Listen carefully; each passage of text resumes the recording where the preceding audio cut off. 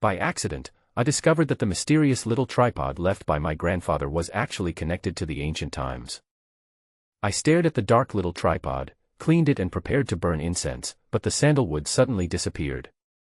I used a water gun to fill it with water, but half an hour later the inside of the tripod was still dry. I stuffed something in it, and it disappeared as soon as it reached the top of the tripod. In the ancient Sangzhou prefecture of the Great Yan dynasty, a female general Su Fengling was leading her soldiers and civilians into a desperate situation. They were besieged by the Turkic barbarians, and had no water or food. Many people had begun to eat grass roots and tree barks, and some even ate guanine soil until their stomachs burst. As a female general of the Su family, Su Fengling was ordered to fight against the Turks, but she was trapped here because someone in the court betrayed the plan. 7 sons of the Su family died on the battlefield, leaving only her to hold up the Su family banner.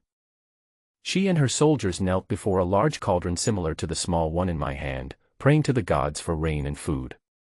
But after waiting for a long time, there was no movement. Just when everyone was in despair, water first gushed out of the cauldron, and then steamed buns, rice dumplings, moon cakes and other food flew out. Everyone thought it was a miracle and happily started to eat. But there was too little food and water, not enough.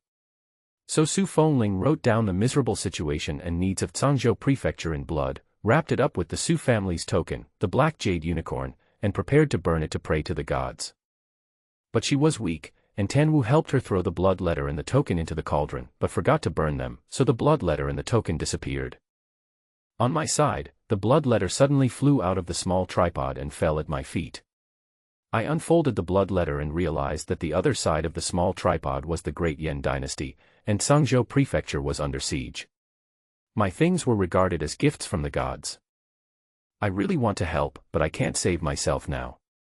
Zhang's group went bankrupt, and my father was running around to pay off debts.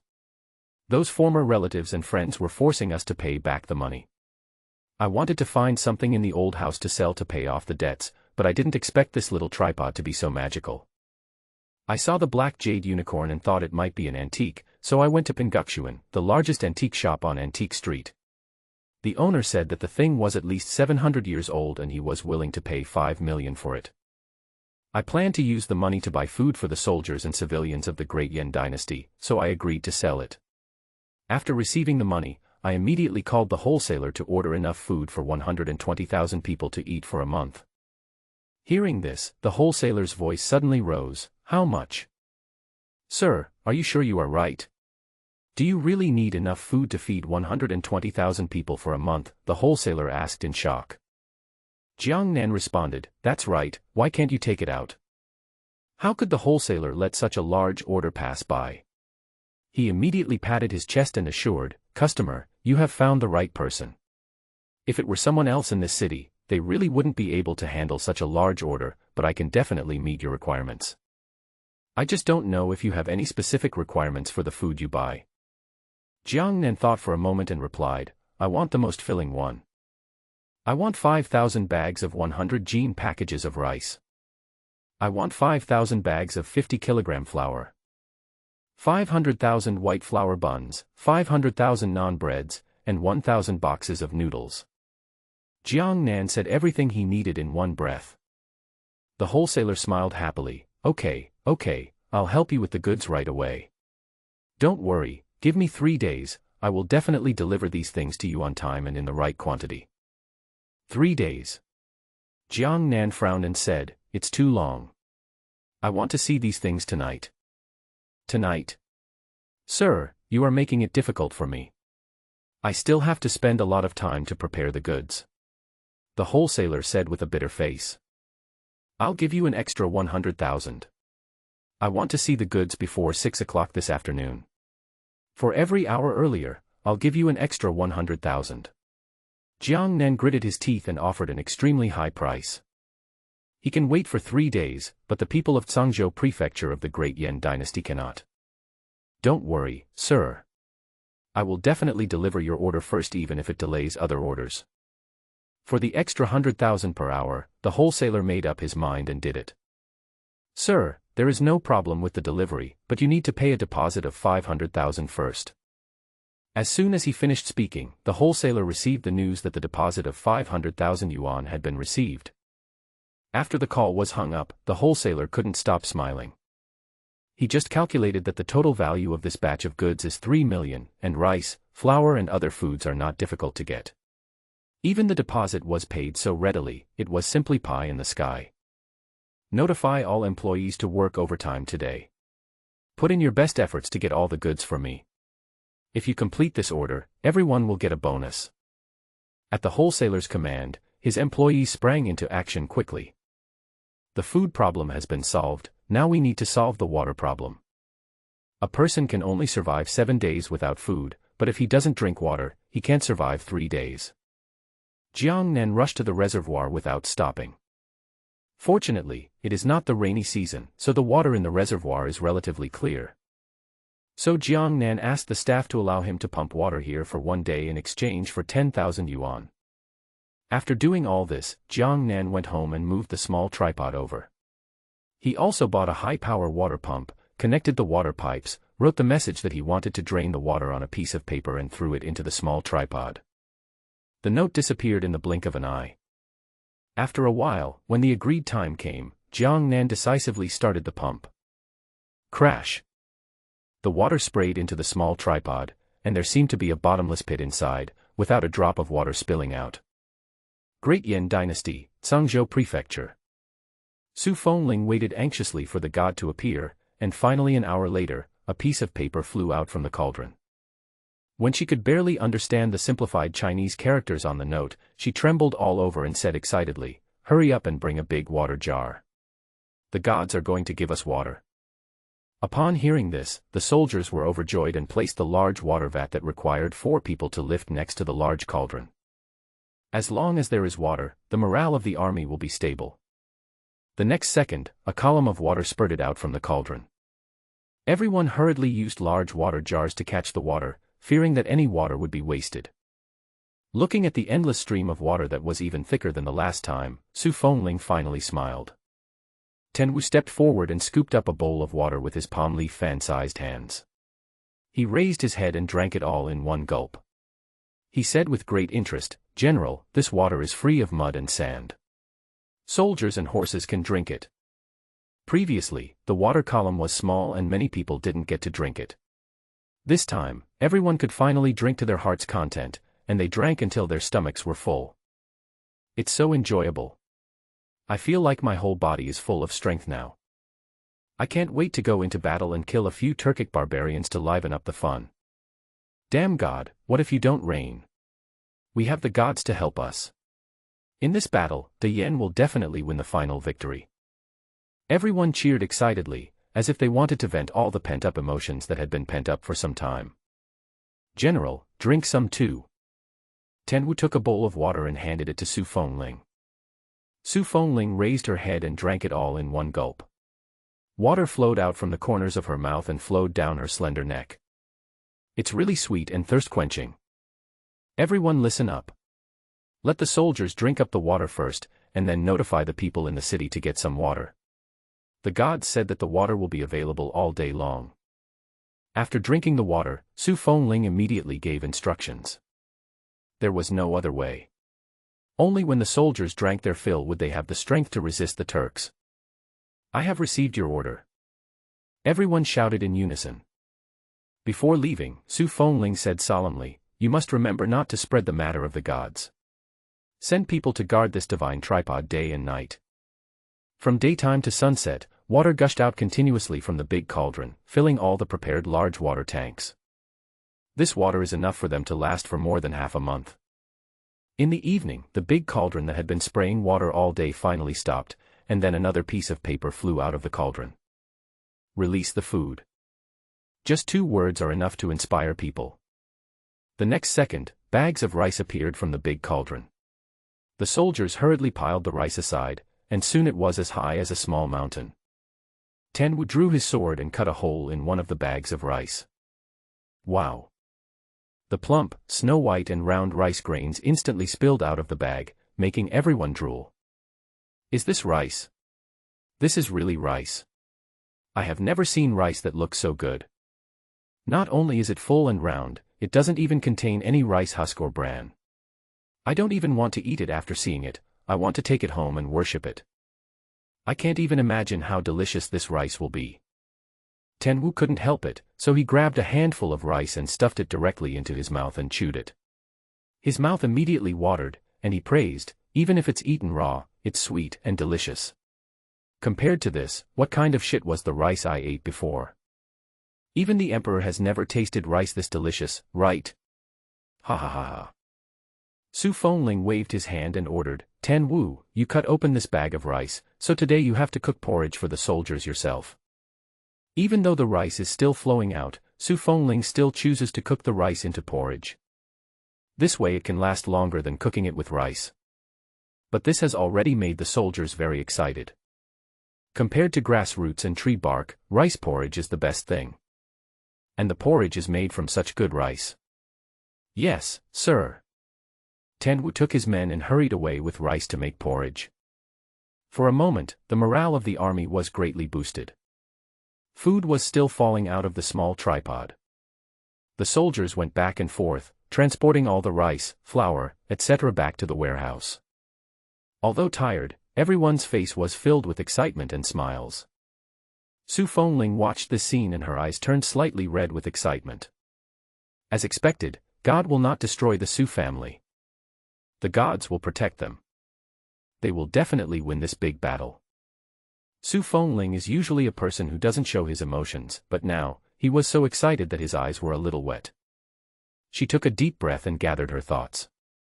Li Liang, you will be responsible for leading people to open porridge stalls in the city, and distribute 3 bowls of rice and 1 pound of flour to each household.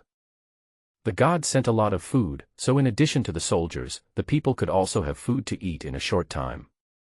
The people in the city are the people protected by the Su family, and Su Fengling has never thought of abandoning them. Now that we have food, we naturally have to distribute it. Outside the general's mansion, the strong wind carried yellow sand and blew violently into every corner of the street. Even though it was evening, it was still hot. On the streets, pale and skinny people were lying on the ground in scattered places. General! General, please save my child. Eating people. Eat. At this moment, a hoarse and sharp voice broke through the air. Then, a woman, holding a little girl, stumbled towards the general's mansion. Bitch. Today, even if I were the king of heaven, it would be useless. I gave this money loser her life. I raised her with good food and drink. Now, it's time for her to honor me. The ferocious man grabbed the woman's hair and threw her out with force. But despite this, she still held her daughter tightly in her arms.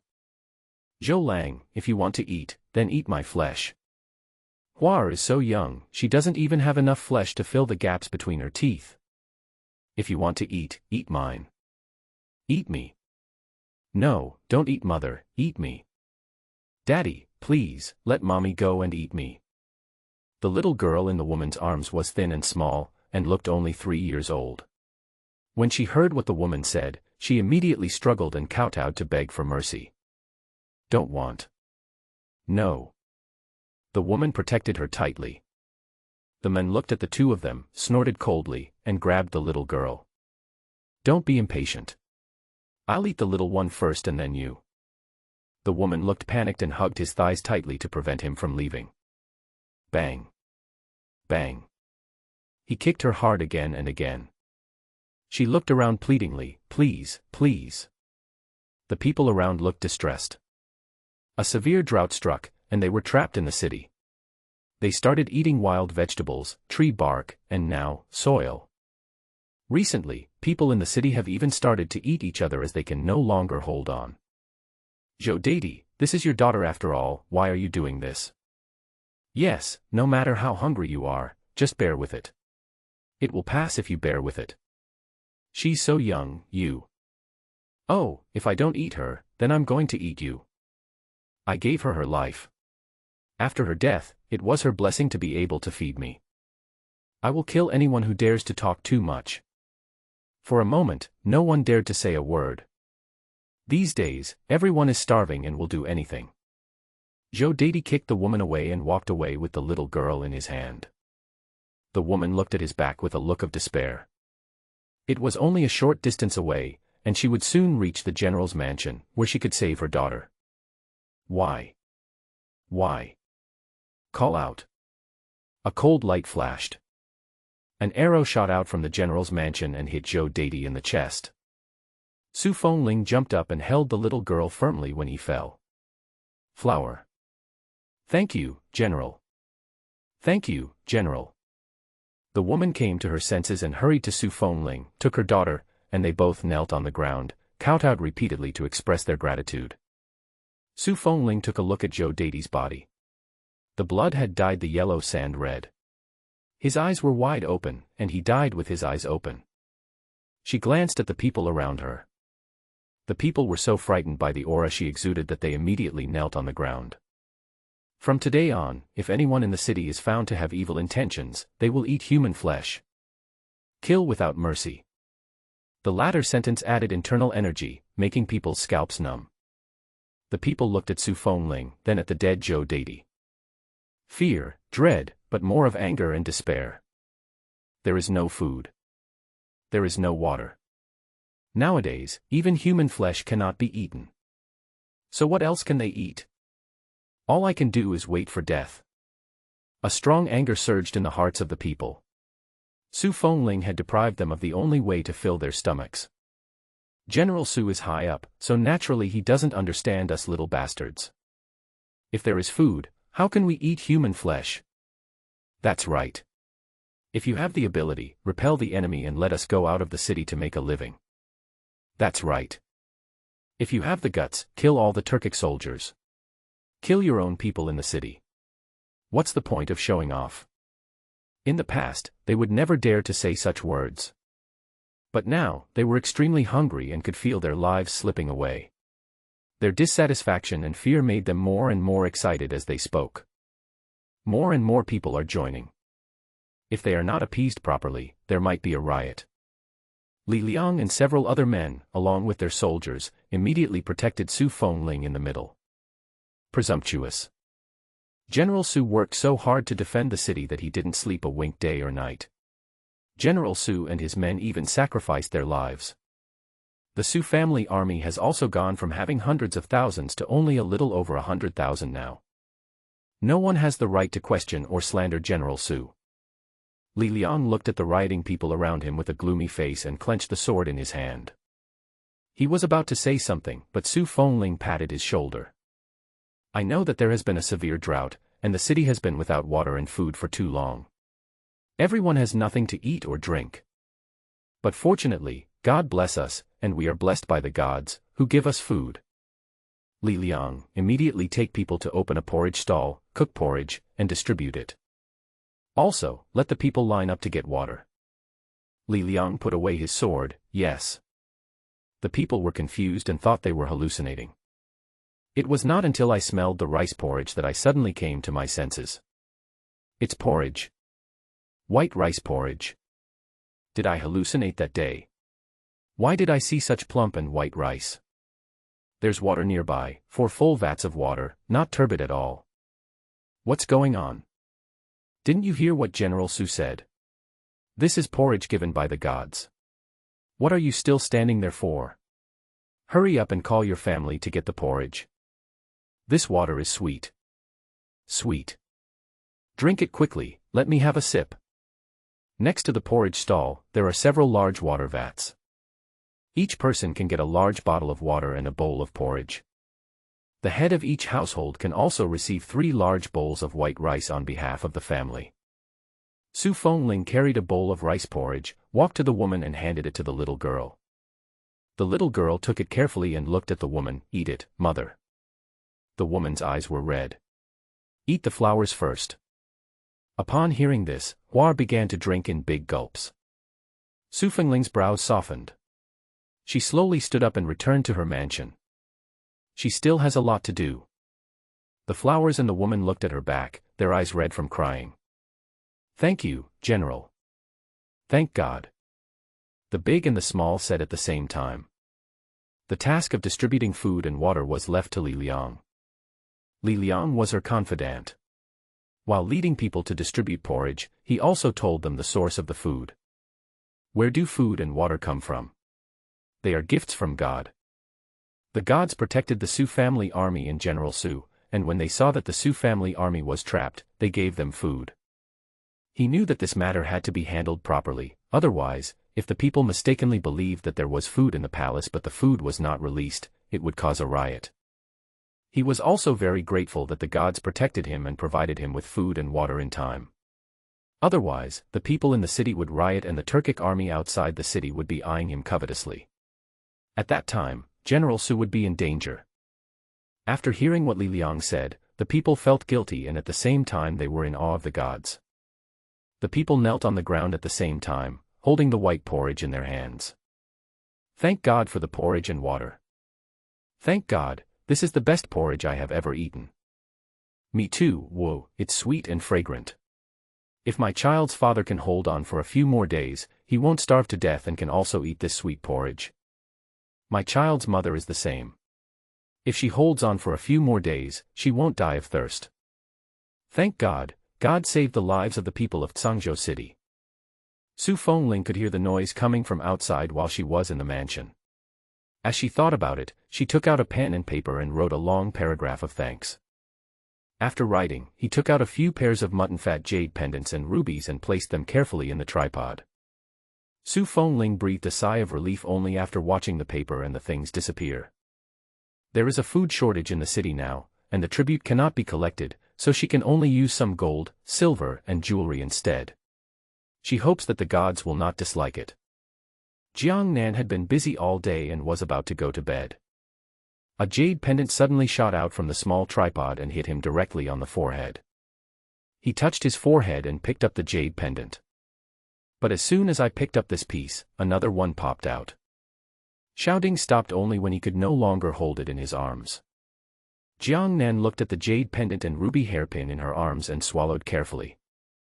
Today's jade unicorn sold for more than 5 million. The color and feel of the mutton-fat jade pendant in front of me are much better than those of the jade qilin. Isn't that right? Jiang Nan's heart was pounding.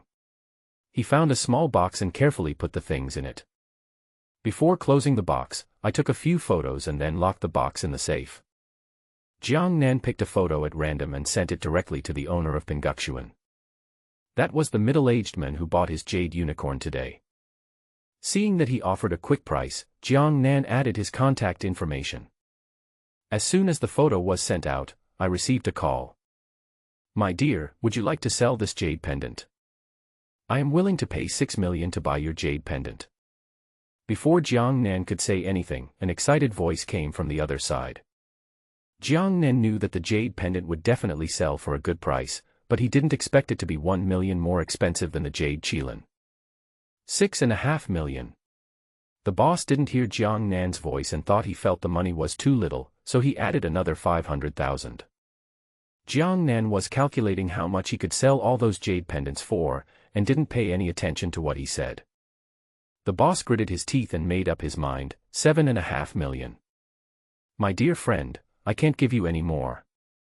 7.5 million is the highest price I can offer. Jiang Nan came back to his senses and just heard this sentence. Good. One hand pays, the other hand delivers the goods. I'll deliver the jade pendant tomorrow. After hanging up the phone, Jiang Nan heard a ding-dong sound and looked to find out. 7.5 million has been received. This boss is really straightforward, but isn't he afraid that I will run away? Little did they know that the boss was really afraid that Jiang Nan would run away. Ever since he met Jiang Nan during the day, he felt that Jiang Nan was not an ordinary person and would definitely be able to produce more antiques. Sure enough, after only half a day, he got another jade pendant. 7.5 million is not a lot for him. It's worth using this money to hold on to this thigh. Jiang Nan looked at his phone. He had a total of 6 such mutton-fat jade pendants. One piece is 7.5 million, and 6 pieces is more than 20 million. Plus there are other things. He only spent more than 3 million to buy food today. For a moment, I felt a little embarrassed. He seemed to have gotten a great deal. I was no longer sleepy, so I walked to Xiaoding and thought for a while. I decided to ask this female general if she needed anything. General, now the food and water given by the gods are enough for the people and soldiers in the city for a month. But the Turkic army is still outside the city. I am worried that if the news that there is food and water in the city leaks out, the Turkic army will immediately attack the city. The Turks have an army of 300,000, and we only have 120,000. The difference in numbers is too great. I'm worried. The rest of the words were not spoken, but everyone understood what he meant. For a moment, the atmosphere in the study became solemn. There was a severe drought across the entire continent. The riverbeds dried up, the ground cracked, and it was impossible to grow crops. The people ate tree bark and soil to fill their stomachs. Although the Turkic army had strong supplies, in fact, it was not much better than the situation in the city. Now, the city has food and water. If the truth is leaked. Su Fengling and the others naturally knew the seriousness of the matter. Li Liang, you must immediately lead your men to guard every city gate entrance. Li Hu.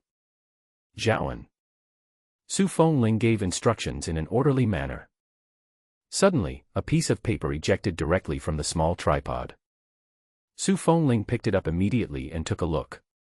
Her hands were shaking with excitement as she read the words on it. What does the god ask us for? We need more food. Water. No, we need equipment. We need armor and helmets. Our equipment is too poor. Many brothers don't even have armor. The Su family army originally had more than 200,000 soldiers, but after several battles, the number of soldiers decreased rapidly. The most important reason is that the equipment is too poor. The Turkic army was so well equipped that one arrow could shoot through several of their brothers. Su Fengling nodded and told the gods the situation in the army truthfully. Jiang Nan looked at the traditional Chinese characters above and took great effort to understand their meaning. Military equipment. Jiang Nan muttered, hot weapons are not available for the time being. But some defensive armor, helmets, swords, and the like shouldn't be difficult. Jiang Nan directly clicked on Pinduoduo and entered the search result. As expected, many merchants selling armor appeared. He compared for a long time, found one, and chatted privately with the customer service. Boss, how is the quality of your defensive armor? It is invulnerable to swords and guns, and it cannot be burned by fire. Then, a video was sent. In the video, a tall and strong man wearing defensive armor is seen, and the man opposite him is holding a machete and slashing him hard in the stomach. Crackling. Fire flew everywhere. But the armor was still intact. He was burned with fire again, but the man's face remained unchanged and he could not feel the heat. Okay, I want 300,000 pieces of defensive armor. I noticed that you also sell long swords in your store. Is the blade of this sword sharpened? The boss looked at the words, 300,000 pieces, and his pupils dilated.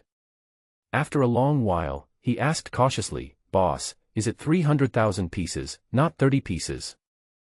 It's 300,000 pieces, and I want them right away. We don't have that much stock in stock right now. We only have 50,000 pieces. Then you should deliver these 50,000 pieces here first. It should be quick, preferably by tomorrow morning. There are 250,000 pieces of defensive armor left. Gather them within 5 days. Jiang Nan said this and directly transferred a deposit of 300,000 yuan. The boss looked at the 300,000 yuan deposit and gritted his teeth. Okay, I'll mobilize the whole village now and ask them to work overtime. I will personally deliver these 50,000 pieces of armor. However, there are too many of them. We can't take the highway or we'll be checked. We need to take a detour. They must arrive at 12 o'clock tomorrow at the latest. I'm selling these swords for fun. They're not sharpened. Sharpening is illegal. I'm a good citizen. Jiang Nan's gaze lingered on the words, unsharpened, for a moment. How many swords do you have? There are 2,000 of them in total. My sword is made of fine steel. It is of very good quality. Once the blade is sharpened, it can melt iron like mud. The boss was worried that Jiang Nan wouldn't believe it, so he immediately sent him a video. In the video, a man holds a sword and swings it casually, and a piece of iron is immediately split into two. Well, I see your long sword is 150 yuan each. I want all the 2,000 long swords, but you need to sharpen them for me. After the sharpening, I will give you 250 yuan for each long sword. When the boss saw the message sent by Jiang Nan, he was struggling internally. Jump back and forth between sharpening and not sharpening. But soon, another 200,000 yuan was deposited into the mobile phone account. He made up his mind to seek wealth and honor at the risk of his life. This is a big customer, he has to hold on to this thigh tightly. Okay, I'll bring these swords together with the armor tomorrow morning. The armor and the sword were found. Still missing a helmet. He was just about to ask the boss when he immediately gave him a recommendation. Boss, do you still need a helmet? My helmets. A long and eloquent paragraph.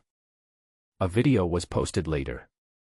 Jiang Nan also wanted to buy a helmet, but seeing that his product was good, he simply bought them together.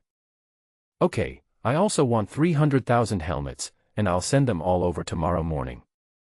The boss had long become immune to numbers, and looking at the 300,000, he no longer felt the surprise and excitement he had just felt. There are only 10,000 in stock right now. I'll deliver them all tomorrow morning. The rest will take 5 days. Can. Jiang Nan knew that he needed too many things and the project was huge, and he couldn't squeeze the time too tight, otherwise the quality would easily go wrong. After the two agreed on the delivery time, Jiang Nan went offline. The next morning, Jiang Nan was waiting for the boss. Soon, the boss arrived in his big truck. As soon as the boss got out of the car, he saw Jiang Nan and smiled until his eyes narrowed into slits. Little brother, everything you want is in there, take a look. The boss took Jiang Nan to the back of the carriage and opened it, revealing a whole set of defensive armor. Jiang Nan tried it and found that the defensive ability was indeed very good. After unloading the goods, Jiang Nan readily paid the balance. The boss was very happy when he saw the huge amount of money in his phone. He bared his big white teeth and said, "Little brother, I'm going to go back first. I promise to deliver the rest to you immediately." Jiang Nan walked up to the small tripod, wrote the information about where to put the equipment on a piece of paper, and threw it into the small tripod. Sangzhou Prefecture. Su Fengling and 3 deputy generals were patrolling in the military camp.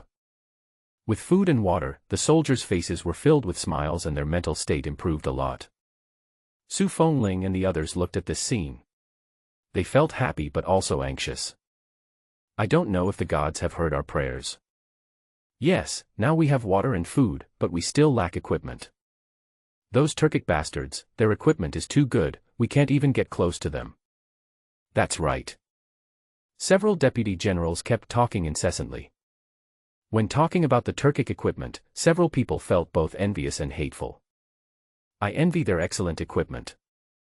Hate their cold-bloodedness and cruelty. General. General. Just then, an anxious voice was heard. Several people immediately turned around. Li Liang rushed over and excitedly handed the note to Su Fengling. General. God will give me equipment. Su Fengling took a look and clenched her hands, causing the paper to wrinkle a bit. She suppressed her excitement and said in a low voice, "Go back home. The small tripod is now a treasure that connects them with the gods. It is placed in the general's mansion and is heavily guarded." As soon as Su Fengling and his companions arrived, there was a commotion. Countless things were neatly placed next to the small tripod. There are so many things that the whole room can't hold them all. But Xiaoding hasn't stopped yet. After a full stick of incense, he finally stopped. "General, this is armor. And a helmet. Long sword." Li Liang, Ten Wu, and others immediately put on armor and helmets. "Come on, cut me," Li Liang said to the soldier beside him. The soldier raised his sword and chopped it straight forward. Crackling. The sword broke into 3 or 4 pieces. The whole group of people were so shocked that their jaws dropped. Li Liang looked at the armor on his body. It was intact, without even a crack. He was so excited that he touched his chest with shaking hands. "Oh my God, this defensive armor is amazing. With this thing, the arrows of the Turkic army will definitely not penetrate it." As soon as Li Liang finished speaking, he saw Su Fengling had picked up the bow and arrow and aimed it at him. The bows and arrows belonged to the Turkic army. They were very sharp and powerful. Normally, when facing their bows and arrows, the Su family army could assassinate 2 people in succession. Li Liang was stunned for a moment, then opened his hands and said, "Come. Shoot, shoot in my chest." Li Liang believed that this was something bestowed by God. How could a mere Turkic arrow possibly penetrate him? Everyone held their breath and stared at this scene. "Call out." The arrow flew out. Snap. As it stabbed the armor, there was a sharp sound, and then it fell to the ground with a clatter. "It's done. It's done. General, this armor can really protect against the bows and arrows of the Turks." "That's great. That's great." Several people jumped for joy as they put on their armor and helmets. Li Liang danced with excitement. "General, General, hurry up, shoot another arrow. Shoot me in the head." Ever since Li Liang experienced food and water, as well as the armor just now, he has been full of awe and trust in the gods. Su Fengling glanced at him, raised the bow and arrow in her hand, and shot at him. Snap. Just like before, the bow and arrow fell to the ground. Helmets and armor are made of fine steel, while in ancient times they were made of bronze, iron sheets, or animal skins. The Turkic army's bows and arrows were also made of iron, and there was no chance of winning against fine steel. The soldiers who came to watch were stunned and their hearts were burning with excitement. They wished they could put on armor, helmets, pick up swords, and fight with the Turkic army right now. Tenwu took a set of armor stripped from a Turkic soldier, then picked up his sword and slashed at the armor fiercely. "General. Did you see that?" Tenwu pointed at the broken armor on the ground and looked at Su Fengling with red eyes. Su Fengling nodded. The god's sword can cut through the armor of the Turkic army. Su Fengling picked up the long sword given by the god. The sword emitted bursts of coldness under the sunlight. Su Fengling made a fierce move, and the huge stone table beside him was instantly split into 2 halves. "Nice sword. What a nice sword. What material is this sword made of? It's so sharp. With these things, we can kill the Turks. God is worthy of being God. The things he bestowed upon me are so powerful. Our soldiers, put on armor, put on helmets, and take this sword. Not only the Turks, but also the other 6 countries will not be taken seriously. Armor and helmets can protect against enemy arrows, and swords can pierce enemy armor. With these equipment, they are more confident." A group of grown men, surrounded by armor, swords, and helmets, were so excited that they shed tears. Tenwu knelt on the ground, crying and shouting. "Thank God for the gift. We will definitely protect Sangzhou even if it means death, and we will never let down the god's trust." As he finished speaking, the others also had tears in their eyes and knelt down one after another. The voices of gratitude resounded loudly, one after another. Su Fengling stood aside and couldn't help but tears up her eyes. "Thank you, God. Save the Su family army from danger, save the people from danger." She immediately ordered, "Li Liang, send these equipment to the military camp and distribute them according to demand." Li Liang led the soldiers and happily distributed the equipment as needed. Su Fengling stood in front of the small tripod and bowed respectfully. "On behalf of the people and soldiers of Sangzhou, I would like to thank the gods. In a few days, I will build a temple for the god, create a golden statue, and worship the god." After Su Fengling finished speaking, he picked up paper and pen and was about to write when Deputy Generals Tenwu and Li Liang hurried in. Both of them were holding something in their hands. "Li Liang, General, thanks to the food sent by the gods, my Yuer has breast milk. My child finally has breast milk. This is my tribute to the gods. Please do it for me, General." "Tenwu, General, there is also mine. My old mother was dying, but it was the water from the gods that restored her vitality. This is also my tribute. When a severe drought strikes, the most precious things are water and food. Being besieged by Zhu's army, they could not buy these things even if they had money. Now that the gods have given them food, they naturally have to give something in return. Instead of just asking for things, those who are greedy will be abandoned by the gods. After Jiang Nan delivered the equipment, he went to Pinmingshuan with the mutton fat jade pendant and ruby hairpin. The boss Wei Zigua had already been waiting at the door. As soon as he saw Jiang Nan, he hurried over. "My friend, you are here."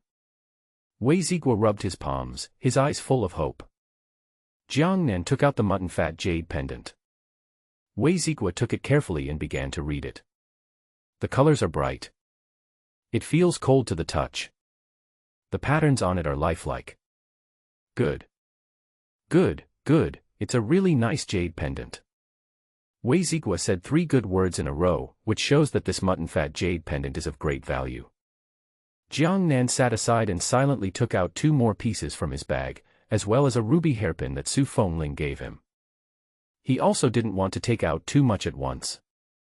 But there is no way, the Jiang family is in debt, and the old man is still working hard to pay off the debt. He has to do his part, too. Small. Wei Zigua was admiring the jade pendant in his hand while talking to Jiang Nan, his eyes inadvertently falling on the table. When he saw the 2 jade pendants and a hairpin on the table, the rest of the words got stuck in his throat. But fortunately, he had seen a lot of things in the world, and he quickly came to his senses. He looked at Jiang Nan with even more awe. "Little brother, what are these 3 treasures?" Jiang Nan pushed the 3 items forward and said, "Boss Wei, please take a look at how much these 3 items are worth." Wei Zigua picked up the jade pendant and hairpin and looked at them carefully. The other 2 mutton fat jade pendants form a set with the first one. The ruby on this hairpin is very old but still dazzling. "My friend, this jade pendant is the same as the one just now, it cost 7.5 million. I'll give you 2 million for this hairpin." "How?" Wei Zigua held the 4 things and couldn't let them go. He had no intention of putting them down at all. Can. One hand pays, the other hand delivers the goods. As soon as Jiang Nan finished speaking, 17 million yuan arrived in his account. He looked at the balance in his phone, plus the balance left over from yesterday, a total of more than 20 million. The Jiang family owes a total debt of 1 billion. The distance is far, but Jiang Nan is full of energy. He drove directly back to the old house. "Before I got out of the car, I saw 5 people guarding the door. As soon as the other party saw him, they rushed up and banged on the window. 'Pay back the money. Pay back the money. Jiang Limin, why are you such a coward? Get down here.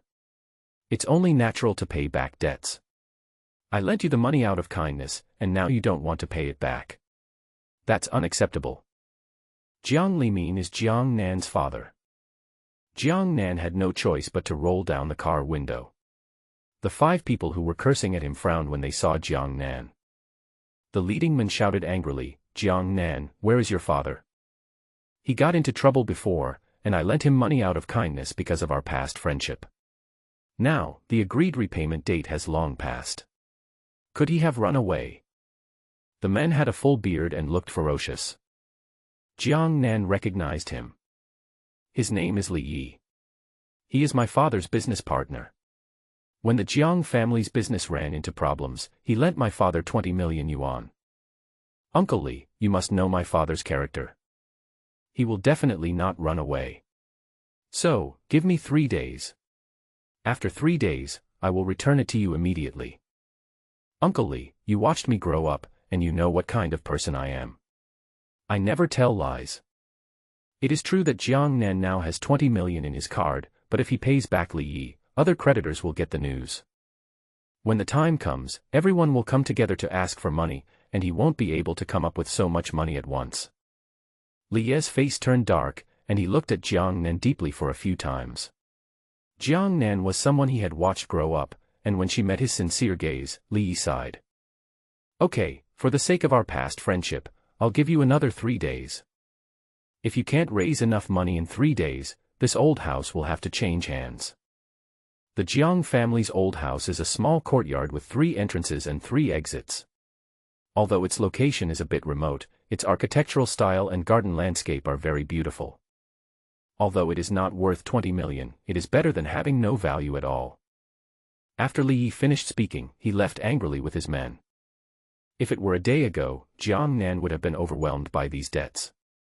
But now, with this tripod, he is confident that a mere 1 billion is not a problem. As soon as he entered the room, he was blinded by golden light. He opened his eyes wide and saw that next to the small tripod were golden melon seeds, an inkstone, 2 pairs of porcelain bowls, and a sharp sword with a blue gem on the hilt. Below is the note from Su Fengling. She said, with his gift, the soldiers and civilians have been given porridge to drink, defensive armor, helmets and swords, and the morale of the army has greatly increased. These things were small tributes presented by her lieutenants Li Liang and Tan Wu as a token of gratitude to the gods. I also hope that the gods won't dislike it. Jiang Nan looked at the antiques scattered all over the floor and suppressed the excitement in his eyes. Dislike? How could he dislike it? These are all antiques, priceless. Nowadays, they are the life-saving straws of their Jiang family. She also said that the news that there was food, water, and equipment in the city would soon be known to the Turkic army. When the Turkic army gets the news, they will surely launch a frenzied attack and enter the city to steal food and water. Although they had defensive armor, helmets, and swords bestowed by the gods, there were only 120,000 troops in the city, while the Turks had 300,000. The difference in numbers was too great, and they were afraid that they would be unable to defeat the Turkish army. She wanted to pray to the gods for plenty of sticky rice and limestone. Jiang Nan knew that glutinous rice and lime were the adhesive materials used in the construction of ancient city walls. In modern times, people use sand, cement and bricks. A city wall built by mixing sand with cement and then laying bricks on it must be more solid than one built with glutinous rice and lime. Jiang Nan already had an idea in mind. He put away the note, took a few photos of the antiques, put them in a box and locked them in the safe. Then he took out his cell phone and looked up the largest cement factory in the area. He placed orders directly for more than 200 tons of cement, 10 trucks full of bricks, and 10 trucks full of sand. Then I reported a warehouse address for delivery. The quantity was a bit large, so the other party's boss called him personally, and Jiang Nan readily paid a deposit of 300,000 yuan. The delivery time is 12 o'clock tomorrow morning, and the address is at the warehouse. The warehouse is very large and located in the suburbs. It was built when the Jiang family was in the cold storage business in their early years. Later, the Jiang family's business grew bigger and bigger, and the warehouse had long been moved from the suburbs to the urban area, and the warehouse in the suburbs became abandoned. Now, it is convenient for Jiang Nan. After Jiang Nan placed the order, he took a pen and paper and started writing and drawing. What he wrote and drew was naturally about the use of cement, bricks and sand. What's more, the proportions of each are thoughtfully marked on the side. Jiang Nan is very thoughtful and his drawings are simple and easy to understand. I thought of the end of Su Fengling's letter again. The deputy general named Li Liang gave me a lot of antiques. He seems to have a child. That deputy general named Tan Wu seems to have an old mother. Jiang Nan's eyes rolled, and he placed an order for 10,000 boxes of milk of various flavors in the same city. In ancient times, milk could also be considered breast milk, right? And it's suitable for all ages, so it can be considered as repaying the kindness of those two people. The delivery speed in the same city was very fast. All the goods were delivered 2 hours later. Jiang Nan was in a good mood and gave each errand boy 10,000 yuan as a fee. After the errand boy finished his walk, he took Xiao Ding and walked into the hall. Wrote a note to Su Fengling. General's Mansion. Su Fengling sat in the first seat, with Li Liang, Tan Wu and several other deputy generals sitting beside him. Everyone was holding a big bowl in their hands, wolfing down the porridge in the bowl. All they ate was ordinary white rice cooked into porridge. But despite this, everyone looked satisfied. Snap. At this moment, a piece of paper shot out from the small tripod. Su Fengling picked it up and started reading it immediately. Others held their bowls, craned their heads and stared at the papers. After Su Fengling finished reading, he immediately said, "The god said 3 things. First of all, he didn't buy the sticky rice and lime we used to reinforce the city wall." When Li Liang heard this, he lost his appetite and became extremely anxious. "Ah, is it that there is no god? Then what about our city walls? The west side of the city was hit several times by the Turks last time. If we don't strengthen it, I'm afraid they will break through the wall next time." Su Fengling raised her hand and signaled him to be quiet. The god said that he has something more solid than sticky rice and limestone, and it will be delivered tomorrow morning. Let's be patient.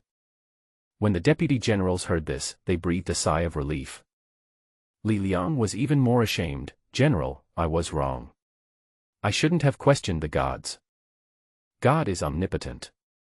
I will trust him completely from now on. But what is something stronger than sticky rice and limestone?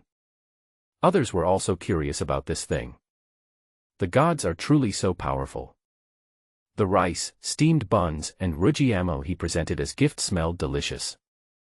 The defensive armor and helmets he gave them could not be cut by their swords or pierced by their arrows.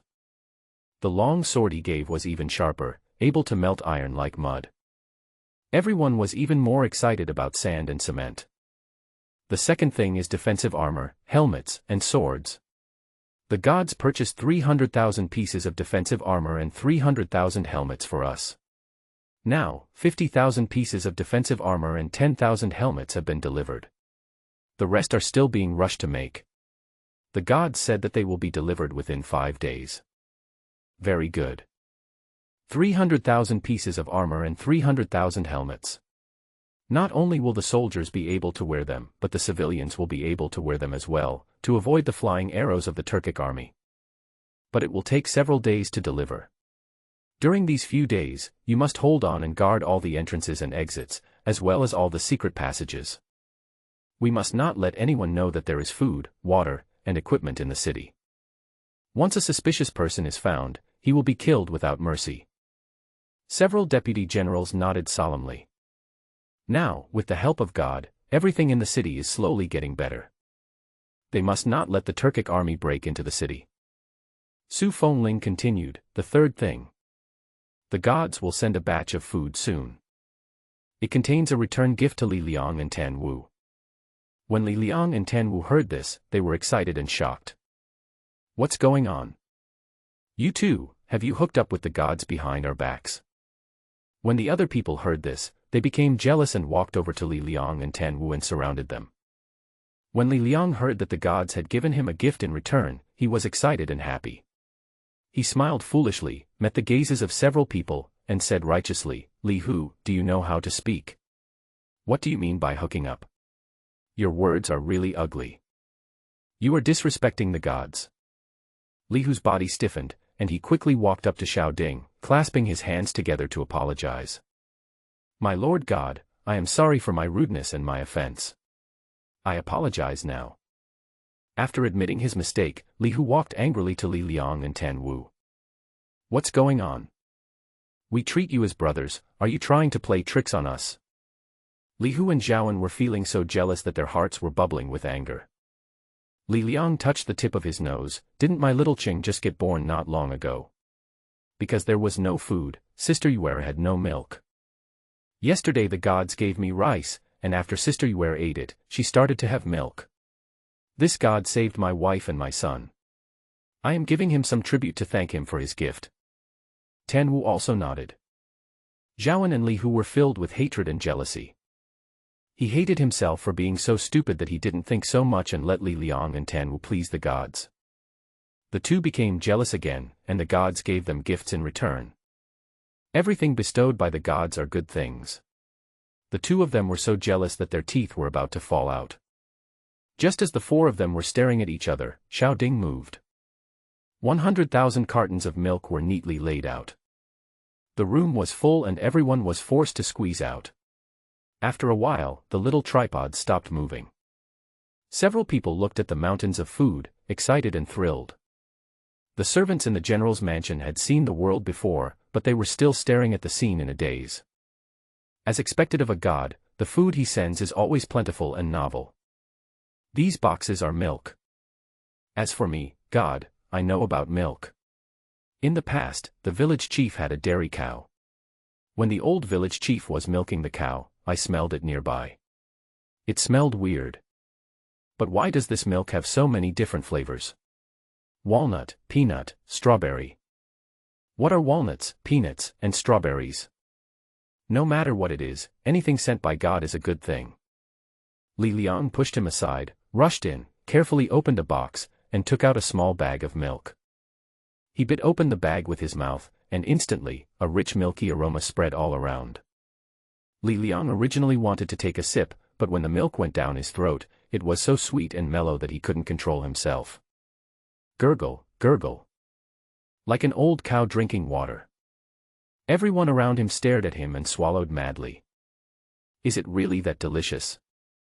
They looked at Li Liang's crazy appearance, clenched their fists, and tried their best to restrain the urge to rush up and snatch.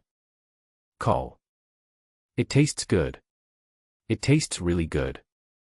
General, this is the best thing I have ever tasted in my life. The fine wines in the capital are not even 1/10,000th as good as it. After drinking a bag, Li Liang couldn't help but burp. He glanced at the milk on the ground, feeling a little unsatisfied, and licked his lips. Is it really that delicious? I don't believe it. The fine wine in the capital is the best in the world. Li Hu was very stubborn. He kept saying he didn't believe it, but his eyes were always fixed on the milk. He also wanted to taste the milk. Su Fengling looked at the expressions of the crowd and felt a little amused. Before they followed him, they were all from the capital and held official positions there. They had drunk all kinds of things. Now, if Li Liang says it tastes good, then it must taste good. Besides, how can the fine wine in the capital compare to the things bestowed by the gods? Everyone, you can get 1 bag each. As Su Fengling finished speaking, everyone rushed over immediately. Li Liang was pushed out by several people. He touched the back of his head awkwardly and looked at Su Fengling cautiously. General, can I have 2 bags? His child is just at the age of drinking milk. Li Liang knew that food was in short supply. As a deputy general, he should set an example and give away food, but his town was small and he can. You can take 2 boxes. Okay, thank you, General. What? Li Liang didn't react at first, but when he came to his senses, his voice had become much higher. This milk was originally given to you in Tanwu by the gods. It's to thank you for the tribute you sent him today.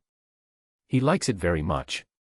The god knows that you have elderly people and children in your family, so he specially sent milk. Su Fengling said this and handed over the note written by the god. After reading it, Li Liang, a grown man, had tears in his eyes. He only gave the gods some trinkets, but the gods gave him such a precious gift. God is the best god in the world. Tanwu, who was standing beside him, felt the same way. The 2 men silently clenched their fists and swore secretly in their hearts that they must defend Sangzhou, defeat the Turkic army, build temples for the gods, and let all people in the world kneel down and worship the gods. So this is the strawberry flavor. It's delicious. So delicious. It's so sour and sweet, with a hint of milk. The walnut flavor is also delicious. And this yogurt tastes weird at first, but slowly, it tastes better and better, with an endless aftertaste. A group of people held the bags carefully, drinking from them in small sips and occasionally letting out a few sighs. Tanwu walked up to Su Fengling and respectfully handed her a bag of strawberry-flavored milk. General, you can try it too. Su Fengling took it, imitated them, took a bite and started drinking. As the milk went down her throat, a bright light flashed in her cold eyes. At this moment, there were only 2 words in her mind: delicious. After finishing a bag, everyone still felt a little unsatisfied. But they knew that this was a gift from the gods to Li Liang and Tanwu, and it was already very good for them to be able to drink 1 bag. They silently folded the milk bag and put it carefully in their pockets. Li Liang, Tanwu, each of you will receive 2 cartons of milk. Every elderly person over 60 years old and every child under 10 years old in the city will receive 1 bag. Each seriously injured soldier will receive a bag of milk, and the rest will be stored in the warehouse. In future battles, each soldier who kills a Turkic soldier will be rewarded with a bag of milk. Su Fengling's cold voice echoed in the room. When everyone heard this, they rubbed their hands together excitedly. Killing an enemy soldier would earn them a bag of milk as a reward. This reward was so tempting that they felt full of energy. Li Liang and Tanwu bared their big white teeth. The 2 of them were not polite and held a box of milk in their left and right hands respectively. General, I won't be polite then. General, I'm going to go back first. I'll go on patrol right away. After the two left, Li Hu and Zhaoan led their men and began to act in an orderly manner. They had no complaints about Li Liang and Tan Wu getting 2 cartons of milk. After all, the gods said that it was a gift from them in return. To be honest, they still benefited from those 2 guys. Li Hu and Zhaoan also became active in their thinking.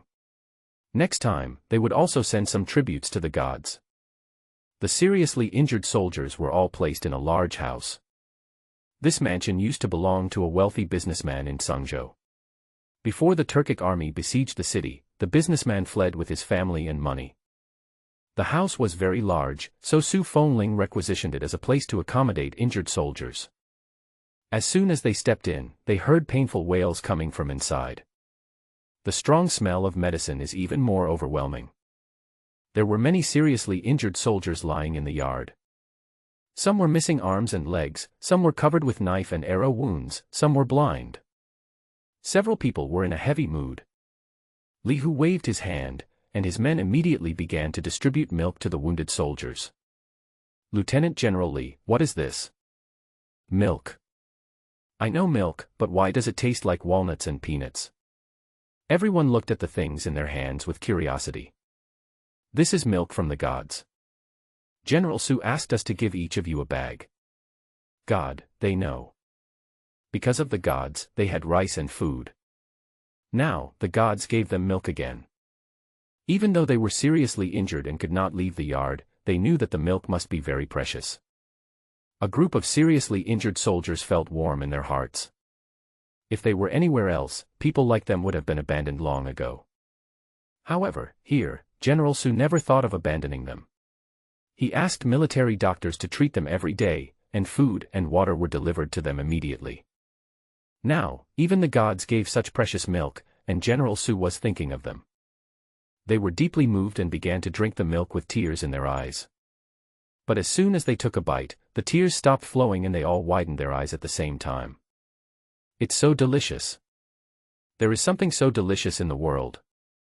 Deputy General, are we dreaming? That's right, this is so delicious. What does yours taste like? Let me have a taste. I'll have a taste too. Go away, I don't even have enough to drink.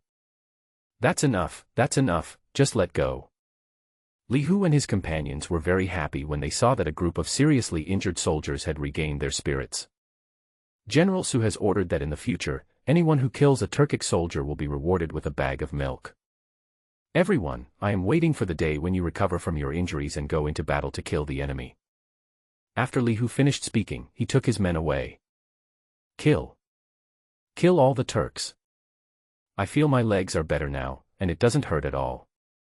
Me too, I can still kill. Li Hu and his companions could still hear the sounds coming from behind them even when they walked a long distance away. He looked up at the sky. The sunlight was still glaring, but he didn't feel it was as hot as before. The milk given by God restored the morale of the seriously injured soldiers. In the past, the place was dead silent, but now you can hear the sound of everyone training until midnight. Jiang Nan had no idea that a small action of his had caused an internal conflict among them. After delivering the supplies and taking a shower, he sent a few photos to Wei Zigua. Because he had to start paying off his debt in 3 days, he posted a lot of photos this time. A total of 10 were sent out. After sending the photo, he kept waiting for Wei Zigua's reply. But half an hour passed, then an hour, then 2 hours. The dialogue box was empty except for the photos he sent. Jiang Nan fell asleep unknowingly. I didn't notice at all that the phone was flashing non-stop until later. The phone was completely out of battery and the screen went black. The next day, Jiang Nan got up early in the morning because he had to go to the warehouse to deliver cement, sand, and bricks. So, we went straight to the warehouse. The owner of the cement factory had already been waiting next to the warehouse. As soon as he saw the car, he rushed over. "Little brother, is this what you want?" The cement factory owner was a man in his 40s with a shiny forehead. He looked at him anxiously and uneasily. "When the agreed time came, I called you but the call didn't go through. If it weren't for the 300,000 yuan deposit, I would have thought someone was deliberately messing with me. I don't know if it's because of the sun or because I'm anxious, but my forehead has become even more oily. Jiang Nan took out his phone and looked at it. Sorry, my phone is out of battery. I'll charge it. Don't worry, I won't cheat you. You ask your people to unload everything. As Jiang Nan spoke, he opened the door of the warehouse, took out the charger, and immediately charged his phone. The cement factory owner and his men were very fast and finished unloading all the stuff in a short while. Jiang Nan readily gave him the final payment.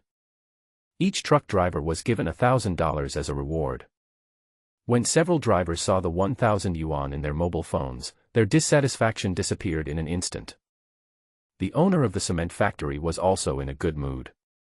He made a total of 5 million from this business. After deducting the costs, he still made a net profit of more than 2 million.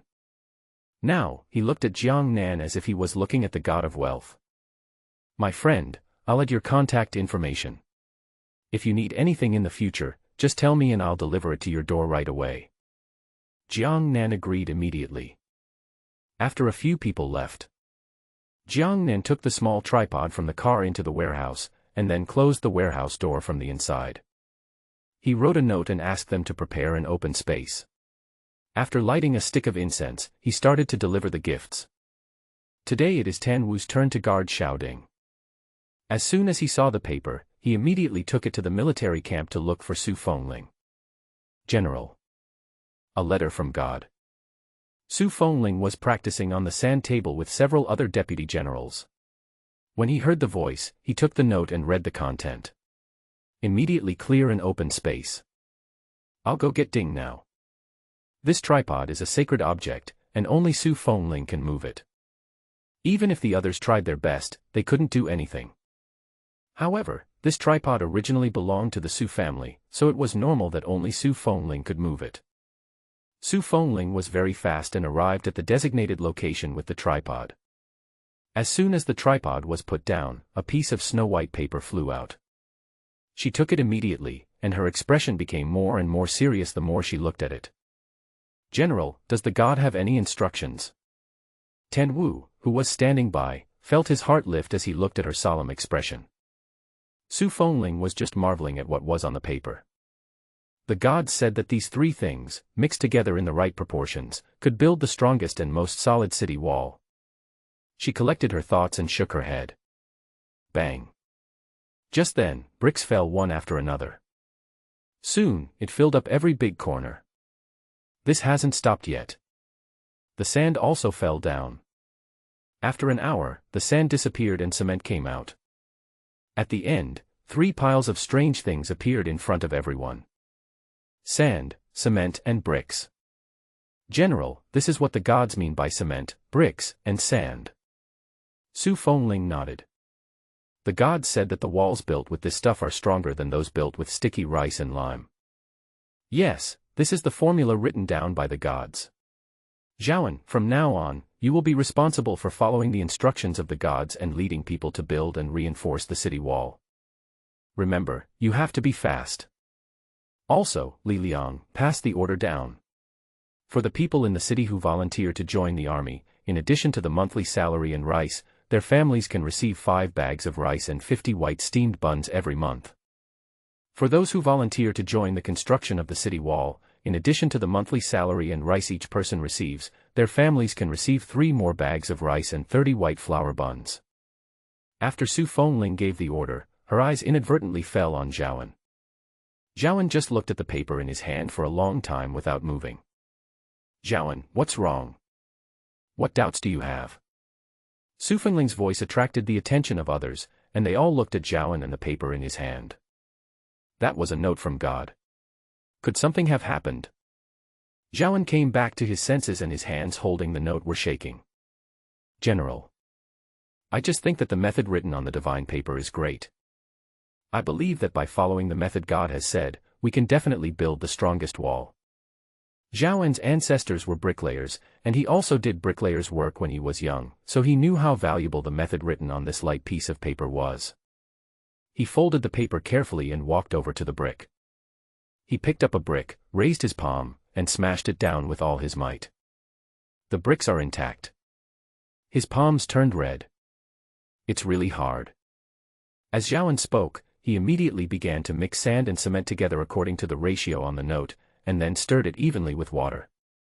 After the mixing was completed, he picked up the bricks and piled them aside. The paintings of gods were easy to understand, and Zhaowen memorized them after just a few glances. The others stood aside and did not disturb Zhaowen. Soon, Zhaowen built a wall half a person's height. Let's try the effect later. Zhaowen stared at the half-man-high wall with sharp eyes and wiped the sweat from his face. Sand and cement covered him, but he didn't care at all. Instead, he was very excited. He had a hunch that this wall must be very hard and solid. As the sun set, the mud on the wall dried. Zhaowen rushed over from not far away and kicked the wall hard. The wall didn't move at all. Li Hu rubbed his fists and said, "Let me try." Li Hu was tall and strong, and had great strength. He rushed over from not far away and used his body to crash into the wall. The wall remained motionless. Zhaowen swallowed excitedly. "General, don't worry, I will definitely lead people to build and reinforce the city wall. We must keep the Turkic army out." After Zhaowen finished speaking, he excitedly led his men to start transporting sand, bricks and cement. Others may not know, but his ancestors were cement workers, and he just had the honor of reading the method written by the gods. He knew that if he built the city wall according to the method written by the gods, even if the opponent used huge trees and huge force, they would not be able to break down the wall. It can be seen from the wall he just built that he was just giving it a try. He has not laid the foundation yet, the drying time is not enough, the wall surface is not big enough, and the bricks used are too few. But despite this, Li Hu, a big man weighing 200 pounds, could not do anything about this half-man-high wall.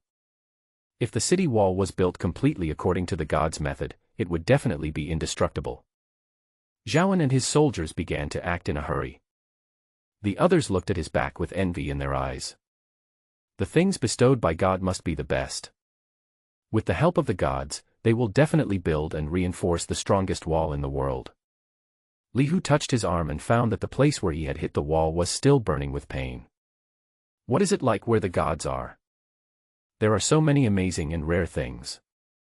When the other group of people heard this, their eyes were filled with curiosity and yearning. Okay, let's get started. We must build the city wall before the Turkic army launches another attack. As soon as Su Fengling's order was passed on. For a time, the number of people joining the army in the city increased dramatically. After all, in addition to the monthly salary and rice issued by the military camp, he could also earn 5 bags of rice and 50 big white steamed buns for his family. These 5 bags of rice, if consumed in 1 cup daily and boiled into porridge with water, are enough to feed a family of 5 for almost half a year. There is also the big white steamed bun. When you bite it, it is crispy, soft and has a hint of sweetness. They had never eaten such delicious steamed buns. As a result, the younger men in the city signed up to join the army enthusiastically. The elderly and children went to Zhaowen to sign up to participate in the construction and reinforcement of the city wall.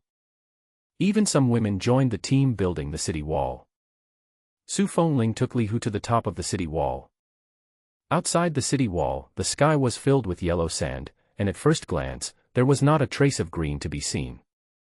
The scorching wind, carrying sand, blows on the face, making it painful. The 300,000-strong Turkic army was stationed 20 miles away. They intended to trap and kill the 120,000 soldiers and civilians in the city. But they didn't expect that the Su family was blessed by the gods, and with the gods' blessing, there was already food and water in the city. What's more, there is milk. Because of the milk, the soldiers' morale was greatly boosted. Even the seriously injured veterans had a strong desire to survive, and their wounds healed faster. Because of milk, the faces of the elderly and children in the city are filled with happy smiles. Milk is more than just food. In their eyes, it is God's love for them. In troubled times of natural disasters and man-made calamities, the weak are always the first to be abandoned. But the gods did not abandon them. They even sent them milk to let them know that even in troubled times, the gods would not abandon anyone. Thank you, God. Su Fengling looked at the rolling yellow sand outside the city and murmured softly. General, something happened. Just then, an urgent voice was heard. Jiang Nan looked at his phone only after he had transferred the cement, bricks and sand. As soon as he opened the chat software, he was shocked to see that Wei Zigua had sent him more than 99 messages and made countless voice and video calls. Unfortunately, his phone ran out of battery last night and he didn't receive any calls. Just as he was about to reply, Wei Zigua called him via video again. As soon as Jiang Nan answered the call, he saw the dark circles under Wei Zigua's eyes. "My little friend. You finally paid attention to me." Wei Zigua's voice choked and his face turned red with excitement. "My dear, are all the things you sent out last night still there? You haven't sold any of them?" Wei Zigua stared at Jiang Nan intently, his eyes full of desire. Jiang Nan suspected that if he told the old man he would sell it, he would probably faint. "Boss Wei, it's not for sale yet. Sorry, my phone ran out of battery last night, and something delayed me this morning, so I'm just checking my phone now." There was a hint of apology in Jiang Nan's eyes. Wei Zigua breathed a sigh of relief. "It's good that it wasn't sold, it's good that it wasn't sold. Then I'll come to you now." "Okay, I'll send you the address." Jiang Nan hung up the video and sent Wei Zigua the location of his hometown. He carried the small tripod and got into the car while ordering takeout. Jiang Nan was driving when he saw two people guarding the door of the old house. Jiang Nan knew the man in the lead. It was Wei Zigua. As soon as Jiang Nan parked the car, the two men surrounded him immediately.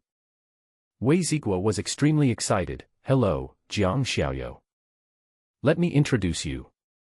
This person is Cheng Ming, the curator of our city's Cultural Relics Museum." "Hello, Director Cheng." Jiang Nan was very polite and took the initiative to greet him. Cheng Ming smiled. "You're too polite, my dear Jiang. I'm a little older than you, so just call me Uncle Cheng." Before Jiang Nan could say anything, Wei Zigua's face darkened, his beard trembled, and he immediately squeezed in between Cheng Ming and Jiang Nan. "Cheng Ming, you are old, do you have any shame? Don't think I don't know what you're up to. Don't you just want to get closer to Jiang Xiaoyou? You are already old, but you still let people call you uncle. Aren't you ashamed? Which eye of yours can see that I'm old? I'm clearly only 37 years old."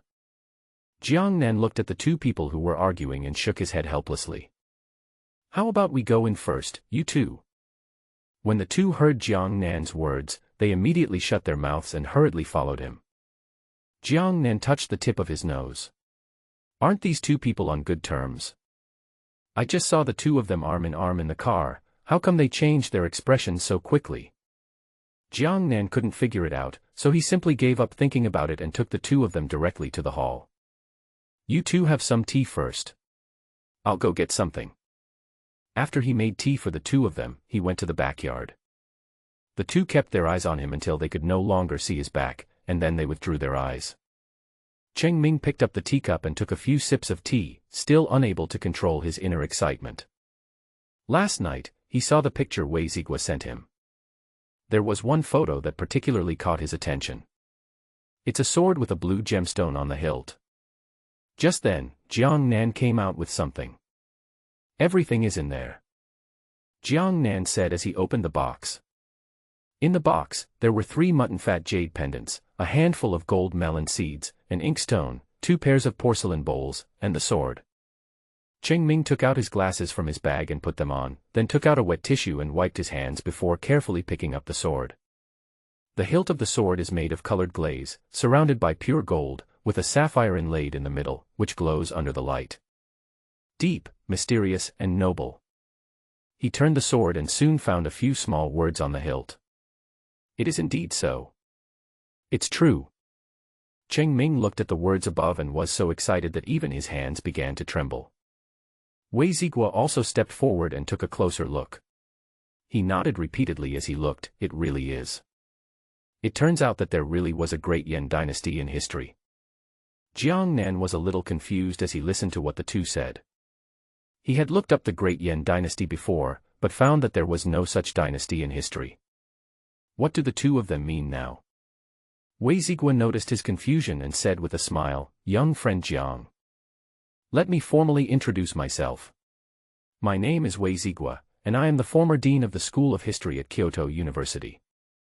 This is Cheng Ming, the curator of our city's Museum of Cultural Relics and a professor at the School of History at Peking University." Jiang Nan walked up to the box, closed it with a click, and looked at the two of them with a vigilant look. Could it be that these two people want to get something for free? If there are antiques at home, when people from higher-ups come, they usually ask for a small donation to the country. He has heard of such things many times. Misunderstand. Misunderstand. Friend Jiang, you misunderstood. We are not that kind of people. As soon as Wei Zigua saw his expression, he knew what he was thinking and hurriedly shook his head and waved his hands to explain. Cheng Ming on the side held the sword in his arms, looked at him sincerely, and nodded quickly. Jiang Nan's eyes fell on the sword in his arms and he gave him an ambiguous look. There is suspicion in his eyes. Cheng Ming had no choice but to suppress his grief and carefully placed the sword in front of him. My dear Jiang, it's like this. We both study history, especially ancient history, and we are very passionate about it. This sword, and the treasures inside it, all come from a dynasty called the Great Yan Dynasty. Look, this sword has the words, Great Yan Dynasty Zhenbei General, engraved on it.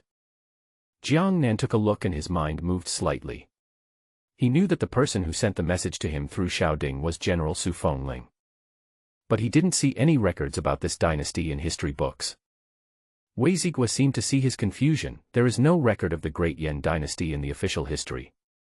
But there are only a few records in unofficial history. The Great Yan Dynasty is said to have only existed for more than 200 years. The heaven and earth were cruel and treated all things as straw dogs. There was a severe drought, the riverbed dried up, foreign enemies invaded, and the emperor was incompetent and tyrannical. During this period, the people were living in poverty and suffering terribly. But in unofficial history, all the comments about this great general who guards the north are good. A man of great talent and vision, a genius who amazed the world. Unfortunately, he was killed by the enemy in a great battle. According to unofficial historical records, he was only 21 years old when he died. After his death, the Turkic army and the other 6 countries quickly invaded the Great Yan Dynasty. Not long after, the Great Yan Dynasty was divided up by other forces. Wei Zigua sighed, and his words expressed his pity for the talented person. Jiang Nan's expression was somewhat solemn. If the unofficial historical records were correct, then Su Fengling and the Su family army still failed to defend Zhangzhou City. Wei Zigua collected his thoughts and looked at Jiang Nan again. Friend Jiang, these things of yours are very precious. With these things, we can prove that the Great Yan Dynasty really existed in the long river of history, which provides extraordinary value. Jiang Nan's heart began to lift again, and he took a few steps back holding the box. Whether it's valuable or not has nothing to do with me. If you want to get something for free, turn left when you get out. He still relies on these things to pay off his debts. If you want him to contribute for free, you're dreaming. I didn't want to get it for free, I really didn't. Well, I want this sword. I'll pay 100 million for it. Wei Zigua looked at him like this, as if they would be kicked out in the next second. Cold sweat broke out on his forehead, and he quickly made an offer. I'll offer 200 million. Cheng Ming held the sword tightly. 250 million. Wei Zigua glared at him and said, 300 million. 350 million. 400 million. Wei Zigua was now feeling extremely regretful. If he had known Cheng Ming was so difficult to deal with, he would not have boasted to him last night. He gritted his teeth and said, 600 million. As soon as he finished speaking, he immediately transferred money to Jiang Nan. Cheng Ming's heart is bleeding. This damn old man, doesn't he know how to love his friends and give way to others? Jiang Nan was delighted as he looked at the 600 million yuan that had just arrived in his account. He was only 400 million yuan away from paying off his debts. Under Cheng Ming's resentful gaze, Wei Zigua snatched the sword from his arms. He touched the sword and could still feel its coolness. He even didn't know if it was an illusion, but he actually smelled a faint smell of blood.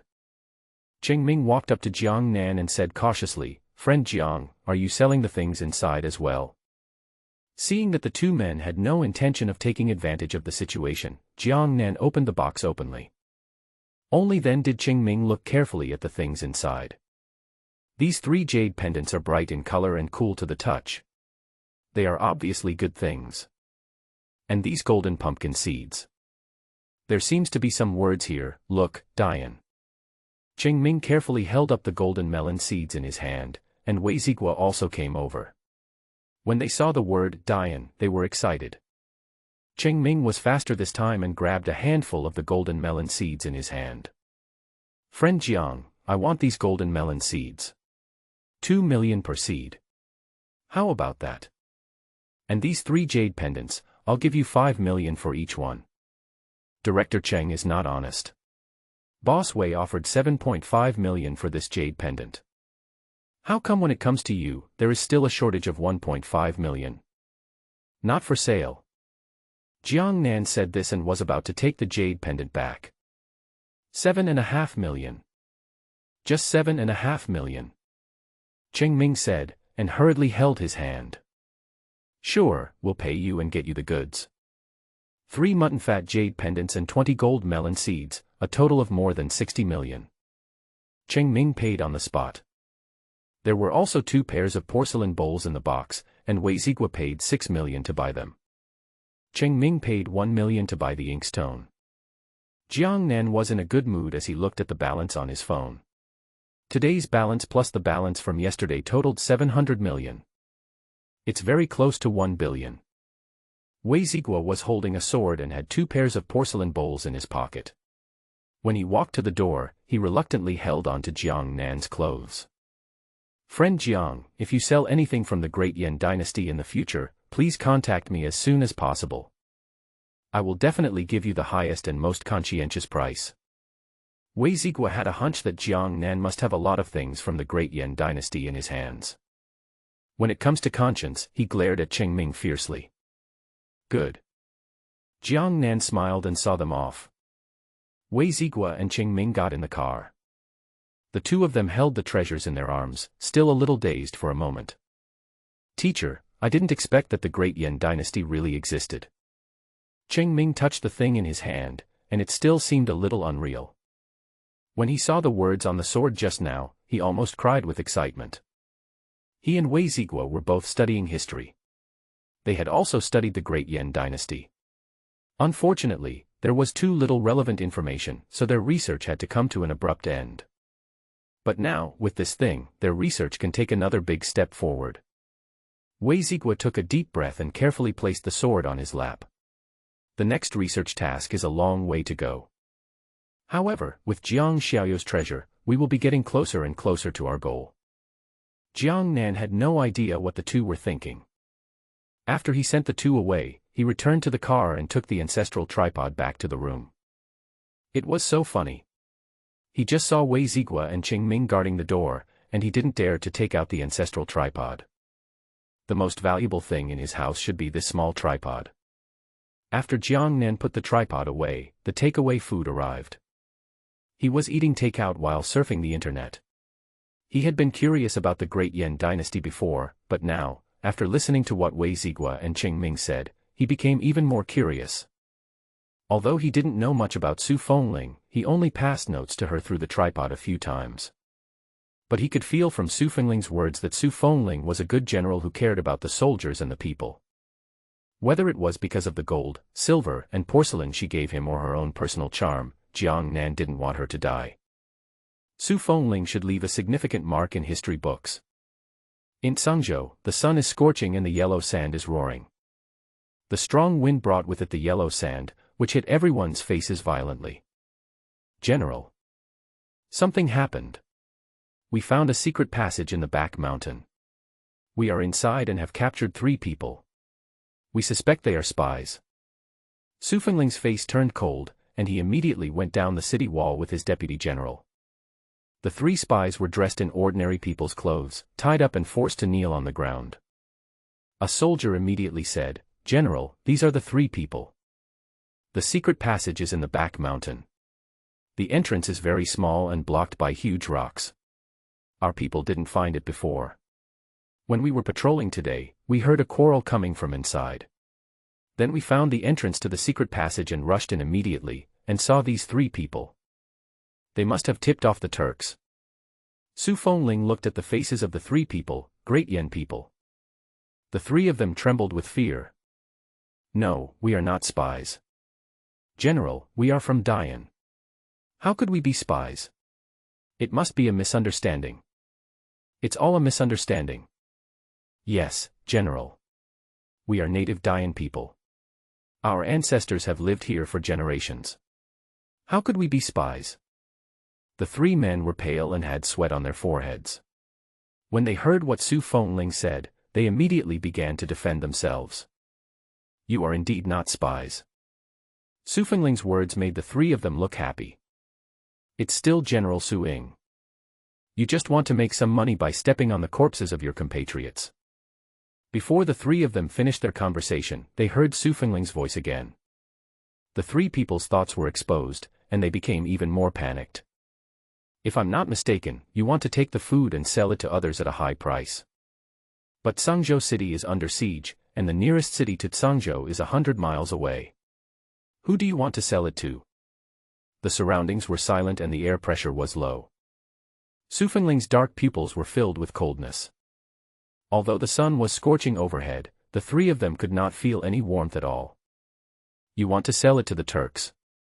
Have you ever thought that if you sell food to the Turks, the Turkish army will know that there is food in the city and will definitely launch a fierce attack?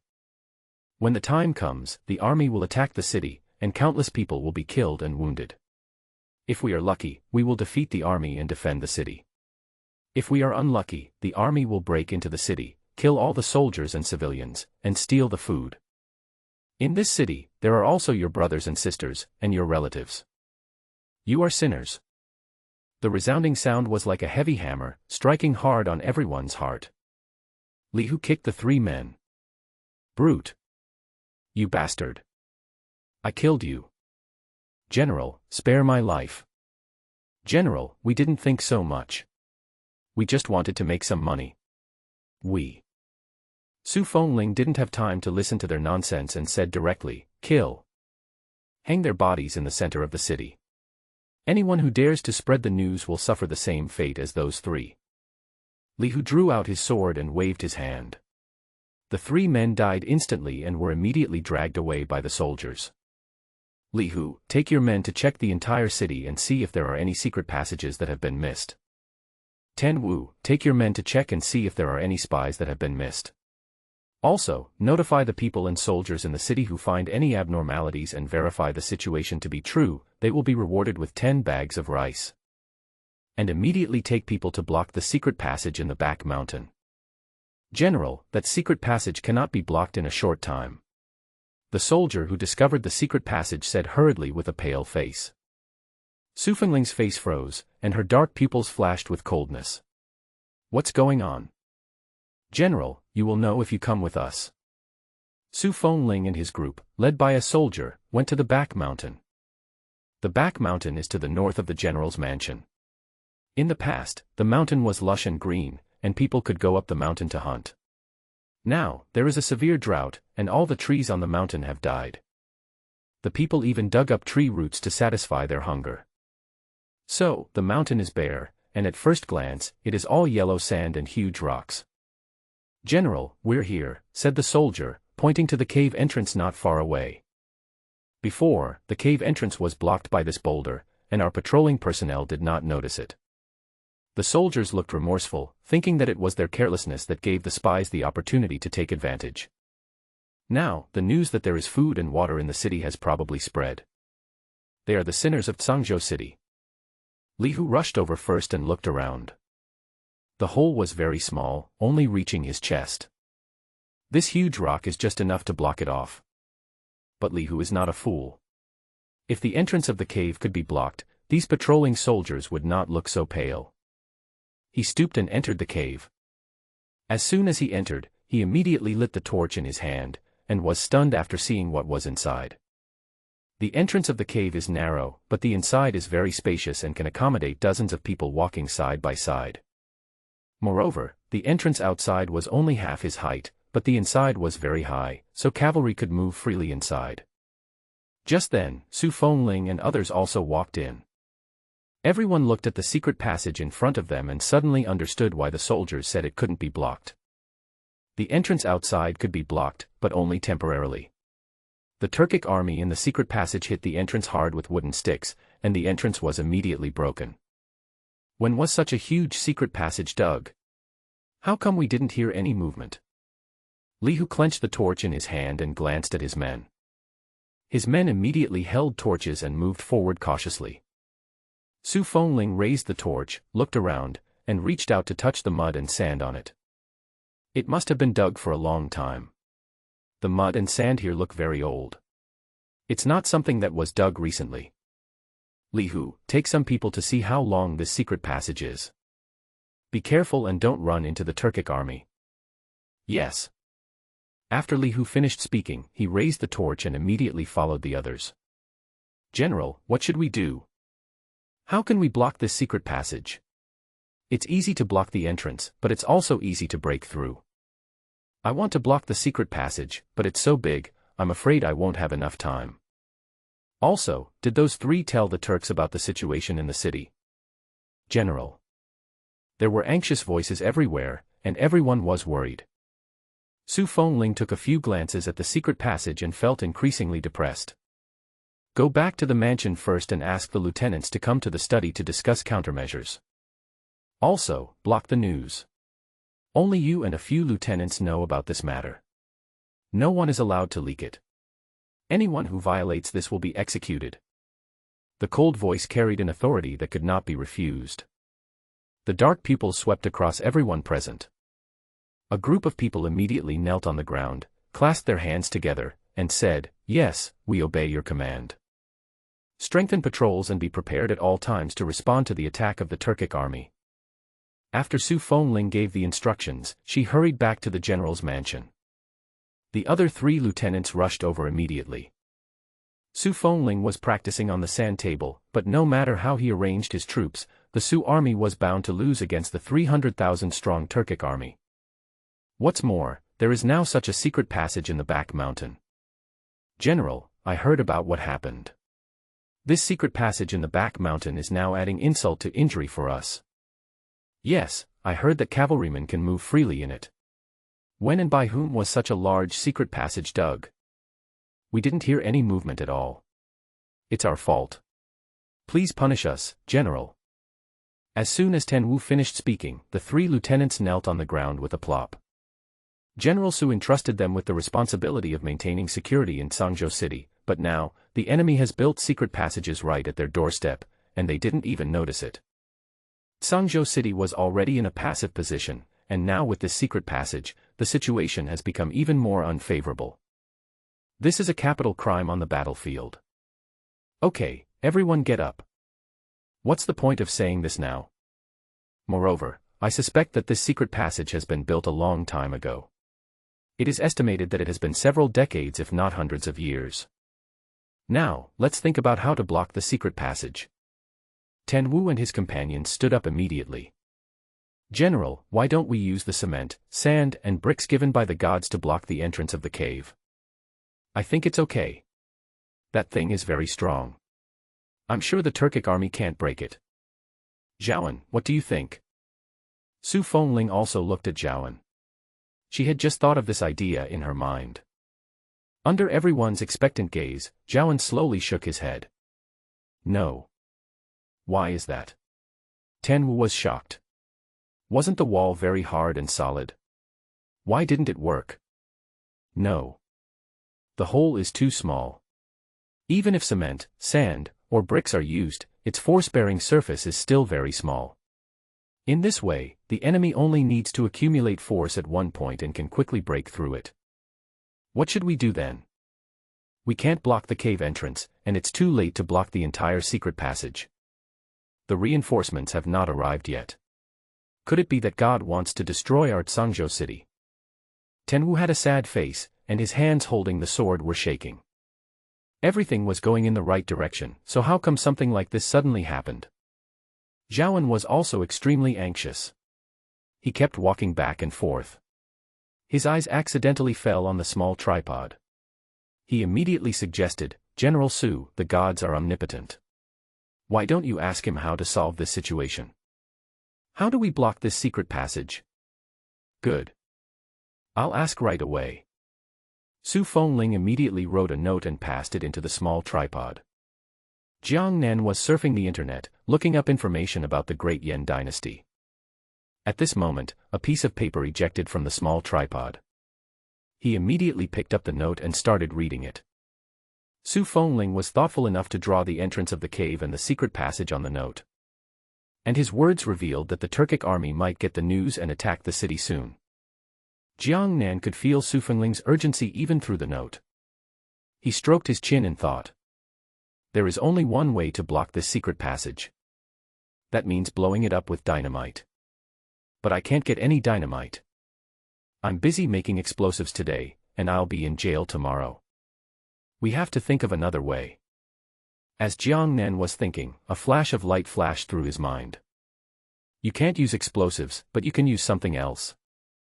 The more Jiang Nan thought about it, the more he felt that his method was feasible, so he immediately picked up a pen and wrote down his plan. After writing, he threw it into the small tripod, took out his mobile phone and started buying what he needed. Jiang Nan's idea is very simple. Since we can't block it, then don't block it. Let's catch the turtle in the jar. He found the largest veterinary drug dealer in the city and immediately sent a private message to customer service. Boss, how much dizzy grass do you have? I need a lot of it. The price is negotiable. The reply was very quick. Including the ones in the pharmacy and the ones in stock, there are 20,000 bags in total, and each bag weighs 1 kilogram. Jiang Nan looked at the numbers above and frowned. 20,000 bags are a bit too little, as the enemy has 300,000 men. Boss, I want these 20,000 bags. I see that this halo grass is 20 yuan a bag, so I'll give you 31 bags. You have to deliver them to me within an hour. Jiang Nan sent the location of the warehouse and transferred the money as well. He continued, Boss, can you help me collect some more dizzy grass? I need at least 100,000 bags. This is a little token of my appreciation. After Jiang Nan sent the message, he directly transferred 110,000 yuan to his boss, of which 10,000 yuan was a reward for his hard work. Dizzy grass is not scarce and is available in almost every veterinary pharmacy. As the name suggests, dizzy grass will make animals faint immediately after smelling it. It is generally used for livestock. But in his eyes, the Turkic army was nothing more than beasts. Although the dizzy grass is easy to buy, time is tight now. Jiang Nan needs to buy other things. Moreover, he needs to buy another 80,000 bags, which is not a small amount. Therefore, it is worth paying an extra 10,000 yuan for the help. The drug dealer boss looked at the chat page and rubbed his eyes. I went back to the page and took a look. Sure enough, the money for the 20,000 order had arrived. The goods for the 80,000 order had not been found yet, but I had already paid 110,000, including 10,000 as a labor fee. If it weren't for the money that appeared in the card, the drug dealer would have thought he was dreaming. The drug dealer boss was holding his phone, typing hurriedly. Boss, don't worry, I will deliver these 20,000 bags within an hour. I have to contact other drug dealers for these 80,000 bags and have them delivered to you at 10 a.m. tomorrow. Jiang Nan took a look and frowned. Would 10 o'clock tomorrow morning be too late? If the enemy attacks the city tonight, it will be too late. There are 80,000 bags left. They will be delivered tonight at 9 o'clock. For every hour earlier, I will add 10,000 yuan. When the drug dealer heard this, he immediately jumped up from his chair. Okay, I'll go right away. Seeing that the problem of the dizzy grass was solved, Jiang Nan immediately started contacting the wine merchant again. While carrying the small tripod, he called the wine merchant. As soon as the call was connected, Jiang Nan said directly, Hello, I need 50 tons of high-concentration liquor. You send. Before Jiang Nan could finish his words, the person on the other end hung up the phone. On the other side, the wine merchant hung up the phone, frowned, and said unhappily, You drank a few glasses to get drunk like this. You want 50 tons right away, why don't you want 5 million tons? Just as he finished complaining, his phone rang again. He took a look and saw it was the same number. His face turned dark and he could kill a fly between his eyebrows. I want to see what other scary things this drunkard can say. The wine merchant gritted his teeth and finally answered the call. As soon as the call was connected, Jiang Nan continued, Bossly, I'm not a liar, and I'm not drunk. I'm serious. I want to buy 50 tons of high-concentration liquor. I understand that you are the largest liquor merchant in our city. Only you can provide these 50 tons of liquor. You're really not drunk.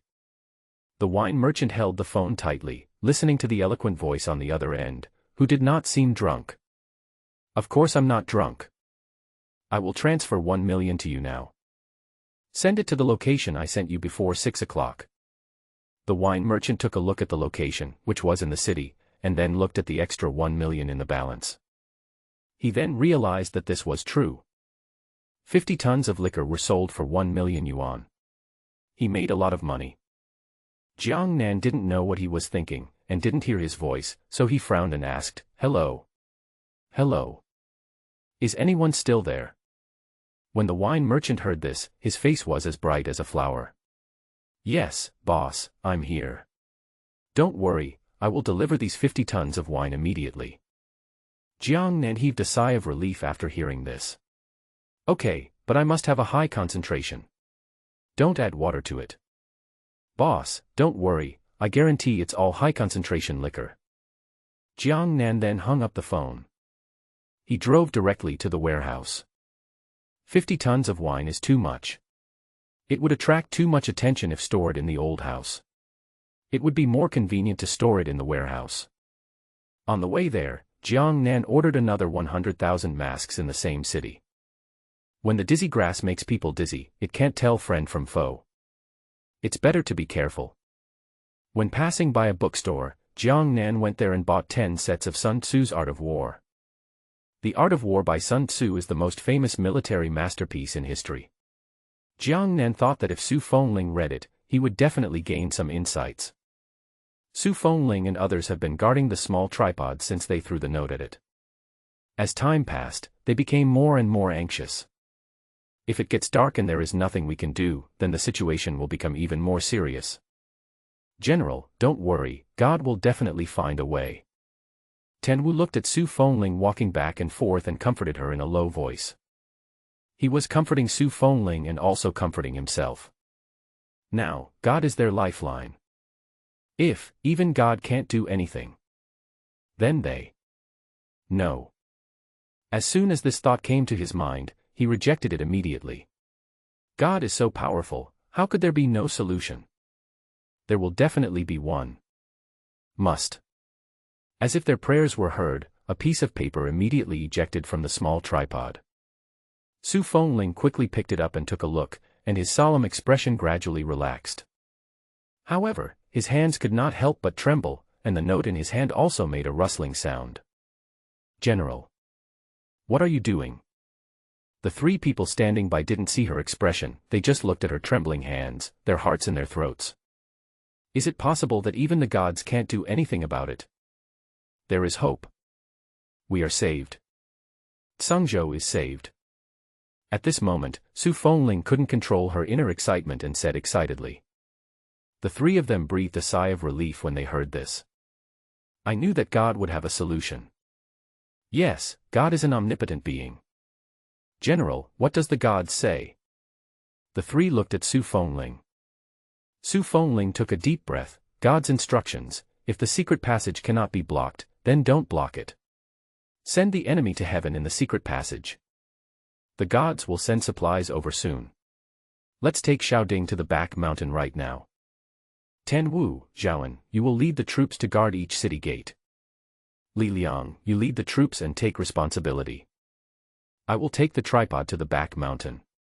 Li Hu is there. He will be in charge of the secret passage. The situation is not optimistic tonight, so you must stay alert. After Su Fengling arranged the rest of the matters, she immediately took the tripod to the back mountain. The entrance to the secret passage in the back mountain is now heavily guarded.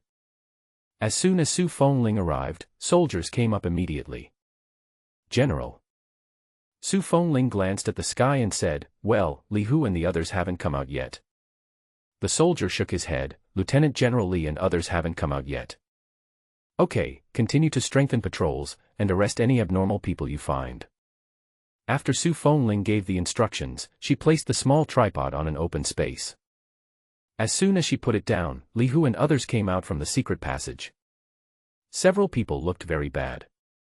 Even before asking, Su Fengling knew that the situation was not optimistic. When Li Hu saw Su Fengling, he walked up to him, clasped his hands together, and said respectfully and eagerly, "General, this secret passage really leads to the outside of the city. Moreover, the Turkic army has discovered the existence of this secret passage. We just walked out along this secret passage for a long time and finally saw the entrance of the cave. We didn't alert the enemy and stayed in the dark for a long time. We saw people passing by the cave entrance from time to time. The figure is dressed like a Turk." Li Hu's words made everyone present gasp. This secret passage was indeed discovered by the Turks. Those 3 spies deserve to die. One sword is too easy for them, traitors should be cut into pieces. General, what should we do next? When Li Hu saw the small tripod behind her, he had a vague guess in his mind. Don't panic, the gods have a way to help us guard the secret passage.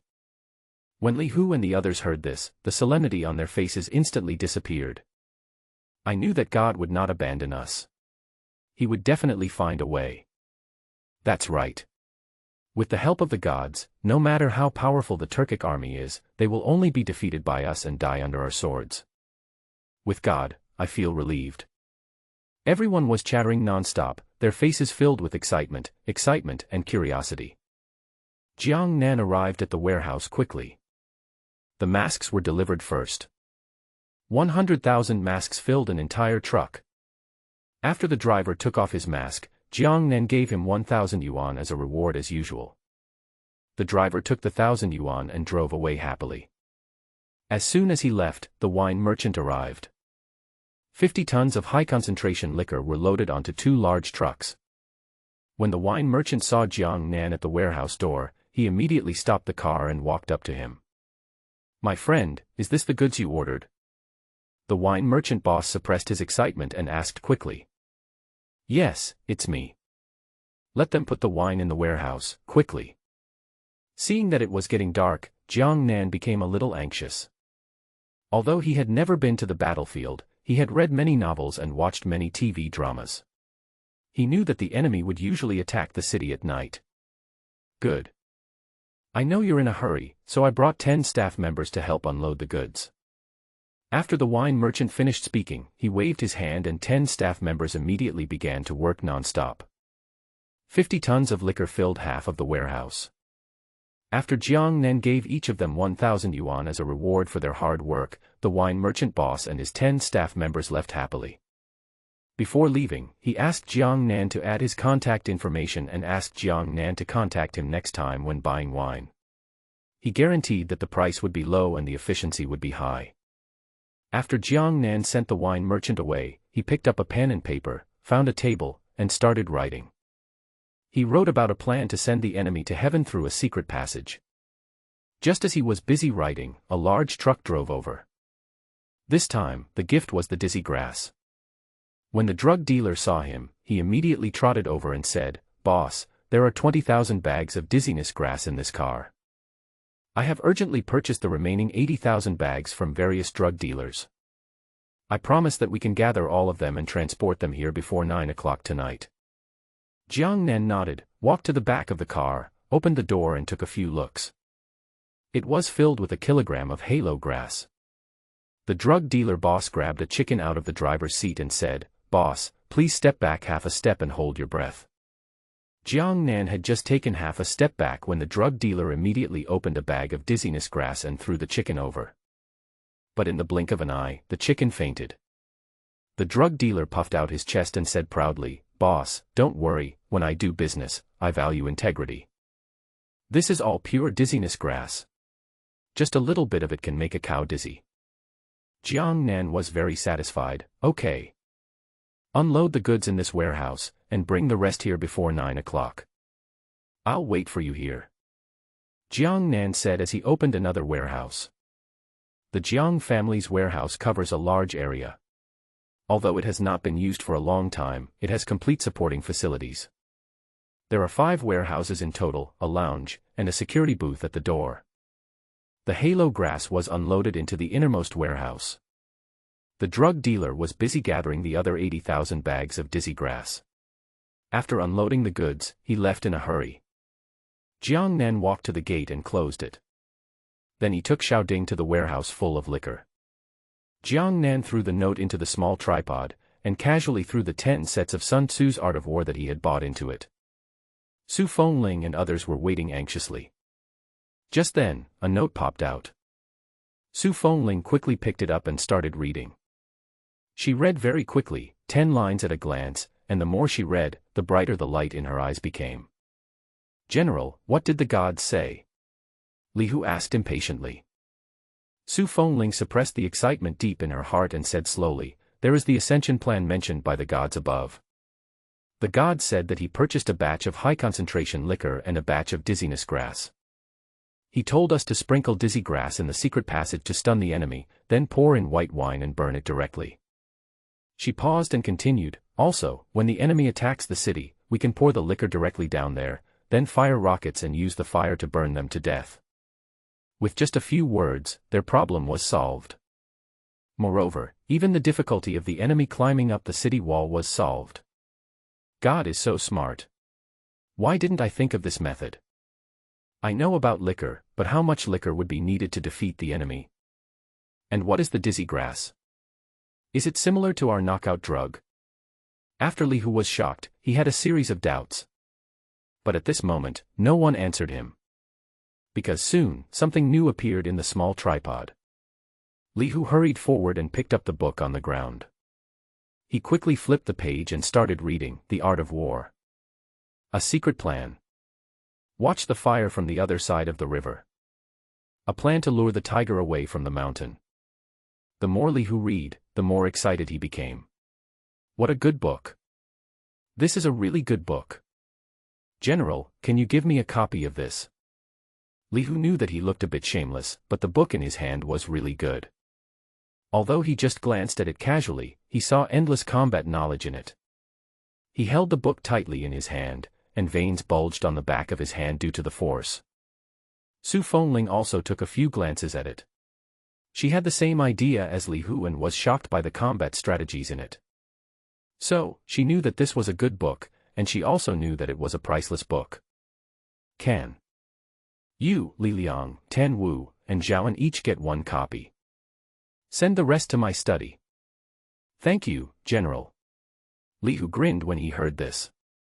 Then, he took off a piece of clothing, carefully wrapped the book, put it in his arms, patted his chest, and jumped on the spot to make sure the book would not fall. Only then did he feel at ease. Just then, Xiao Ding moved again. This time, masks were delivered. The masks are medical grade and each one is individually packaged. The soldiers standing by looked at the strange things in front of them with curiosity in their eyes. "General, what is this?"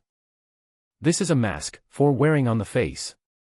Put on the mask before moving the dizzy grass. The gods said that the dizziness grass is very potent. Even a small dose can make a cow faint. So, you have to be careful." The gods had already written and drawn on a piece of paper how to wear a mask, so Su Fengling knew it at a glance. She picked up a mask and looked at the others. The gods have written down how to wear this mask. It's very simple. Just wear it like me. Everyone followed Su Fengling's example and put on masks. Li Hu took a deep breath and exhaled. "Hey, I can actually breathe freely, it's not stuffy at all." The others also echoed, "That's right. This material is so comfortable, soft and light, like a cicada's wing. I saw a military doctor before. He covered my mouth and nose with a piece of cloth to block out the smell. But I couldn't breathe at all. With this mask, military doctors are blessed. It's not just the military doctors, it's us too. Although this mask is thin, it doesn't smell anything at all." "Erguzi, how do you know there's no smell at all?" "Hey, I just farted, but you guys didn't react at all." "Fuck you, you're asking for a beating." A group of soldiers pushed and shoved each other, and the sadness between their brows was much relieved because of the things given by God. In their eyes, God seemed to be a spiritual pillar. They believe that with God around, everything will be fine. Xiao Ding started moving again. Bag after bag of halo grass appeared in the open space. The soldiers who were pushing and shoving also returned to Su Fengling's back. The big guy swallowed nervously. Half an incense stick later, 20,000 bags of dizzy grass were placed on the open space. Li Hu, take your men to spread the dizzy grass in the secret passage. Remember, this dizziness herb is very potent, so you have to be extra careful. Also, there are Turkic troops on the other side of the secret passage. You must always be vigilant and never let the Turkic troops notice you. Yes. General, rest assured. We will make sure those bastards never come back. Guzi, Nyozi, you guys follow me. Li Hu led more than 10 people and entered the secret passage carrying bag after bag of dizzy grass. After the dizzy grass was delivered, high-concentration white wine was delivered. The liquor was stored in large wine jars. After half an incense stick of time, 10 tons of liquor were neatly placed on the open space. Liquor is flammable and explosive, so Su Fengling sent more than 20 people to heavily guard the area near the liquor. I leave this place to you. You must defend this place. We must not let a single Turkic soldier come out of there. Report. Just as Su Fengling finished speaking, a sharp voice came from not far away. A soldier came hurriedly. Report. General, the Turkic army is attacking the city. Although it was expected, Su Fengling's heart still sank. The soldiers on the side were breathing heavily. Su Fengling's expression remained unchanged. Cheer up. We have the help of the gods, we will definitely win. You are responsible for guarding here and cooperating with Li Hu. After Su Fengling finished speaking, she picked up the small tripod and immediately went to the east city gate. Sangzhou has 3 city gates, east, south and west. There is a mountain on the north side, so there is no city gate. The main city gate is the east gate. The place where the main force of the Turkic army attacked. When Tan Wu saw Su Fengling, he hurried down the city wall. General, the Turkic army is still 2 kilometers away. It seems that the news that there is water and food in the city has been leaked. Tonight, it will be a fierce battle. Su Fengling's expression remained unchanged. He walked to the place that had been built earlier and placed the small tripod on it. Then he took out a note from his arms and threw it in. This was the agreement between her and the gods. Part of the highly concentrated liquor was placed in the back mountain, and the secret passage was burned with fire. The other part is placed on the city wall. When the enemy climbs the wall to attack the building, they can go directly down and set fire to it. The god also said that there would be another batch of dizzy grass coming up, and they could use the wind direction to spread the dizzy grass down the city wall, and then set it on fire. Just a moment after the note was put in, the little tripod started to move. Jar after jar of wine was neatly placed in place. General, what is this? Tan Wu smelled it and smelled a strong smell of alcohol. He already had an idea in his mind, but he still couldn't help asking. God's plan. Su Fengling said this and handed him the note from the god. Tan Wu read 10 lines at a glance, and after finishing reading, he couldn't help but praise, "You are worthy of being a god." That's a good idea. Go up and take a look first. Have the soldiers put on their armor and helmets. All are worn. The swords have also been distributed. However, there are still too few swords. Tan Wu felt a little regretful as he looked at the sword in his hand that was as hard as iron. If everyone had such a sword in their hands, everyone's combat capability would definitely be greatly improved. At that time, it was a great pleasure to kill 1 Turkic soldier with 1 sword. As long as we can defend Sangzhou city tonight, I will pray to the gods for more swords, more defensive armor and helmets. Tonight, we must not lose. As they were talking, the 2 arrived at the city wall. It was completely dark. The soldiers held torches, and their faces appeared dimly in the firelight. Not far away, there was a dark mass moving quickly towards them. That's the Turkic army. 300,000 Turkic troops. Even though they were far away, they could feel the pressure coming from the Turkic army. 120,000 versus 300,000. This is a crushing defeat in terms of numbers. The soldiers clenched their fists, and the swords in their hands creaked. They wanted to suppress the fear in their hearts, but as the Turkic army got closer and closer, they could not suppress the panic in their hearts. All soldiers, listen up. Prepare for battle. The cold voice, filled with internal strength, was deafening. This voice dispelled the panic that had just emerged in their hearts. All the soldiers clenched their weapons and shouted in unison, "Yes!" The general of the Turkic army was named Anaru, the younger brother of the current Turkic king. He was arrogant and conceited. But he respected his brother very much, and wanted to sweep across other countries for his brother and help him unify the world. Anaru's means of attacking the city were barbaric and brutal. In order to capture the city, they would use any means necessary, regardless of the number of casualties. Tsangzhou City is the first line of defense of Dayan and also the most powerful line of defense of Dayan.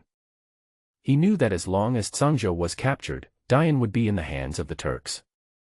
Originally, Anaru wanted to trap the people and soldiers in Tsangzhou City to death.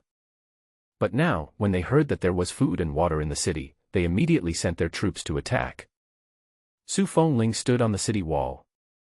Amidst the raging wind, she watched the Turkic army advance. She clenched her fists, determined to defend Tsangzhou City. Any movement from Li Hu must be reported immediately. Yes. Tan Wu and others stood behind him, watching the advancing army and swallowed hard.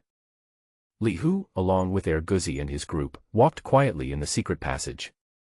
As they walked, they sprinkled the hazy grass around the secret passage. The halo grass is a gray powder.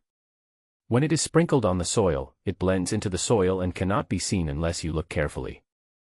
They didn't know how long they had been walking before they vaguely saw light coming from not far away. And it was accompanied by one arrogant voice after another. "Ha ha ha, tonight is the day these Dayan people will die." "That's right, General, lead your men to attack the city and attract other people's attention. Our men will go in through this secret passage and cooperate with the enemy from inside and outside. I'm afraid those idiots will be killed by us before they know what's happening. I heard that there is water and food in this city. I've heard about it too. It's said to be a gift from some god. Ha ha ha ha, you idiots. There are no gods in this world. If there is, it is me. I am that god.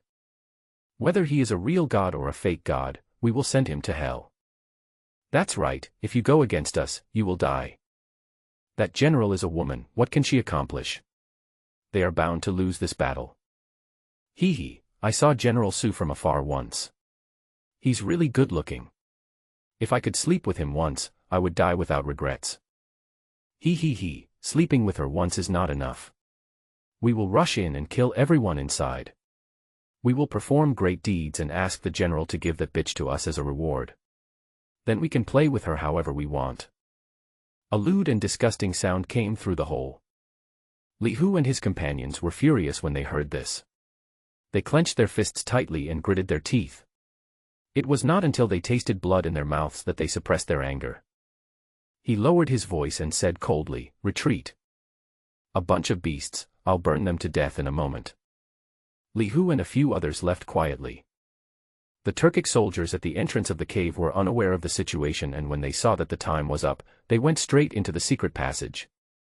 The dizzy grass that Li Hu and his companions spread was very particular.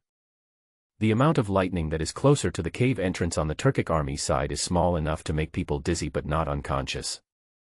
Large amounts of the dizzy grass were mostly placed closer to them, with the aim of allowing more Turkic troops to enter the secret passage. As expected, the Turkic army did not find anything unusual. There were a lot of them, several hundred people. Each of them is an elite in the army, strong and powerful, carrying a sharp dagger. They are the vanguard of the Turkic team, also known as the soul-seeking team. They are also Anorama's most capable subordinates. Each of them is highly skilled in martial arts. Normally, they can fight 10 people at a time. When they kill people, they are like evil spirits. Among them, Russell is the captain. Russell led hundreds of people into the secret passage one after another, and they walked quickly. "Brother, why do I feel dizzy?" At this moment, a Turkic soldier next to Russell supported his head and said uneasily. Russell kept walking and glanced around. The air is not circulating here, and there are so many of us. It's normal to feel dizzy. Speed up and move forward, Russell said as he quickened his pace. Without noticing it at all, the people behind him began to fall down one after another. "Hold on, soon." Russell's voice suddenly stopped, and he looked back suddenly, only to find that he was the only one left around without him noticing. A feeling of uneasiness suddenly rose in his heart. Rosen. Luo Yi. What's wrong with you guys? Get up. Hurry up, we're going out soon. Do you still want to taste that stinky bitch? Russell swallowed and quickly walked up to the people closest to him and kicked them hard a few times. But the people on the ground showed no sign of waking up. Stop barking. They will never wake up. Just then, a cold voice came from not far away. Russell turned around suddenly, raised the dagger in his hand, and made a defensive posture. Who's playing tricks there? Russell looked at the figure not far away. In the secret passage, there was nothing else except the fire. He could not see the man's appearance clearly because he was too far away. But judging from his accent, he is from Yen. He felt even more uneasy as he realized that their plan had been discovered by the Dayan people. His brothers also fell into the trap set by the great Yen people. However, no matter how hard he thought, he couldn't figure out how his brothers fainted. If you can't figure it out, just stop thinking about it. He looked at the figure not far away fiercely, with murderous intent in his heart. Ah! Russell spat on the ground and licked his dry lips. Everyone says that the people of Dayan are cunning.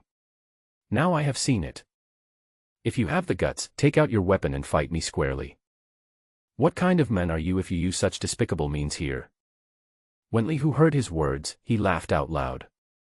You're telling me upright. You really tarnished these 4 words. I don't want to waste time talking to a beast like you. Let's get on with our journey. After Li Hu finished speaking, he drew his bow and arrow. Call out. Arrows flew towards Russell one after another. At first, Russell was able to lift the dagger in his hand to block the flying arrow, but his head became more and more dizzy and his vision became more and more blurry. Finally. Phew! Arrows fell on him and pierced his chest. Russell collapsed to the ground with his eyes open. Li Hu rushed in, chopped off his neck with a knife, and carried his head out of the secret passage. As soon as he went out, he immediately said, "When the wine comes, burn it directly." The wine had been prepared long ago and soon flowed in. As the torch was thrown, flames splashed everywhere and the secret passage soon became a sea of fire. Hundreds of people were buried there. The fire was very big, so even if the Turkic army found something unusual, they didn't dare to come in rashly, which could be regarded as guarding the entrance to the cave. Li Hu glanced at the head in his hand and was in a good mood. Son of a bitch!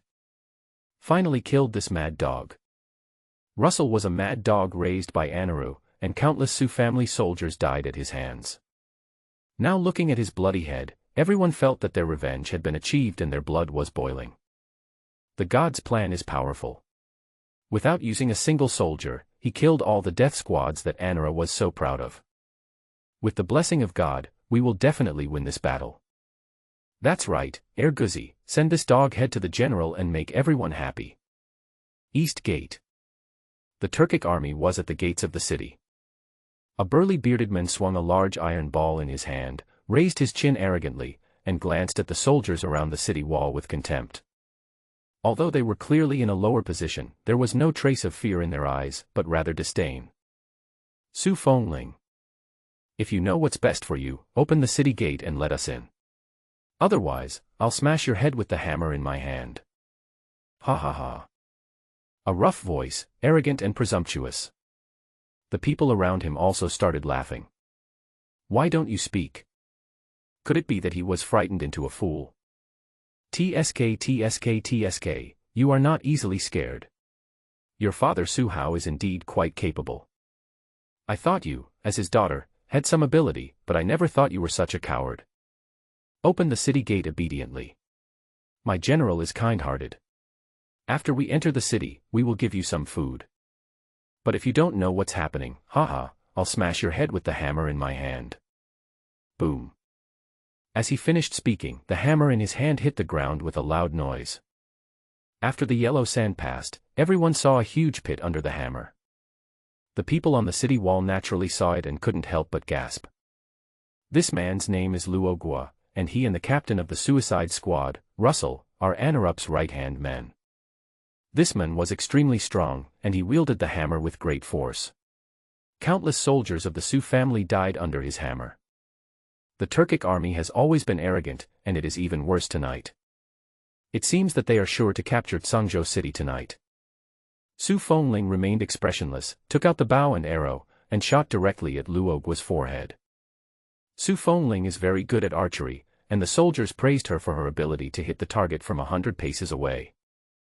When Luoguo saw the arrow coming, he raised the hammer in his hand and smashed it hard. The arrow was 3 feet away from his eyebrows and was crushed to the ground by the hammer. His fallen warhorse whistled and took a few steps back. Although the arrow was broken, he retreated somewhat embarrassedly. Luoguo's face turned dark, and he glared at Su Fengling fiercely with his eyes as big as those of a buffalo. "Damn bitch. Tonight is the day you die. Luoguo, stop talking and attack the city." Just as Luoguo finished speaking, a nonchalant voice came from a carriage behind him. The person in the carriage was Anaru, the great general of the Turkic army. He didn't even show his face. In his mind, neither Su Fengling nor the Su family army had the right to make him get off the carriage at this moment. He is confident of winning this battle. It can be seen that he is extremely conceited. On the city wall. "General, Anaru is really going too far." Tenwu clenched his fists, extremely angry. The other people felt the same as him. Anaru was too arrogant. They wanted to kill him immediately. Su Fengling curled the corners of her mouth slightly, with a smile that didn't reach her eyes. "What are you angry about? The more arrogant he is, the better it is for us. The gods are about to send us the dizzy grass. We must hold on until it arrives. With the dizzy grass and the liquor, let's send them off tonight." "Yes. General, Lieutenant General Li has something for you." Just then, Urguzi climbed up the city wall panting. As he spoke, he raised Russell's head in his hand in front of Su Fengling. "Is this Russell's head?" Tenwu looked startled, poked with the sword in his hand, and took the head. Urguzi nodded quickly, gestured with his hands excitedly, and recounted in a concise manner what had happened in the back mountain. After hearing this, everyone's blood boiled. The panic just now disappeared in an instant. No matter how powerful the Turkic army is, so what? Now, even the captain of the death squad, Anaru's right-hand men, died in their hands. The Turkic army is no more than this. For a moment, morale was boosted. Holding the long swords in their hands, they were eager to try, and they couldn't wait to rush down and kill more Turkic soldiers. Hang his head on the city wall so that the brothers can open their eyes. Su Fengling was in a good mood. The gods' methods were indeed powerful. Luoguo watched the people's lips moving, but the distance was too far and he couldn't hear what they were saying. But he didn't bother to care. In his opinion, no. In the opinion of the entire Turkic army, the Su family army was just a strong bow, holding on. What's more, Russell had already led the suicide squad into the city quietly through the secret passage in the back mountain. Now, the general's mansion is probably flooded with blood. The more he thought about it, the more proud he became, and his eyes were filled with bloodthirsty murderous intent. "Anaru, you and I are old acquaintances. I will give you a great gift tonight." As soon as Su Fengling finished speaking, she saw something hanging on the city wall. Head. Yes, it's Captain Russell's head. Ah, Captain Luo is dead. How is it possible? After the Turkic soldiers saw clearly what was hanging on the city wall, they took a half step back in horror, staring at the bloody head on the city wall in disbelief. Russell was a martial arts expert, brave and good at fighting. In the eyes of the Turkic army, he was second only to Anuru. But now, Russell's head was hanging on the enemy city wall. A trace of panic emerged in their hearts. Could it be that the Su family army has been putting on a show, and there are actually more than 120,000 soldiers in the city? When Luoguo saw Russell's head, he felt puzzled, angry, and hateful. The overwhelming rage caused veins to pop out on his forehead. The big hammer in his hand made a loud bang as he smashed it. Su Fengling. How dare she? How dare you kill Russell? He must break through the city gate tonight, kill all the Su family troops, and chop them all into meat paste. Anara, who was in the carriage, lifted the curtain and saw the head hanging there. Their eyes met and he met Russell's eyes that were still open. Pooh. He spat out the grapes in his mouth and said coldly, "Attack the city." Luo Guo received the order and swung the pendulum in his hand. "Charge! Kill!" With his order, countless Turkic troops rushed forward. Some people used huge trees to hit the city gates. Some people set up ladders and climbed the city walls. Su Fengling stood on the tower and waved his hand. "Release the arrows." As she finished speaking, countless arrows shot towards the Turkic army. However, the Turkic army was too large in number and they rushed forward one after another. Some have already climbed onto the city wall. The Su family soldiers clenched their swords and slashed hard at the Turkic army. The Turkic army saw their actions with disdain on their faces, and did not show any intention of avoiding them.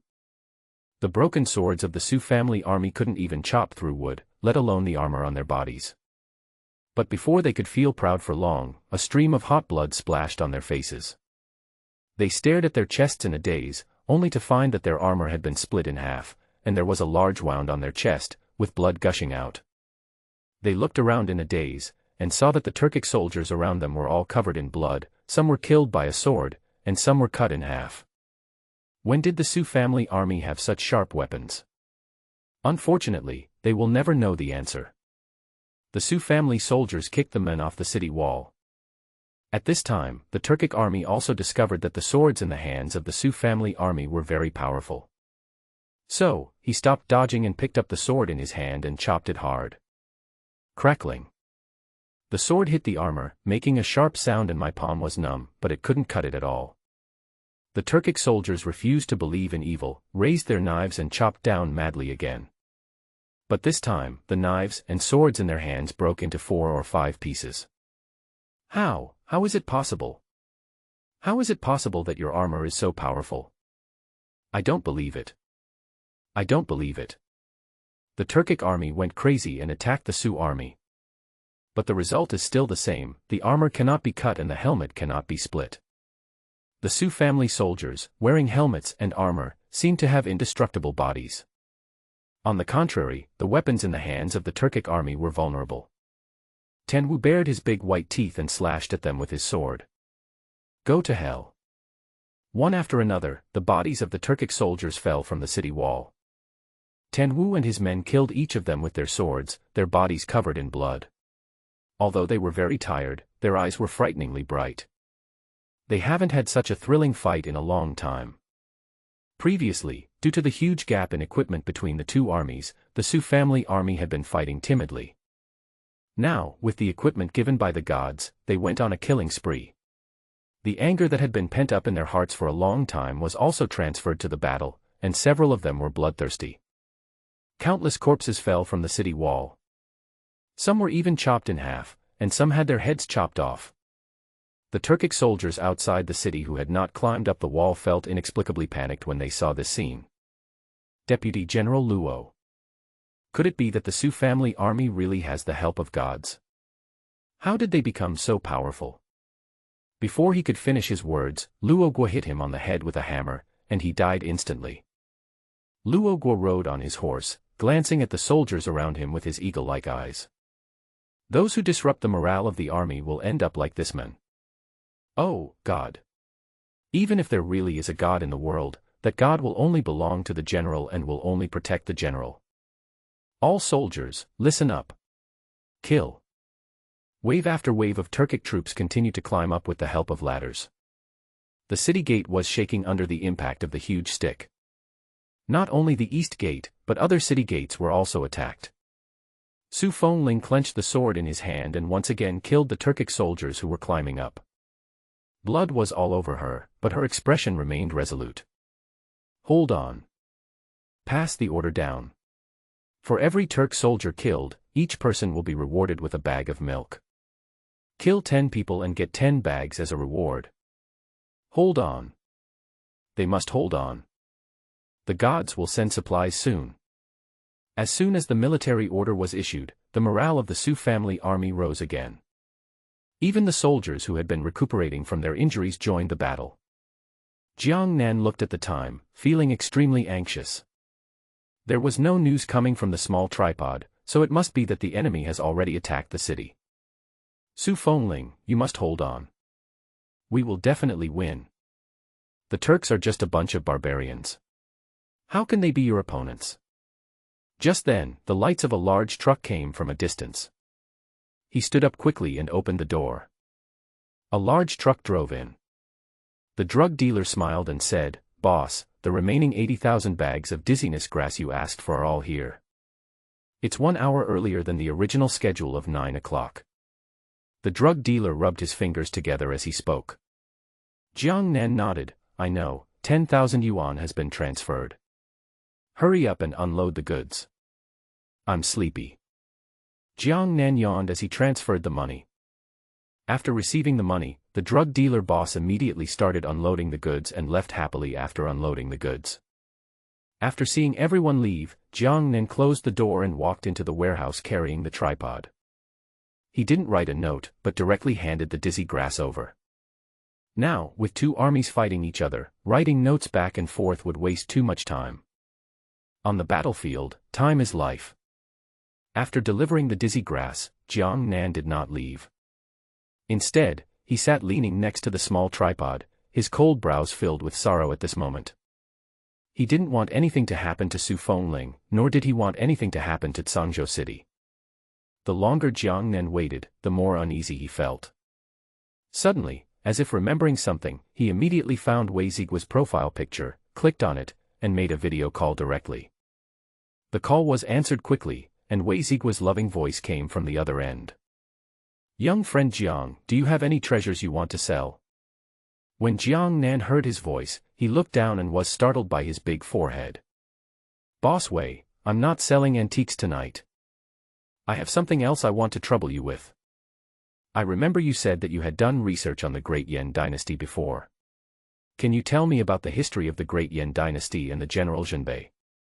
Jiang Nan had searched the internet for a long time before, but found very little information. Now, there was still no news from Su Fengling, and he was waiting anxiously. He wanted to know more about the Great Yan Dynasty and Su Fengling's deeds, and see if he could help this female general within his ability. Since childhood, Jiang Nan has respected those heroes who put their own lives at risk to defend their country. What's more, Su Fengling is a heroine and deserves more respect. When Wei Ziguo heard Jiang Nan's words, he couldn't help but look at him twice more. Jiang Nan in the past was handsome and cool. Jiang Nan today is still handsome, but there is a hint of sadness between his eyebrows. Wei Ziguo knew from the beginning that Jiang Nan was not an ordinary person, and he must have some close connection with the Great Yan Dynasty. After all, the antiques he took out were not only well preserved, but also had not oxidized after such a long time, which showed that the people who kept these antiques had put a lot of thought into it. Now, hearing his request, Wei Ziguo did not refuse, but slowly said, "Great Yan Dynasty, General Zhenbei. That great general who was brave and skilled in fighting and had made great achievements in battle.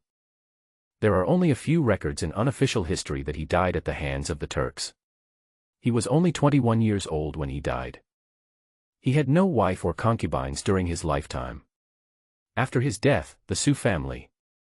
When Jiang Nan first heard that Su Fengling died at the hands of the Turks, his heart sank. But when he heard that he had no wife or concubine, his face turned even darker. Jiang Nan said calmly, "The Zhenbei general is a woman." Zhenbei University. Wei Ziguo was talking excitedly, but when he heard Jiang Nan's words, he was stunned. The two looked into each other's eyes across the screen. Jiang Nan had a grim look on his face and stared at him unkindly.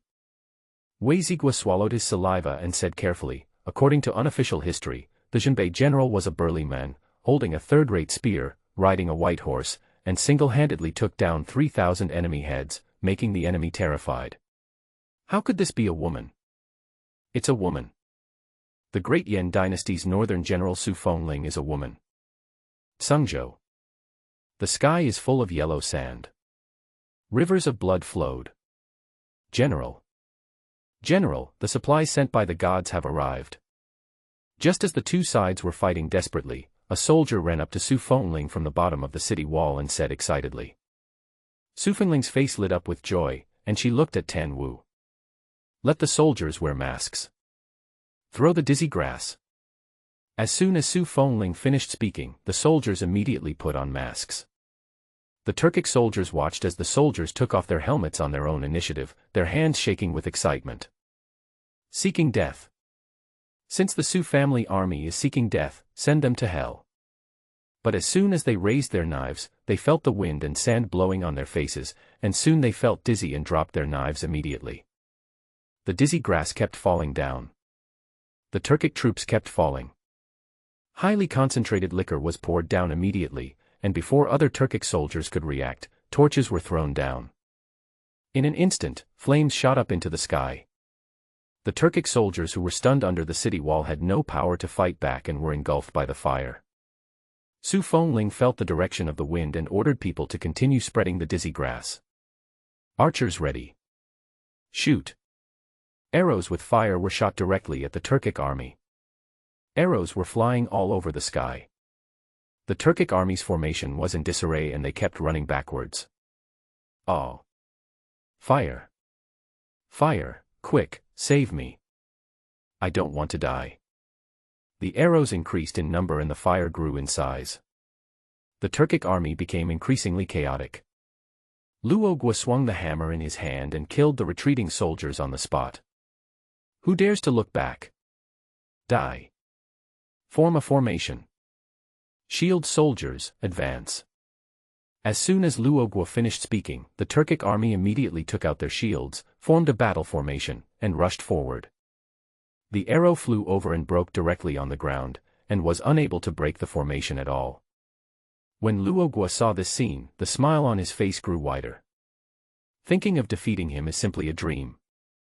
However, their joy did not last long as the soldiers in the array fainted on the ground one after another. The number of people increased, and even Luogwa noticed something was wrong. He immediately rushed over, picked up a person who had fainted on the ground, and shook him continuously. Wake up! Wake up! Bang bang bang! He shook the soldier and slapped him hard several times. But the person in his hand still didn't seem to wake up. I'm breathing, but I can't wake up. Strangeness. Deputy General, what should we do? More and more people are fainting. If you continue to faint, we won't be able to hold on. Fire, the fire is so big. There were so many people fainting that the shield soldiers' formation soon had a hole. Dense rockets were fired again. For a moment, it was a sea of fire. Anaru listened to the noise outside, walked out of the carriage with a cold face. As soon as he came out, an arrow flew through the air. General. When Luogwa saw the flying arrow, his heart trembled and he wanted to rush over immediately. But he was surrounded by soldiers running around and far away from the carriage, so he could only watch the arrows shot towards Anaru. Anaru looked at the flying arrow with a vicious look. What a great Su Fengling. Quite interesting. He raised his hand, and the sword in his hand directly cut off the flying arrow. Su Fengling was not angry when she saw that she didn't hit him. Anaru is a martial arts master with great internal strength, how could he hit him so easily? The two generals looked at each other from a distance. The two people's eyes met in the air, and sparks flew everywhere. Su Fengling stood on the city wall, the torches illuminated her face, and under the firelight, her eyes were cold. Anaru sneered and was the first to look away, looking at his soldiers. Fainted for no apparent reason. All over fire. There was also a strong smell of alcohol all around. The Su family soldiers were wearing armor and helmets that were impenetrable to swords and spears, waving their swords and slashing at the Turkic army. The once orderly team has now become a mess. As soon as the soldiers climbing the wall climbed up the ladder, they were engulfed by the fire. Luogwa raised his hammer and swung it down, killing all the soldiers around him. Then he hurried to Anuru. General. This Su family army is really hateful. They are so cunning that they actually use such despicable means. General, let me go. I will kill that bitch and avenge Russell and our soldiers. Luogwa's eyes were bloodshot and the hammer in his hand was banging. Retreat. Anaru's voice was flat, without much emotion. But those who know him know that the calmer he is, the angrier he gets. General. When Luogwa heard the word retreat, he looked at him in disbelief. Anaru glanced at him calmly. Luo Guo only felt a chill that suddenly surged from the soles of his feet to the top of his head, and the whole person felt as if he had fallen into an ice cellar, freezing cold. Anirudh hated it most when someone disobeyed him. Luo Guo didn't dare to say anything more, and suppressed the resentment and anger in his eyes. Yes. He shouted, "Back off." At the command, the Turkic army retreated immediately. Before leaving, Luo Guo glanced at Su Fengling on the city wall, with murderous intent in his eyes not concealed at all. Russell's head had been burnt long ago and was just hanging there, swaying back and forth. Luo Guo swore that he would make Su Fengling pay with his life, the Su family army pay with their lives, and the people of Zhangzhou city pay with their lives. The Turkic army came with great momentum and retreated in a somewhat panic-stricken manner. Su Fengling and a few others stood on the city wall, watching the Turkic army retreat further and further away. "Hold it. We won. We really won. Hurry, hit me, let me see if I'm dreaming. I never thought that one day I would be able to beat the Turkic army so hard that they pissed themselves. It's God. It's the armor and helmet of a god. Those bastards just stabbed me with knives. They stabbed me several times, but it was useless. They were all scared silly. That's right, I should have drawn their expressions at that time, ha ha ha ha. The gift from God is so good. This sword can directly chop off the Turkic people's heads. Not only the long sword, but also this dizzy grass and this highly concentrated liquor. Tonight's battle is all thanks to the gods." The soldiers held their swords and looked at the corpses lying all over the place, their faces filled with tears of excitement. Fortunately, God helped them. Otherwise, they would be the ones who died tonight. Su Fengling listened to what everyone said, and her eyes felt a little sore. This battle was too important. Win. Not only can we defend Zhangzhou city, but we can also stabilize the morale of the army. If you lose. Not lost. Su Fengling shook his head. They didn't lose. They had the help of gods, so how could they lose? Su Fengling was the first to kneel on the ground. Su Fengling leads the entire army and the people of the city to kowtow and thank the gods. Thank God. After Su Fengling knelt down, the other soldiers also knelt down and shouted to thank the gods. When the people in the city heard this sound, they knew that the city was defended. Everyone automatically took out food from their homes and distributed it to each soldier. The soldiers in the city had fought a great battle and were already starving. They took the porridge and drank it up ravenously. "General, I just said that if you kill a Turkic soldier, you will be rewarded with a bag of milk. Does that still count?" As soon as Su Fengling stood up, an excited voice came from the crowd. Su Fengling smiled slightly. "Of course it counts. Everyone gets milk based on the number of people. Deputy General Tan, I'll leave this matter to you." After Su Fengling finished speaking, she went down the city wall. "Deputy General Tan, let's go quickly. I killed 10 Turkic soldiers." "Me too. I killed 13 too. Milk, sweet and delicious milk, here I come." Su Fengling went downstairs and could still hear the sounds of revelry from above. The smile on her lips grew wider and wider, and with brisk steps, she went straight to where the small tripod was placed. Jiang Nan and Wei Zigua stared at each other across the screen. "Female general. This is impossible." Wei Zigua still couldn't believe it when he heard Jiang Nan's words again. Jiang Nan looked at him solemnly. "Why? Do you look down on women?" "No. No. No, I didn't." "Don't talk nonsense." When such a big hat was put on him, Wei Zigua panicked and immediately denied it by shaking his head like a rattle. "If not, then why do you think the Zhenbei general is not a woman?" Jiang Nan thought of the note Su Fengling had sent him. The words on it were vigorous and powerful, like a dragon. As the saying goes, judging a person by his or her handwriting, Jiang Nan knew from her handwriting that Su Fengling must be an extraordinary woman with a strong character and a heart for the world.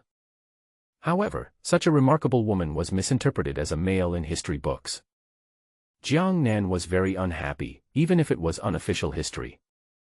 He took so many gold, silver, and porcelain from Su Fengling, he had to clear her name. The more Jiang Nan thought about it, the darker his expression became. Wei Zigua swallowed his saliva and looked at him resentfully. There are too few records about the great Yan dynasty, not to mention this great general who guards the north. Unofficial history records that he was a male, and I'm not making this up. Jiang Nan gave him a cold look and asked, "Aren't you a history student? Since history has gone wrong, you have to correct it. A great general who sacrificed his life for his country fought for his country all his life. After his death, his descendants don't even know whether he was a man or a woman. This is really unworthy of a hero." Wei Zigua felt ashamed by what he said. His straight back bent and he sighed heavily. "I'll do my best. If it really was a female general, I will work with Qing Ming to correct this history. However, there are very few records about this general, and very few things that can prove that she was a woman." Alas. Wei Zigua's words were very subtle. There is absolutely zero evidence that she is a woman. Otherwise, he and Qing Ming would not have made such a mistake. When Jiang Nan heard this, a light flashed in his eyes. Something that can prove that Su Fengling is a woman. It's so easy. He just needs to mention it to Su Fengling next time. As soon as Wei Zigua looked up, he saw Jiang Nan's excited eyes and had some guesses in his mind. Just as he was about to speak, Jiang Nan said, "Boss Wei will contact you in a few days."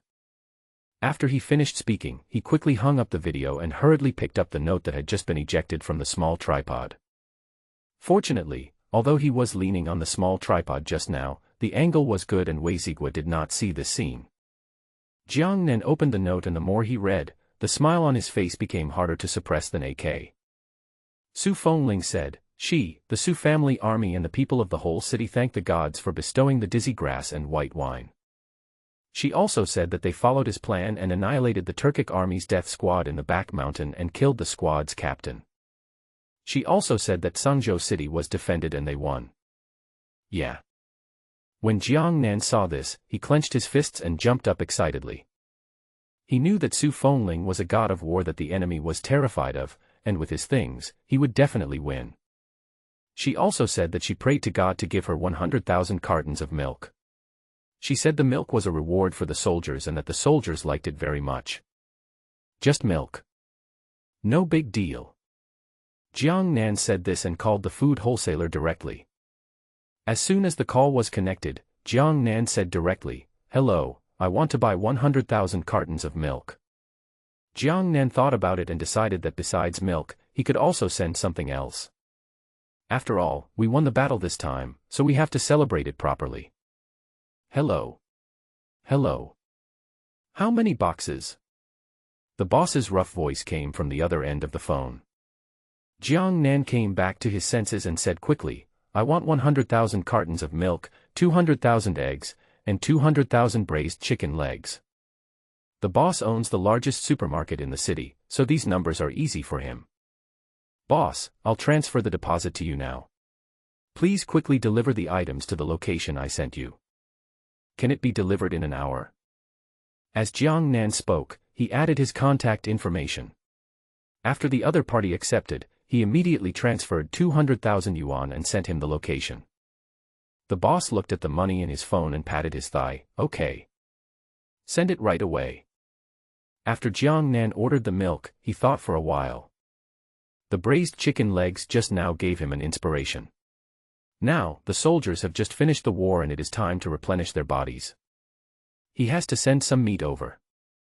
The things Su Fengling sent were so valuable that he has now received 700 million yuan. There are still several antiques that have not been sold, and if those pieces are added, the total price will probably reach 800 million. However, he did very little for Su Fengling and the Su family army. Food, water, and halo grass didn't cost much. Especially after hearing what Wei Zigua said tonight, General Zhenbei died in battle at the age of 21. 21 years old. She is as old as a flower, but younger than him. In modern times, 21 is a great age to go to college and date. But Su Fengling lived in ancient times, where he was hungry and the enemy was pressing in, so every day was a hard life. Jiang Nan really wanted to help her. Jiang Nan let out a breath and kept poking at the screen with his fingers. Soon, he found the largest meat shop in the city. Jiang Nan looked at the reviews and saw a lot of positive comments, saying that the meat was very fresh. So he found the owner's phone number and called him directly. The phone rang for a long time, but the other party seemed busy and didn't answer. Jiang Nan had no choice but to add him on WeChat and note what he needed. The supermarket owner came very quickly. The stuff filled up half of the warehouse. The supermarket owner was a straightforward man and handed Jiang Nan a cigarette. Jiang Nan politely declined. He started smoking and glanced around. Since they were in the suburbs, there was only this warehouse nearby. It looked dark and a bit creepy. "Little brother, why are you buying so many things in the middle of the night? This is a godforsaken place. I just drove in and the more I drove, the more scared I became. If the money hadn't been lying there, I would have thought I was having a nightmare." The supermarket owner was purely curious. Jiang Nan smiled and said, "Donate it to the disaster area." Seeing that he didn't want to say more, the supermarket owner didn't ask any more questions. He patted Jiang Nan on the shoulder and said, "He's a kind young man. Contact me next time if you need anything. But try to do it during the day. I'm scared at night." The supermarket owner said this, waved his hand, and drove away. Jiang Nan looked at the pile of supplies and fell silent. The boss's words reminded him. "We have been purchasing more and more things recently, and almost all of them have been delivered to the warehouse. Although this is a suburban area, the large trucks coming in and out are quite eye-catching. But there were always things being pulled in but nothing being sent out, which was really weird." He had to think of a way. While thinking, Jiang Nan wrote a note and threw it into the small tripod. Suzhou City. After fighting for most of the night, the Turkic army was repelled. Even though it was late at night, the people in the city were still awake and the streets were filled with cheers. Su Fengling and others were in the general's mansion and could also hear the singing coming from outside. Li Hu drank the milk in small sips, his eyes bright and amazing. He drank the milk and giggled from time to time. Li Liang, who was standing by, rolled his eyes and slapped him on the shoulder. "Can you be normal?" Li Hu grinned, "Hee hee, how do you know that I killed Russell?" Li Liang felt his palms itchy when he saw his annoying expression. He wanted to raise his fist and beat him up. "Don't ask. The answer is that he is jealous. He also wants to kill Russell." Nowadays, Li Hu has become a great hero in the eyes of the soldiers, and everyone who sees him praises him. He was jealous and envious. This battle was really enjoyable. That's right. It was my first time to have a good fight. If they hadn't run away, I could have killed dozens more Turkic soldiers. Several deputy generals were in a good mood. Li Hu nodded in agreement, and suddenly touched the book in his arms. He sat up straight, wiped his hands clean, and then carefully took out the book. "What are you doing, son?" Li Liang looked at him with disgust. Li Hu chuckled, "This is a divine book bestowed by the gods." Li Hu shook the book. The words, 36 strategies, caught everyone's attention. "Given by the gods. Come on, bring it here and let me see it." "Li Hu, show it to me first. I'm the eldest among us, I'll look first." The four of them huddled together and reached out to grab the book from Li Hu's hand. Although they don't know what the 36 stratagems are specifically. But they know that everything given by God is good. Su Fengling looked at the four people who were twisted into a knot and sighed. Who could have thought that the four deputy generals, who were usually so majestic, would actually fight each other for a book? However, this is a book sent by God.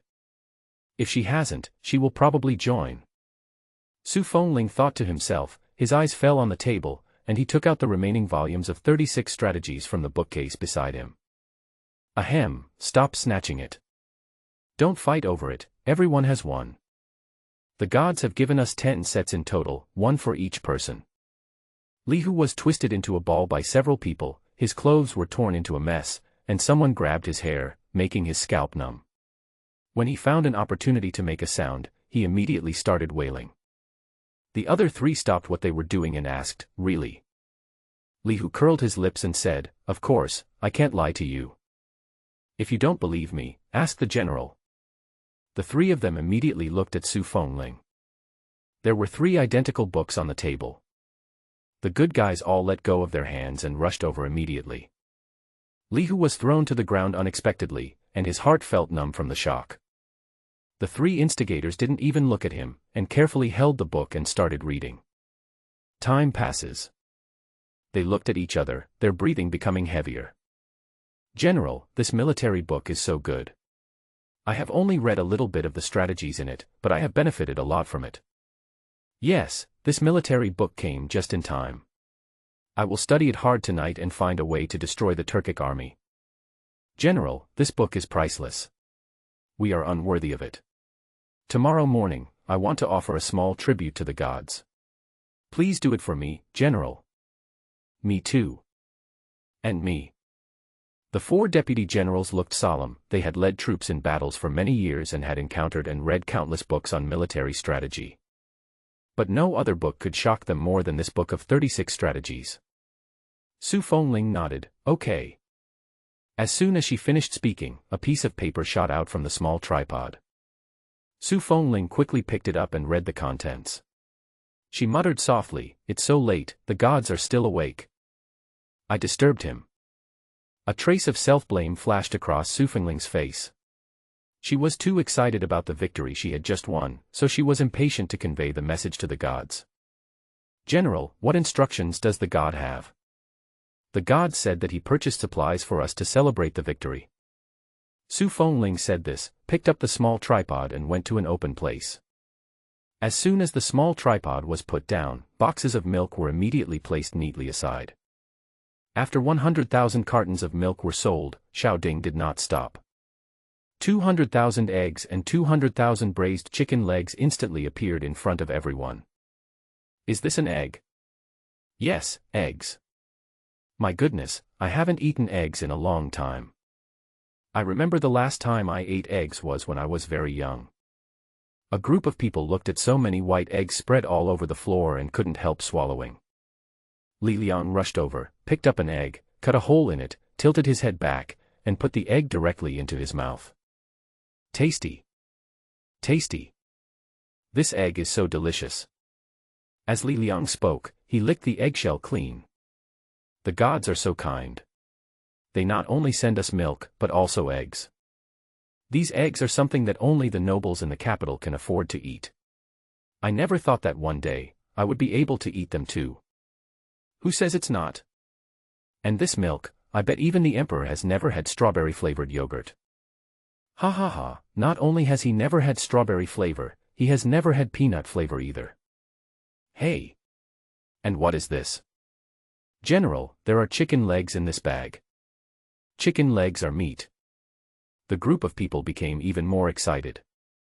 Some soldiers could no longer restrain themselves, tore open the bags and quickly took out the chicken legs.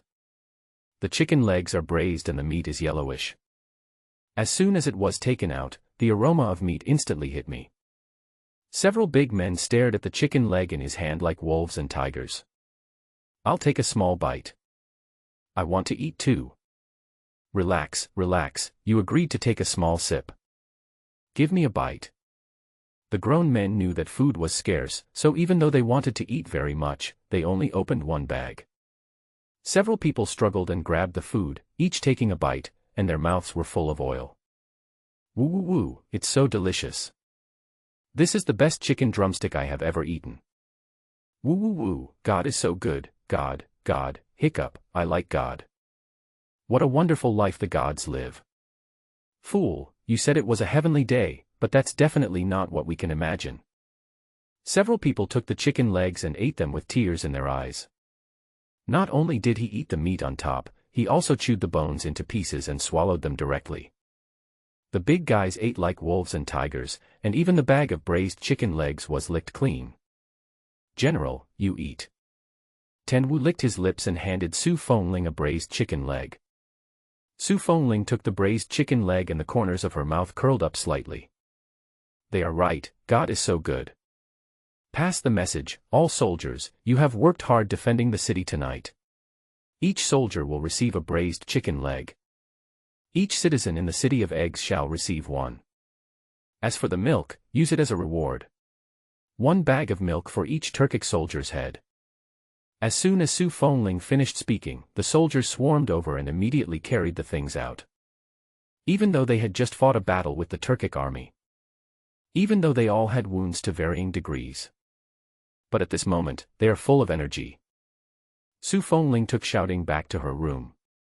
She sat next to Xiaoding, looking at the chicken leg in her hand with a gentle look. She didn't know how long she sat there, until the blood on her armor had solidified, and she suddenly came to her senses. Su Fengling stood up, opened a cabinet, put the chicken leg in it, then walked to the desk, picked up a pen and started writing. Every time I wrote a letter to God, it was written smoothly. But this time, he picked up the pen several times, paused for a long time, and then put it back. Bang bang bang. Just then, the door rang. Su Fengling suddenly came back to his senses and glanced at the letter paper on the table. He saw that it had been written for a long time and the word God was all on it. Her fingers trembled, and she quickly placed the paper under the book, then said seriously, "Come in." As soon as she finished speaking, the door was pushed open. It was the 4 deputy generals who came. At this moment, the 4 of them had their hands full of things. "General, this is our tribute to the gods. Please help us deliver it to the gods." "Yes, thank God, this chicken leg is the most delicious chicken leg I have ever eaten." "General, can you talk to God? I want to buy more chicken legs from him. Here is my silver." Li Hu is the youngest of the 4 and also the one who loves to eat the most. However, there have been severe droughts in recent years and there is no food in the city. In addition, due to the siege by the Turkic army, they could not get out, so his love for eating faded. But tonight, after eating the chicken legs given by God, his appetite was aroused again. As Li Hu spoke, he opened a small box filled with sparkling golden melon seeds. Tan Wu and the other 2, who were standing by, saw the box of golden melon seeds. To be honest, they felt a little jealous. But there is no way, since Li Hu's family in Kyoto is engaged in business. They looked at the full box of golden melon seeds, and then looked at the calligraphy and paintings, porcelain and glass cups in their hands.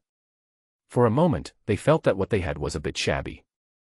Su Fengling sensed the thoughts of the 3 people and said with a gentle expression, "As long as you have good intentions, it's fine. The gods won't blame you. Right now, conditions are limited. Once we defeat the Turkic army, we will send better things to the gods." The other 3 were delighted when they heard this. They immediately put their things next to the desk. "General, thank you for your help." Su Fengling nodded. After the 4 put their things down, they left. Tan Wu walked to the door and suddenly stopped. He scratched the back of his head, his expression somewhat heavy. "General, although we have defeated the Turkic army now, I am afraid that they will come back soon. Besides, the offensive will definitely be more fierce than this time. We are also running low on helmets and armor in our army. Especially the long swords, there are only 2,000 of them, which is really too few. And bows and arrows. General, the quality of the bows and arrows in our army is too poor, and the range is too short." Once someone started talking, the others pulled their legs back and started talking at once. One person said long sword. One person said bow and arrow. One person said that there were too many enemies. Su Fengling listened to what they said and agreed with it in her heart, but she did not show it on her face. "General, can you talk to the gods and ask them to send us some good equipment?" "Don't worry, I have money, I'll buy it." "Yes, I'll buy it too." Several people nodded frantically. "Good. I'll talk to the gods." After hearing Su Fengling's words, the few people finally felt relieved. After a few people left, Su Fengling took out the letter paper that was pressed under the book. Seeing the word God written all over it, she felt a little embarrassed for a moment. She actually had some different thoughts about God just now. You really shouldn't do that. Disrespecting God is a serious sin. She gathered her thoughts, picked up the brush, and wrote down the requests of Tan Wu and the other 3 one by one. After delivering the things, Jiang Nan did not go directly back to the old house. The remaining defensive armor and helmets will arrive tomorrow morning. Now, it's already 3 or 4 in the morning, and it's a hassle to go back to the old house. He took Xiaoding to the lounge. Jiang Nan lay on the bed, looking at Xiaoding, with a lot of thoughts in his mind. How should he ask Su Fengling for something that could prove she was a woman? Is it not a good idea to ask for it directly?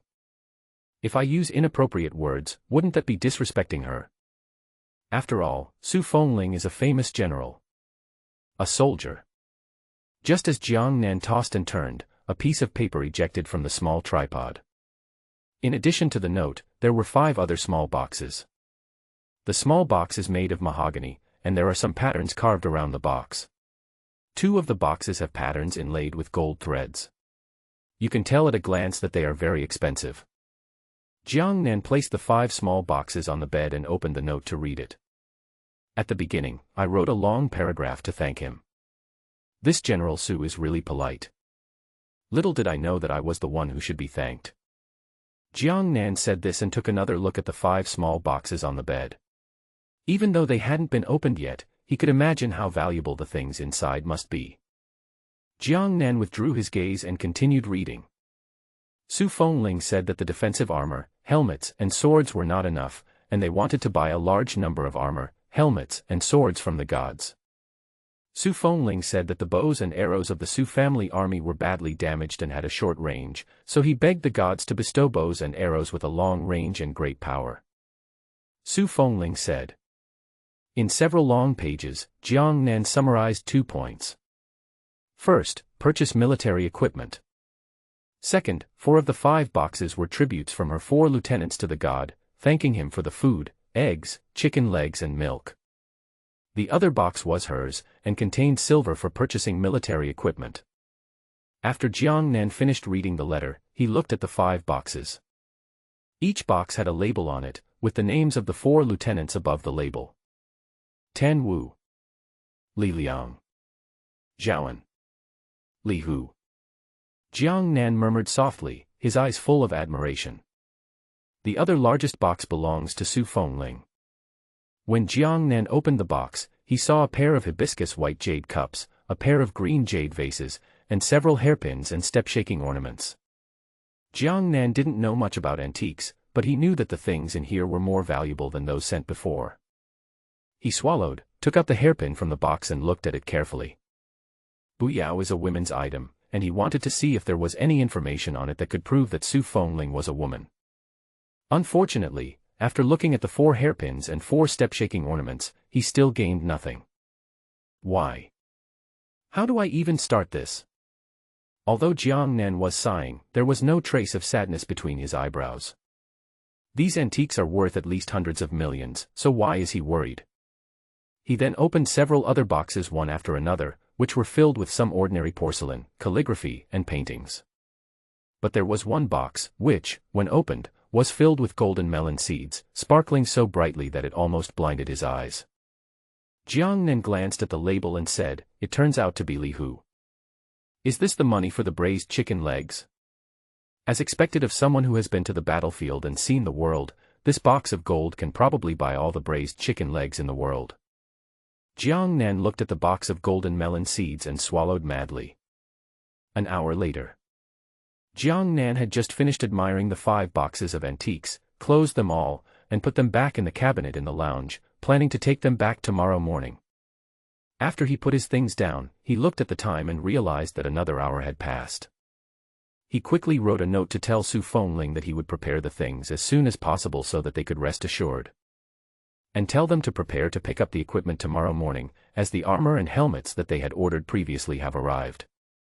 Jiang Nan threw the note into the small tripod, then took out his cell phone.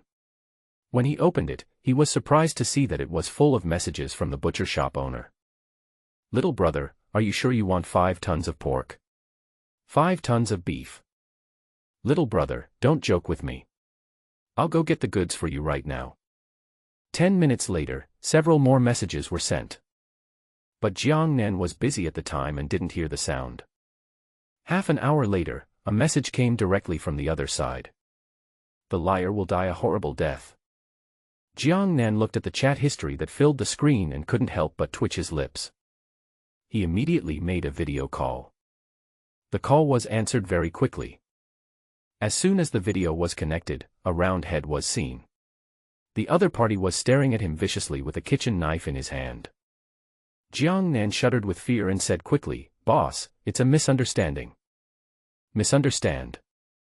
I was busy just now and didn't check my phone. I want these 5 tons of pork and 5 tons of beef. Send it to this location before 12 o'clock tomorrow morning.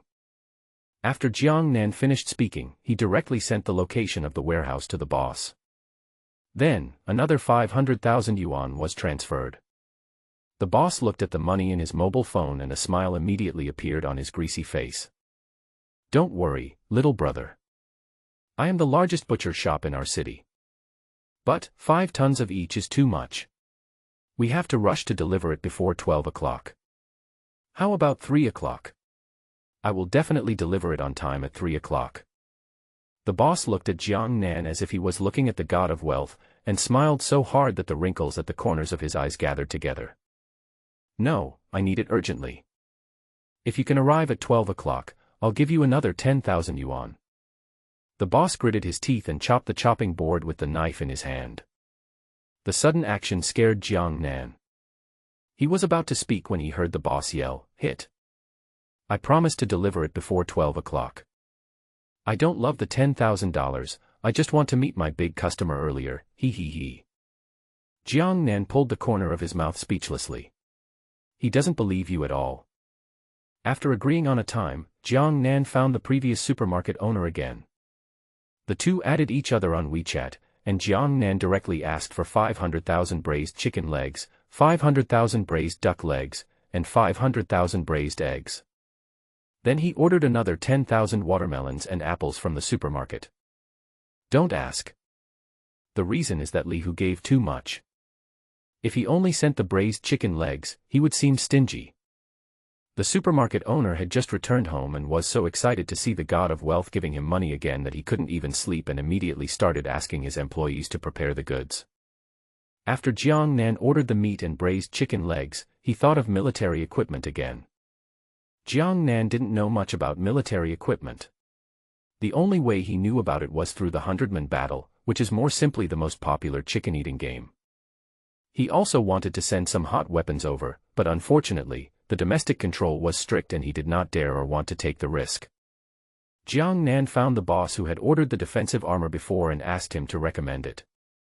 Boss, do you have a bow with long range and great power? The reply was very quick. Yes, a compound bow. It has a long range, great power, and is small and convenient. After sending the message, the boss directly sent Jiang Nan a few videos. In the video, a man holding a compound bow pulls hard, and the arrow shoots out with a whoosh. The range is about 100 meters, and it is powerful enough to penetrate a mud wall with one arrow. Boss, try shooting other armors. After Jiang Nan sent the message, he waited for a while and his boss sent him another video. In the video, there is a scarecrow wearing armor. The person opposite him is 100 meters away from him. He shoots an arrow and directly knocks the scarecrow to the ground. The armor on the scarecrow is shattered into pieces. My friend, this compound bow is the treasure of our store. It can even kill wild boars in the mountains with one arrow. Ordinary armor is even easier to deal with. Of course, in addition to the defensive armor made in our store, the defensive armor in our store is made of fine steel and is invulnerable to swords and guns. After watching the video, Jiang Nan also felt that this compound bow was of good quality. How many compound bows do you have in your store?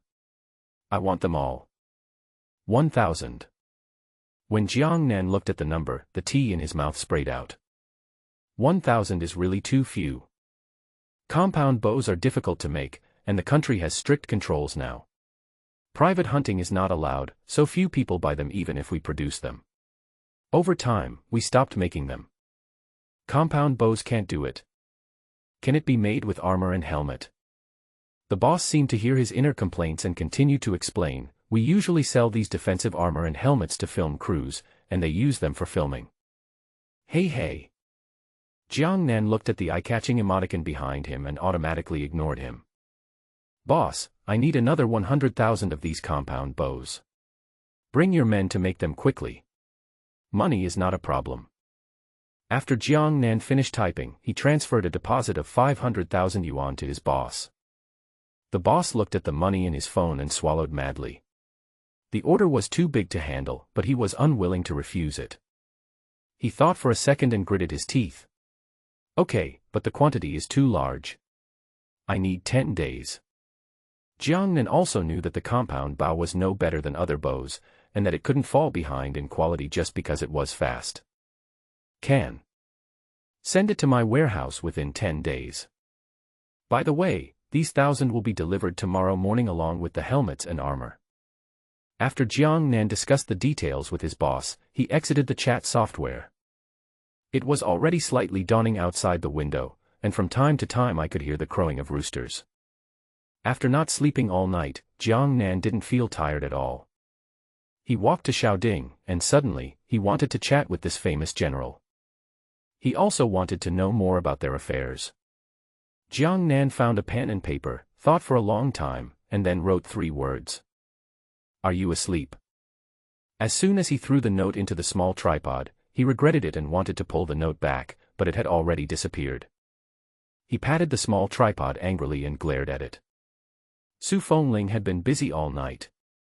Just as she finished washing up and was about to rest, another note ejected from the small tripod. She quickly picked it up and saw that there were only 3 words on it. Are you asleep? Could it be that the gods have some instructions? Su Fengling muttered to herself as she walked to the desk and started writing properly. God, my daughter is still awake. May I ask what instructions you have? After writing, put it carefully into the small tripod. At this moment, the handkerchief in her arms suddenly fell out and disappeared into the tripod along with the note. Su Fengling only saw the afterimage of the handkerchief. Thinking that it was her personal item, she felt as if struck by lightning and stood there in a daze. Will the gods think I am not serious? Would the gods think pink is too delicate and inappropriate for my status? A blush crept up from her neck to her ears. Su Fengling covered her face with her hands, wanting to cry but without tears. She quickly ran to the bed and buried her face in the quilt. What to do? At this moment, she no longer had the cold and ruthless look of the past, but instead looked like a shy little woman. Jiang Nan had been waiting beside Xiaoding, and soon the note came out. Along with the note came a pink handkerchief. Jiang Nan picked up the handkerchief and looked at it carefully. The handkerchief is pink and made of silk, with a blooming rose on it. The 3 words Su Fengling were embroidered on the lower left corner of the handkerchief. Jiang Nan's face lit up with joy, and he looked at the handkerchief for a long time. It's easy to get. This handkerchief should be able to prove that Su Fengling is a woman, right? Could it be that a grown man still uses a handkerchief? Hey, but why is this handkerchief still warm, as if I just took it out of my arms? The words stopped abruptly and his pupils dilated suddenly. No way. Could it really have been just taken out of her arms? Jiang Nan swallowed, immediately put the handkerchief into his pocket, and hurriedly picked up the note to read it. Seeing that Su Fengling kept calling himself a god, he felt a little ashamed. General Su, hello, I'm not a god, my name is Jiang Nan, you can just call me Jiang Nan from now on. Su Fengling took the note and her eyes stayed on the 2 words Jiang Nan. Jiang Nan, the name of God is really nice. She continued writing. God, my daughter Su Fengling is a general of Zhangzhou City. Although the god asked her to call him by his name, Su Fengling still called him God. Calling God by his name is disrespectful. The 2 of them passed notes back and forth and started chatting unconsciously. Jiang Nan then realized that the difficulties in Zhangzhou City were even more serious than he had imagined. They faced not only the Turkic army, but also the harsh climate. The other 6 countries are eyeing you covetously and may suddenly pop up and bite you from time to time. What's more, there was suppression from the emperor of the Great Yan dynasty. Through the note, Jiang Nan could easily guess that the emperor of the Great Yan dynasty was a foolish and incompetent tyrant who killed loyal ministers. The Turkic army besieged Zhangzhou City, but the emperor not only did not send troops to support, but also kept exerting pressure. According to the note sent by Su Fengling, the emperor also sent assassins to sneak into Zhangzhou City many times, intending to kill Su Fengling and take control of the Su family army. Looking at the words on the note, Jiang Nan could feel the difficulty of Su Fengling's situation. He asked himself, if he were in Su Fengling's position, could he do better than her? The answer is no. I'm afraid that if he were Su Fengling, he would have collapsed long ago. But Su Fengling, who was younger than him, led the Su family army to resist wave after wave of attacks from the enemy. He picked up the pen and began to write solemnly. "Young general, I will help you." The note was passed and the sun slowly rose. The golden sunlight filled the entire mountain, as if it was covered with a layer of golden light. Gold is the color of hope. Jiang Nan clenched his fists and said to himself, "Come on, little general. Let's work together. Defeat the Turks, defeat the barbarians, and defeat the other 6 countries. When the time comes, I will send you a globe to the west. Let's build a big empire." Jiang Nan became more and more excited as he spoke. He realized it belatedly and slapped himself on the head. At that time, wouldn't the great powers be me? Ha ha ha. I want the foreigners to die. Su Fengling received the note and held it carefully. She kept staring at the words on it, her eyes becoming redder and redder. Tick. A tear unexpectedly fell on the note, and in an instant, the words became blurred. But despite this, the words above can still be seen clearly. "Come on, little general, I will help you." The corners of Su Fengling's mouth were getting wider and wider, and her usually cold face was now incredibly beautiful. The supermarket owner was very fast. He drove a big truck over before Jiang Nan had even had breakfast. Even from a long distance, Jiang Nan could see his big white teeth baring. After the car stopped, the supermarket owner jumped out and patted Jiang Nan's shoulder in a familiar manner. "Little brother, you are such a good person. We just bought so much supplies last night, and now we're buying this big truckload. You are such a kind person." Jiang Nan pulled the corner of his mouth and took his hand away from his shoulder. "Hurry, unload the cargo." The boss nodded and immediately began to arrange the unloading. They worked very quickly and finished unloading everything in less than half an hour. Jiang Nan gave each person 1,000 yuan as a reward, and the boss left with his people happily. Jiang Nan closed the door of the warehouse. There are a lot of things to deliver today, so he plans to deliver them all together. After the supermarket owner left, the person delivering equipment arrived. The quality of the armor and helmets received unanimous praise after being tested by the Su family army. After arriving, it was unloaded directly into the warehouse. He picked up the compound bow and looked at it. The boss walked up to him and grinned, "Hey, little brother, this is something interesting. One arrow can shoot through this door." The door of the warehouse is made of aluminum alloy. Jiang Nan raised his eyebrows, aimed the arrow at the door, and shot it out. Rub. The arrow landed steadily on the aluminum alloy door and sank 3 inches inside. Jiang Nan, a person who has never practiced martial arts professionally, can achieve such an effect. What about Su Fengling? What about the Su family army? They are all professional soldiers, and their arm and hand strength are definitely greater than his. This compound bow is a good thing. Boss, the remaining 100,000 must be obtained as soon as possible. For every day you arrive early, I'll give you an extra 10,000 yuan. When the boss heard this, the corners of his mouth couldn't help but rise. But you have to ensure the quality. Don't worry, I'll do the work, you can rest assured. But, my friend, why did you buy so much military equipment? Besides, they are all cold weapons.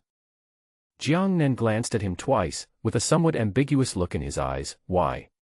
Could it be that you can get hot weapons? When the boss heard this, he immediately shook his head like a rattle.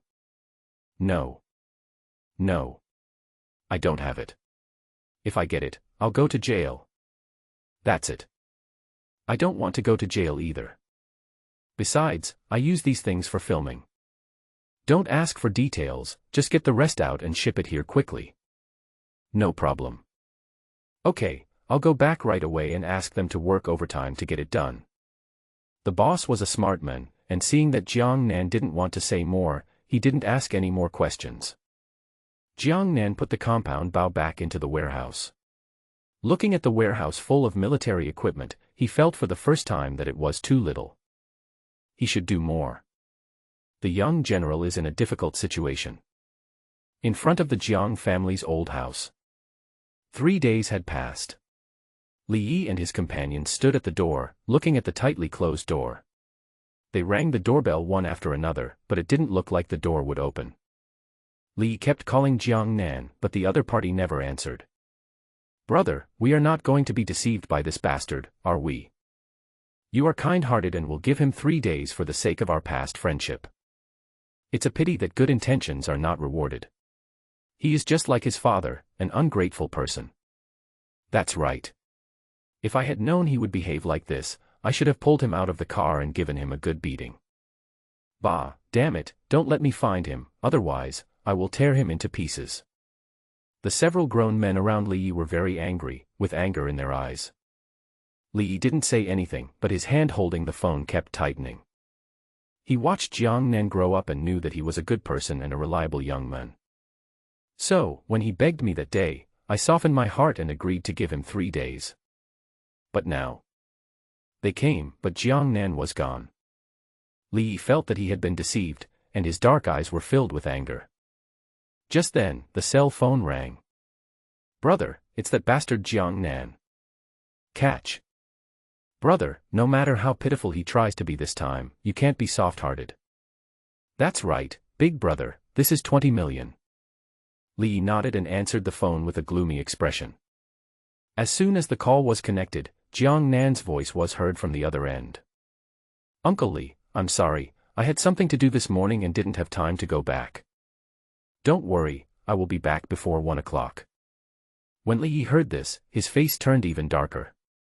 Jiang Nan, you don't keep your word, how can I trust you? Where are you now? If you don't have time, I'll come by myself. Jiang Nan took a look at the things in the warehouse. Nowadays, the less people know about what's happening here, the safer it is. Uncle Li, how about this? I'll transfer you directly. We are all acquaintances. After the money arrives, you can just tear up the IOU my father wrote. How do you think about this? Li originally thought that he would not be able to get the money back today, and even if he did, it would definitely take a lot of effort. But he didn't expect that Jiang Nan directly transferred 21 million to him. That 1 million is still interest. Li looked at the money in the card with an unclear expression. Several people nearby came over and counted the zeros inside. I really paid it back. So there really is money. Tisk, that's boring. The steel pipe I prepared last night is useless. After saying that, he threw the steel pipe in his hand to the ground. Jiang Nan could hear the sound of the steel pipe hitting the ground even through the screen. His legs trembled for no apparent reason. Fortunately, he is rich now. Otherwise, the steel pipe would definitely break his legs. Uncle Li, remember to tear up the IOU. I'll be busy now. The fact that they were able to delay for 3 days shows that Jiang Nan and Li are friends. Li trusted him, so Jiang Nan naturally trusted him too. Besides, even if Li didn't tear up the IOU and wanted to blackmail him, he wouldn't be afraid. He left evidence. Jiang Nan hung up the phone, thought about it, and then called his father. After my father went bankrupt, he started raising money everywhere to pay off his debts. Now he has been gone for many days and there is no news from him at all. He has money now, although not a lot, but it should be enough to pay off the debt. Dad is old, so he should go home quickly. Unfortunately, I called 3 or 4 times but none of them answered. Jiang Nan looked at the large truck slowly approaching from a distance and had no choice but to quickly send a voice message to his father. 5 tons of pork and 5 tons of beef, that's a lot. Jiang Nan also ordered a large batch of dry ice from him to refrigerate meat. After watching the last car leave, Jiang Nan closed the door of the warehouse. Carrying a small tripod, he went first to the warehouse filled with braised chicken legs, braised eggs, and braised duck legs. These were all ordered personally by Li Hu, the little god of wealth. This is also his god of wealth, he has to hold on to this thigh. Jiang Nan threw the note into the small tripod, and after a few minutes, he started delivering things. After receiving instructions from the gods, Su Fengling took the small tripod to an open place. Li Hu and his companions had already received the news that the braised chicken legs he had been praying for had arrived. He rubbed his fists and feet, looking at Xiao Ding with excitement. In just a few moments, the braised chicken legs were neatly placed aside. Li Hu's eyes lit up and he rushed over, picked up a bag, tore it open and stuffed it into his mouth. Woo woo woo. That's the taste. It's delicious. The braised chicken legs are so delicious. Li Hu only got one braised chicken leg that was given to him earlier. He ate it in small bites and felt unsatisfied after finishing it. Now, he spent money to buy these braised chicken legs, so he thought it wouldn't be too much for him to take two, right? Eat this one in big mouthfuls. The other one eats it in small bites. The soldiers standing by were so greedy that their mouths were watering at the sight of him wolfing down the food. But they didn't rush forward to grab or take it. They all heard that this was purchased by Lieutenant General Li using gold melon seeds and gods. Eat. You guys eat too. Here, General, this is yours. Li Liang, this is for you. Tan Wu. While eating the braised chicken legs, Li Hu stuffed a bag into the arms of several people. Tan Wu and his companions grinned, showing their big white teeth. Then we won't be polite. Eat. However, before everyone had time to eat, the small tripod moved again. After a while, the braised duck legs and braised eggs were neatly placed on the other side. Everyone looked at the mountain of food with surprise and joy. General. Isn't this too much? There are braised eggs. I know eggs, but I've never eaten braised ones. Never mind, I'll eat one first. I want this braised egg too. At once, everyone rushed towards the braised eggs. Bang. At this moment, a huge object ejected from the small tripod and hit everyone directly. Everyone only felt a big black ball flying over their heads, and before they could see what it was, it hit them directly on their backs. Ouch. It hurts. What's this? The rest of the words got stuck in my throat before I could finish them. Because countless black balls fell from the sky and hit them all with a crackling sound. It was not until a long time later that the noise in the small tripod stopped. Everyone was covered tightly and struggled to climb out. What on earth is this? As soon as Tan Wu said a few words, an apple was stuffed into his mouth. The sour and sweet taste instantly filled his entire mouth, and he instinctively took a bite, with juice splashing everywhere. Tasty. It's delicious. Woo-woo. What kind of fruit is this? It's so delicious. Tan Wu took the apple and started to eat it like a hamster. He ate an apple as big as a fist in no time, even the core. He even licked the apple juice in his hand with satisfaction. After he finished licking, he realized how obscene the action was. He blushed and raised his head embarrassedly. But when he saw other people, the embarrassment in his heart instantly disappeared. Not only him, but also Li Liang, Li Hu, Zhaoan and others, held the apples and started to eat them madly. Not only them, even Su Fengling ate it with relish. However, her speed was not as fast as theirs, but her satisfied expression was in stark contrast to the usually cold and aloof general. When Su Fengling saw someone looking at him, he paused, gave them a cold look, and immediately glanced away. Tan Wu shuddered with fear, retracted his gaze and looked elsewhere. It was then that he saw that the ground was covered with these fruits, including fruits as big as pot lids. Tan Wu opened his mouth in shock, and hurried to Su Fengling, gesticulating and asking, "General, what are the names of these fruits? In my entire life, this is the first time I've seen such beautiful fruit." The others also finished eating the apples in their hands and said in unison, "Yes, it's too sweet and delicious. It's so sour and sweet in one bite. It's really good what God has given me. I have lived for more than 60 years, and this is the first time I have seen such a big and beautiful fruit. The skin of this fruit is dark green, but the flesh inside is all red. When you bite it, it's all juice. This one is also." Everyone was talking at once, excitedly. They also had fruits to eat, but those fruits were very sour and hard and did not taste good at all. Not to mention the severe drought in recent years, they have no fruits, not even tree roots to eat. Now that I can eat such delicious fruit, I am so excited that I burst into tears. Su Fengling had a faint smile on her face. After eating an apple, she said, "These are apples and watermelons sent by the gods. The big one is a watermelon, and the small one is an apple." Su Fengling looked at the things all over the floor and felt completely devastated. She always remembered the gods' loving words. "Little general, I will help you. God never tells lies. Look, isn't he helping her now? She clenched her fists and swore to herself that she must defend Sangzhou and never let the gods down. General, there are still seeds in this watermelon. We can collect the seeds and plant them when there is enough water in the future. The housekeeper held the watermelon seeds carefully and wrapped them with cloth as he spoke. Yes, by that time, we had repelled the Turkic army, planted apples and watermelons in the city, and sold them to various places in Dayan. By then, Sangzhou city will become better and better. And apples. After I defeat the Turkic army, I will plant apples. Su Fengling looked at their ambitious expressions and nodded, okay. Until then, I will pray to the gods for a way to plant it. Each citizen will receive 1 braised egg and 1 braised duck leg. Apples were delivered to the military camp. Cut the watermelon into small pieces, and give 1 piece to each soldier and civilian. The soldiers need to fight, and their physical strength must keep up. Therefore, it is normal that the daily diet is tilted towards the soldiers.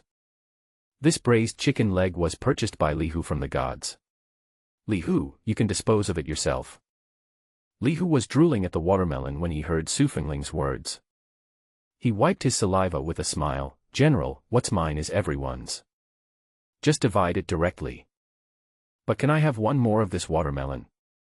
Li Hu just took a bite of the watermelon. As soon as he put it in his mouth, the juice burst out. It was sweet, sweeter than anything he had ever eaten. Can keep 100 chicken legs and 2 watermelons. Do you have any objections? No.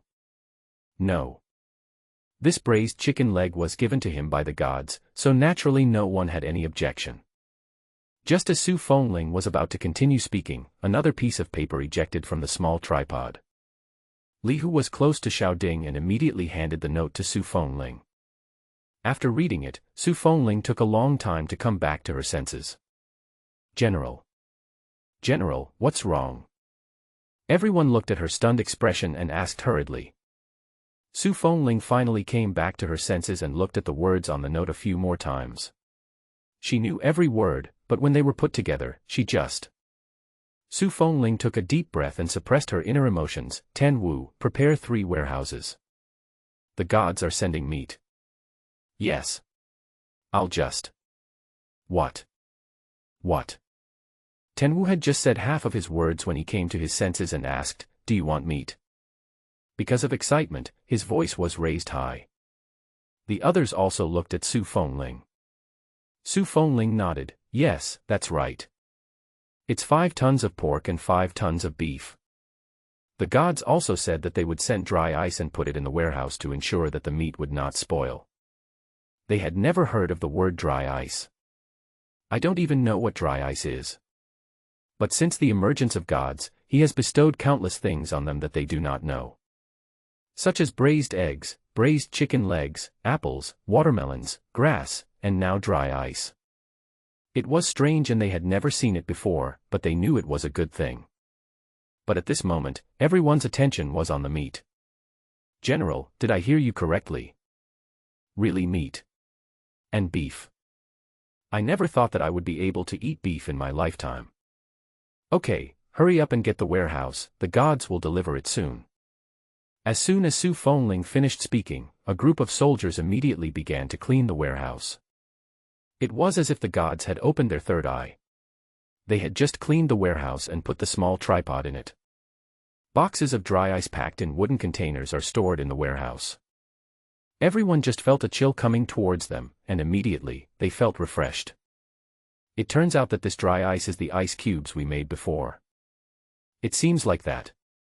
When I was a kid, every winter, I would fill a bowl with water and leave it outside the house. The next morning, it would turn into a block of ice. Me too, me too. This dry ice is very different from ordinary ice cubes. Ice cubes melt easily, but this dry ice can be stored for a long time. The god wrote on the letter how to place and store dry ice. Dry ice is packed in wooden containers and wooden clamps and left to stand for use. The gods also said that this dry ice. Before Su Fengling could finish her words, a soldier spilled the water in his bowl onto the dry ice. Suddenly, a puff of white smoke came out of the dry ice, startling everyone. Oh my god, this thing is so weird. Why is it still smoking? If you don't know, you would think you saw a ghost in broad daylight. When the soldier saw this, he thought he had damaged the dry ice. He fell to his knees and begged for mercy. "General, I was wrong. I was too hot and tired just now. I shouldn't have drunk water. I didn't hold it firmly, and the water spilled on the dry ice, damaging the sacred object given by the gods. General, it's my fault." As the soldier said this, he began to kowtow immediately. "All right. It's not your fault. The gods said that dry ice will emit white smoke when it comes into contact with water. Don't let it come into contact with water on a normal day." The soldier cried with joy, stood up quickly and wiped the cold sweat from his forehead. "General, what else did the gods say?" "This dry ice is amazing, we have to store it carefully. The gods also said that we should not touch the dry ice with our hands or food, and just put it in a corner." When everyone heard Su Fengling's words, they suddenly retracted their hands that had just been extended. They looked at the dry ice in the corner that was emitting a chill. For a moment, they were in awe, their bodies tensed up, not daring to move. Destroying the things given by God is a great disrespect to God. They have to be extra careful. Just then, shouting moved again. After an incensed stick of time, everyone looked at the 5 tons of beef and 5 tons of pork that appeared in the warehouse. Their eyes widened in surprise. There was silence in the warehouse for a while. After a while, an excited voice came from the crowd. "Yes, it's meat." Because he was too excited, his voice broke, and the word meat was particularly harsh. But now, no one cares about this detail. Everyone is staring at the meat in front of them, like a hungry wolf staring at its prey. Su Fengling was the first to come back to her senses. She took a deep breath, nodded, and said solemnly, "That's right. It's pork and beef given by the gods." Su Fengling's eyes were a little moist and her voice was a little choked. The gods are so good to them. They sent fruits and chicken legs, and if they also sent so much meat, there would also be extremely precious beef. On the other hand, the offerings they made to the gods were all worthless porcelain. Su Fengling was very ashamed and secretly planned to send better and more tributes to the gods next time. "Oh my God, it's really beef.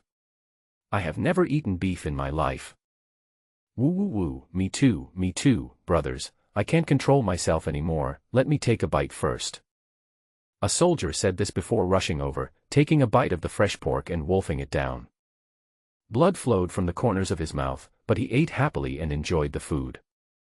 What's the point of eating raw pork? During the years of severe drought, people were unable to get enough food and had to gnaw on tree roots and eat soil.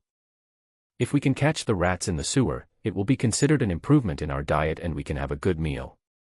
To them, raw rat meat is an unattainable delicacy. What's more, it's raw pork. Someone took the lead and others followed. However, even though they liked eating it very much, everyone knew their limits. Each person only took a small bite and ate contentedly. For a moment, everyone, from the 4 deputy generals to the young soldier guarding the warehouse, had their mouths full of blood. Tenwu picked up the dagger, cut a small piece, and handed it to Su Fengling. "General, try it. It's very fragrant and sweet, without any fishy smell." Su Fengling is not a delicate little woman.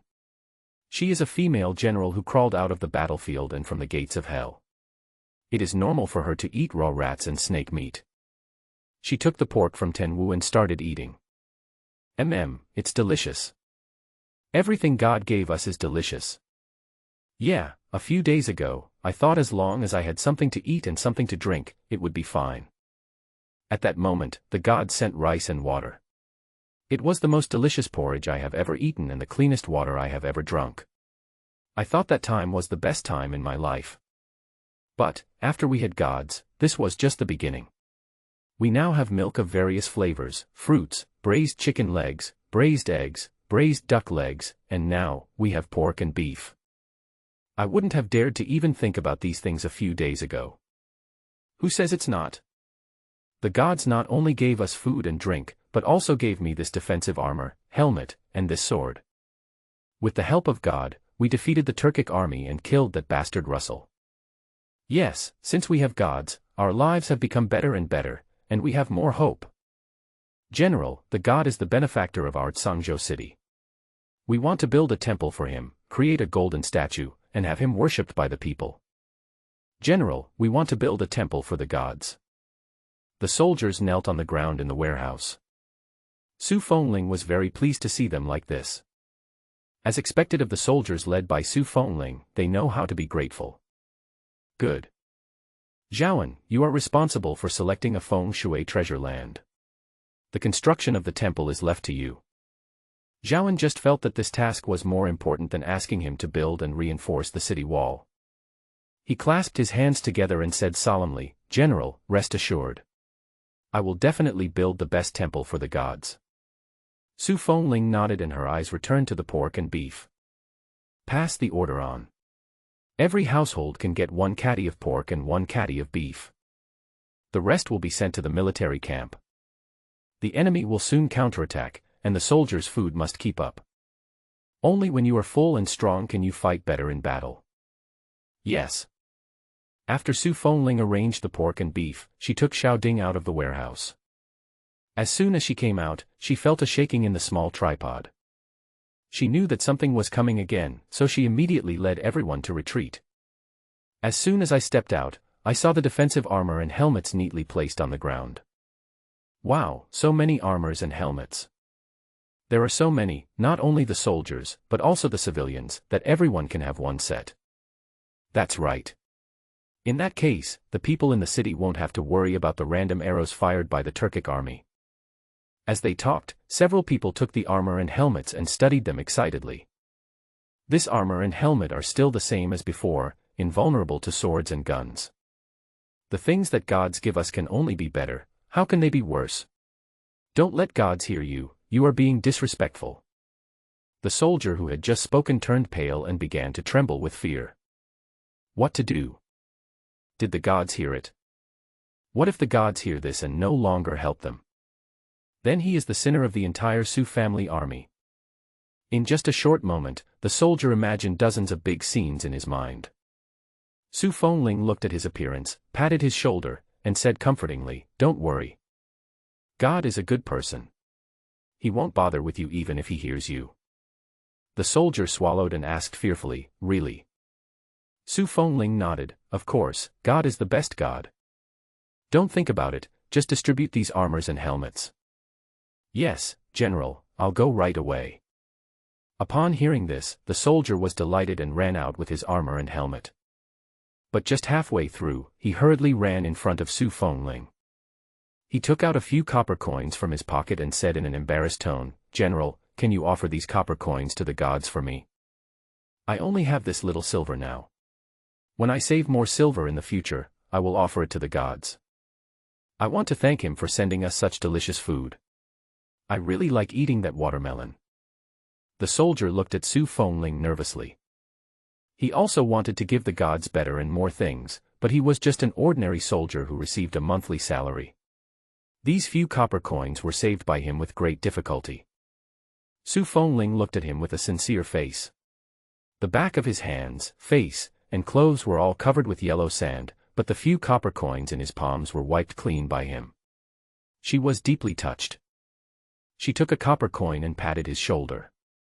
Okay, I'll give it to the gods for you later. I would say that it was my soldier Daqiang who offered him the sacrifice. The soldier Daqiang nodded vigorously, his eyes narrowed into slits due to his smile. General, how many are these?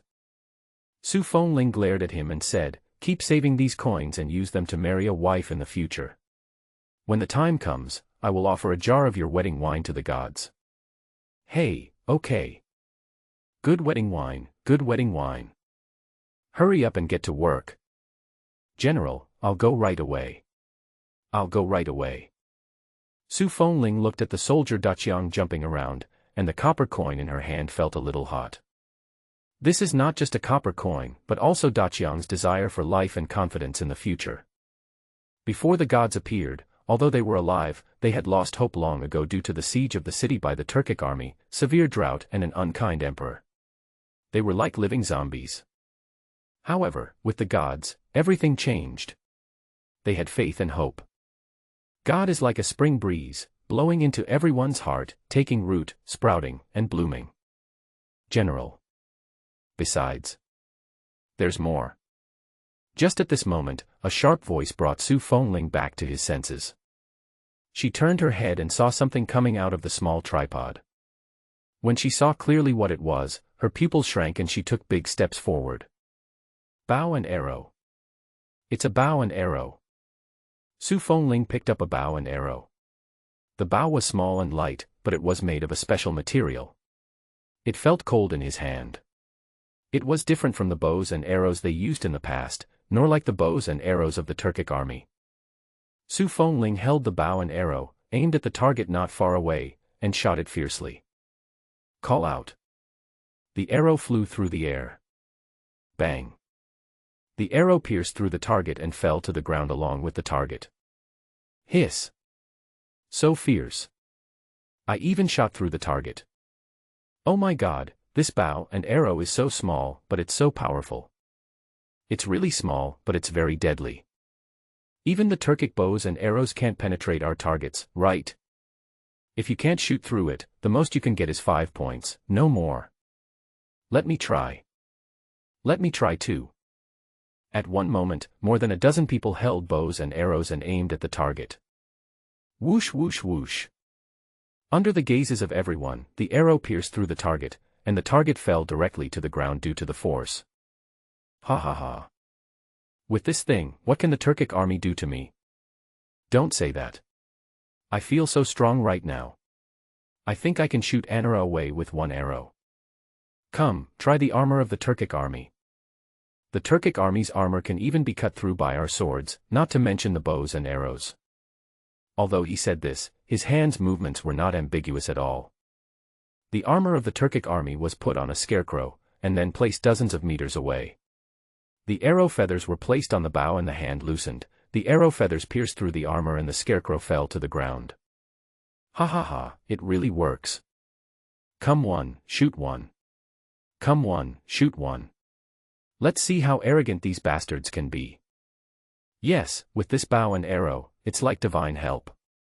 Ah, my stinky mouth, we already have the help of the gods. General, we are going to the barracks. We will distribute these and then start training.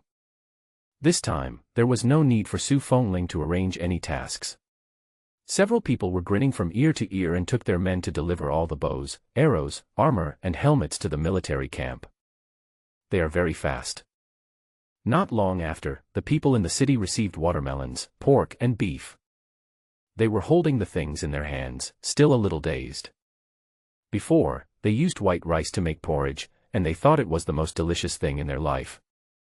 But not long after, the gods sent them pork, beef, and a fruit called watermelon. They had never seen watermelon fruit before, but it tasted crispy and sweet, 100 times better than the sea buckthorn fruit they had bought from merchants at high prices before. Even before the natural disaster, ordinary people would only buy a little bit of meat during festivals, and what they bought was fat or minced meat. But now, all I have in my hands is lean meat, without any fat at all.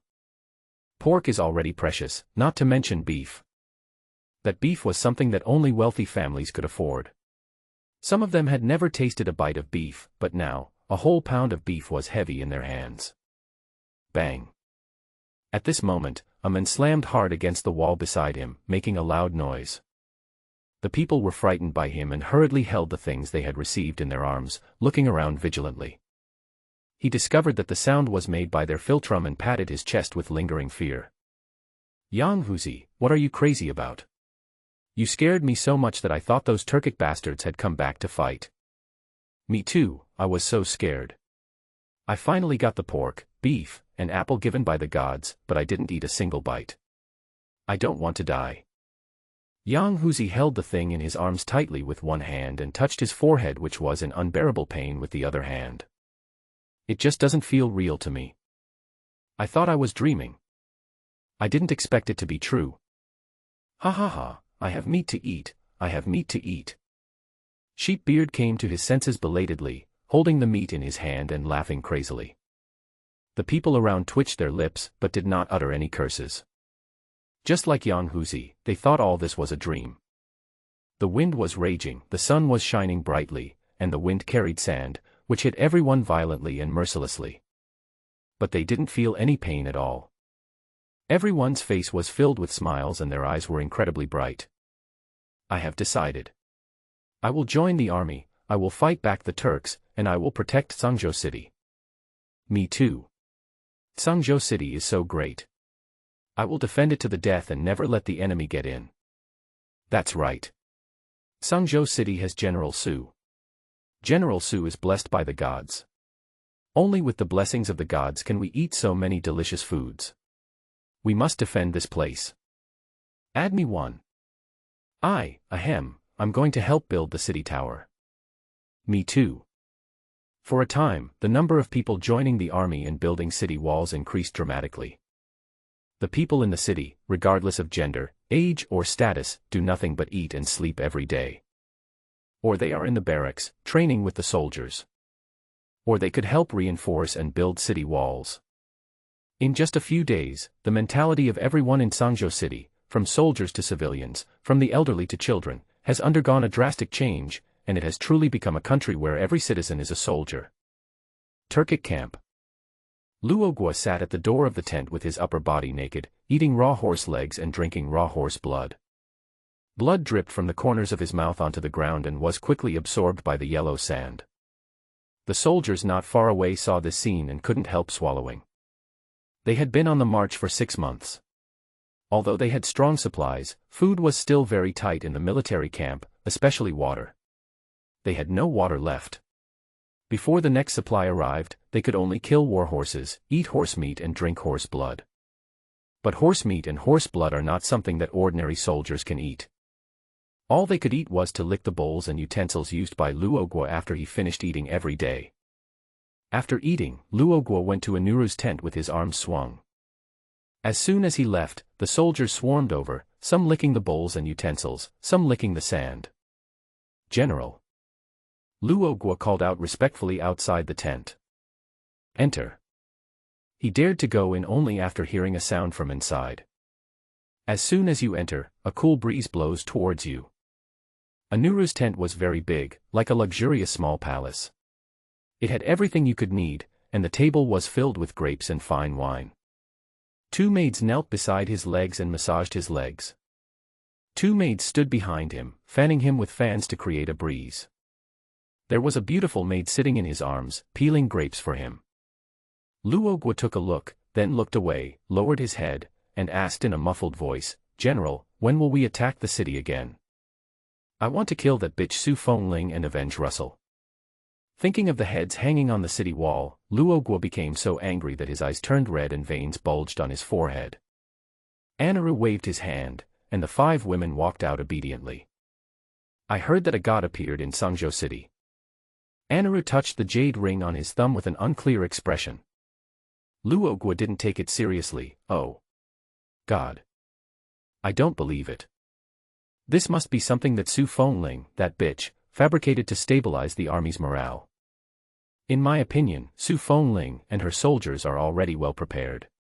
We only need to launch a fierce attack once and for all to capture Sangzhou City. Besides, even if there really are gods in this world, how could they choose a woman like Su Fengling? God is not blind. Luogua's words were full of disdain and hatred towards Su Fengling. He now wished he could tear Su Fengling into pieces. If it weren't for the military order, he would have sneaked into the city and hacked that bitch to death long ago. How do you explain the rice and water that appeared in Sangzhou City? Anaru said this and glanced at the rice and water on the table. These things were obtained from the 3 great Yin people. The news from the gods also came from these 3 people. Anuru also learned that there was food and rice in the city, so he immediately launched an attack on the city. But he didn't expect that he would lose this battle that he was determined to win. Hundreds of members of the suicide squad died in the secret passage. After the battle, more than 10,000 of his troops were killed. This was the highest death toll since he started the campaign. The calmer Anuru's expression was, the angrier he was actually.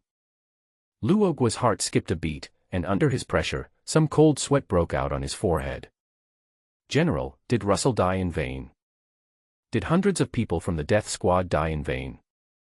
Luogua suppressed the fear in his heart, raised his head and looked at Anara. Anara glanced at him calmly and curled the corners of his mouth. What's the hurry? I didn't say I wouldn't attack the city. Rest for 3 days, and then attack the city. This time, I'm going to massacre Tsangzhou City with blood. Anorama's voice was very soft, as if he was talking about something insignificant. Yes, General. I will prepare it right away. Luo Guo just walked to the door, paused, turned around and said to Anaru, I don't know what Su Fengling did to the secret passage. Once our people entered, they could never get out again. Russell's body was in that secret passage. After he came back, he tried to enter the secret passage several times, but as soon as he entered, he felt dizzy. None of the soldiers he sent in came back. I'm afraid he died in there too. Luo Guo has always looked down on women, especially Su Fengling. Now, he is defeated in every way by a woman he looks down upon. Emotions such as resentment and anger have already filled his chest. Anara's face darkened, and a hint of coldness flashed in his dark eyes. Take the military doctor to check it out. If it doesn't work, the secret passage will be sealed off. Even without this secret passage, we can kill all the people in Tsangzhou City. After Russell left, 5 maids came in again.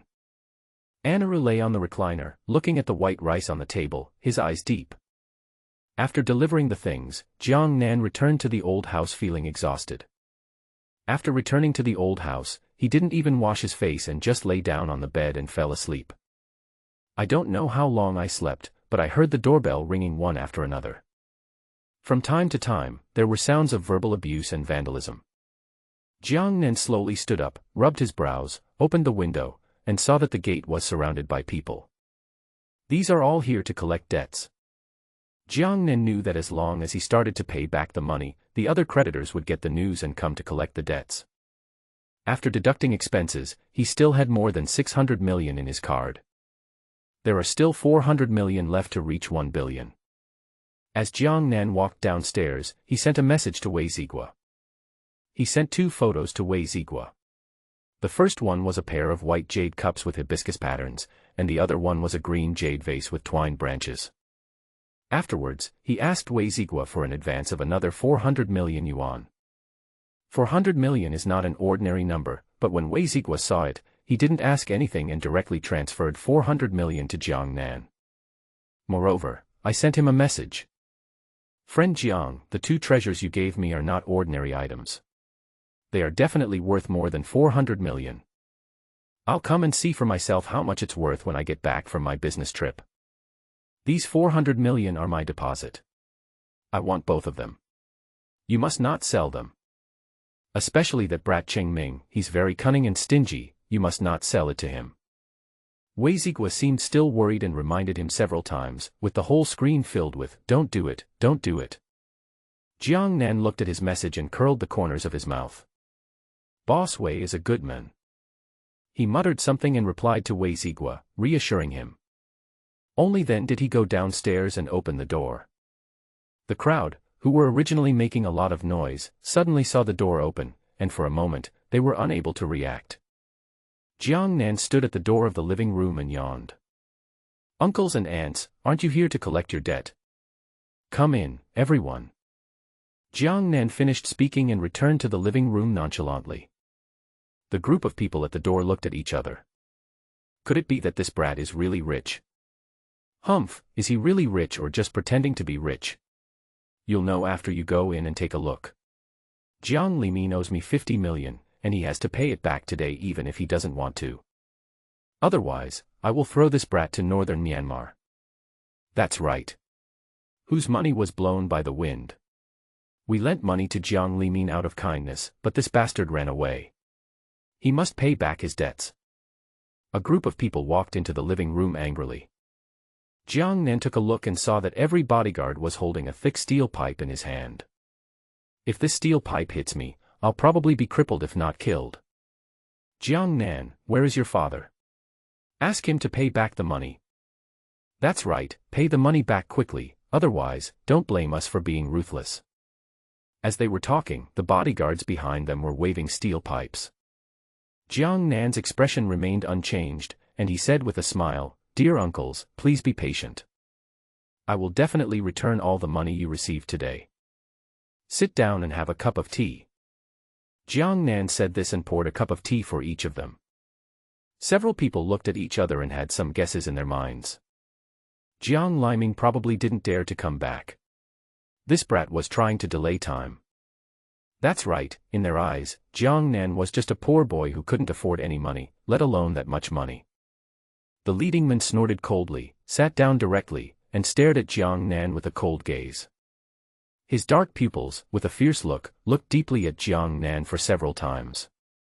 Jiang Nan's expression remained unchanged, and even facing so many people, there was a faint smile on his lips.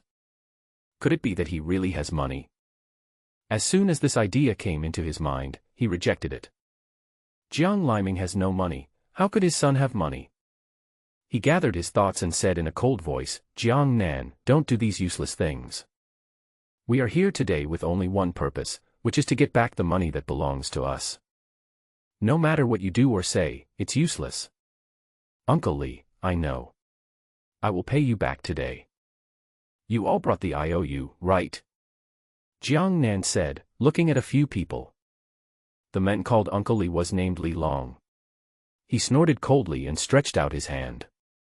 The bodyguard immediately handed him the IOU respectfully. Certainly. I'll pay you back with one hand and give you the IOU with the other. Li Long didn't think Jiang Nan could come up with 50 million, so he held the IOU and looked at him with a cold look. It was as if he would slap Jiang Nan away if he dared to snatch the IOU. Jiang Nan nodded, okay. Uncle Li, my dad owes you 50 million, right? Give me your card number and I'll pay you back with interest. The bodyguard behind him took out a bank card and placed it on his desk. Jiang Nan immediately transferred 55 million to the other party. He felt a headache when he saw the extra interest, but there was nothing he could do. This was the promise made by Jiang's father, written clearly in black and white. Moreover, when the Jiang group encountered problems, these uncles and aunts were able to lend money to Jiang's father, which was also a kind of favor. He doesn't want to waste time on these interests now. Mr. Li, the money has arrived. The bodyguard looked at the balance in his phone, glanced at Jiang Nan in surprise, and immediately handed the phone to Li Long. Li Long was also a little surprised. He glanced at Jiang Nan, picked up his phone and looked at it. After confirming the amount, he handed the IOU to Jiang Nan. Now that the money has been paid off, I'll return this IOU to you. Jiang Nan took the IOU, took a look at it, and tore it into powder. Jiang Nan, where's mine? Your father owes me 2 million. And me, pay me back. Hurry up.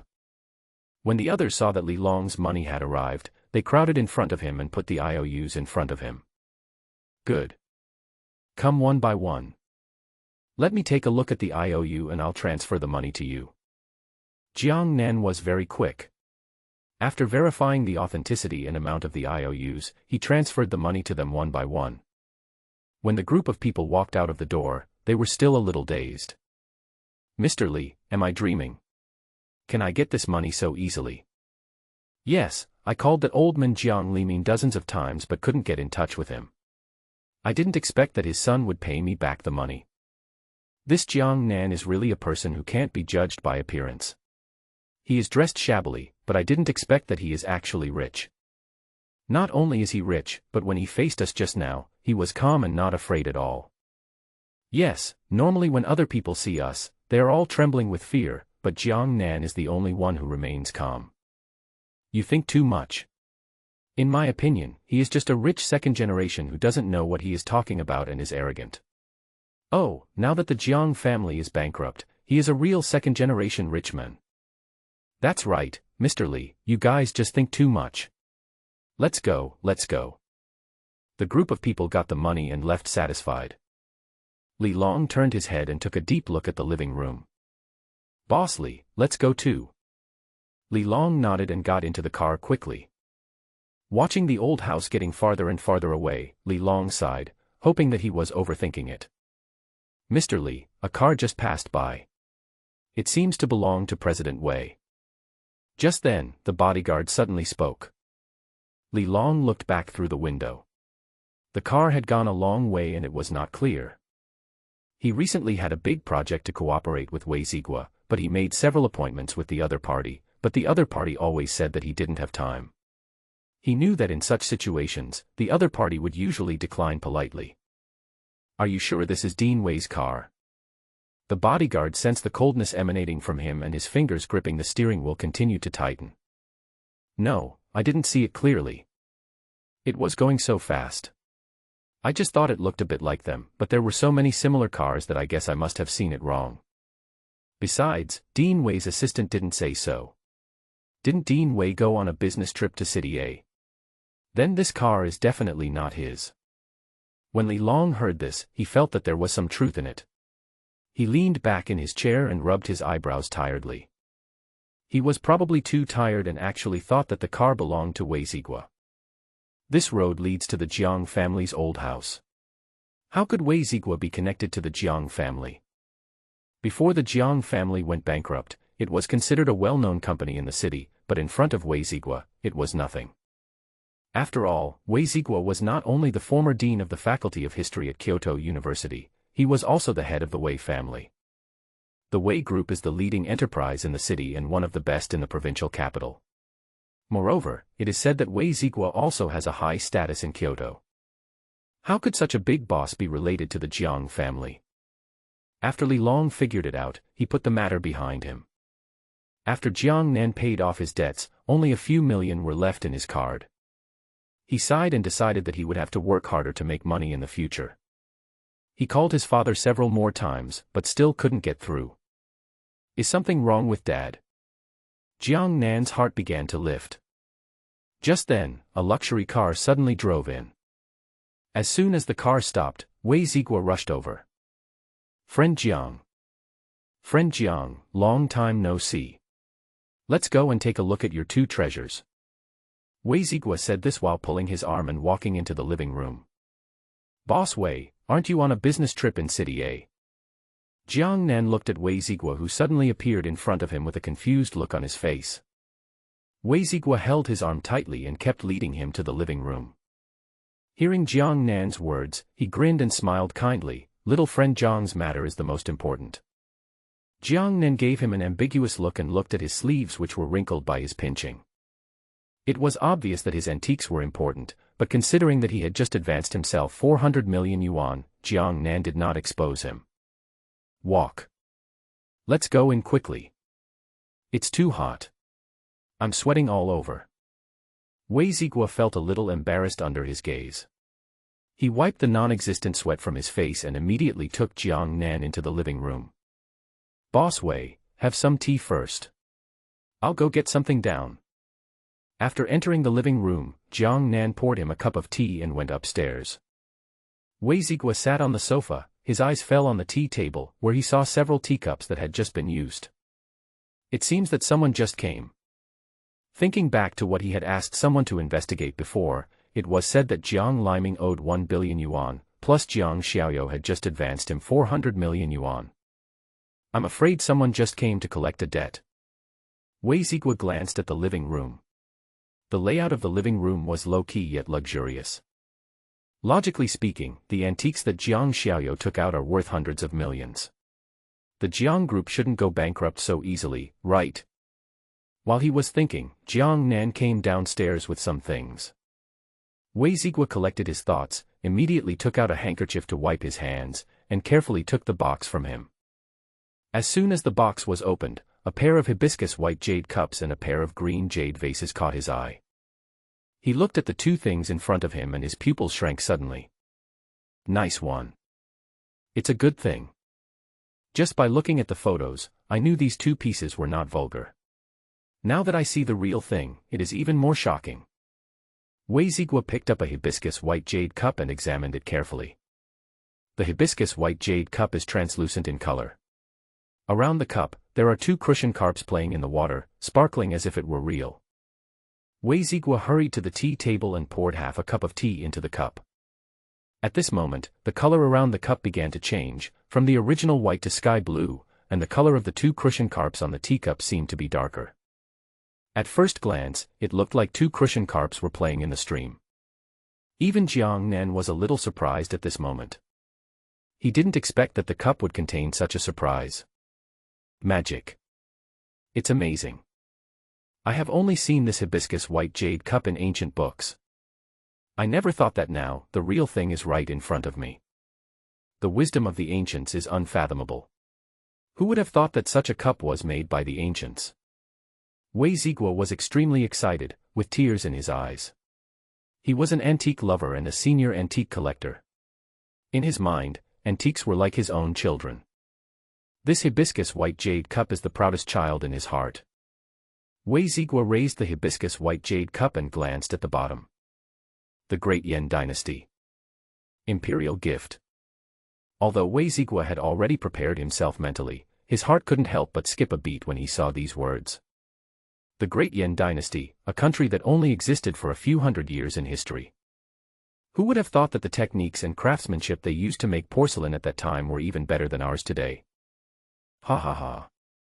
The group of old-timers in the history department are always saying that there was no Great Yuan Dynasty in history and that unofficial history is fabricated and cannot be trusted.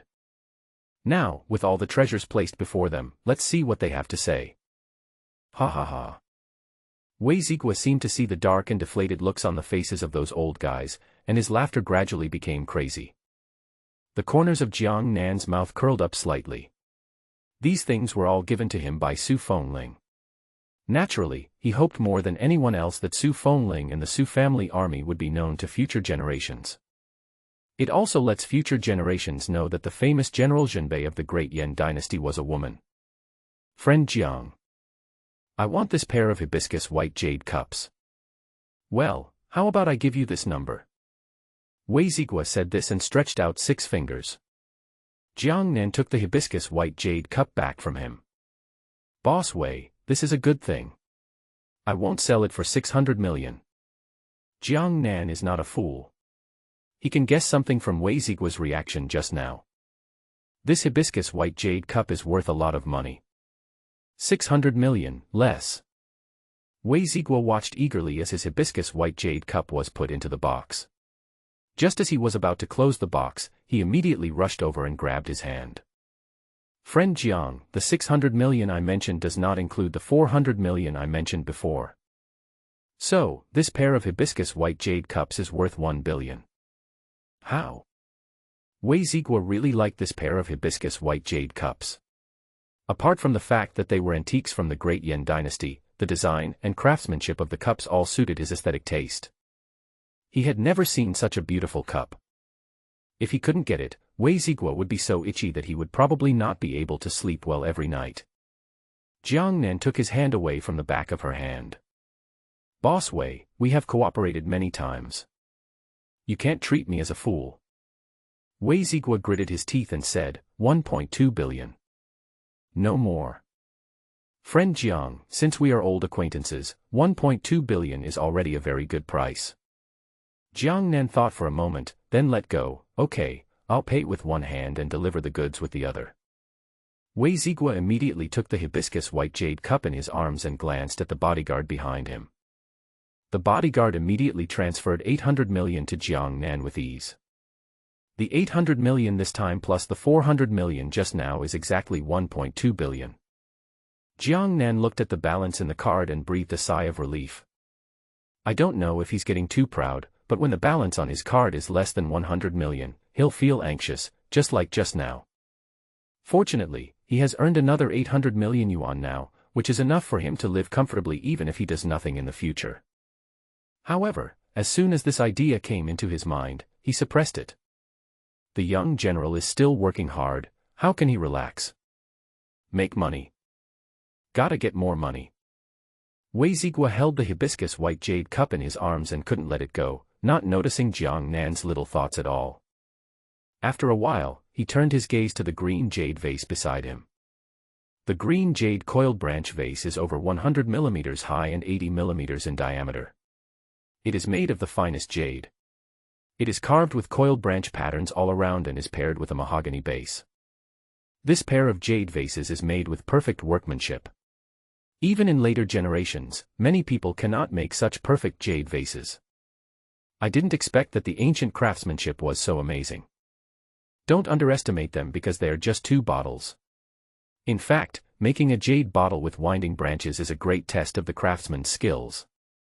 Wei Zigua carefully put the lotus-white jade cup aside, picked up a green jade vase and looked at it carefully.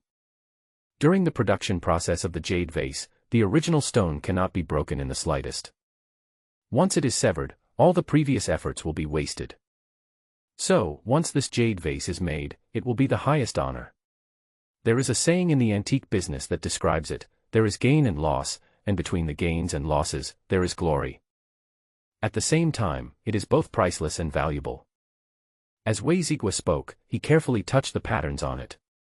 The workmanship between each line is smooth, as if it was done in one go. This technique is rarely seen in later generations. Jiang Nan frowned slightly. This thing is not easy to sell.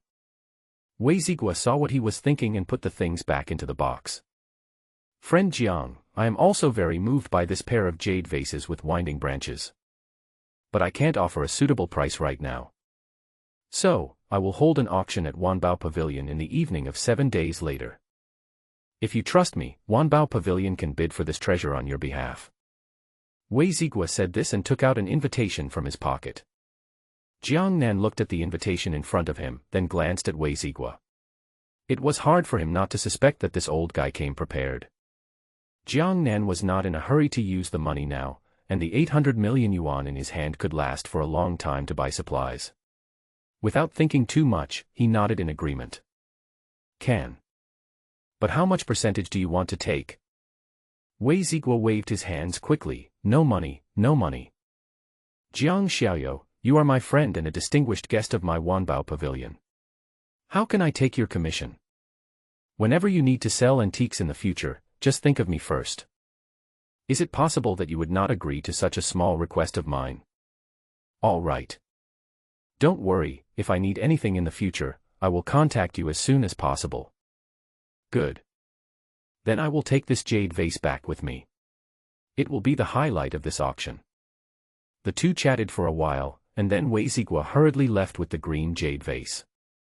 There are still 7 days left before the Wanbao Pavilion auction, so he has to hurry and prepare. In the past, he would not have to spend much time on such auctions, but this time it was different. Wei Zigua glanced at the green jade vase in his arms. He had a hunch that this treasure would shock the entire antique world once it appeared. In a luxury car. The bodyguard looked through the rearview mirror and was a little surprised at the red-faced Wei Zigua who was so excited. He is Wei Zigua's personal bodyguard and has followed Wei Zigua for more than 10 years. He knows Wei Zigua's identity and what kind of person he is. Normally, Wei Zigua is a smiling tiger, smiling at everyone, but his smile does not reach his eyes and he does not take those people seriously at all. But through observations over the past few days, he discovered that every time Wei Zigua saw Jiang Nan, his smile was very sincere. He couldn't understand why a bankrupt Jiang family member, a bankrupt rich second generation who could only produce a few antiques, was worthy of Wei Zigua's attention. Not to mention the provincial capital, even in the urban area, there are many rich second generations who can afford antiques. But Wei Zigua was only kind to Jiang Nan. He couldn't understand his master's thoughts. After thinking it over again and again, he couldn't help but ask, "Master, is there anything special about Jiang Nan?" How could Wei Zigua not know what he was thinking? He kept moving his hands and said nonchalantly, "Well, he is very special. You will be a guest of honor in the Wei family in the future. To disrespect him is to disrespect me." The voice was calm and did not convey much emotion, but it made the bodyguard break out in a cold sweat. He gripped the steering wheel tightly and said respectfully, "Yes." Wei Zigua ignored him and admired the two treasures. Suddenly, he paused and said in annoyance, "Oh, I forgot to ask Jiang Xiaoyou about the Zhenbei general. He has so many ancient artifacts from the Great Yan dynasty, so there must be some from this general. Next time we meet, I will definitely ask you." Wei Zigua had a hunch that Jiang Nan would be his guiding light in his research on the history of the Great Yan dynasty. Jiang Nan had no idea what Wei Zigua was thinking. After seeing Wei Zigua off, the old house became quiet. He was the only one in the huge living room, lying leisurely on the sofa. Being debt-free is a relief. He was in a good mood and took out his cell phone to play a few games to kill time. But as soon as he put his hand into his trouser pocket, he felt something silky. As soon as he took it out, he saw that what he held in his hand was Su Fengling's handkerchief. Roses bloomed enchantingly on the handkerchief. The 3 words Su Fengling embroidered with gold thread glowed golden under the light. Jiang Nen reached out and touched the 3 words on it. For a moment, he became even more curious about Su Fengling. I wonder what this female general looks like. I don't know if they have enough food and water. When Jiang Nan said this, his expression paused and his face gradually became solemn. In addition to soldiers, there are also civilians in Changzhou City. A lot of food and water are consumed every day. Simply relying on him to deliver it can only solve the immediate problem.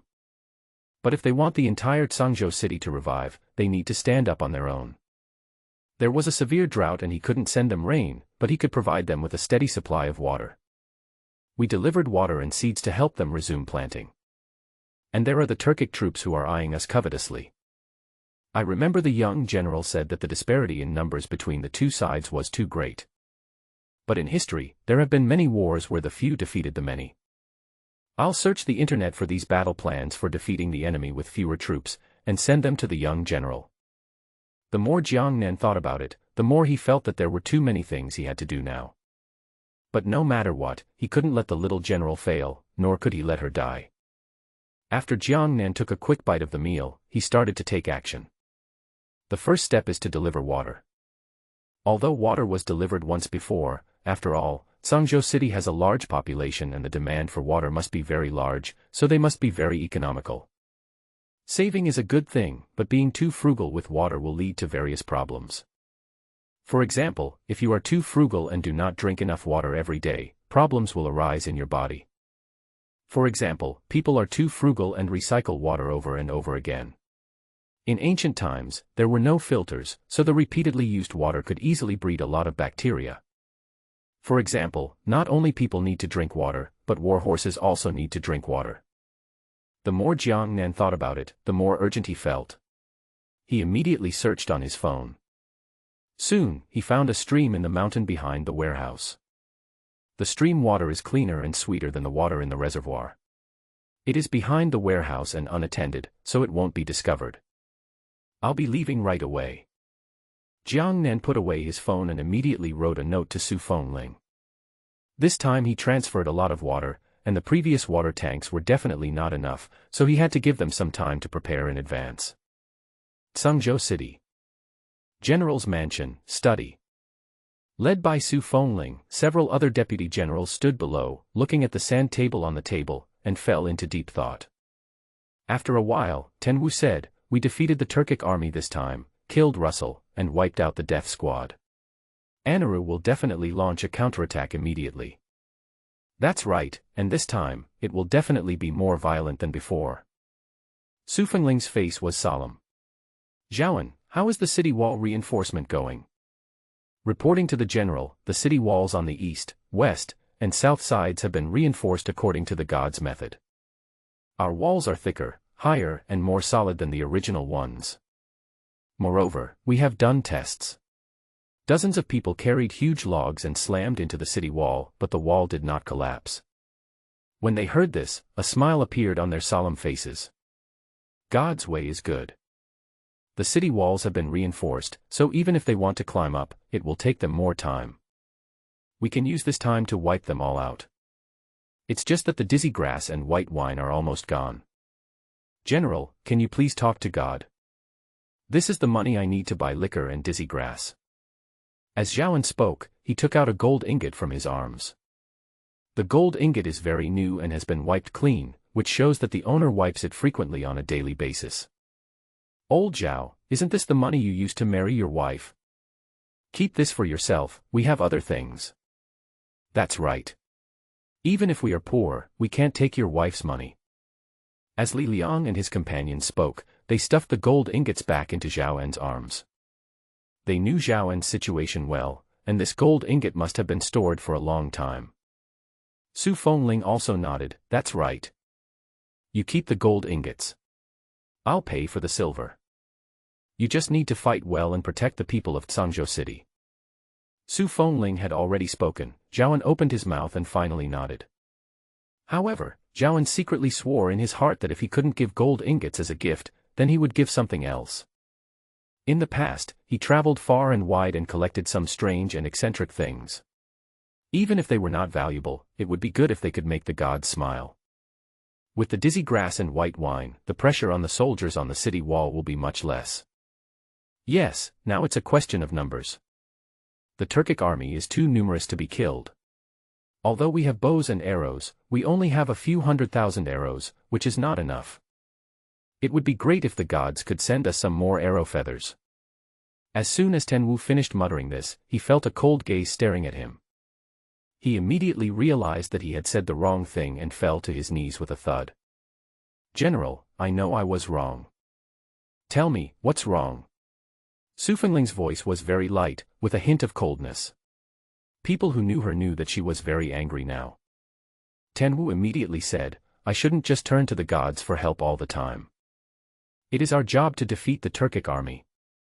The gods have no obligation to help us all the time. We can seek help from the gods, but we must also constantly improve our own strength."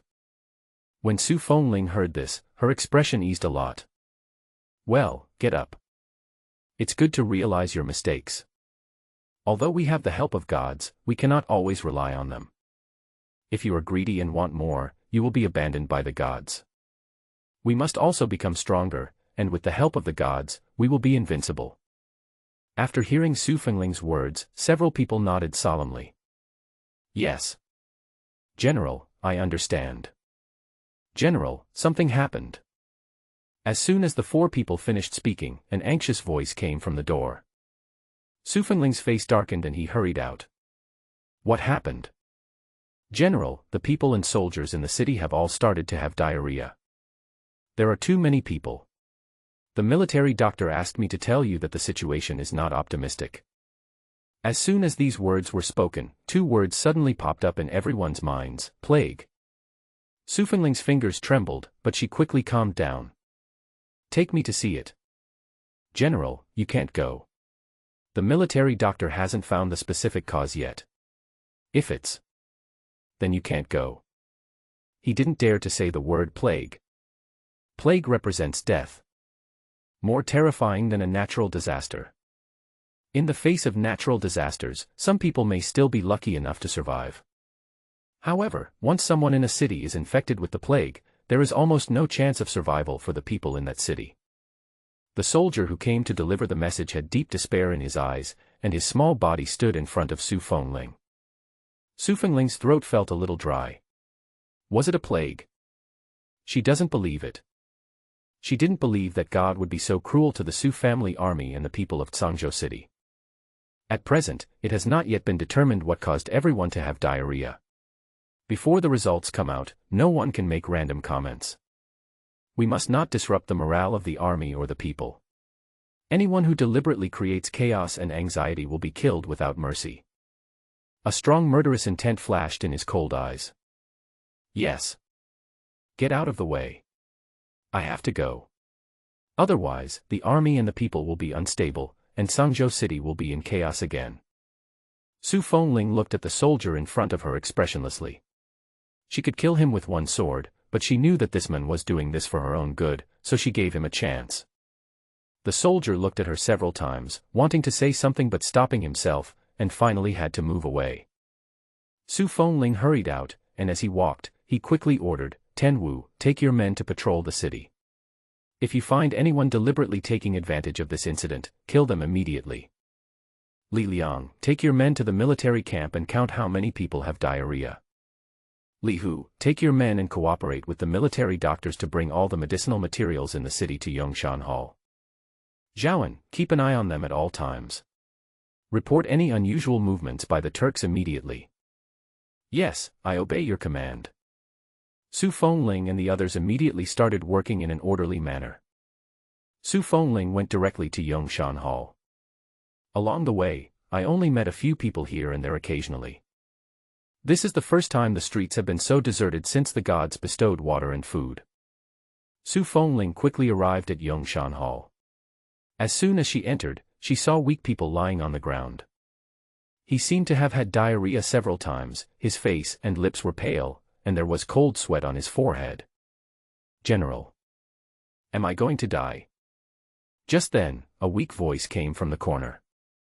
Su Fengling looked up and saw the little girl Hua whom she had met before, holding her stomach in pain and looking at her with a pale face.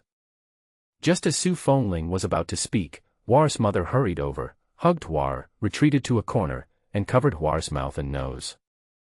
General, you shouldn't be here. Our lives are cheap, so if we die, we die. But you. There is no distinction between human life and worthless. My life is life, and your life is life too. Don't be pessimistic, the military doctors haven't made a final diagnosis yet, there is still hope.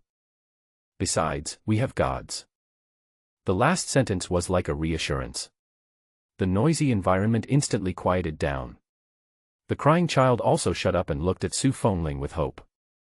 Yes, we have gods. God will definitely save us. God, please save us, save the people and soldiers of Tsangzhou, we don't want to die. We just had the chance to eat delicious rice porridge and meat.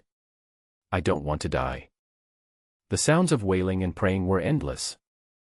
Everyone knelt on the ground, kowtowed and prayed for the gods' protection. Just then, the military doctor came out in a hurry.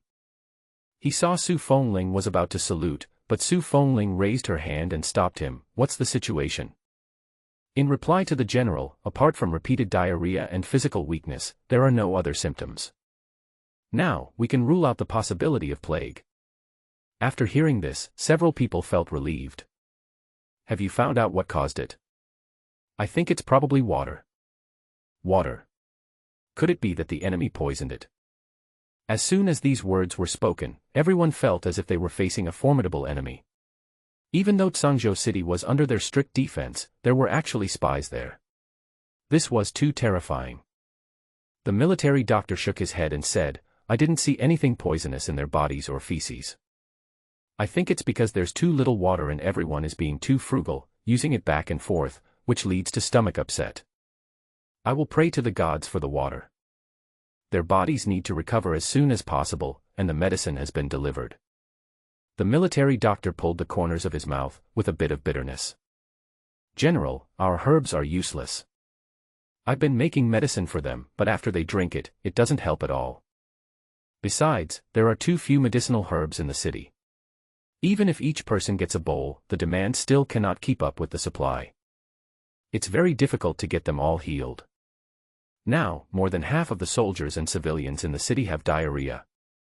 If the Turkic army heard the news and suddenly attacked the city at this time, the consequences would be disastrous. So, General, you must immediately pray to the gods for a miraculous medicine. Otherwise, Tsangzhou City is in danger. The military doctor was an old man in his 60s, with a head full of white hair, a face full of wrinkles, and a hunched back. After this incident, he seemed even more haggard, as if the wind could blow him away. The military doctor's bloodshot eyes showed a hint of regret and helplessness. Too many people died on the battlefield, and he was used to seeing death. But now, everything has just gotten better, and I have to watch them die again. This feeling is too painful. It's like there is hope, but it is crushed abruptly. Su Fengling knew the situation was urgent. Okay. Write down their situation and I will immediately pray to the gods for medicine. Also, pass the word down that they are just suffering from common diarrhea, not a serious illness. The gods will give them medicine soon, so that everyone can rest assured. The more critical the moment, the more important it is to stabilize the morale of the troops. Jiang Nan was about to drive straight to the warehouse. The stream is just behind the warehouse, where there are few people and cars cannot drive up. Jiang Nan plans to walk to the back mountain after having dinner at the warehouse. At this moment, a piece of paper ejected from the small tripod. Jiang Nan held the steering wheel with one hand and picked up the note with the other hand to read it. The more he looked, the more solemn his expression became. Really? Something happened again. It's also my fault. I didn't think it through at the beginning. Fortunately, I have only had diarrhea and weakness so far, and no other major problems. Otherwise, I would be a sinner. After Jiang Nan finished speaking, he immediately took out his cell phone and contacted the previous drug dealer. Although the drug dealer sold veterinary drugs, he also dealt in human medicines. Moreover, he had extensive connections and channels, so for those like Jiang Nan who needed to purchase large quantities, it would be convenient and save trouble to directly find such people. After Jiang Nan found him, he immediately sent him several messages. "Boss, I need 1 million bags of montmorillonite powder and 1 million bags of dizzy grass. Montmorillonite powder can quickly stop diarrhea. There are 120,000 soldiers in Sangzhou City, plus the civilians in the city. A conservative estimate is 200,000. A patient conservatively needs to take 3 bags to stop diarrhea. Even if not everyone in Sangzhou City suffers from diarrhea, it is conservatively estimated that hundreds of thousands of bags will be needed. For this kind of thing, it is better to have more than less, just be prepared."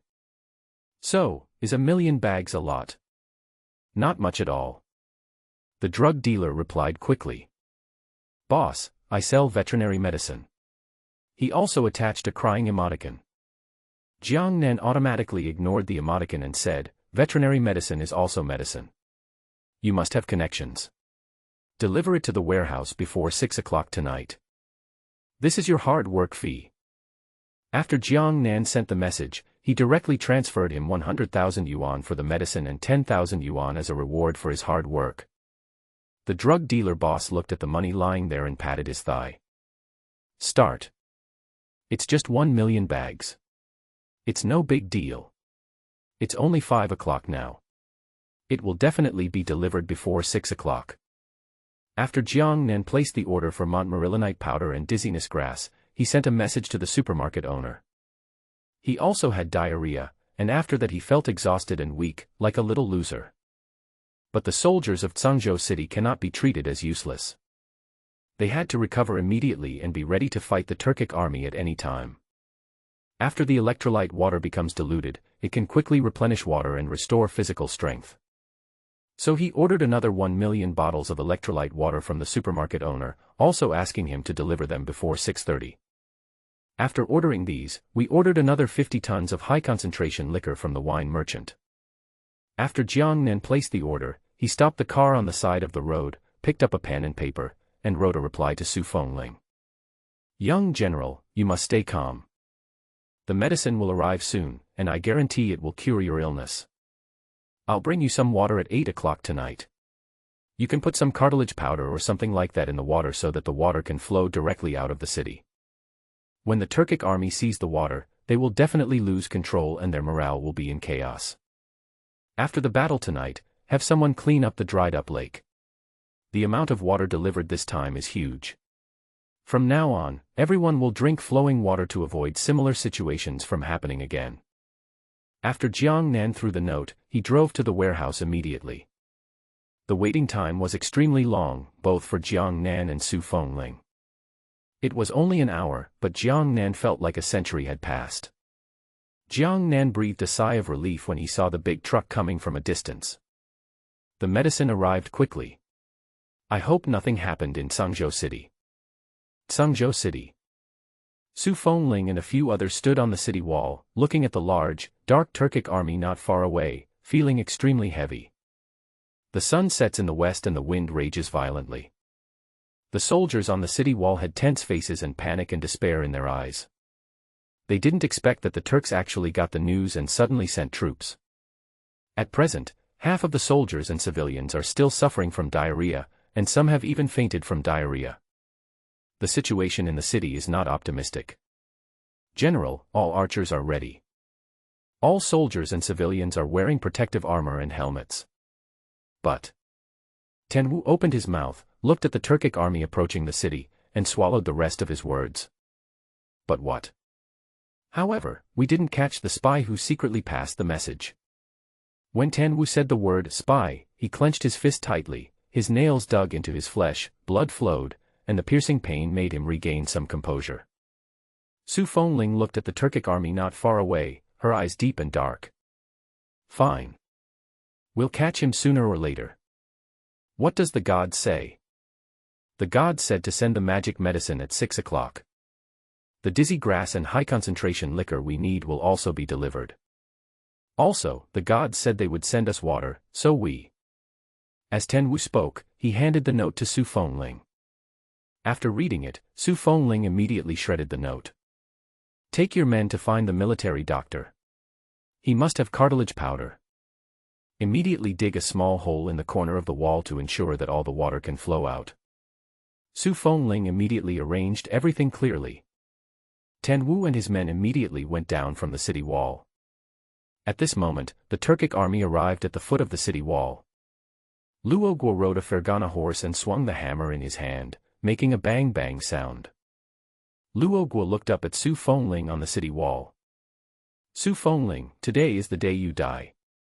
You, the Su family army, and the people in the city will all die tonight. Ha ha ha, I will use the blood of everyone in Sangzhou City to commemorate Russell. Kill all the people of Dian and bloodbath Sangzhou City. As soon as Luo Guo finished speaking, the soldiers behind him all roared in anger. Kill all the people of Dian and bloodbath Sangzhou City. Kill all the people of Dian and bloodbath Sangzhou City. Kill them all. Kill. The roars of 300,000 soldiers were heard throughout the city through the city walls. Civilians and soldiers suffering from diarrhea were crowded in Yongshan Hall and every corner, shivering and crying. Are we going to die? Wow, wow, wow, I don't want to die. I don't want to die. I haven't finished eating the food given by the gods. Me too, damn Turks, why don't you just die, all of you just die, die. Amidst wave after wave of roars, some people with poor psychological quality all collapsed. They beat their chests and stamped their feet, and they roared in grief and anger. The morale outside the city was greatly boosted. There was wailing in the city. This is what Luo Guo wanted to achieve. When Tan Wu brought people in, he saw this scene. He immediately shouted, "Be patient. Everyone, please be patient. The gods have sent instructions. Medicine will be delivered soon. Everyone, hold on. The Turks outside are doing this on purpose. They just want to disrupt us and make us lose our composure. They have evil intentions and dirty means. We must not do as they wish. We have the blessing of God and will definitely get through this difficult time. Everyone waits patiently for the medicine from God. When the medicine comes, take it and come take over from us. Sangzhou City belongs to everyone. As long as we work together, we will be able to defeat the Turkic army again. We have to believe in ourselves and not let the gods down, right? Right. Deputy General Tan is right. We must believe in the gods. We must defend Sangzhou City and not let the gods down. That's right, we will definitely be able to defend Sangzhou City. When Tan Wu saw this scene, he breathed a sigh of relief and quickly discussed what to do next with the military doctor. The shouting outside continued. Luo Guo looked at the bitch on the city wall who remained calm and spat on the ground. Their informants brought news that the people and soldiers in the city began to suffer from diarrhea for no reason, and there were so many of them, so now was a good time to attack the city. So, Anaru waved his hand and immediately asked him to take the lead. This time, he must get back what he lost. Make this bitch pay with blood. Come on. Luo Guo waved his hand, and the soldiers held their shields to protect their bodies and immediately rushed towards the city wall. Su Fengling looked at the soldiers getting closer and closer and shouted, "Shoot." When Luo Guo heard this, he sneered disdainfully. The arrows of the Dian people can't even kill wild boars. The reason we won last time was because we used some despicable means. This time, they learned from experience and every soldier covered his mouth and nose with a black scarf. Their soldiers also directly wore 2 pieces of armor. Although their movements were a bit clumsy, the swords of the Great Yen people could not do anything to them. As long as we seize the city wall and kill everyone on it, we will have succeeded. At this moment, dense arrows shot towards the Turkic army. Ah! Puff! Ah, my hand! Before Luo Guo could retract the smile on his face, he saw his soldiers shot to death by the arrows of the Dian people. Blood splatters. One soldier after another fell down. Luo Guo's eyes were about to burst out, and he picked up a corpse casually. How is it possible? 2 pieces of armor. How could Dian's arrow be so sharp? Luo Guo couldn't believe it and quickly pulled out the arrow. The sharp tip of the arrow exudes a chill, and when held in the hand, one can feel a strong murderous aura. This is definitely not an arrow from the Sioux family army. He had seen the arrows of the Sioux family army. They surrendered their weapons and were used as waste firewood for fuel. Call out. Just then, the arrow came straight at him. He picked up the hammer and smashed it hard on the arrow feather. As you can imagine, the scene of the arrow feathers breaking into pieces was not seen. Instead, the arrow pierced the hammer, making a sharp sound, and without slowing down, it hit the forehead. Asshole! Damn it! I'll fight you. Luoguo was forced to retreat repeatedly by the arrows. He finally dodged an arrow, but countless arrows shot towards him. Su Fengling stood on the city wall, holding the bow and arrow, and shot 3 arrows at once. Catch the leader first. Luoguo was Anuru's right-hand man. Killing him would greatly boost the morale of the Turkic army and would surely cause chaos. Now, we must either fight quickly and decisively, or delay and wait for the gods to send supplies. The remaining dizzy grass was also sent to the city wall, and the Sioux family soldiers skillfully sprinkled powder, poured wine, and burned it. The Turkic army was like dumplings being dropped from the city wall. In addition, they were wearing too much armor, their bodies were bulky, and their speed was slower than last time, so the losses were even more severe. Kill. Come on. There's an epidemic in their city, and there aren't many people left. If we rush in and kill them all, we can take over Tsangzhou. There is food, water, and women in Tsangzhou city. Don't you want to drink water, eat meat, and sleep with women? Whoever rushes to the tower first and captures Su Fengling will be rewarded by this deputy general.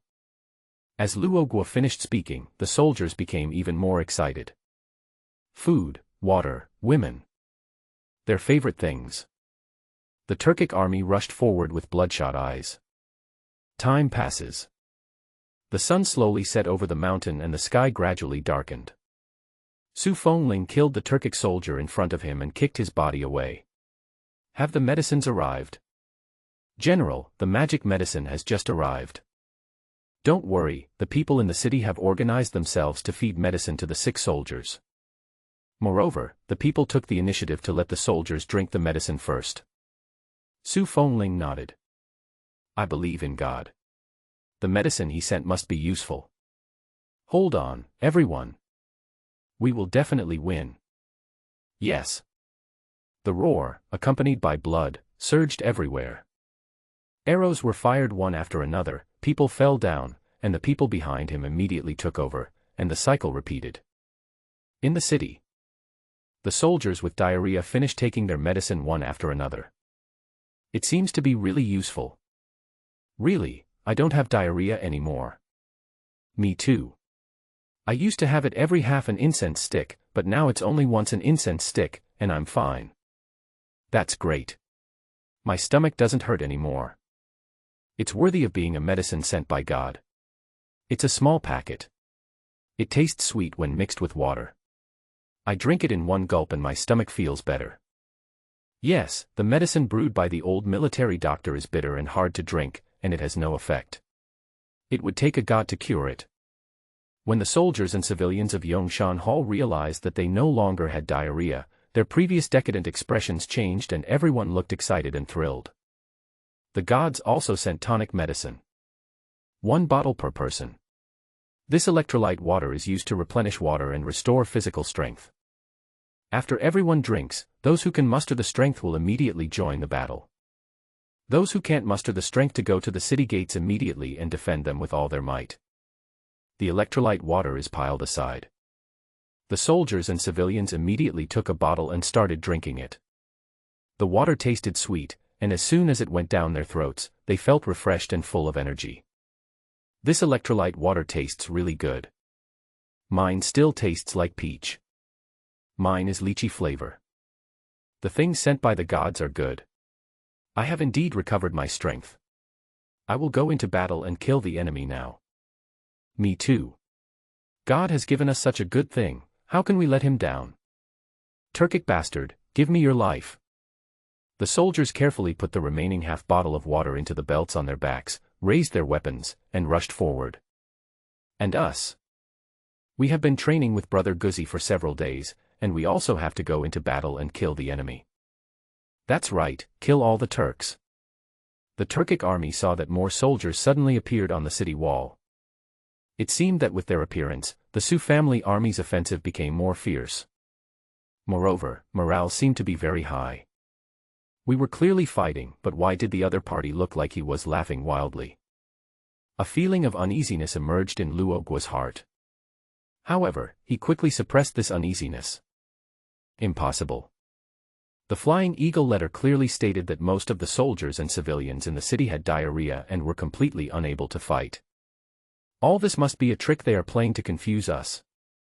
Water. It's water. Oh. It's really water. Just as Luoguo was about to speak, he saw his soldiers rushing towards the city wall like crazy. But this time they did not climb up the city wall. Instead, they all lay down at the foot of the city wall and scratched at it frantically. Luoguo could vaguely see water flowing out. But in a few moments, the water increased and flowed directly outside along the city wall. Under the moonlight, you can even see the trickling stream. When the Turkic army saw the water, they pounced on it without hesitation, just like a hungry wolf seeing food. Stop. Stop it all. Stop. Stop right there, your mission is to kill the Su family army. This water is not drinkable. Luoguo looked at the water that suddenly emerged and immediately became alert, roaring desperately. But the soldiers were already going crazy with thirst, so they could no longer hear what he said. They all crawled on the ground drinking water like crazy. The soldiers at the back kept pushing forward, their eyes fixed on the water on the ground. There was a severe drought, and water and food were scarce. The Turkic army was also short of food, but the situation was not as severe as that in Sangzhou City. But recently, their lives have become more and more miserable. They haven't had a sip of water for a long time. Now, when they see water, they can't control themselves. Su Fengling and a few others stood on the city wall, looking down at the scene. As they saw more and more soldiers coming, they became more and more excited, and their hands holding the bows and arrows were shaking. Su Fengling had been keeping an eye on Luoguo and saw him rushing towards the soldiers with a big hammer. He just raised the hammer. Su Fengling picked up the bow and arrow and pulled the bow. Bang! The hammer fell on the soldier's head. Call out. The long arrow pierced Luoguo's heart. Blood splattered everywhere, dyeing Luoguo's eyes red. He stared at his chest blankly, only to see an arrow stuck in it. At this moment, Su Fengling's cold voice came from the city wall. To the wine. Release the rocket. The sky was filled with flames, immediately enveloping the soldiers under the city wall. Deputy General Luo. Deputy General Luo. The Turkic soldiers behind him looked at the figure in the fire and roared desperately. Luoguo just felt that it was so noisy all around him, and it was all the voice of that bitch Su Fengling. He raised his eyes and met Su Fengling's indifferent eyes in the firelight. How dare she? How dare you kill him?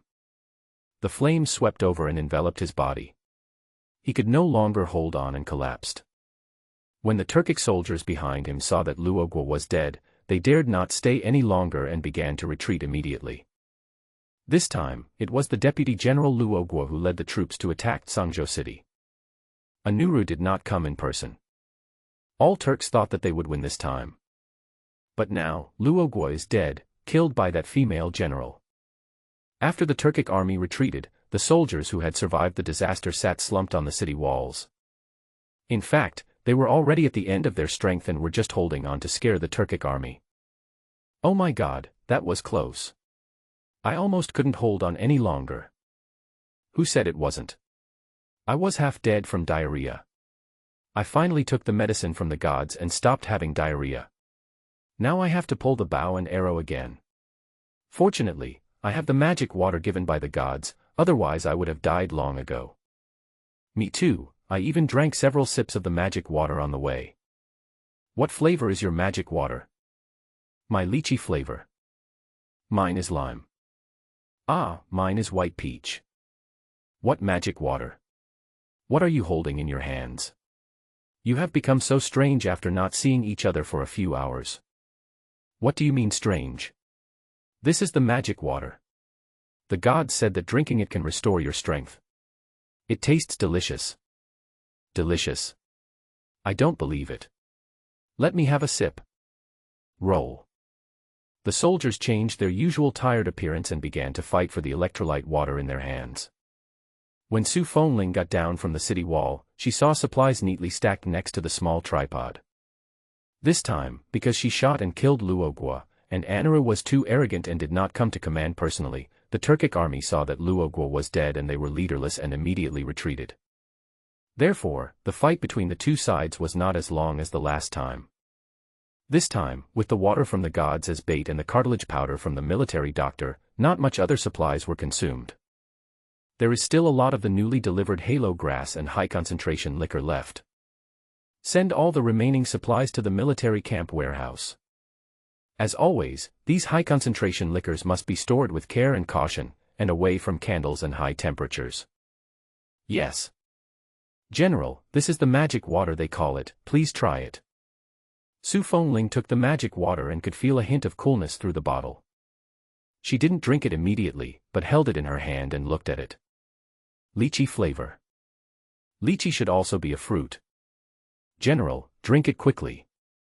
This lychee flavor is delicious. I just drank a bottle of it. And what is this called? Tenwu touched the back of his head and forgot its name for a moment. He took a closer look, patted his head, and said regretfully, electrolyte water. The full name of this magic water is electrolyte water. This water is great. After drinking it, I feel refreshed and full of energy. As Tenwu spoke, he drew out his sword and began to swing it on the spot. The soldiers standing by licked their lips, still not satisfied. Yes, General, this electrolyte water is amazing. I just had diarrhea many times and was exhausted, but after drinking a bottle of this, I have strength again. I have killed several Turkic soldiers. General, me too, it's amazing. Can something given by God not be divine? Su Fengling listened to the soldiers chattering and didn't find it noisy at all. She opened the bottle cap and started drinking. The electrolyte water tastes sweet and has a strong lychee flavor. It is very delicious. Su Fengling's eyes lit up, and when she came to her senses, she had already finished the bottle. She held the empty bottle, feeling somewhat regretful. Normally, she was not a person who cared much about food and could drink any kind of water, but now, she actually wanted to drink a few more bottles. In order to avoid letting others notice anything unusual, Su Fengling immediately said, "Okay, give each soldier another bottle. Send the rest to the warehouse, and when the next battle starts, each soldier will be given another bottle." When the soldiers heard this, they immediately cheered. Ha ha ha. That's great. That's great. Erguzi, get me a bottle of lemon flavor. I want one too. I want one too. The soldiers swarmed forward and rushed forward one after another. But despite this, they only took one bottle each. Su Fengling listened to the crowd's cheers and the corners of her mouth rose slightly. She returned to the general's mansion holding the bottle of electrolyte water in one hand and the small tripod in the other. Torches lit up the streets of Tsangzhou City. The streets were deserted during the day, but now they were bustling with people. The soldiers and civilians were immersed in the joy of victory. After Su Fengling returned to the general's mansion, she put the bottle of electrolyte water into the drawer of the desk. The small drawer is now full of things. At the beginning, the gods sent rice, chicken legs, and eggs. Now another empty bottle is put in. Although it is just a bottle, it means a lot to her. After Su Fengling took off his armor and washed up, he sat at the table and began to write a letter to the gods. Tonight's battle, the Su family army once again defended Tsangzhou City. But starting from tonight, the fact that Tsangzhou City has water and food can no longer be concealed. Tonight we wiped out about 30,000 Turkic troops, and last time we wiped out more than 10,000 Turkic troops. After the two wars, the Turkic army lost a total of more than 40,000 troops. On the Su family army side, the death toll was less than 4,000. These two battles were won beautifully. After Jiang Nan delivered the things, he stayed beside Xiao Ding. Since there was no news from Su Fengling, he knew that the Turkic army must have attacked the city again. Nowadays, we can't go to the back mountain to deliver water. So, he started to study the materials he had prepared before. These materials were all collected by him on the internet. They were all successful examples of winning with fewer troops. He hoped that he could do his best to help the young general.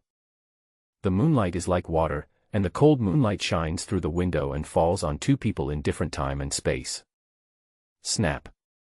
Just then, a voice was heard from the room. Jiang Nan looked over and saw a note. This time, the paper was thicker than before, with 4 full pages. Jiang Nan read it patiently word by word. The beginning, as always, is thanksgiving to God. Later, she gave him the good news that there was a great battle in Sangzhou City tonight. Their Su family army defeated the Turkic army, and she also killed Luoguo. This Luoguo Jiang Nan knew that Su Fengling had mentioned before that he was Anru's right-hand man. The young general is really powerful. Luo Su and Luoguo are both dead, which is like Anru lost his left and right arms. No matter how powerful he is, he won't be powerful for long. Jiang Nan finished mumbling and continued reading. The young general said that the electrolyte water he gave was very popular among the civilians and soldiers, who gave it a name, magic water.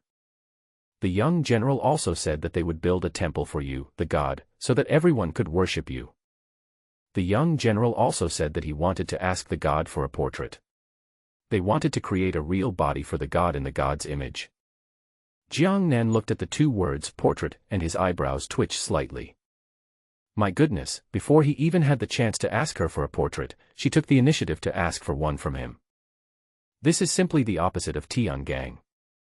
So Jiang Nan automatically ignored her request. Half of the 4 pages are devoted to thanking him. Jiang Nan touched the tip of his nose feeling a bit guilty. If anyone was to thank someone, he should have been the one to thank the young general. If it weren't for her, I would have probably had my legs broken by my creditors. Now, thanks to the little general, his life is getting better and better, and he even has hundreds of millions of dollars lying around in his card. After reading it, Jiang Nan folded the letter neatly and put it in his pocket. Then he took out paper and pen and started writing. Hello, young general.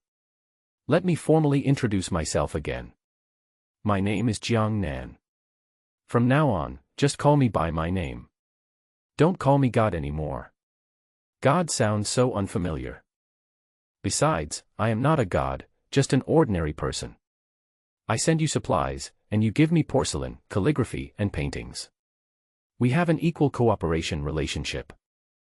I was originally planning to deliver water tonight, but now that you guys have just finished fighting, let's do it tomorrow morning.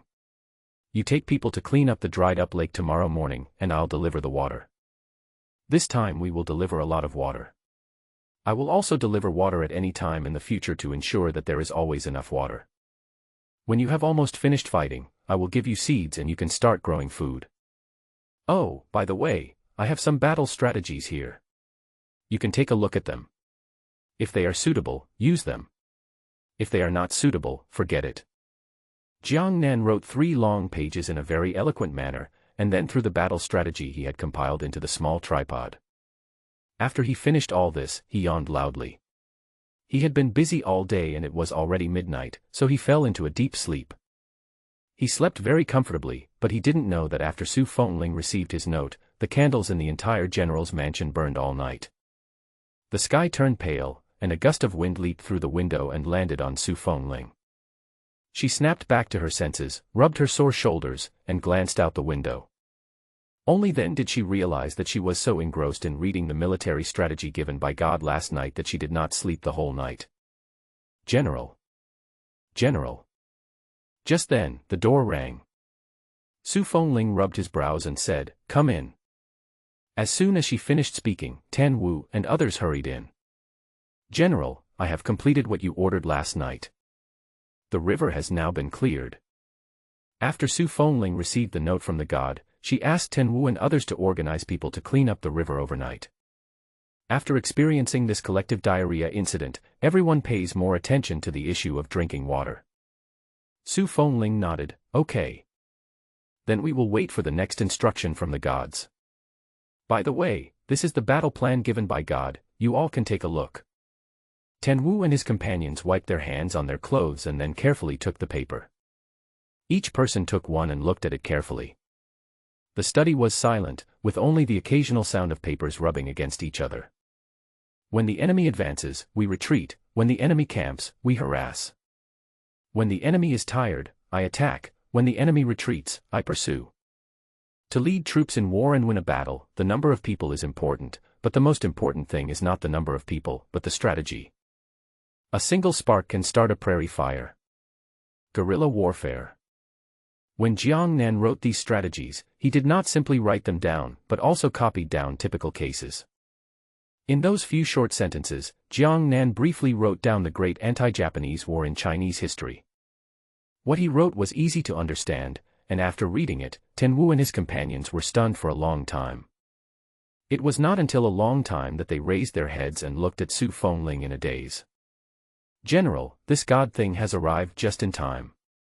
Yes, although I was given the art of war by Sun Tzu before, the knowledge in that book is too vast and it is still a bit difficult for me to understand. But this one directly tells us what to do. Yes, I feel so strong now. General, I will lead my troops from the East Gate tonight and launch a surprise attack. General, I led my troops out from the West City Gate. The Turkic army was stationed 10 miles away from us.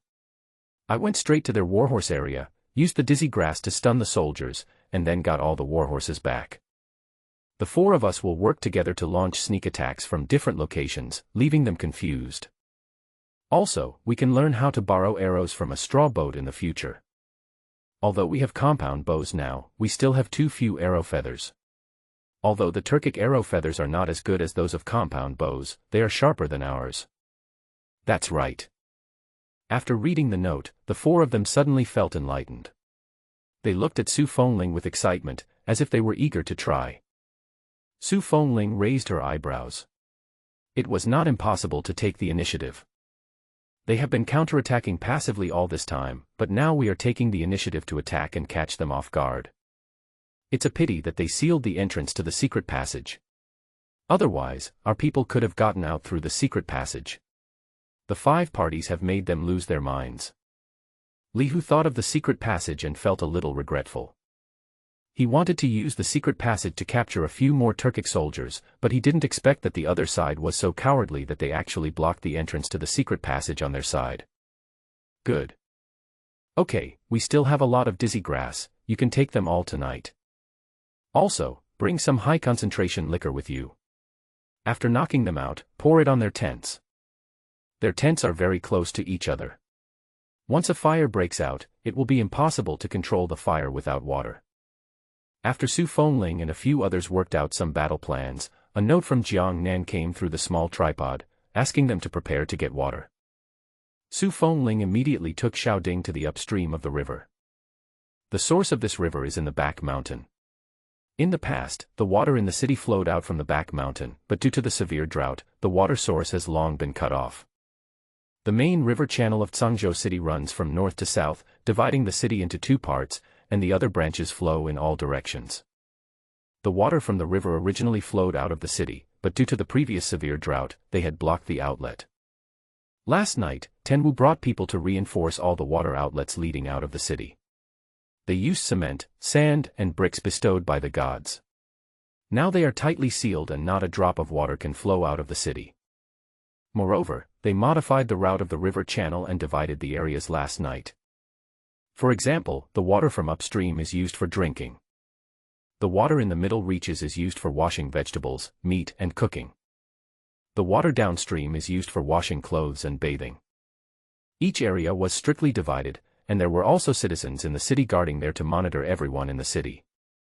Su Fengling and his companions quickly reached upstream, where the water had emerged before. They were at the bottom of a cliff, and when they looked up, they saw huge rocks of strange shapes everywhere. The stone surface is smooth and bright white, and it looks like it has been splashed by running water all year round. Tenwu looked at this place and felt a little emotional for a moment. When I first came to Zhangzhou, the mountains behind were lush and green, and there were streams flowing here. Now, after only a few years, the stream has dried up, and all the flowers, plants, and trees on the back hill are gone. Natural disasters are terrible. The others nodded in agreement. Fortunately, we have God. That's right, the gods will help us, and we will definitely get better, and Tsangzhou will get better and better. At this moment, water gushed out directly from the small tripod. The water column grew bigger and thicker, and soon it turned into a turbulent river. When everyone saw this scene, they swallowed in shock. Water. That's a lot of water. The water is too high. If it continues like this, it won't be long before the city's rivers are all filled with water. Yes, I can't even imagine how happy and blessed I would be if every river in the city had water. General, look, there are fish in the water. Oh my God, there really is a fish. Woohoo, I can't wait to jump in and take a bath. Haha, if you dare to wash here, I will kill you. But I can always have a few sips. After Li Liang finished speaking, he took off his armor, rushed to the stream, and began to drink in big gulps. Others followed closely behind, and in the blink of an eye, dozens of people were lying by the stream, drinking like old cows. So sweet, this water is so sweet. Yes, it's sweeter than anything we drank before. This is the first time I drink so much water. It feels so good. The ice-cold water was poured on their faces, and they drank it while laughing loudly. The stream water washed their faces and wet their hair, but they had no intention of leaving. If they were downstream, they would have jumped in and taken a good bath. Su Fengling stood aside, a gentle breeze blew, bringing a long-lost coolness. She walked to the stream, scooped it up with both hands and drank a few sips. They were right, the water was indeed sweet. Thank you, God. Su Fengling whispered softly. At the same time, she said silently in her heart, Jiang Nan, thank you. Water flowed out of the small tripod, along the river, and into the city. The people and soldiers in the city received the news very early that the gods would give water this morning, so almost all of them waited by the main river early in the morning. At this moment, everyone heard a rumbling sound. They looked in the direction of the sound and saw water gushing out from the main river channel in the back mountain. That's right, it's a surge, not a flow. In an instant the entire river was filled with water. It hasn't stopped yet, the water is still flowing. The water in the main river channel increased more and more, and soon the main river channel was full, so it flowed to the surrounding sub-channels. For a time, the entire Tsangzhou city had water. Water. It's all water. I've lived for more than 60 years, and this is the first time I've seen such a large amount of water. Grandpa, there are still fish in the water. Ah, where is it? Grandpa, there he is. The people around looked in the direction of the sight and, as expected, saw fish playing in the stream. Water. I want some water. I want to drink too. Now we have water, so much water, we can use it as we please, and we no longer have to wash clothes dozens of times with one basin of water. That's right, with so much water, I won't have diarrhea anymore. Everyone ran to the river at the same time and started drinking eagerly. One group after another came and went until they could drink no more, and then they left reluctantly.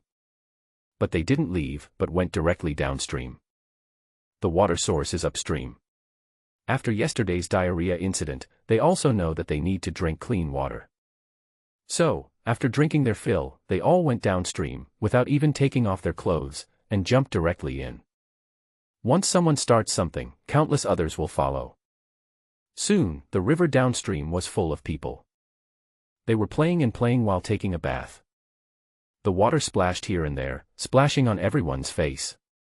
Everyone has a happy smile on his face. Who would have thought that they could still bathe and play in the water during their lifetime? Just a few days ago, they were so thirsty that they drank horse urine. Now, we not only have sweet stream water to drink, but we can also take a bath in it. This is the happiest thing in life. All the people of Tsangzhou City thank the gods for the water. Thank you, God, for the water. The neat and pleasant voices echoed over the sky of Tsangzhou City. The water did not stop even after it filled the river. It overflowed its river channels and flowed onto the dry land. The earth had already been torn into pieces by the sun, and the branches had withered. Water was poured on the roots of the trees, and the branches rustled when the wind blew. After the people had drunk their fill, they took out the utensils in their homes, filled them with water, and took them home. After the soldiers had drunk their fill, they took their few war horses and went downstream. As soon as the horse saw the water, it broke free from the rope and immediately jumped into the river. The warhorse drank the water and wagged its tail. The soldiers gathered together and kept grinning at the sight of their warhorses. He he he, he he he. Erguzi, are you stupid? Why are you saying hey all the time? I'm happy. I'm glad. We finally don't lack water. If Ernuzi and the others had held on until now, they wouldn't have died of thirst. As soon as these words were spoken, the atmosphere became a little depressing for a moment. They couldn't help but have red eyes and reached out to wipe away the tears from the corners of their eyes. Before encountering the gods, the soldiers and civilians in the city either died of thirst, starvation, or were killed by the Turkic army. There will always be sacrifices in war. They were angry about dying at the hands of the Turkic army, but they were unable to even feel angry about dying from starvation or thirst. They were only filled with despair. What is more painful than man-made disasters is natural disasters. In the face of natural disasters, they are like ants, unable to fight back. Don't be sad. Now that we have God, our lives will get better and better. Perhaps Ernuzi and the others have already arrived in the world of gods and are living better than us. That's right. They eat chicken legs and eggs for every meal, and they can take a bath every day. That's right, Erguzi, you should worry about yourself. Look at the horse you are responsible for. If he drinks any more, his belly will burst. Ha ha ha. Jiang Nan lay on the grass with his hands under his head and a piece of dogtail grass in his mouth. The sunlight shines on my body, warm and making me drowsy. The small tripod is in the stream not far away. At first glance, it seems very calm and there is nothing unusual. But if you look closely, you will find that the water around it is constantly pouring into it with the small tripod as the center. Time passed, and I didn't know how much time had passed. Jiang Nan woke up in a daze. He rubbed his sleepy eyes, stretched, and then walked slowly to the stream. This is the feng shui treasure land that Jiang Nan found. There is a waterfall behind it, with a constant flow of water splashing down from the cliff. Below the waterfall is a deep and wide pond. Jiang Nan was located more than 100 meters away from the pond. Although there was more water in the pond, it was bottomless. Jiang Nan was worried that after putting the small tripod in, he would not be able to take it out. He glanced at the time. It had been 4 hours since he started delivering water, which should be enough for a while. Jiang Nan thought about it and went down the mountain carrying the small tripod. The back mountain is not far from the warehouse, but the car can only drive to the foot of the mountain, so Jiang Nan walked up and walked back.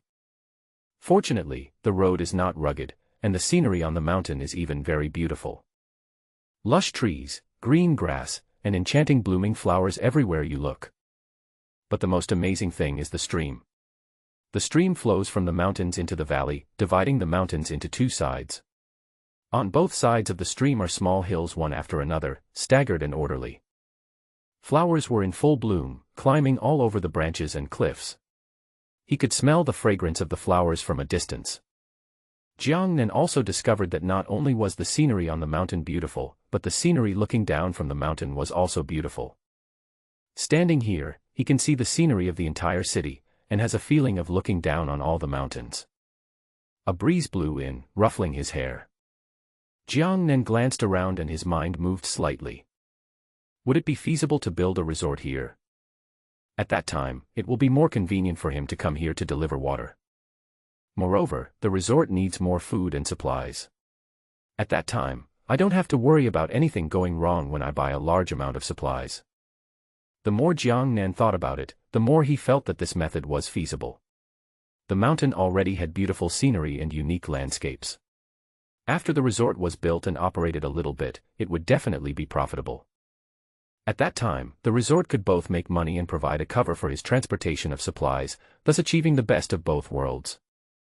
Moreover, he is rich now, so he only needs to find professionals to build the resort. He does not need to worry about other things. The only thing he needs to worry about is the money. Jiang Nan's steps went down the mountain much faster, and in a blink of an eye, he returned to the warehouse. He put the small tripod in the car and drove back to the old house. After Jiang Nan returned to the old house, he immediately took action. The mountain behind belongs to the country. If you want to contract it, you have to follow the procedures. Jiang Nan looked up some information online and started to take action. Great Flame. The night is silent. The gates of Tsangzhou City opened one after another, and teams of people left the city quietly. Tan Wu, with 100 soldiers, quietly appeared on the west side of the Turkic army, and the dizzy powder was blown by the wind and scattered around the camp. The Turkic soldiers patrolling around all fainted at the same time. Tan Wu waved his hand and said in a low voice, "Hurry! Throw the wine." As he finished speaking, the soldiers opened the bamboo tubes and poured the wine around the tent. They were very fast, and in the blink of an eye, they all returned to Tan Wu. "General, it's done." Tan Wu nodded, "Okay. Let's go." As soon as Tan Wu finished speaking, a group of people retreated quickly. After they retreated 100 meters, Tan Wu drew his bow and arrow and shot a rocket directly. In an instant, the Turkic army was filled with flames. Because of the spilled wine, the tents one after another were instantly engulfed in fire. "It's on fire. Quick, there's a fire. Someone come quickly, someone has fainted here. There are people here too." When the Turkic army discovered the fire, they immediately fell into chaos. But before they could put out the fire, fires broke out in other places one after another. The fire was getting bigger and bigger. Tan Wu and others took out their compound bows and immediately shot arrows at the Turkic army. Puff. Ah. Ah. Su's army. An enemy is attacking. By the time they came to their senses, countless arrows were shot down from the sky, and before they could finish their words, they were shot dead. Tan Wu and others were not worried about exposing their position. As long as one Turkic soldier came out, they would shoot him. Li Liang led 100 soldiers and went around to where the Turkic army was guarding their horses. The Turkic army had a lot of war horses, more than 10,000 at the beginning. Although they later killed the war horses to satisfy their hunger and drink their blood, they now have more than 8,000 war horses. Anaru was notorious. In addition to his terrifying death squad, he also had a famous cavalry. The cavalry was called the Turkic Iron Cavalry. Wherever they went, corpses were left everywhere and no one survived. This Turkic cavalry was composed of 1,000 elite Turkic soldiers, wearing winter clothes, scimitars on their waists and masks on their faces. Countless Su family soldiers died at their hands, making countless people terrified. Li Liang bit his back teeth, clenched the dizzy grass in his hand, his eyes flashed with a bit of coldness, and said expressionlessly, "Iron Cavalry. Oh, I'll take all your horses away. Without horses, let's see how you trample through Tsangzhou City. You guys, quickly spread the dizzy grass around the tent. After I finish spreading the dizzy grass, I'll go open the door." Yes. More than 100 people rushed in quietly and silently. They were very fast and after spreading the dizzy grass, they retreated immediately.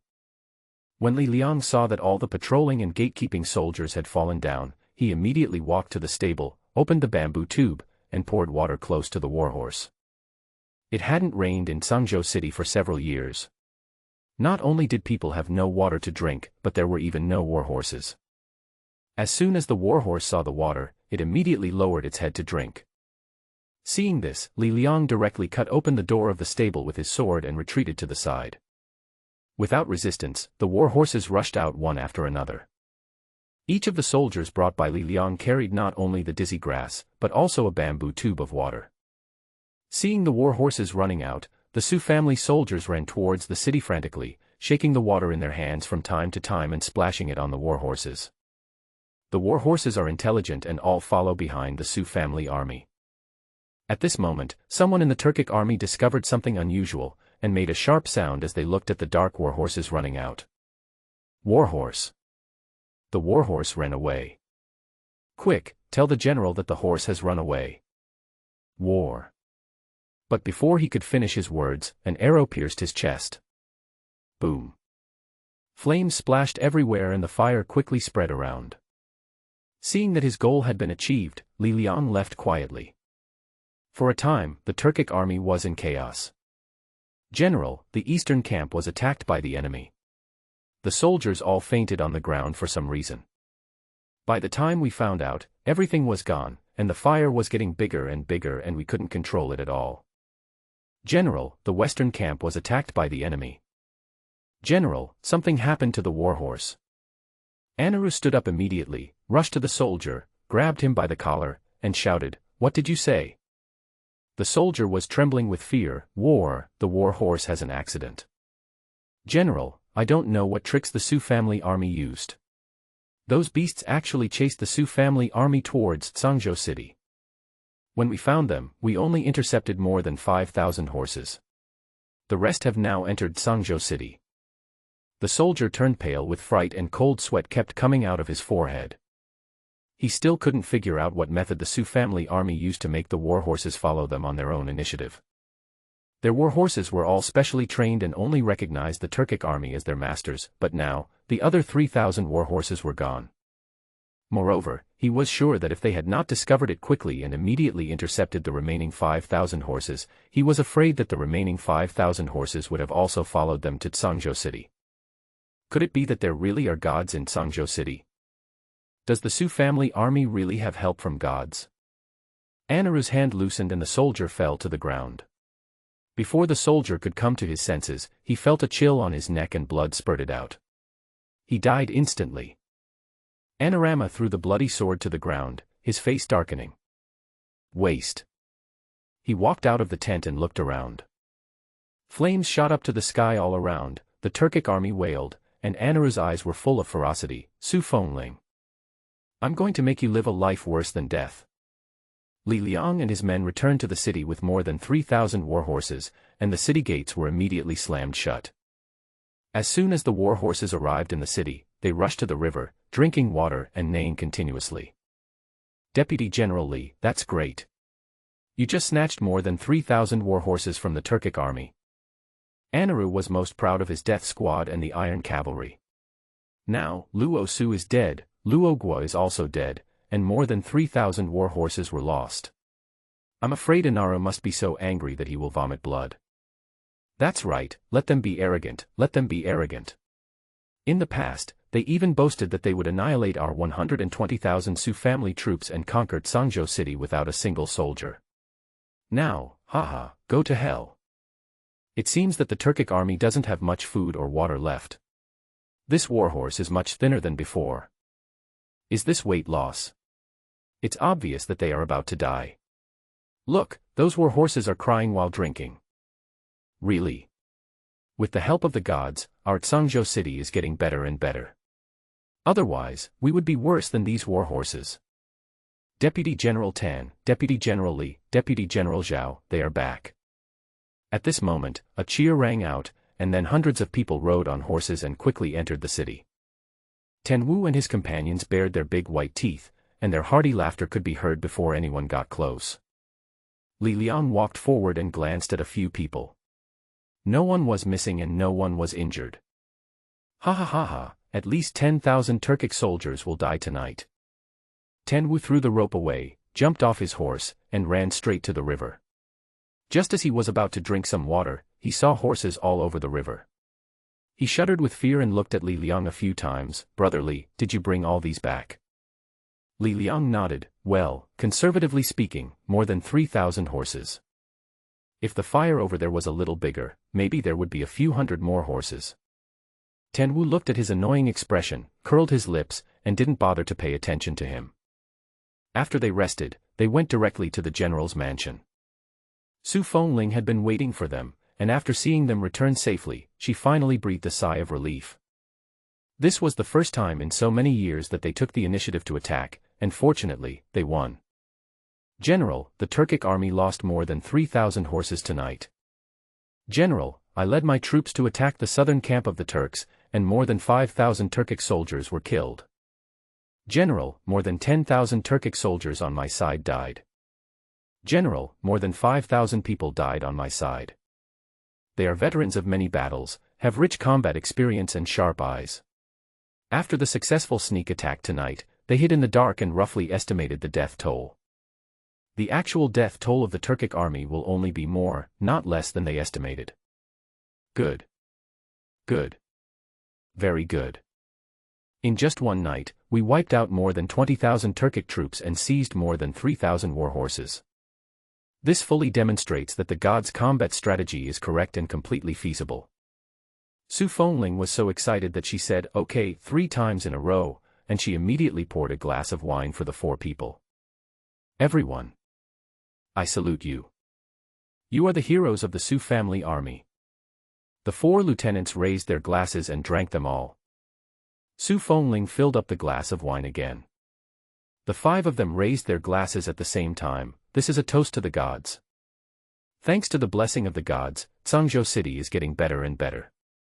Thanks to the blessing of the gods, we have defeated the Turkic army time and time again." After Su Fengling finished speaking, the 5 people respectfully poured the wine on the ground. The battle strategy of the gods is very important. You must be cautious. The spies in the city have not been found yet. We must be careful, be extra careful. The 4 men thought of the words on the letter. Just a few sentences allowed them to annihilate more than 20,000 Turkic troops and capture more than 3,000 war horses. The value of this was self-evident. The 4 of them looked increasingly serious. "General, rest assured. We 4 will keep it safe." "That's right. As long as I am alive and have the item, even if I die, I will take it with me and will never let it fall into the hands of others."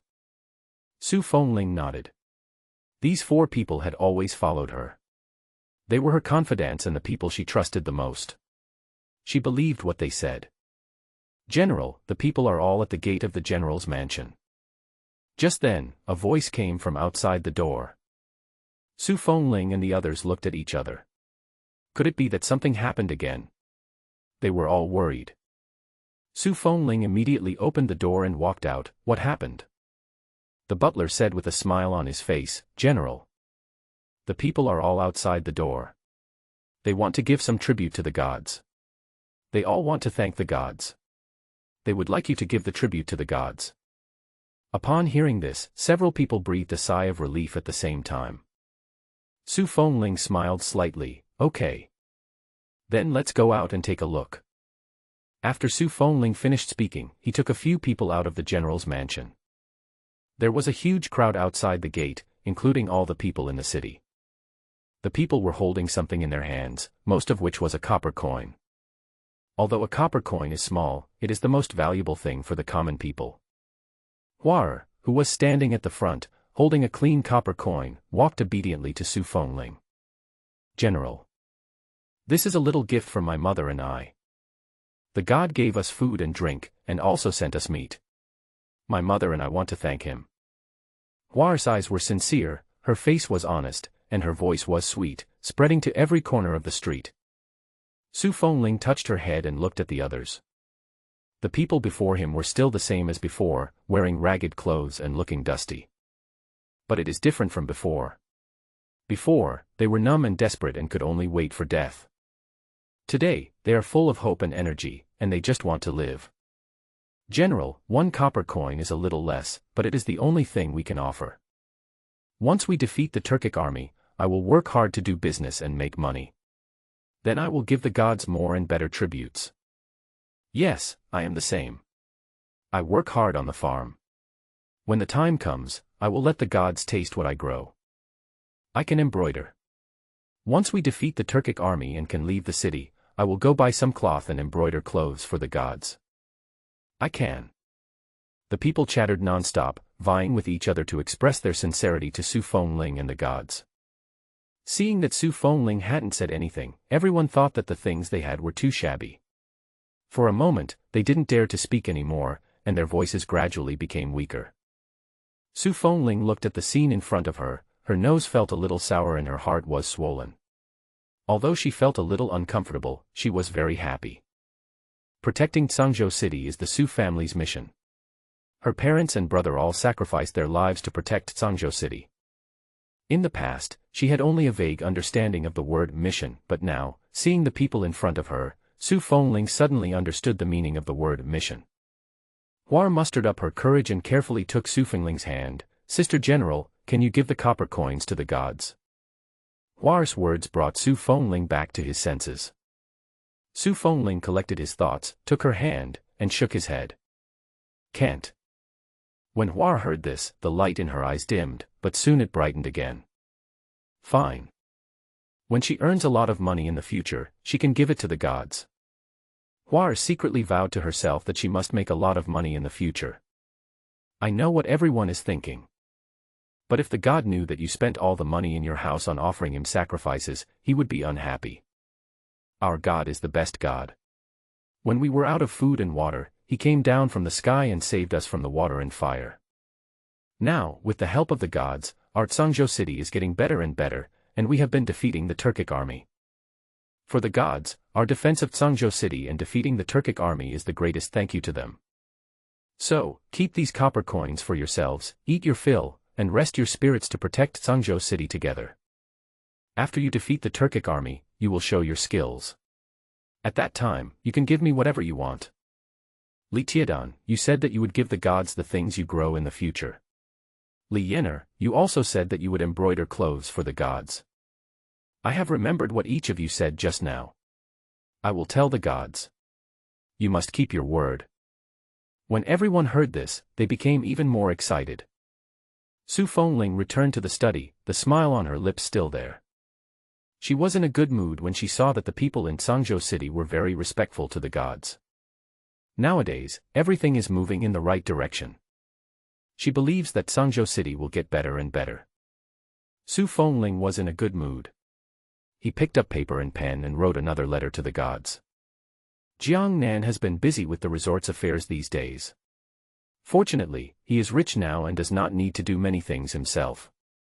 Moreover, while the use rights of the back mountain are still in the approval stage, he has been taking time out at home these days to draw the design drawings. At this moment, a piece of paper shot out from the small tripod and landed on his desk. Jiang Nan opened it and started reading. The more he read, the bigger the smile on his face became. The young general said in the letter that Tan Wu and 4 other deputy generals used his combat strategy to launch a surprise attack on the enemy at night and won a great victory, annihilating more than 20,000 Turkic troops and seizing more than 3,000 war horses. The young general also said in the letter that the people of Tsangzhou city had gathered at the gate of the general's mansion on their own initiative. They wanted to thank the gods and offer them the tributes they deserved. But the people of Tsangzhou city were poor, and all they could offer was their entire fortune. The young general couldn't bear it, so he took it upon himself to reject their tribute on behalf of the gods. As the general of Tsangzhou city, the people in the city are all her subjects. It is her responsibility to express gratitude to the benefactors and the gods. So, she sent 2 tributes to the gods, one on behalf of all the people in Tsangzhou city, and one on behalf of herself. At the end of the letter, she was still apologizing to the gods. I made the decision on my own, please don't blame me, God. Jiang Nan's heart trembled slightly when he read the last sentence. This young general really makes people feel sorry for him. How can I blame you? You did a great job. As soon as Jiang Nan finished speaking, 2 large boxes landed next to Xiao Ding. There were 2 pieces of paper taped to each of the large boxes. One of them has the words, People of Tsangzhou City, written on it. The other one has Su Fengling written on it. Jiang Nan was the first to open the note with the 3 words Su Fengling on it. There were many things in the box, but the most eye-catching thing was an exquisite, small dagger. The handle of the dagger is as black as ink, with exquisite patterns engraved on it and a golden ruby inlaid in it. It is obvious at first glance that it is not an ordinary item. Jiang Nan took a closer look and saw the 3 words Su Fengling engraved on the handle.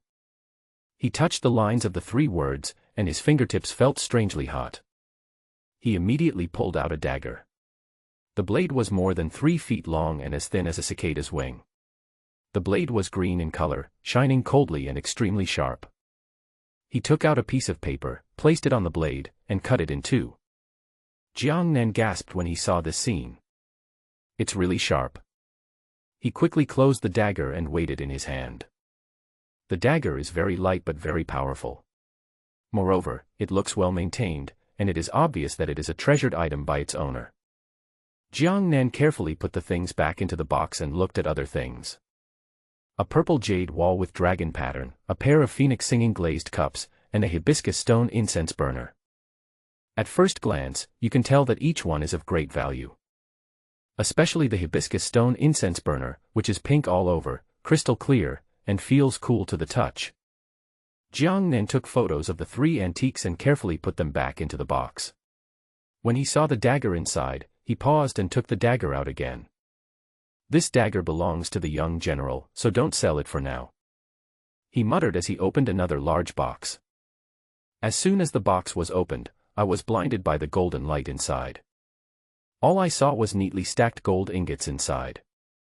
Jiang Nan counted them and found that there were 36 in total, not one more or one less. Oh my God! With so many gold ingots, did I become rich overnight? This young general is just a small favor, but he insisted on giving me a thank you gift. Just give it, but why do you have to give so much? Although Jiang Nan was complaining, his eyes never left Jin Yuanbao. He still remembered that the golden melon seeds used to be worth up to 2 million each. How much can this gold ingot be sold for now? Jiang Nan became even more excited and thrilled whenever he thought about it. He picked up the gold ingot and studied it carefully, and saw the words, Great Yan Dynasty, engraved on the bottom of the gold ingot. He took out his cell phone and sent a message to Wei Zigua. Boss Wei, do you want this gold ingot from the Great Yan Dynasty? Then, he took a photo of the gold ingot and sent it directly to Wei Zigua. He now has to transport supplies to Su Fengling and build a resort, so he needs money. So, he planned to sell all these things. Of course, except for the little general's dagger. After Jiang Nan sent the message, he locked the dagger in the safe and put the gold ingots together with the other 3 antiques. Jiang Nan felt a little embarrassed after collecting so many things. He scratched his head, walked to the desk, picked up a pen and started writing. He asked the young general what else was needed so that he could purchase it immediately. After receiving the note, Su Fengling quickly summoned 4 deputy generals. The gods are asking us what we are currently lacking and what we need. General, we need horse feed. We have more than 4,000 war horses now, but there is too little horse feed. Over time, these war horses may starve to death, not to mention the others. Li Liang's face was filled with worry when he thought of the war horses in the stable. The horses in the stable were too thin. Some of them were so hungry that they collapsed on the ground. They couldn't even stand up, let alone ride them into battle. The more than 3,000 horses of the Turkic army were in a slightly better condition than theirs, but only a little, not much. Every warhorse was skinny from hunger and became out of breath after running a few steps. They could not continue like this. After listening to Li Liang's words, Su Fengling picked up the pen and wrote the words, horse material, on the letter paper. General, we need more bows and arrows. We ambushed the Turkic army last night, killing more than 20,000 of them, and killed Luo Su and Luo Gua, 2 of their lackeys. Anaru must be furious. This time, he will definitely counterattack like a mad dog. We need more bows and arrows, more arrow feathers. Also, we may not be able to rely on bows and arrows alone.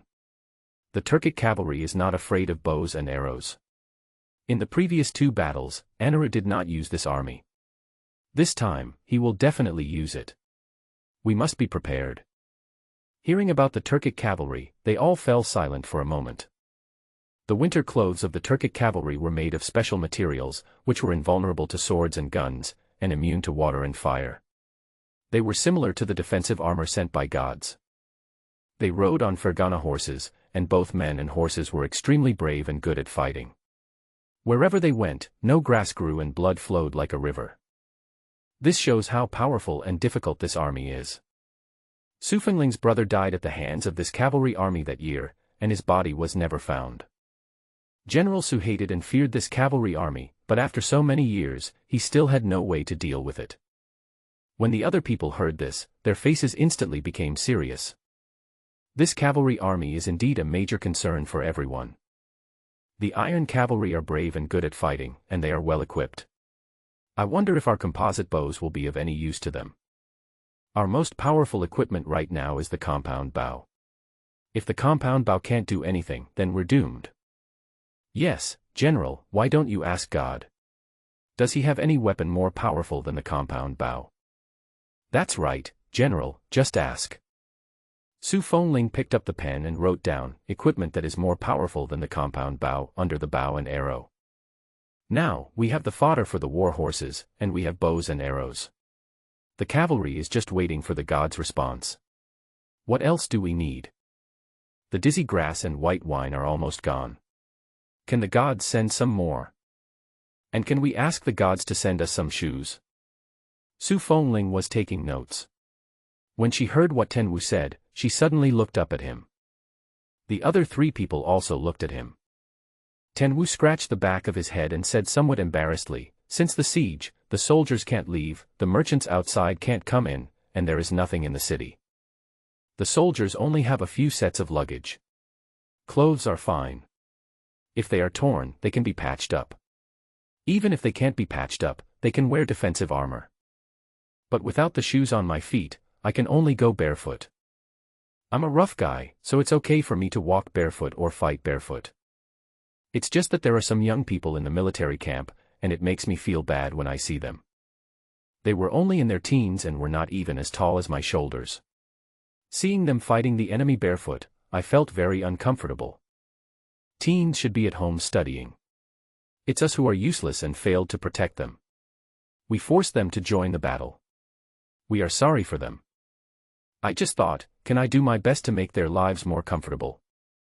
General, this is the money I used to buy shoes for the soldiers. Please give it to the gods together with the money." After Tenwu finished speaking, he took out 2 gold ingots and a pair of plates with flower patterns from his arms. Tenwu placed the 3 things on Su Fengling's desk. None of the others had expected that Tenwu, who was usually a big and strong man, could be so careful and pay attention to these things. Su Fengling put the things away and said, "Okay, I will tell the gods about this.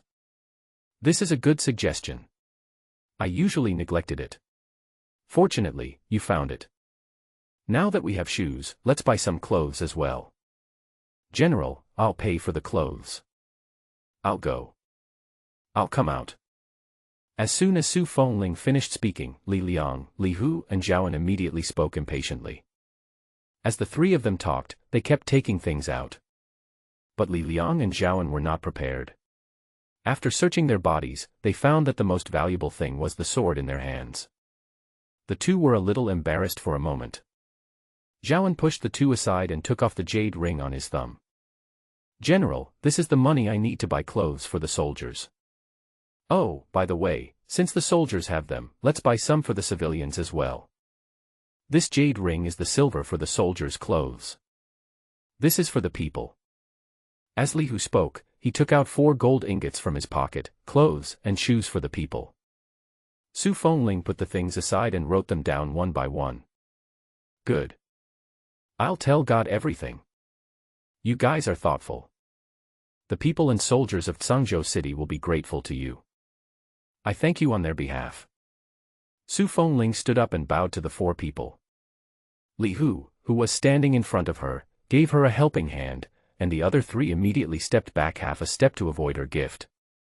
Li Hu touched the tip of his nose and said with a little pride, "General, what's the point of saying thank you or not between us? Protecting Tsangzhou City is the responsibility and mission of our Su family army.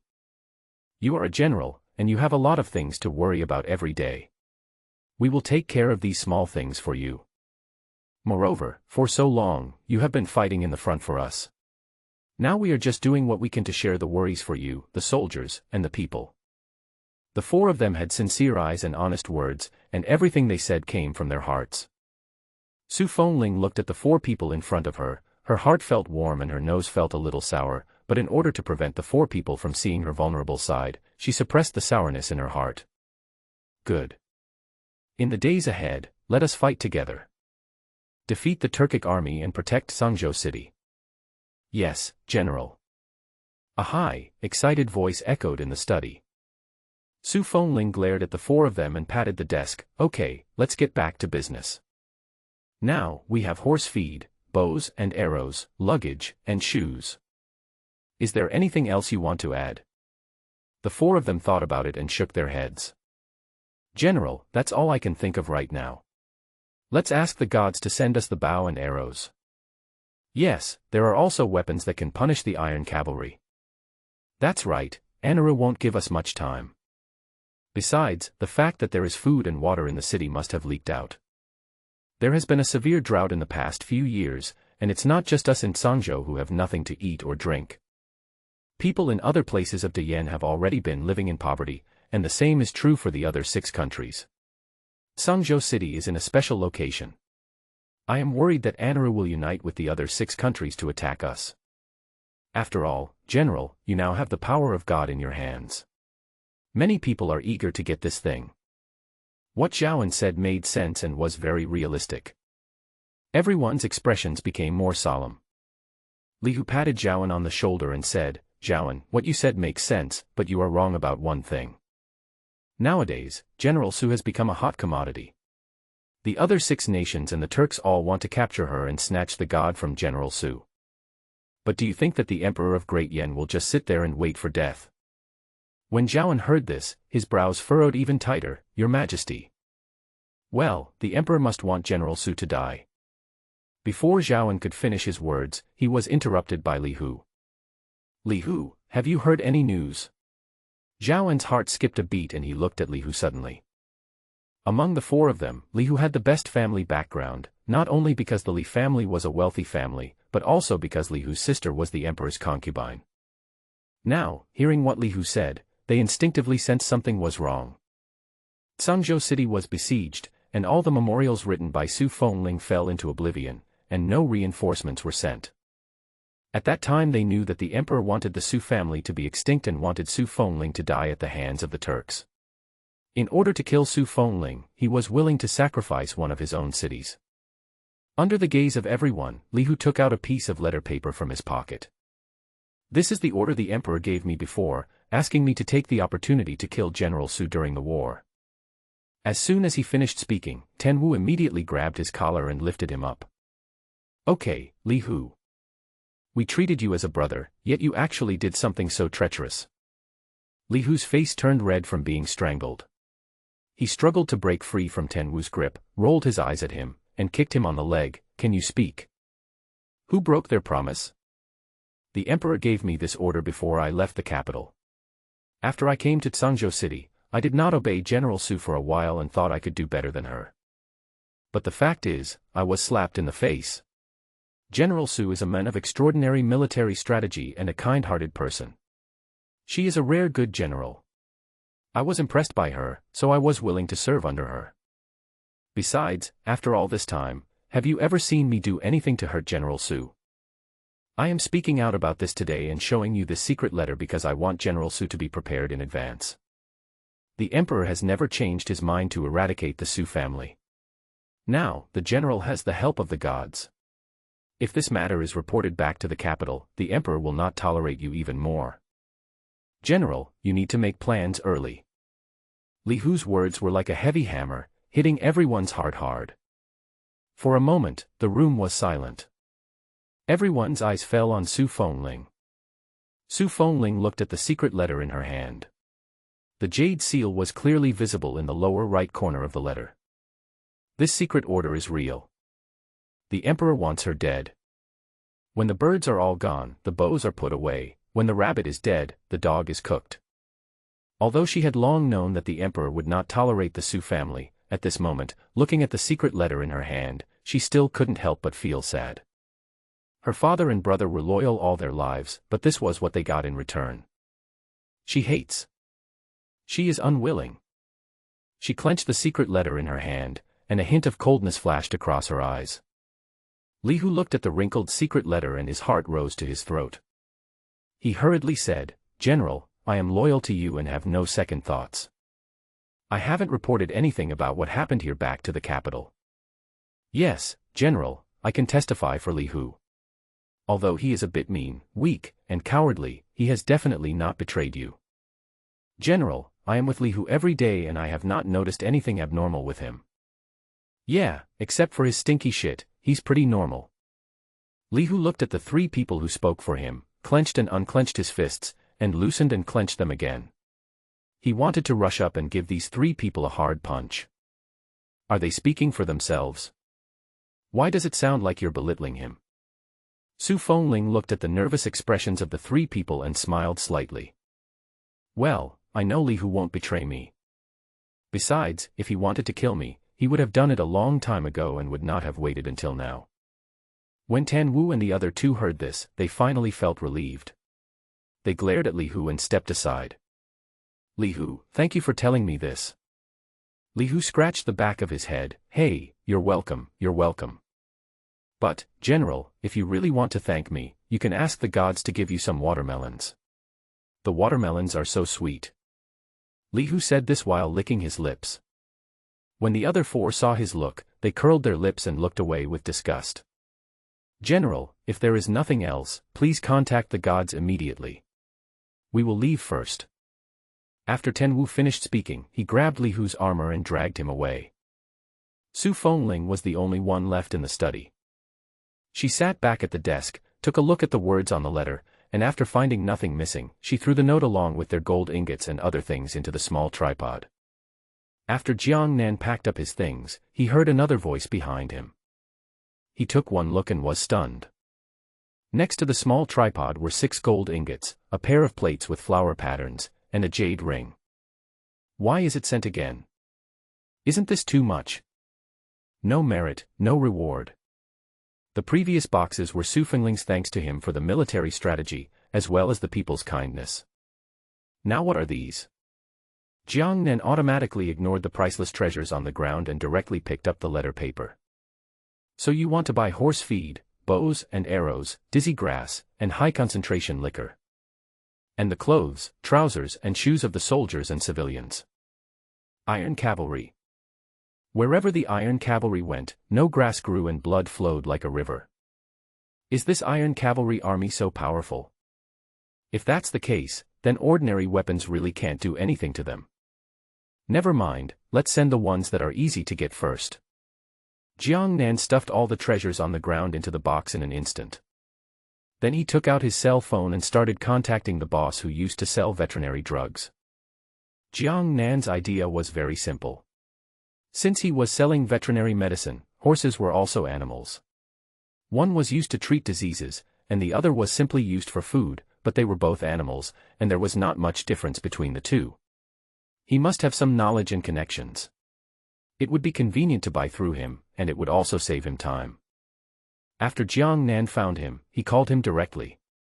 As soon as the call was picked up, Jiang Nan said directly, "Boss, I need 2 million bags of hay and 50 tons of horse feed. Deliver it to the warehouse at 5 o'clock today."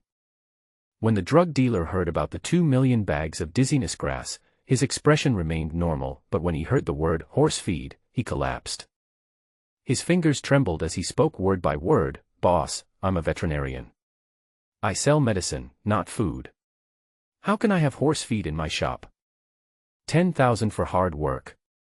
When the boss of the drug dealer heard about the labor fee, his expression immediately changed, and his voice became shrill. "Okay, boss, I'll deliver it to your warehouse on time at 5 o'clock. 2 million bags of hay fever are already in stock in the store. I'll have them load the truck right away. I'll go buy some horse feed right now." Even through the screen, Jiang Nan could feel his flattery. Jiang Nan twitched his lips. "Okay, I'll send you the money as soon as possible." After he finished speaking, he hung up the phone and transferred another 300,000 yuan to him. After ordering the grass, I sent a message to the liquor owner. This time it was still 500,000 tons. The liquor owner had long been accustomed to the huge orders from this big customer, and he calmly gave him an okay gesture. After taking care of the 3 easiest things, what's left are clothes and weapons. Jiang Nan thought for a moment. The clothes of ancient soldiers are different from ours, right? Where do I get them clothes? As soon as Jiang Nan finished speaking, 3 words immediately appeared in his mind: military training uniform. The soldier can't get clothes, but he can buy military training uniforms. He immediately clicked on the orange-red software, typed in the 3 words, military training uniforms, and soon countless businesses appeared. Jiang Nan found a store with the highest sales and the most positive reviews, and chatted privately with the customer service. "Hello, I need to order 300,000 sets of military training uniforms. Can they be shipped tonight?" While sending the message, Jiang Nan was thinking in his mind, the soldiers' uniforms have been solved, but what about the civilians? You can't just order some modern clothes, can you? Actually, it's not impossible. But if we send them modern clothes, would they feel a little strange when they wear them? Just as Jiang Nan was thinking about it, the merchant replied to him. Hello dear, are you sure you want to buy 300,000 sets at once? Jiang Nan replied decisively, yes.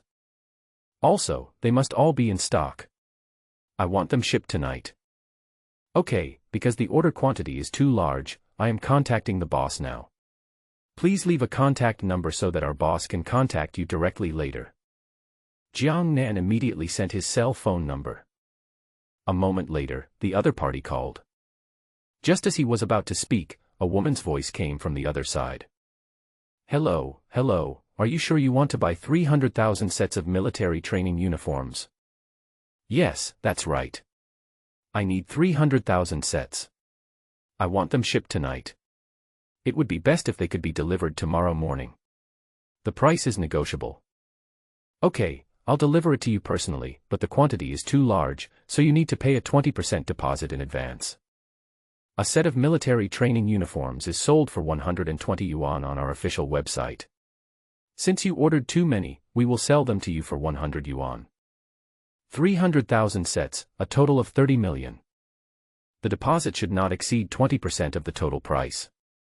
Just pay 6 million. Good. I'll add you on WeChat and transfer you the message directly. As Jiang Nan spoke, he added her WeChat, then directly transferred 6 million to her and sent her the location of the warehouse. Okay, I checked and you are in the province next to mine. I will deliver it to your designated location before 12 tomorrow morning. A set of military training uniforms includes clothes, pants, and shoes. Now that the soldiers' problem has been solved, it's time to solve the problem of the civilians. Thinking about what people were wearing, Jiang Nan's head started to hurt again. It's not appropriate to give a modern gift. Give him something from ancient times. He doesn't know which dynasty in history the clothing of the great Yan dynasty resembles. He patted his head and said, forget it. I can't imagine it even if I rack my brains. Let's ask the young general. After Jiang Nan finished muttering, he immediately started writing. After finishing, he threw it into the small tripod. While he was waiting, he contacted the boss from whom he had bought the armor before. He still had a large batch of compound bows that had not yet been delivered. Counting the days, it's almost time. He clicked into their chat page and asked immediately. Boss, do you have any sharp and light weapons? The kind that can kill the iron cavalry. The boss was leading people to work overtime to make a compound bow for Jiang Nan. When he saw his message, he wiped the sweat from his face. Iron cavalry. The Mongol cavalry in history. There is also a picture below. In the picture, the soldier is sitting majestically on a Fergana horse, wearing armor made of black iron, a helmet made of black iron, and holding a sharp spear in his hand.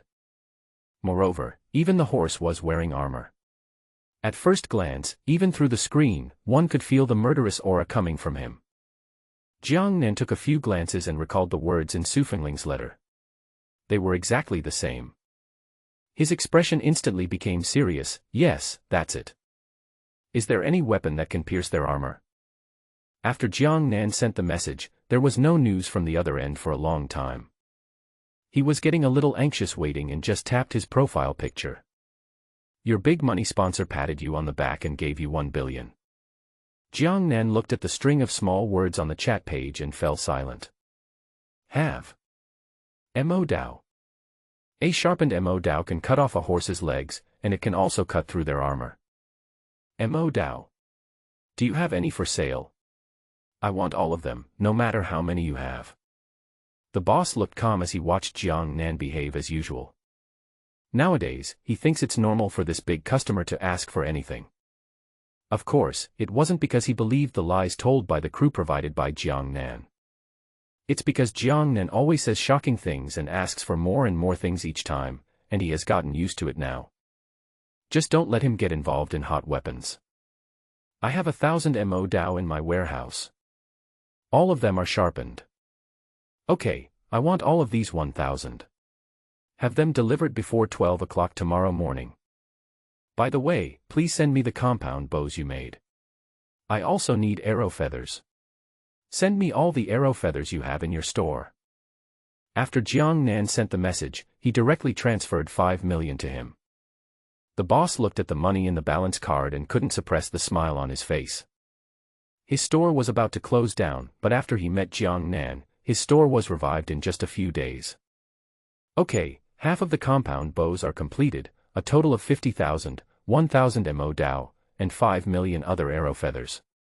I will deliver them before 12 o'clock tomorrow morning. As soon as the boss sent the message, he started working immediately. Jiang Nan rubbed his sore shoulders and picked up the pen. 2 million bags of Yunyan grass, 500,000 tons of high-concentration liquor, 500,000 tons of horse feed, 300,000 sets of soldiers' training uniforms, 1,000 mo Daos, 50,000 compound bows, and 5 million other arrow feathers. At present, all that is missing is clothes and shoes for the people. If you can't wear modern clothes, you should be able to wear shoes, right? Modern shoes are soft and light, they are definitely more comfortable to wear than those in ancient times. And when soldiers fight, they will definitely be more ferocious if they wear comfortable shoes. The more Jiang Nan talked, the more he felt it made sense, so he went straight to the local stores of various brands including Step, and Ta, and Li Ning. No matter what size the shoes were, whether they were elderly shoes or children's shoes, they were all sold out. Because he purchased the item directly online and paid for it directly, the merchant did not contact him. Jiang Nan looked at the orders one after another and made a rough estimate that there should be more than 500,000 pairs of shoes.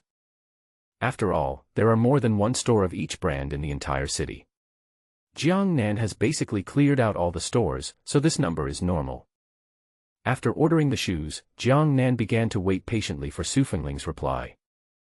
Jiang Nan was living a peaceful life, but Su Fengling was at a loss as to where to start. The people's clothes had already been prepared and were neatly folded aside. But Su Fengling looked at the last paragraph of the letter and did nothing.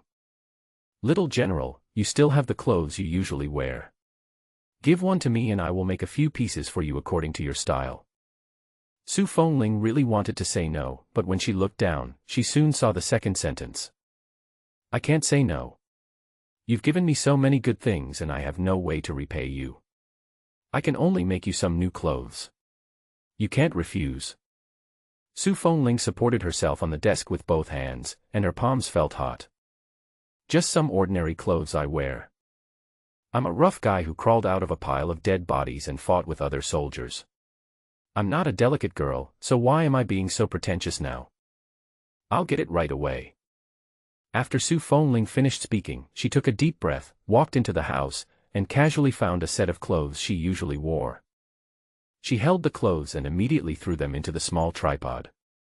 Because she moved so quickly, she didn't notice that there was a hint of pink mixed in the dark green clothes. After Su Fengling threw in his own things, he put in the things that the people brought up. After putting the things away, Su Fengling wiped the sweat from his forehead and took a deep breath.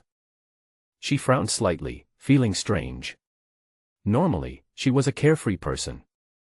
But today, the god only asked her for an ordinary piece of clothing. Why did her heart beat so fast?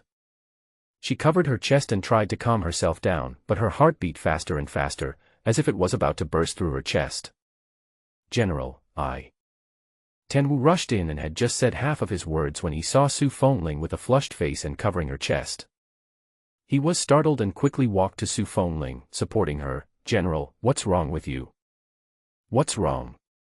Su Fengling's face froze, but she quickly calmed down and waved her hand. I'm fine. I see you're in a hurry, what happened? Seeing that she didn't want to say more, Tenwu didn't dare to ask any more questions, but he secretly kept a watchful eye on her. Su Fengling is now their backbone and their general, so nothing must happen to him. Su Fengling's cold eyes fell on him. The ending tone is slightly upturned, with a bit of oppression. Tenwu immediately gathered his thoughts and clasped his hands together. General, we have caught the spy. He really intended to tamper with the river water just as you said. Our people have been lurking in secret. As expected, we found a man sneaking into the main river. As soon as he took out something and was about to put poison, he was captured by us and is now imprisoned in the dungeon. Okay, well done. The poison wasn't spilled into the river. No, we caught him as soon as we noticed his movements, and he didn't have time to catch up. Okay, let's go. Su Fengling took Tan Wu and went directly to the dungeon. Jiang Nan had been guarding next to Xiao Ding. After a while, a piece of clothing fell from the sky and landed directly on his head.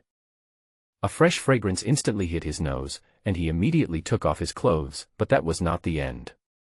A small red dress was directly covered on his head again, and the fragrance was even stronger. Jiang Nan immediately tore off her little red dress, looked up, and was stunned. Belly band. This.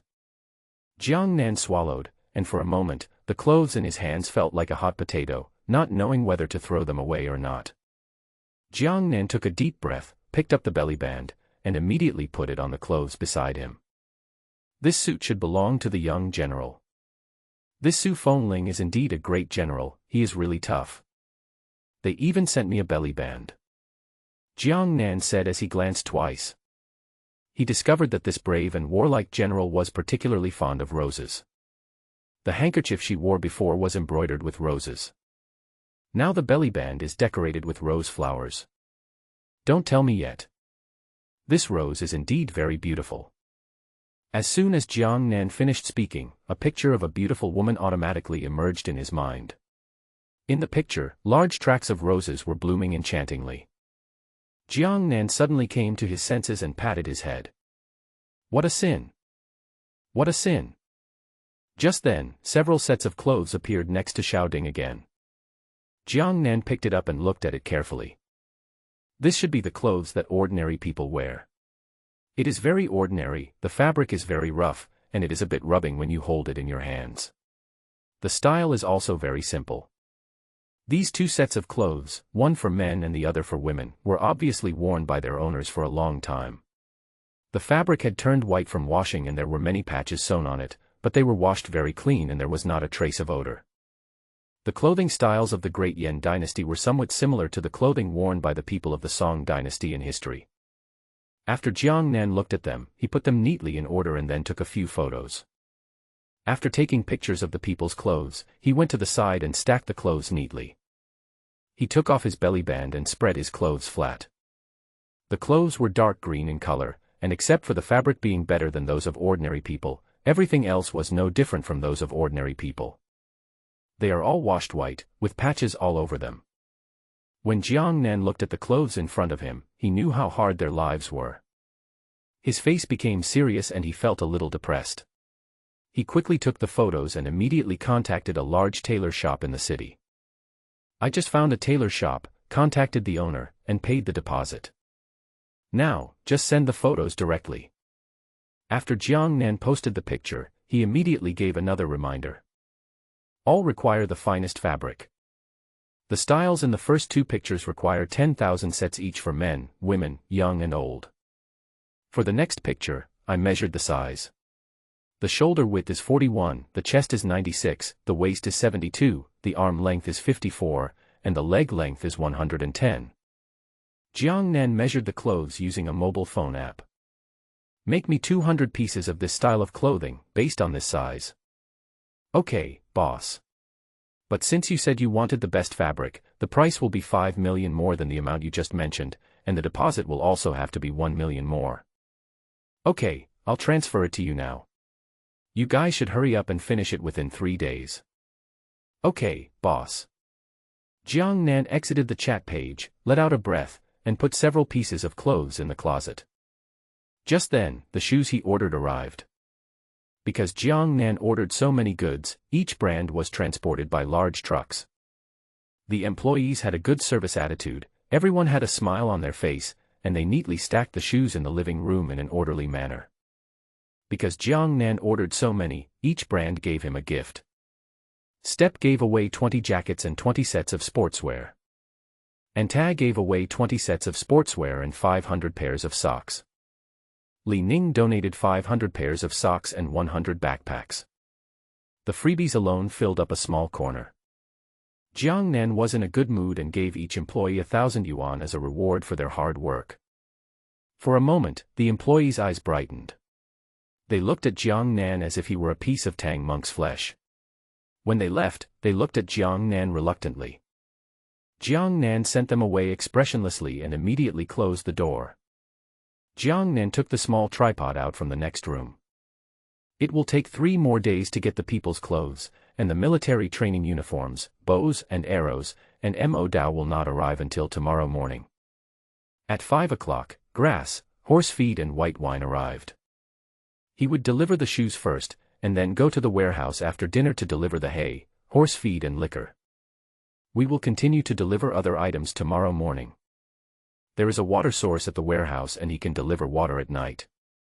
There is water in the river in Sangzhou City, but other places are still too dry. The people's wells probably have no water either, and they still have to run to the river to get water. If he bought some more water pipes and sent them over, Su Fengling could use them to deliver water to people's homes, which would be quick and convenient. While thinking, Jiang Nan wrote a note to Su Fengling. He was going to send the shoes over and asked her to get ready and clear out a space. After Jiang Nan finished writing the note, he sat next to Xiao Ding and waited. At this moment, Wei Zigua's video came again. As soon as Jiang Nan answered the call, she was caught off guard by his big forehead and immediately moved the phone forward. Friend Jiang. Are you sure you have the gold ingots of the Great Yan dynasty? Wei Zigua's face flushed, and he looked at Jiang Nan with burning eyes. Even through the screen, he could feel Wei Zigua's excitement. Yeah, sure. Do you want it? Wei Zigua nodded fiercely, yes. Yes. Yes. Friend Jiang, can I ask how much you have? Not many, maybe about 40 or so. Snap. Just as Jiang Nan finished speaking, a voice came from the other side, and then the screen went black. But after a moment, Wei Zigua called back again. As soon as the call was connected, Jiang Nan saw him wiping the sweat from his forehead. Friend Jiang, 40 gold ingots, and you still say it's not enough. Wei Zigua was so angry that his teeth almost fell out. He wished he could rush forward and tear Jiang Nan's calm face into pieces. Why is there such a big gap between people? He had studied the Great Yan dynasty for decades, traveled to countless places, suffered a lot, and even went down to a tomb, but he had not seen a single artifact from the Great Yan dynasty. But what about Jiang Nan? He threw something casually and it turned out to be the gold melon seeds of the Great Yan dynasty. He threw something casually again and it turned out to be the gold ingots of the Great Yan dynasty. Wei Zigua is old and has experienced many ups and downs. At this moment, his eyes were sore and he hung up the video angrily. Otherwise, he was really afraid that he would not be able to control himself and shed tears of jealousy. Jiang Nan watched the call being hung up, feeling confused for a moment. However, soon another message came from Wei Zigua. Friend Jiang, I want all these 40 gold ingots. You must keep it for me. I'm not in the city today. I'll get it from you when I come back. This is a deposit. After Wei Zigua sent the message, he directly transferred 500 million to Jiang Nan. By the way, Jiang Xiaoyou, remember to attend the auction tomorrow night. Jiang Nan replied with an okay expression. At this moment, a piece of paper ejected from the small tripod. Jiang Nan took a look and started delivering the shoes. After delivering the shoes, Jiang Nan also delivered the gifts. Su Fengling and his group were guarding the small tripod. In just a moment, pair after pair of shoes were neatly placed in front of them. There were a lot of shoes, and they were colorful. The group of people were stunned when they saw the shoes in front of them. Tenwu swallowed and said, "Oh my God, are these the shoes that gods wear? They look a little different from what we usually wear." Li Hu jumped up and slapped him on the head, "You big fool, it's obviously not the same at all." After Li Hu finished speaking, he walked over first and picked up a pair of black running shoes. This fabric is very comfortable and soft to the touch. The sole of this shoe is also very soft. Li Hu looked at the shoes with shining eyes. He couldn't wait to take off his cloth shoes and put them on. He was lucky enough to pick out shoes that fit his feet perfectly. After he put it on, he jumped back and forth and then danced. Comfortable. It's so comfortable. These are the most comfortable shoes I have ever worn. More comfortable than the shoes we make at home from the finest silk. Besides, it's very light. The others couldn't wait to rush over and pick out a pair they liked. Zhaoan picked out a pair and rubbed the patterns on them carefully, but he couldn't bear to wear them. Tan Wu and his companions had already put them on and were jumping for joy. Zhaoan, put it on, why aren't you wearing it? Everyone's eyes fell on Zhaoan. Zhaoan smiled slightly and held the shoes. These shoes are great, I'll wash my feet before wearing them.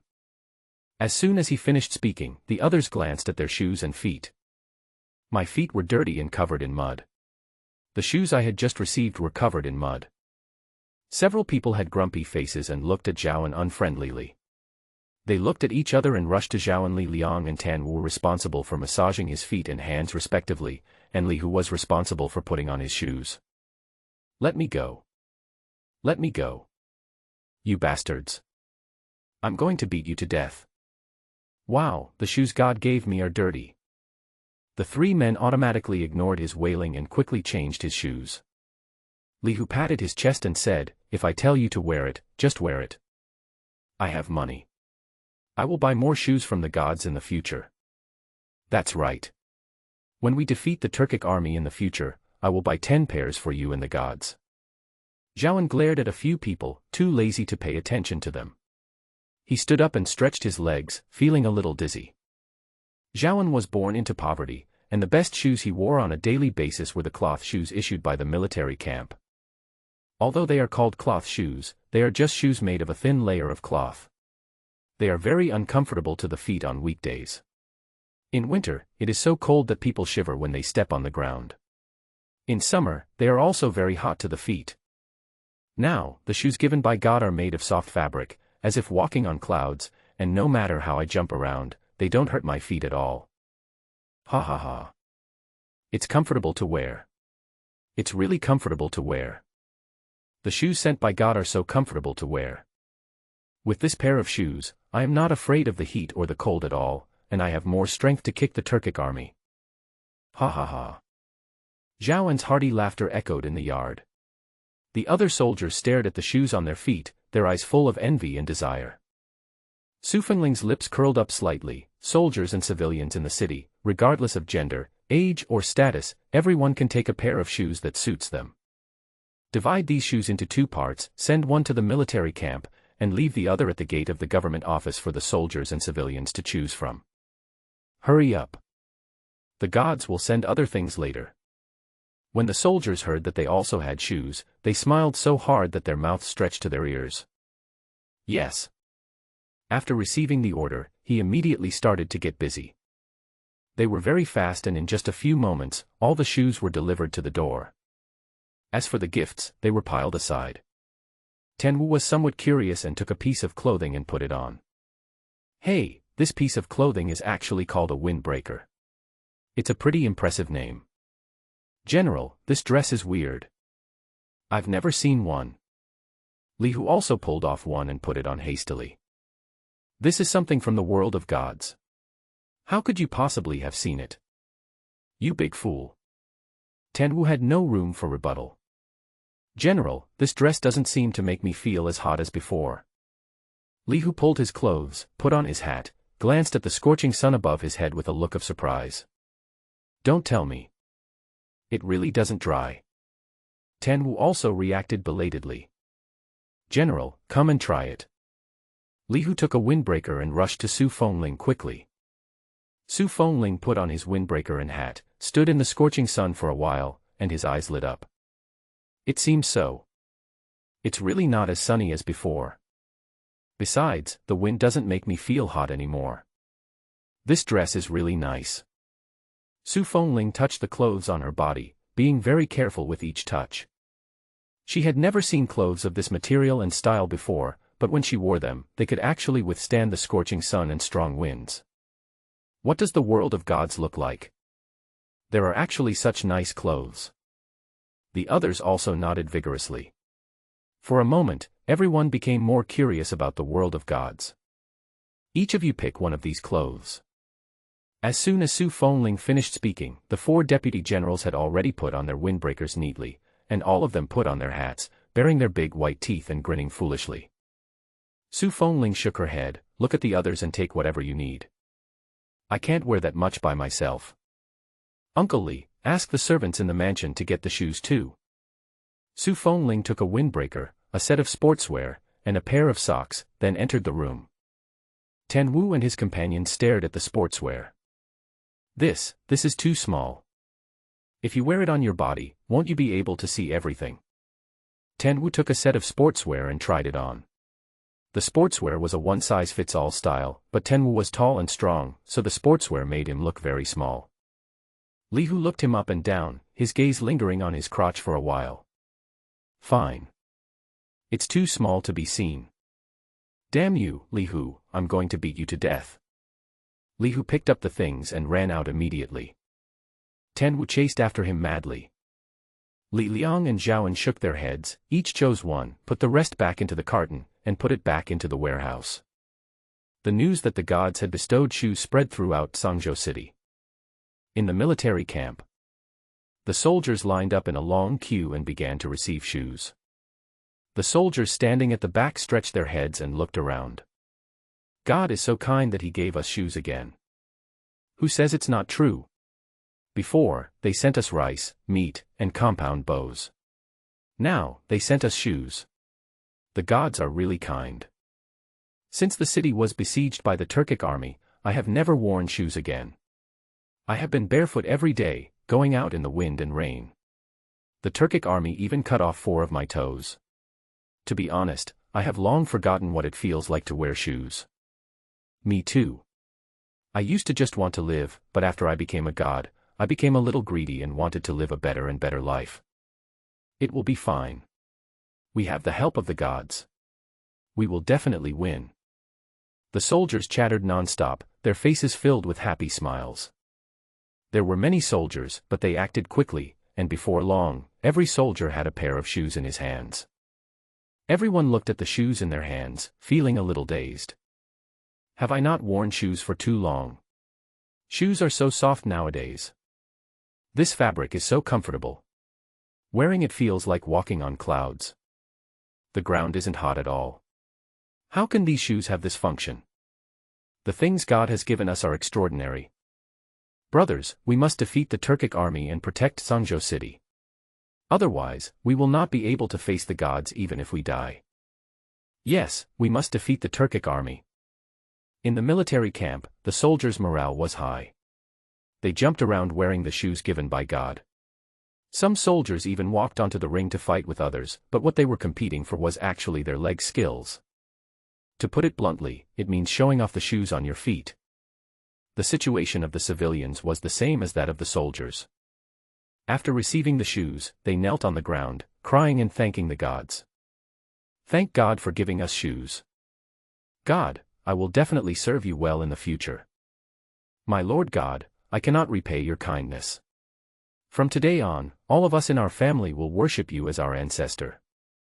The people knelt on the ground and cried bitterly. They are ants in the eyes of the rich and powerful, and items that can be sold by the pound in the eyes of corrupt officials. No one cares whether they are living well or not, and no one notices whether they have shoes on their feet. But now, the gods have given them shoes. Moreover, the fabric of these shoes is soft and the workmanship is exquisite, and you can tell at first glance that they are worth a lot of money. But everyone has a pair of such shoes, regardless of wealth or age. The voices of the civilians and soldiers were so loud that Su Fengling could hear them across the yard. Crying and laughing, all words of thanksgiving to God. Su Fengling touched the clothes in her hands, and the smile on her lips grew wider and wider. Jiang Nan. God. Thank you. At this moment, Su Fengling suddenly wanted to see what this kind-hearted God looked like. Achoo. Achoo. Jiang Nan was sitting in the car and sneezed twice unexpectedly. He rubbed the tip of his nose and asked, "Who is complaining about me behind my back?" Jiang Nan went directly to the largest plumbing shop in the city. As soon as he entered, he saw all kinds of water pipes neatly stacked. "Boss, I want all your water pipes." The boss hurriedly walked up to Jiang Nan and said, "Little brother, we have more than 5,000 rolls of water pipes in our store. Are you sure?" Jiang Nan nodded, "I'm sure." "Also, give me 5,000 faucets."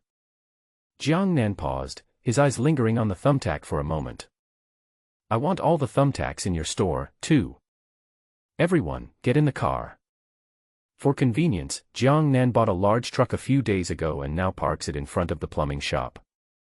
The boss saw that he was not joking and waved his hand. "You guys, hurry up and load the goods for the big boss." The employees in the store immediately started to get busy.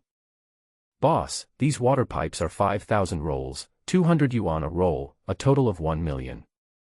There are 200 thumbtacks in a box in our store, 4 yuan a box, we have 50,000 boxes in total, a total of 200,000. The faucet is 10 yuan each, you want 5,000, a total of 50,000. The total is 1,250,000. Jiang Nan nodded upon hearing this and directly scanned the code to transfer 1.25 million to him. When the boss received the money, he couldn't stop smiling and quickly got Jiang Nan a bottle of iced black tea. "Boss, loading will take a while, please check the other ones first." Jiang Nan took the iced black tea and took a few sips. It was icy and cool, and really comfortable on a hot day. After a while, the goods were loaded and Jiang Nan drove directly to the warehouse. The owner of the veterinary drug store had been waiting at the warehouse door for a long time. When he saw Jiang Nan's car, but before he saw him, a smile immediately broke out on his face. Jiang Nan got out of the car and glanced at him. "You are smiling so happily. Did you find any money today?" The owner of the veterinary drug store chuckled, followed Jiang Nan, and led his men to unload the goods into the warehouse efficiently. "Little brother, tell me if you need anything in the future. I guarantee that the goods will be delivered quickly and the quality is guaranteed." Jiang Nan glanced at him and said in an ambiguous tone, "Really?" The owner of the veterinary drug store patted his chest and said confidently, "Of course. Little brother, there is nothing I can't get, except what you can't think of. In that case, get me some explosives." The smile on the face of the veterinary drug store owner froze. His pupils shrank, and he covered Jiang Nan's mouth with his hand, glancing around. "Little brother, it's illegal to make explosives. I wouldn't dare to do such a thing." Jiang Nan pulled his hand off. "Didn't you say you can say anything?" The owner of the veterinary drug store gave him a sad look and said, "Isn't this just bragging? Who knew you would play such a big game and even want to make explosives? I can't get you explosives, but I can ship you tens of thousands of boxes of firecrackers. It's all crackling noises, why don't you just put up with it?" Jiang Nan paused, recalling what Su Fengling had said about the Turkic army. The thumbtacks he just bought were for dealing with their war horses. If he added firecrackers, wouldn't it be twice as effective with half the effort? The veterinary drug store owner saw him pause, swallowed, and moved closer to him. "Little friend, do you really want it?" Jiang Nan looked at him and nodded solemnly. "Then I'll do it for you now. I have a friend who happens to sell this. I can ship 20,000 boxes to you. It's no problem at all. When will it arrive?" "It's 5:30 now. I'll be there before 7.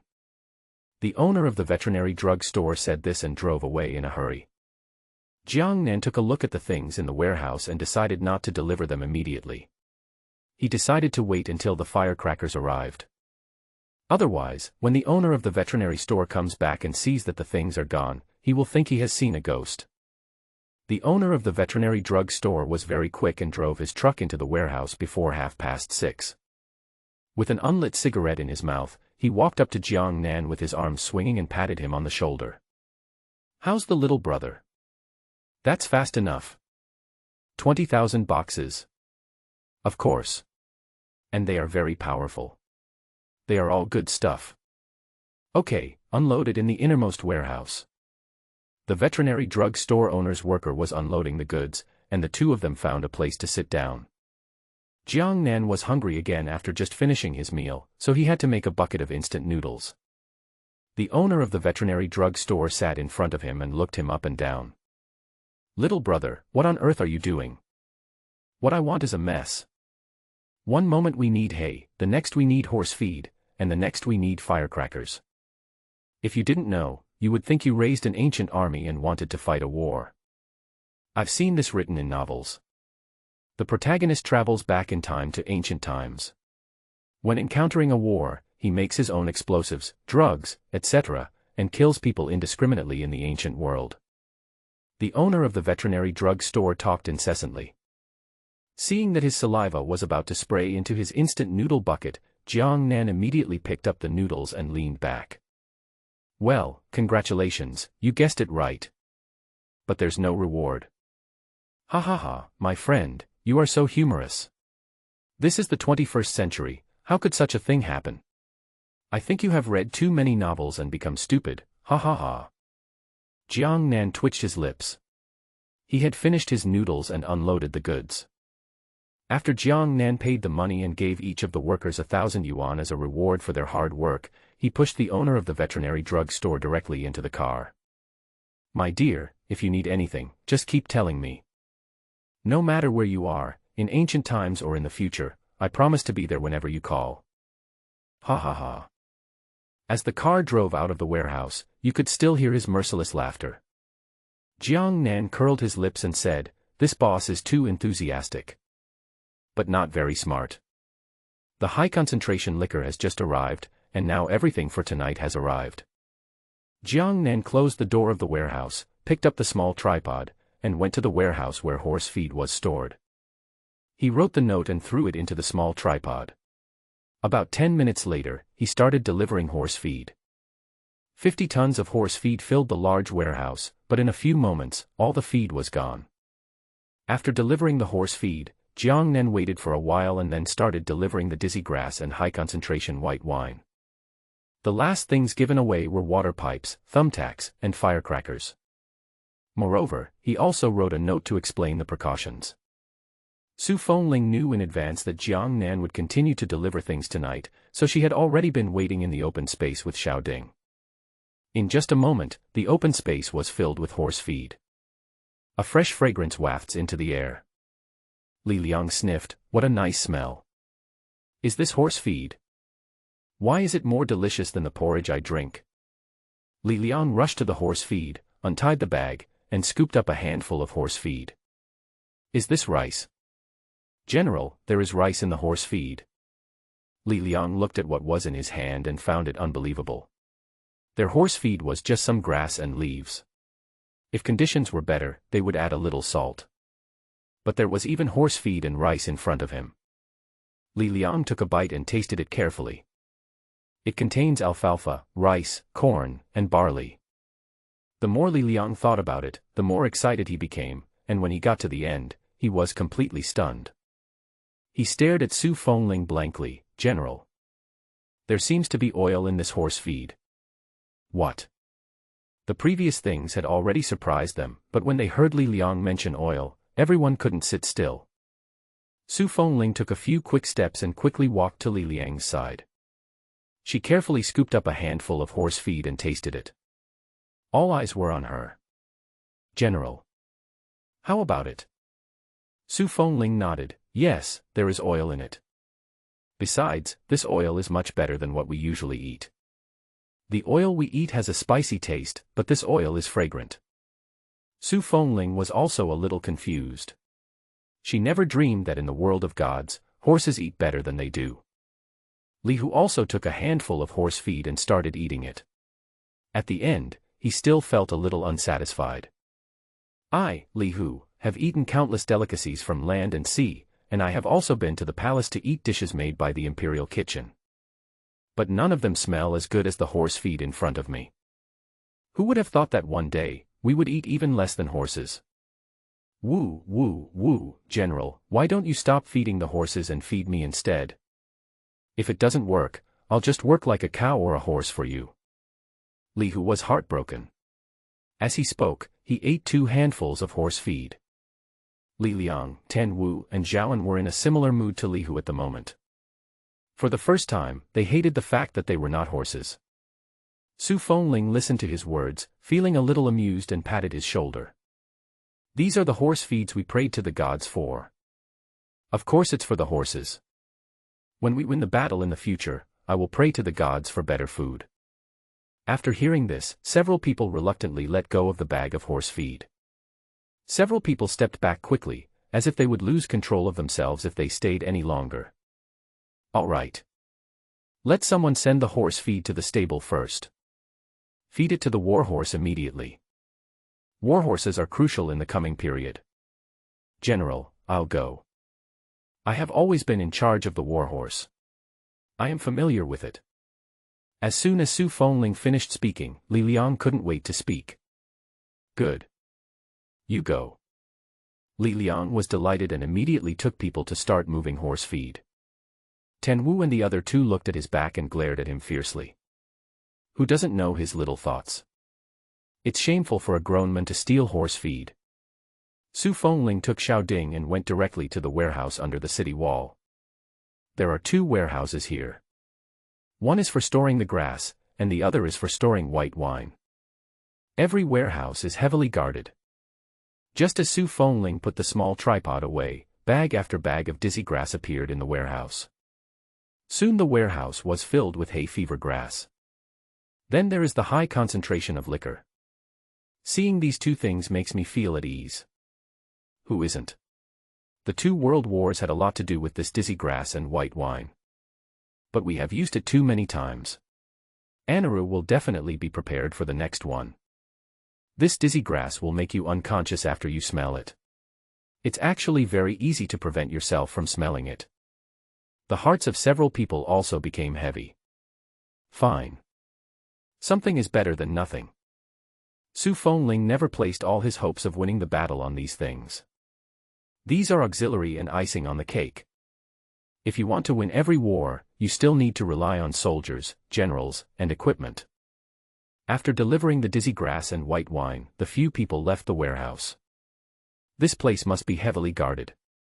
Especially in this warehouse of liquor, which is flammable, you have to be careful. Once you find someone strange, kill them on the spot. The spy in the dungeon kept his mouth shut. No matter what means were used, he would not tell the truth. Later, he even bit his tongue and committed suicide. But Su Fengling guessed that they must have spread the news. Thinking of this, a cold light flashed in her eyes. Strengthen patrols in the city and military camps, and don't miss any abnormalities. Yes. Just then, another voice came from the small tripod. It's a note. After reading it, Su Fengling said excitedly, the gods said that the next thing they sent is to deal with the Turkic cavalry. To deal with the Turkic cavalry? Yeah. That's right. Su Fengling nodded, and the worry on her face faded a lot.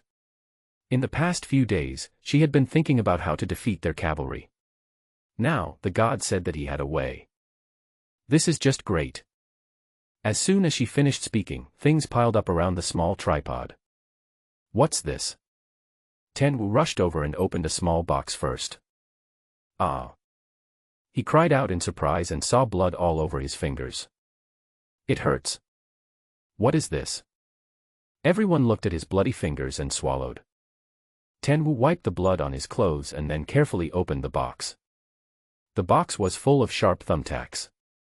So sharp. This thing is small, but it's so powerful. Does this look like acupuncture needles? This is much more powerful than a silver needle. I even doubt it can pierce a bone. Tan Wu sucked his injured finger, blaming himself for being too reckless and pressing down too hard, causing him to break out in a cold sweat due to the pain. It's a thumbtack. The gods said that if we bury thumbtacks outside the city gate, when the Turkic army arrives, they will step on the thumbtacks. The same principle applies to the war horses. Then, they will lose their composure. There are a lot of thumbtacks, probably hundreds of thousands. Tan Wu, take your men to bury thumbtacks in front of each city gate tonight. Yes, General. It just so happens that I can wear a jacket, and the jacket is black, so it doesn't look unusual at all at night. Su Fengling nodded, took the small tripod and moved to another position. This time the location is a bit far from the city wall. Put out all the torches. Ah, why? Although everyone was puzzled, they still did as they were told.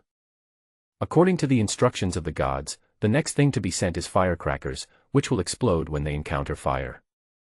It's not very powerful, but it's very loud. When the time comes, light the firecrackers and throw them directly into the Iron Cavalry army. The horses will be frightened and will surely fall into chaos. With the addition of thumbtacks, they will be skinned alive if not dead. Besides, if we shoot arrows at that time, we can achieve twice the result with half the effort. Su Fengling's cold voice carried a bit of arrogance and confidence, as if she had already seen the defeat of the Iron Cavalry army. When the others heard this, they looked at Xiao Ding with even greater anticipation. Everything the gods sent is so strange and bizarre. I have read countless books, but none of them have any record of it. You are reading books from the human world. The gods are in the divine world. Of course you can't see them, idiot. General, do you know what the gods look like? The temple is almost finished, and the next step is to give the gods a golden body. Su Fengling was caught off guard when she heard this and felt a little guilty. She had mentioned this to the gods several times before, but they seemed to have automatically ignored her words. Was she being too reserved? Then she should be more straightforward next time. It's out. Here it comes. Here it comes. Just as she was about to speak, Xiao Ding moved. After everyone screamed, they held their breath and stared at Xiao Ding. Soon, firecrackers were piled up all around. They looked at the firecrackers all over the ground in the moonlight. They wanted to touch them, but they didn't dare to. They wanted to go forward, but they were afraid to do so. Su Fengling walked up to the firecrackers and touched them with her hand. There were some small circles and some big circles. She followed the god's instructions and found the thread. Here is the thread end. When the time comes, just tear it apart and light it directly. After ordering, throw it out immediately. Su Fengling followed the instructions of the gods and explained some precautions. She teaches seriously and others learn seriously. After giving the instructions, Su Fengling took Xiao Ding back to the general's mansion. Dozens of large water tanks had already been prepared in the mansion. She put down the small tripod and wrote a note to the god. As soon as the note was thrown in, 5,000 rolls of water pipes came out of the small tripod. Start from here and place these water pipes in people's homes one by one. When the well and water tank are full, we move on to the next family. The gods sent me a lot of water pipes. Su Fengling arranged everything in an orderly manner, and the soldiers had strong learning abilities, so they quickly figured out what to do. The water in the warehouse is also brought from the back mountain. The water pipes and faucets are all of the largest size, and the water flow is very strong. Jiang Nan put the small tripod under the faucet and went to rest. He had been busy all day and fell asleep as soon as he hit the bed. Hazy in his sleep, he suddenly saw a big bed, and there seemed to be a woman lying on the bed. The gauze bed curtains fluttered in the wind, and the woman on the bed was looming. Jiang Nan took a few steps forward, trying to see the woman's appearance clearly.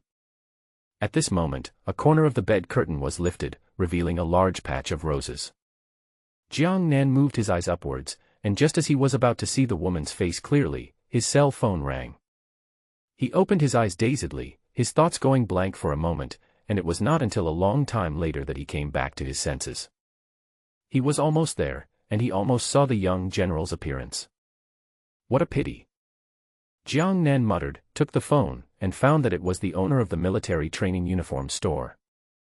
As soon as he answered the phone, he heard his boss voice. Little brother, I'm here, but the door of the warehouse is always closed. No one answered when I knocked on the door. Jiang Nan patted his head and looked at the time. Wow, he slept until 11 o'clock. I am coming. Here it comes. Jiang Nan hung up the phone and immediately ran out to open the door. As soon as the main door of the warehouse opened, 2 large trucks drove in.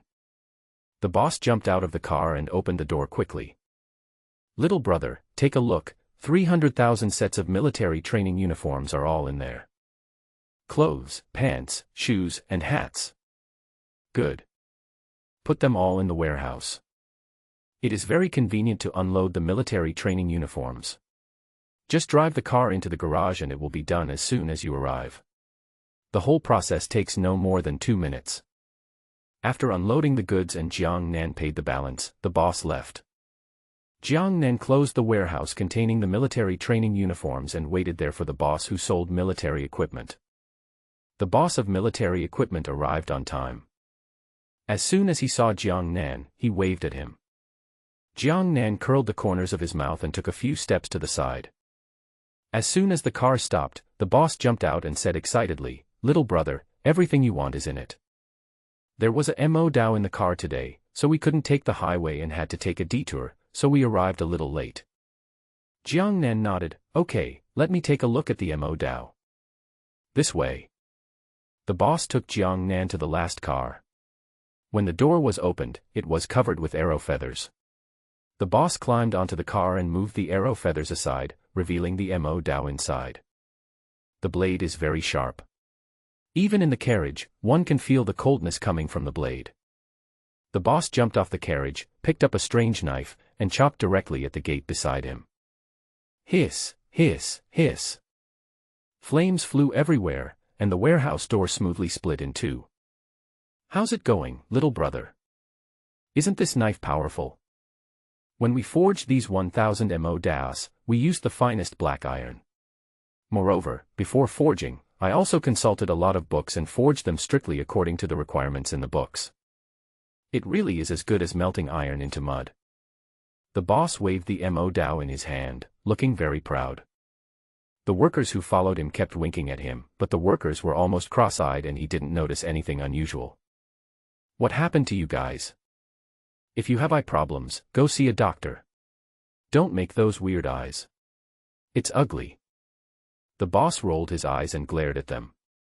These guys who have never seen the world must not do anything stupid in front of the sponsor, otherwise what will happen if the sponsor despises them in the future and stops ordering equipment from them? The money for this door will be deducted from your hard work fee. Jiang Nan curled the corner of his mouth and took the Mo Dao out of his hand. You guys, hurry up and unload the cargo. Yes. The workers looked at the boss with a gloating look and immediately started unloading the goods with swift hands and feet. The boss finally reacted at this time, looked at the door behind him that was split into two, and touched his head awkwardly. He. I'm so excited, so excited. I'll pay for this, I'll pay. Jiang Nan is his big financial backer, so he can't offend him. Now, the store's business depends entirely on him. Jiang Nan glared at him unhappily. Your Mo Dao is indeed a good thing. Can you make some armor for the horses? Something lighter. Just like the picture you sent me before. After Jiang Nan heard that the Turkic army had cavalry, he also wanted to build an invincible and feared cavalry army for the young general. The young general is responsible for providing the personnel, and he is responsible for providing the equipment. Mo Dao is one of them. Also, the armor people wear must be better and stronger than before. When the boss heard this, he also became serious and frowned in thought for a moment. It's harder than the previous ones. It reminded me of a piece of armor. Rumor has it that the armor was made of special steel, yellow barrels, gold threads, and high-quality cotton cloth. It was so thick and hard that even cannons couldn't break it. Think about it, if even a cannon can't destroy it, then it's even more impossible for a Mo Dao or a long sword to pierce or chop it. Jiang Nan's eyes lit up. This is good. Make me 5,000 sets of this kind of armor. I need both human clothing and war horses. Forge me another 5,000 Mo Daos. Boss, I believe in you. You can do it. Jiang Nan patted his shoulder solemnly, and then directly transferred 50 million to him. I've transferred the deposit to you. Don't worry, take your time and try to get it done for me in 3 months. The boss was very happy when he saw the 50 million appearing on his phone, but when he heard the 3 months figure, his face suddenly turned sour. Boss, 3 months is too tight. The armor I just mentioned is what I heard about. I have never seen it in detail. 3 months. Jiang Nan said nothing and transferred another 30 million to him. The deposit is 80 million, and it will be completed in 3 months. After it meets the requirements, another 100 million will be paid. Make a deal. Don't worry, boss. I will make sure to complete the task. As soon as the boss finished speaking, he rushed towards the workers, quickly took them to unload the goods, and drove away immediately without even asking for any hard work pay. Jiang Nan watched the car disappearing from view, and he reasonably suspected that the boss just didn't want to compensate him for the loss of the gate. Jiang Nan made a phone call and asked someone to come and repair the gate. Then he took Xiaoding to the warehouse where the military training uniforms were stored. 10 minutes after Su Fengling passed the note, he delivered the military training uniform. Su Fengling knew that Jiang Nan would be delivering military training uniforms this morning, so she waited in the military camp early in the morning. After receiving Jiang Nan's note, he immediately took Xiaoding to the open space prepared in advance. As soon as they were put down, the military training uniforms were neatly piled up around them. Before Su Fengling could retreat, she was buried inside. Tan Wu and his companions looked at the pile of military training uniforms and swallowed. The gods have sent me so many things. Yesterday they sent me shoes, and today they sent me so many clothes. They owed the gods even more. General, this is what the soldiers wear. Tan Wu was very excited. He took off his helmet and put on the military training uniform. The fabric of the uniform was very soft and hundreds of times better than what they had worn before. Although the shoes on their feet were not as soft as the ones sent by the gods yesterday, they were much better than the cloth shoes and straw shoes they had before. The 4 lieutenant generals were so excited that even the soldiers behind them couldn't wait to put on their clothes. Su Fengling crawled out from a pile of clothes and saw several people grinning foolishly in their clothes, like a group of idiots. She shook her head. Pass the order down, each soldier will be given 2 sets of these military training uniforms. On weekdays, you wear these clothes, but when you're in combat, you still have to wear a helmet and defensive armor. When the soldiers heard that each of them would be given 2 sets of clothes, they were so excited that their mouths were almost stretched to their ears with laughter. Yes.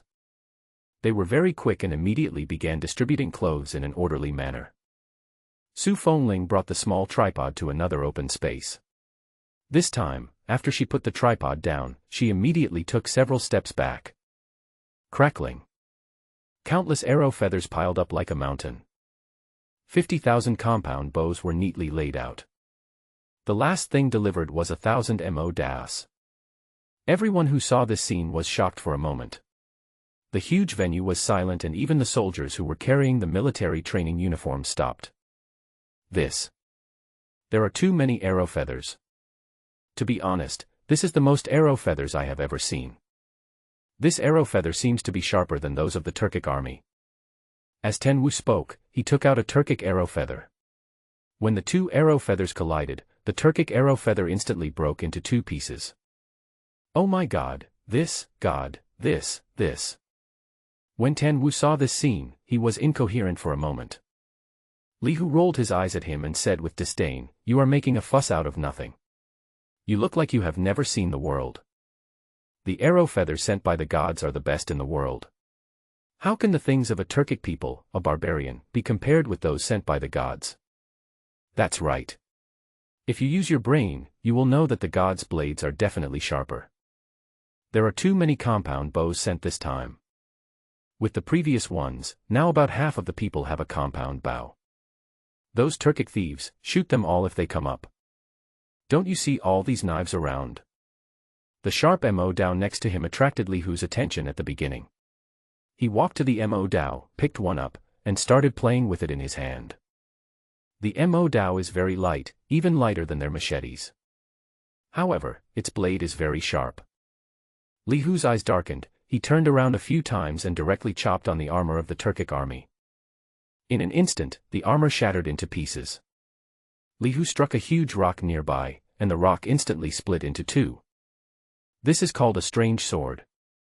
The gods said that this is used to deal with the Turkish cavalry. This sword is so sharp that it can cut through the armor of the Turkic army. Su Fengling looked at the mo Dao in Li Hu's hand, and her dark pupils were surprisingly bright. Nice knife. Very good. With this thing, defeating the Turkic cavalry will be a piece of cake. That is. Yes, kill them. A bunch of bastards. They took advantage of their good equipment and murdered people. Not only did they hack our soldiers to death, they also chopped them into pieces. This time, I will make them pay with blood.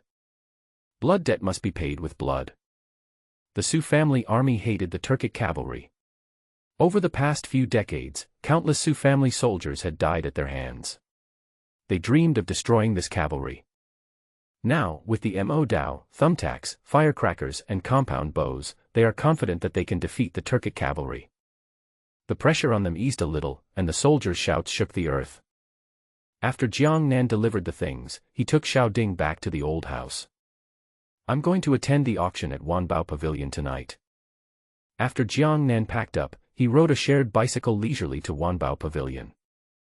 Wanbao Pavilion is the largest auction house in the city, located in the city center. As Jiang Nan walked over, he saw countless luxury cars parked in front of Wanbao Pavilion. It can be seen that tonight's auction is very grand and all the people who come are wealthy people. Puff. No, I thought it was some poor bastard. It turned out to be our young master Jiang. Jiang Nan found a spot and had just parked the shared bike when a mocking voice came from not far away. Jiang Nan looked in the direction of the voice and saw a few familiar faces not far away. He withdrew his gaze indifferently, turned around and was about to leave. Li Yang didn't expect that the Jiang family went bankrupt and Jiang Nan actually looked down on him, so he rushed to Jiang Nan. Master Jiang, long time no see. I heard that your Jiang family went bankrupt, and your father owed a large sum of money. Now he has become a stinking rat hiding in the sewer, and he dare not come out at all. Tisk, tsk, tsk, tsk. As his son, why are you not hiding in the sewer? What are you doing out here? Li Yang glanced around and sneered, haha, are you here to borrow money? But you are no longer the eldest young master of the Jiang family. You can't enter here. Since we are friends, I can lend you the money. But. A hint of ill intent flashed across Li Yang's eyes, and he spat directly onto the ground. If you want me to lend you money, it's easy. Lick this land clean and I'll lend you 5 million. How? Li Yang folded his arms, raised his chin with pride, and looked down at Jiang Nan. The two used to be sworn enemies, and he couldn't stand Jiang Nan's sanctimonious and hypocritical behavior. Jiang Nan couldn't stand his behavior of taking advantage of his power to bully others and bully men and women. If Jiang Nan knew what he was thinking, he would definitely sneer at him. Whether in the past or now, he has never taken Li Yang seriously. Enemy. He simply disdains it. Those who were with Li Yang were all his good friends, so they naturally knew the relationship between the two. Jiang Nan, lick it, why don't you lick it anymore? Your family owes so much debt, you can make 5 million just by licking it, what a bargain. That's right, ugh. Hee, my saliva is not as valuable as Mr. Li's, but as long as you lick it clean, I will lend you 500,000. 500,000 now is an astronomical figure for you, right? After all, you are so poor that you can only ride a shared bike. Ha ha ha. Lick it quickly, our young master Jiang. The sounds of mockery, contempt and ridicule are heard everywhere. Jiang Nan looked at the people in front of him and felt like he was looking at clowns. He chuckled and glanced at a few people. Roll. The faint voice, with a hint of coldness, coupled with his eyes just now, everyone only felt a strong pressure sweeping over them, their hearts seemed to be tightly grasped by a pair of huge hands, and they found it increasingly difficult to breathe. Li Yang was the first to come to his senses, and his face instantly turned as black as the bottom of a pot. He clenched his fists and stared at Jiang Nan. That's it. That's how it feels. Every time he saw Jiang Nan, he would be shocked by his aura and feel breathless. It was all right in the past. After all, at that time, the Jiang family was at its peak. Although they were not the richest in the city, their business was getting better and better. He could tolerate Jiang Nan looking down on him. But now, Jiang Nan is a bankrupt second-generation rich man, why does he still have such a condescending attitude? Jiang Nan. Today, it's not up to you. Even if I don't lick it, I still have to. Bang. Before he could finish his words, Jiang Nan slapped him and sent him flying. Bang. It fell directly to the ground with a loud bang. Mr. Li. You. How dare you? Jiang Nan gave him a cold look, and Li Yang's lackey was so scared that he dared not speak. Jiang Nan was too lazy to deal with them and walked straight to the door of Wanbao Pavilion. Just as he was about to take out the invitation, a sharp voice came from behind him. Stop him. Don't let him in. He didn't have an invitation. He just came here to cause trouble. Li Yang was helped up by his bodyguard, and he ran over stumblingly, enduring the severe pain. His name is Jiang Nan. Their family went bankrupt and owed a lot of money. He went in to borrow money from the big guys there. Don't let him in. Otherwise, if it affects the mood of the big boss inside, can you afford to take responsibility? Li Yang looked at Jiang Nan viciously, his eyes full of murderous intent. He now wished Jiang Nan would die. When the bodyguard at the door heard this, he immediately looked at Jiang Nan vigilantly. Sir, according to the rules of the Wanbao Pavilion auction, you can only enter if you have an invitation. Please show me your invitation.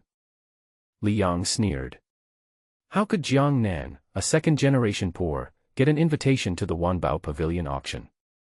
Jiang Nan slowly took out an invitation from his pocket. He folded the invitation, and it looked a little wrinkled at first glance. Sorry, I just came here on a shared bike and put it in my pocket, and this is what happened. Jiang Nan looked at the crumpled invitation and felt a little embarrassed. After all, it was the invitation that Boss Wei sent him, and he didn't take good care of it, which was a bit disrespectful. Seeing this, Li Yang couldn't hold back any longer and burst into mocking laughter. Ha ha ha.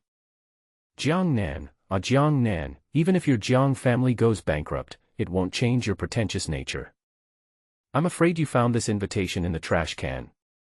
The invitation to Wanbao Pavilion has a special logo. You are just dreaming if you want to fish in troubled waters.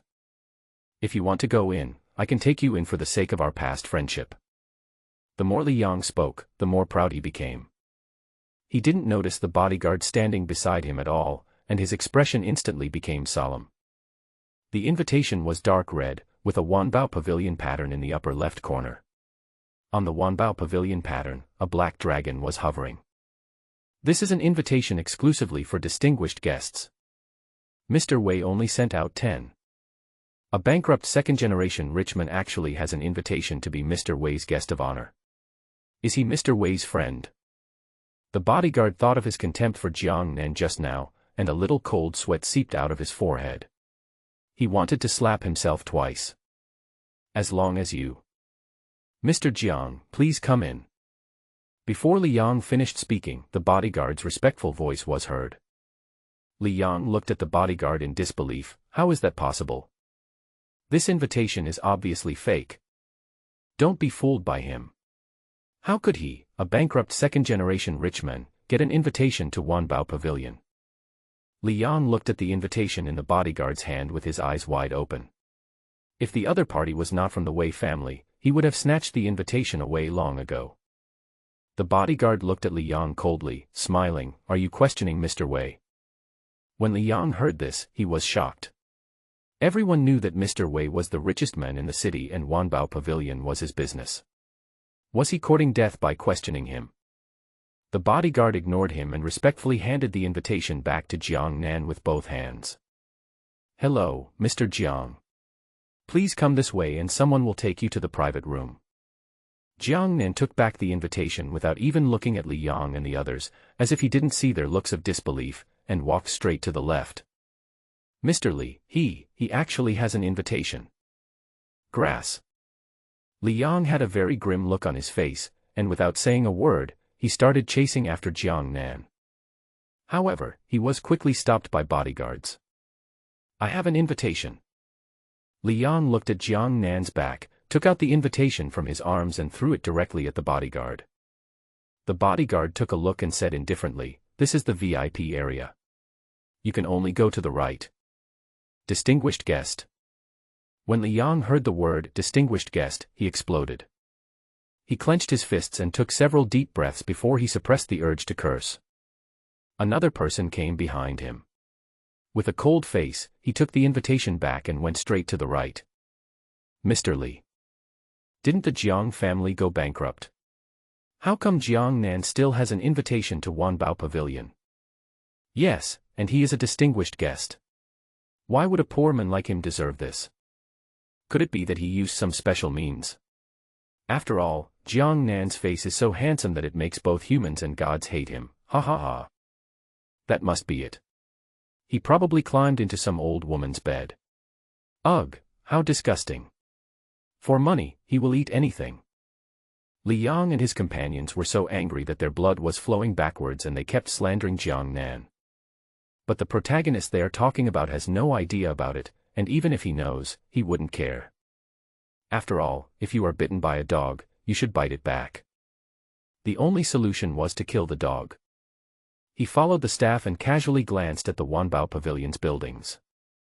Wanbao Pavilion is a Chinese-style pavilion with 4 floors. The first to third floors are ordinary areas, and the 4th floor is the VIP area. The staff took him directly to the 4th floor. He pushed open the door of box number 7 and said respectfully, "Mr. Jiang, this is the exclusive box that Mr. Wei has reserved for you. He has something to do now. He will come over as soon as he is done. During this period, if you have any needs, you can contact me. All you have to do is press that blue button and I'll appear instantly." After the staff member finished speaking, he left obediently and closed the door of box number 7. Jiang Nan glanced at the box. It was very large and had everything one could think of. On the left-hand side was a large piece of glass, through which one could see what was happening on the 3 floors below. This glass is made of special material.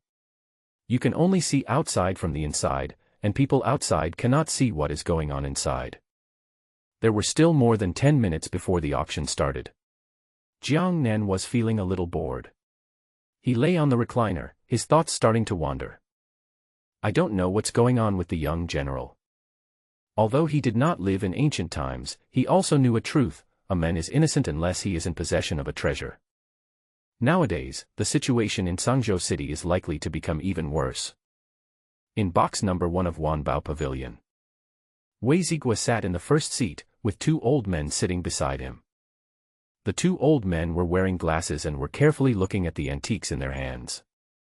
Nice one. It's really good stuff. It turns out that there really was a great Yuan dynasty in history.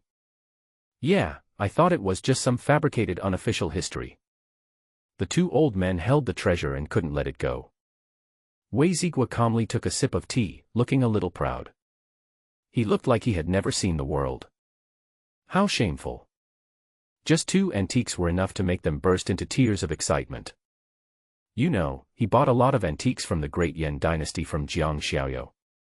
Jiang Xiaoyou also said that he had gold ingots from the great Yuan dynasty. Wei Zigua wished he could rush to box number 7 to find Jiang Xiaoyou right now. But he was tripped by these 2 people. The more he thought about it, the angrier he became, and he glared at them with resentment. Old man Wei, where did you get this thing? Good things should be shared. We have known each other for so many years, you can't hide it, right? That's it. Come on, tell us where it came from. These 2 people are well-known bigwigs in the antique world and also famous antique collectors. The person sitting on his left is Shen Yuanhao, the curator of the Yun Province Museum and also the patriarch of the Shen Yuan family. The person sitting on his right was Gu Fei, the president of Yun Province People's University and also the patriarch of the Gu family. The Wei family, the Shen Yuan family, and the Gu family are the 3 top families in Yun Province. The 3 old men have a very good relationship and similar hobbies. I love collecting antiques and studying history. Wei Zigua invited 2 old friends tonight and also wanted to introduce Jiang Nan to them. Don't worry. After the auction is over, I'll introduce someone to you. As soon as Wei Zigua said this, the 2 people's eyes lit up instantly. What are you waiting for? Start the auction. Yes, hurry up. Boom. A melodious voice spread throughout the Wanbao Pavilion. Just then, a charming woman slowly walked onto the stage. Good evening, everyone. I'm Yao Yao, the person in charge of tonight's auction. Tonight's auction has a total of 10 treasures. Yao Yao has a sweet voice but a very attractive figure. She wears a purple cheongsam, and the peak of her breasts is about to burst out. Her 2 slender thighs are faintly visible under the cheongsam. She looks like a demon that brings disaster to the country. Hurry up and get on with it. We can't wait. Yes, hurry up. I heard that the treasure that will be the finale of tonight is rare in a century. It is priceless and I can't wait to see it. The final treasure is Jiang Nan's green jade vase. After Wei Zigua's publicity in the past few days, everyone knows that Wanbao Pavilion has obtained a priceless treasure, which will be the finale of the auction tonight. Yao Yao is indeed a professional. Under her leadership, the atmosphere on the scene reached its peak. Okay, next, let's auction off the first treasure of the night. Mermaid Pearl. As soon as she finished speaking, a staff member came up on stage holding a tray, lifted the red cloth, and a mermaid pearl as big as a baby's fist was exposed to everyone. Jiang Nan took a look at it and thought it was beautiful, but the quality was average. Not as good as the antique the young general gave him. Starting price, 1 million. 1,200,000. 1.5 million. 2 million. 2 million at a time. Yao Yao held the hammer in his hand, his sparkling eyes fell on the stage. 2 million for the second time. 2 million for the third time. Boom. In the end, the mermaid pearl was sold for 2 million. The next thing is the second one. The auction was still going on. Jiang Nan watched for a while and then looked away. He came to see his green jade vase tonight. He had seen so many antiques that none of them caught his eye. So, under Yao Yao's passionate voice, Jiang Nan fell drowsy.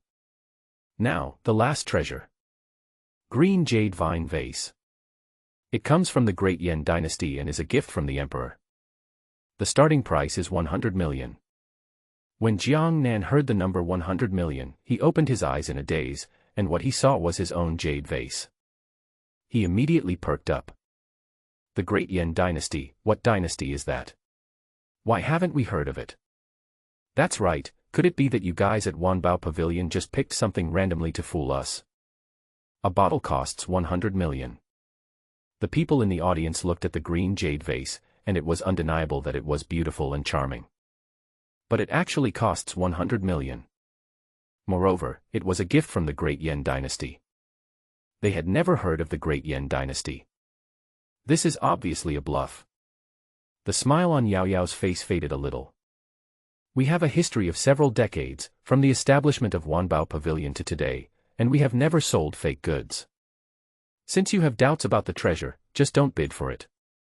However, I must say that the Great Yan dynasty does exist. In box number 1.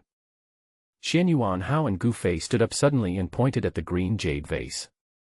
Their hands were shaking with excitement. You are so good, Wei Zigua. You have such a good thing, but you didn't sell it to me, but put it up for auction. Xian Yuan Hao looked at the old fox face of Wei Zigua and wished he could strangle him to death. Gu Fei was also angry. This jade vase was translucent in color and was a gift from the emperor. It was very valuable, but he didn't sell it to her in advance. He met the murderous gazes of the two men. Wei Zigua grinned calmly. Haha, do you think that you can't compete with others in terms of financial resources? Besides, I didn't buy this thing. That nobleman sent it to me for auction. If you want it, pay for it. Gu Fei and Xian Yuan Hao looked at each other, then looked deeply at Wei Zigua. Seeing that he did not seem to be fooling anyone, their expressions instantly became serious. Old Wei, the person you said you wanted to introduce me to is the owner of this jade vase. Wei Zigua nodded. Yes, he is in Wanbao Pavilion. I will take you there after we are done. Good. Xian Yuan Hao immediately pressed the red button. I'll pay 200 million. Gu Fei was unwilling to fall behind. 300 million. 500 million. 600 million. 1 billion. The fourth floor is the VIP box, and those who stay on the fourth floor are either rich or noble. When they saw the bidding for box number 1 started, others also began to scramble for it. In just a few minutes, the value of the green jade vase soared from 100 million to 1 billion. Jiang Nan straightened his body and swallowed. Good job. Is this green jade vase so expensive? Moreover, the bidding continues. If I had known this, I would have auctioned other antiques as well. In box number 1.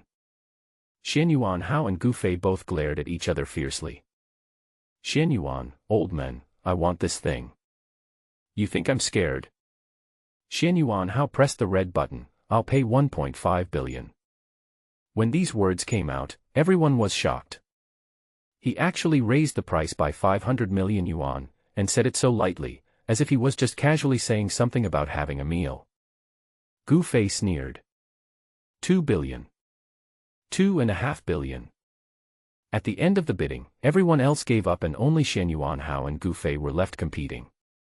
Jiang Nan was in a good mood as he listened to the two pleasant voices.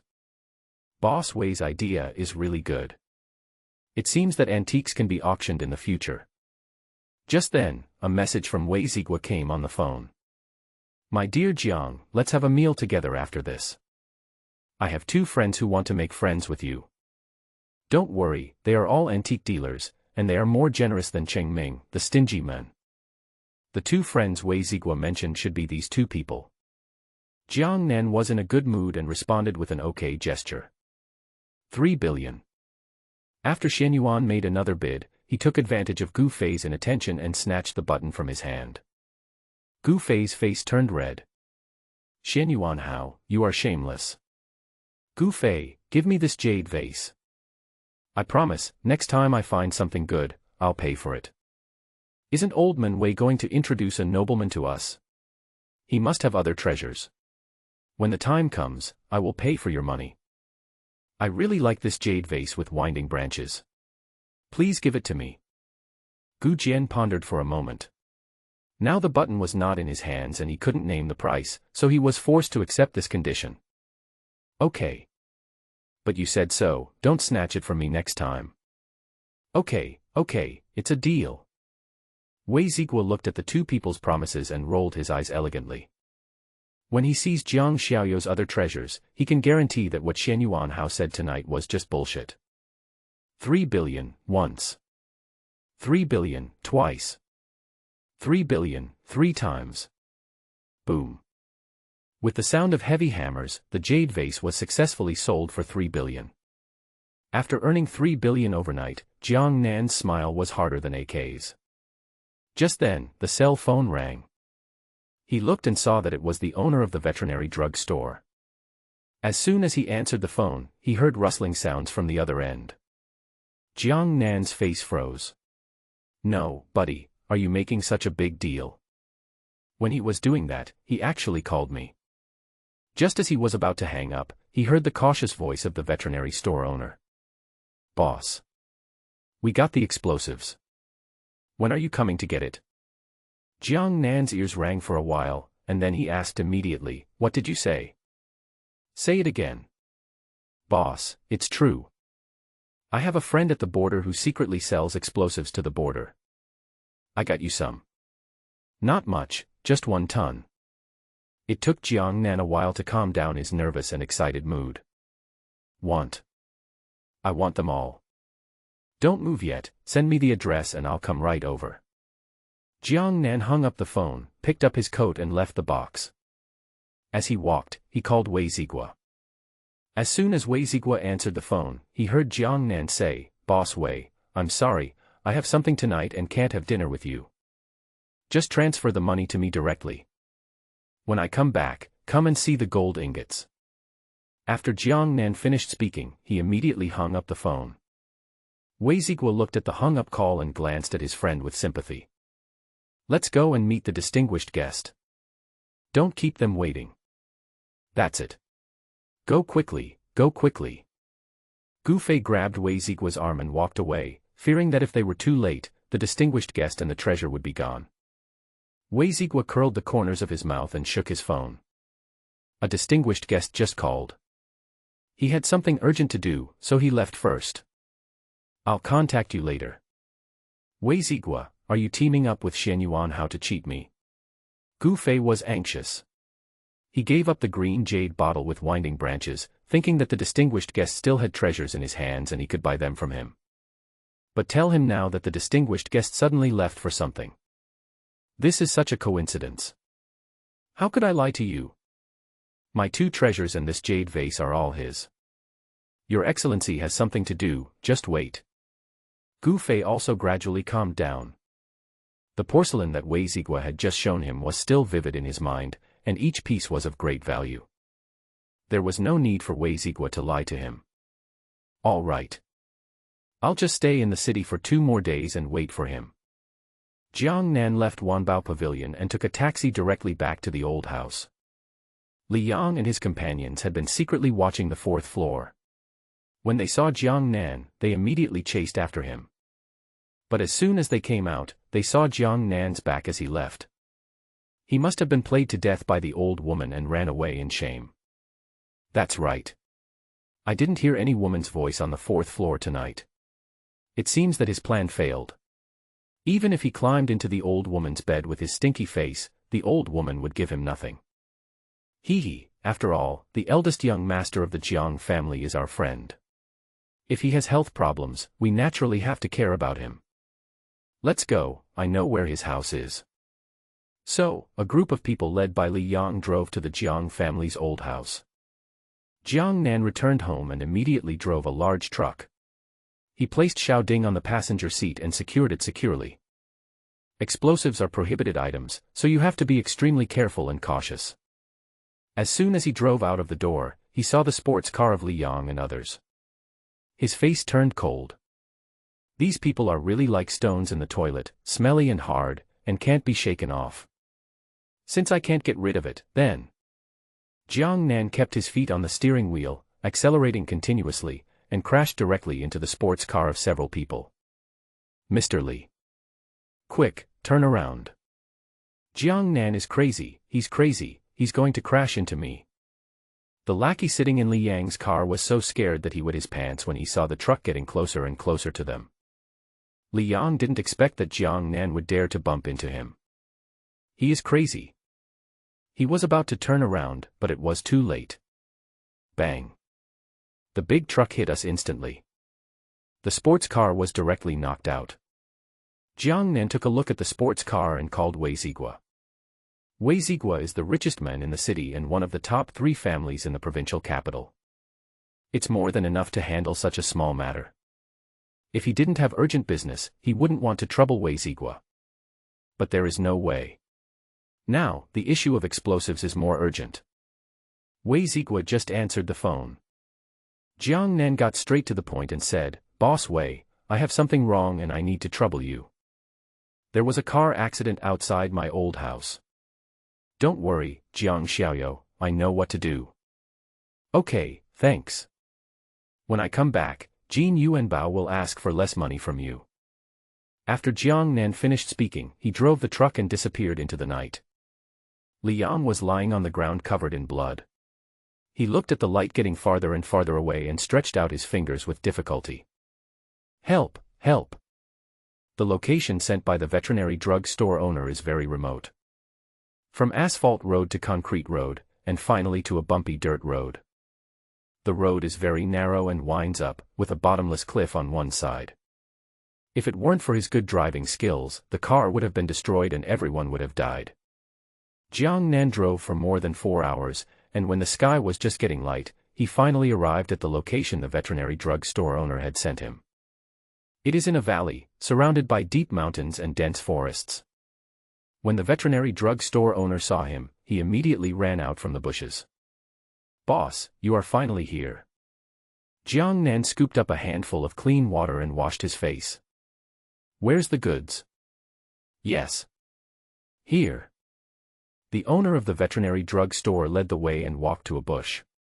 He pulled the grass off and revealed something inside. "Boss, these are all good stuff.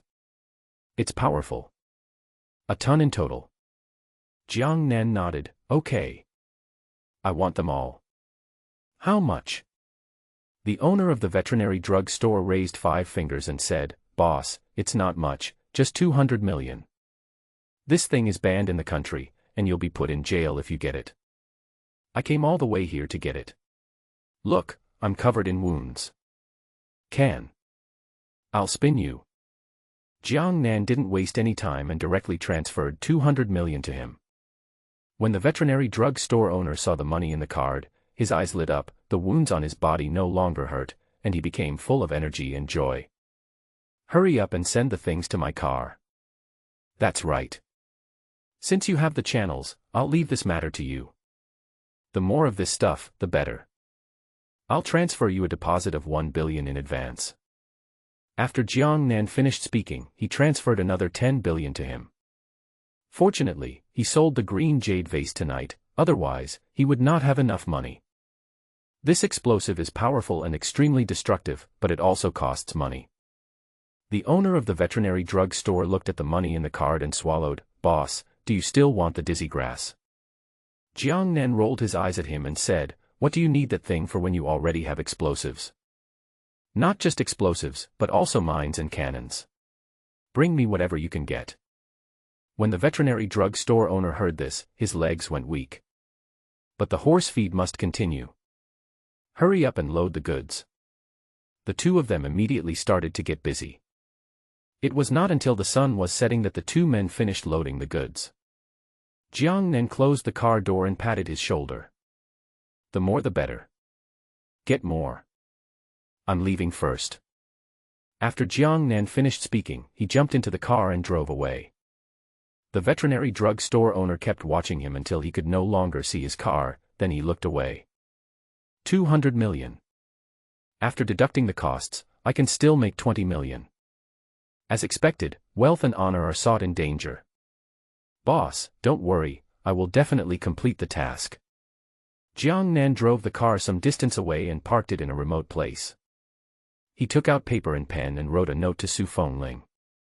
Then he took out a tablet from the side. He bought this tablet when he came. Explosives are very dangerous, and Jiang Nan was worried that he might not explain clearly and cause irreversible consequences. So he bought a tablet and downloaded a lot of precautions on the use of explosives from the internet and saved them all in an album. In order to prevent the tablet from being stolen, he also set a group screen password. Of course, the note just now told Su Fengling the password of the tablet. After delivering the note, he swiped his phone and waited patiently. During this period, Wei Zigua sent him a message. Friend Jiang, the matter has been settled. The people in the car have all been admitted to the hospital. He's unconscious now, but when he wakes up, he'll go to jail. These people are guilty of all kinds of evil, including raping women and forcing female college students to death. Their crimes are too numerous to list. The authorities will deal with them impartially. Jiang Nan was very satisfied with the result. Okay, thanks. As soon as the message was sent, a note shot out from the small tripod. When Jiang Nan saw that everything was ready, he immediately sent the tablet over. Su Fengling waited beside the small tripod, and after a moment, a square object appeared beside it. She picked it up, it felt heavy and cold. General, what is this? The four lieutenants looked at what she was holding with great curiosity. This is a tablet. The gods have sent us some very damaging military weapons. In order to prevent us from getting hurt, he asked us to learn in advance through videos. Su Fengling said this and pressed the power button according to the information on the note. Soon, the screen lit up. After she entered the password, she opened the photo album directly. Su Fengling was very fast, and by the time others reacted, the video had already started playing on the screen. Moreover, during the time they were stunned, 1/5 of the video was played. General. I didn't understand. Me too. Why did this thing suddenly light up? Also, why is there someone inside? Did they use some secret technique? Ah. General, it stops moving when I touch it. Deputy General Ji Ming was horrified. The four grown men huddled together, looking at the tablet in her hand in horror. Su Fengling curled the corners of his mouth. This is something sent by the gods, how could it possibly hurt us? This is a tablet, and the content inside is called video. The gods will send explosives over soon. The gods said that just a little bit of that stuff can kill hundreds or thousands of people. So, let's study hard in advance. Su Fengling looked serious. The four of them also recovered and sat down at the table obediently. Su Fengling pulled the progress bar back to the beginning and began to study carefully. Explosives, a substance that can explode violently in a short period of time. The person on the tablet was talking while a picture was playing on the side. Just a little bit of explosives exploded with amazing power in an instant. With a bang, smoke filled the air, buildings collapsed, and corpses were scattered all over the ground. This thing is too powerful. It's just a tiny bit, but it has such a huge power. With this thing, the Turkic army will surely die. Several people looked at the explosion in the video, their lips opened wide in surprise, and they couldn't close their mouths for a long time. Quick, go to the warehouse. After watching the video, Su Fengling immediately took the small tripod to the warehouse. The expressions of the few people were serious and they did not alarm too many people. This explosive is their secret weapon. When the time comes, it will deal a fatal blow to the enemy. Su Fengling put the small tripod in the warehouse, and just as he was about to move out, he saw a ton of explosives neatly placed there. Su Fengling walked in carefully and took out the small tripod. This warehouse is heavily guarded. Tan Wu, select 2,000 people and let them watch the video about explosives. We must make sure there are no problems with these 2,000 people. Explosives are our secret weapon to victory. Yes. I'll go right away. After Tan Wu finished speaking, he hurried to the military camp. Li Liang, how are the thumbtacks buried? General, everything is ready. Zhaoan, how are the firecrackers prepared? General, everything is ready. Su Fengling nodded and walked up to the city wall.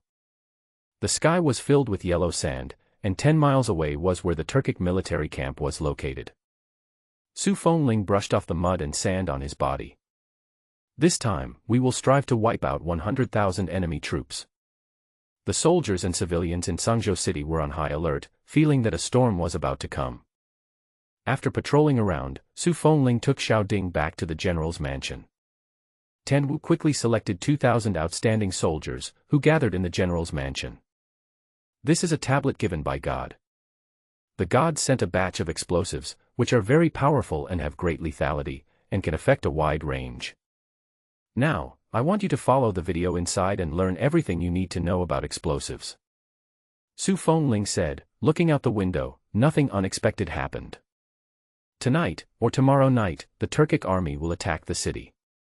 When the time comes, we will draw fire from the front, and you will set up an ambush on their way back. Su Fengling slowly unfolded his battle plan.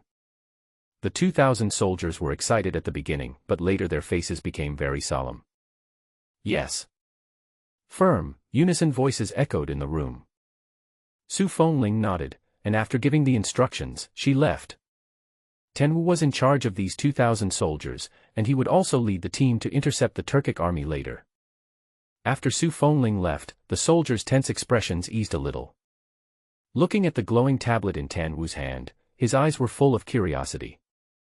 Deputy General Tan, this thing is really rare. I have never seen it before. It actually glows. There are still people imprisoned inside. How did they do that? The soldiers kept asking questions. Tan Wu puffed out his chest and said, "Humph. They are all guys who have never seen the world. This thing was sent by the gods, how can it not be magical? Okay, everyone, sit down and study hard.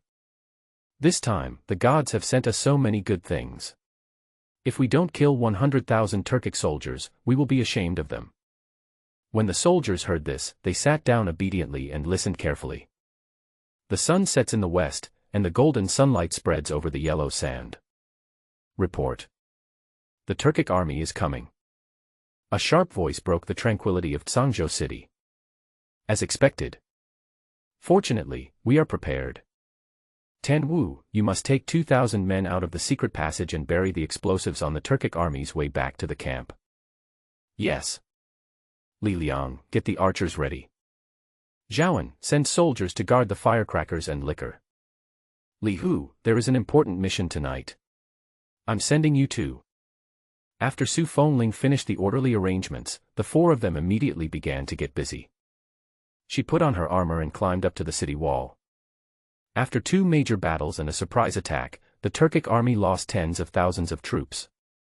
However, looking at it this way, it is still a huge black mass, which is quite scary. Su Fengling stood on the city wall, and his eyes met Anura's from afar. Eye to eye. There was bloodthirsty murderous intent in Anura's eyes. This time, Anura was not in the carriage, but riding a Fergana horse. He held a sharp spear in his hand, and in the sunlight, the spear emitted bursts of coldness. The Turkic army stopped 100 meters away from the city wall. Anura gritted his teeth and cast a cold gaze on Su Fengling. He really underestimated this woman. He actually killed 2 of his generals in succession. He admitted that Su Fengling was a rare good general. Unfortunately, it's a woman. He raised his arrogant chin and said sternly, Su Fengling. Today, I will kill you. Revenge for the dead Turkic soldiers. Revenge.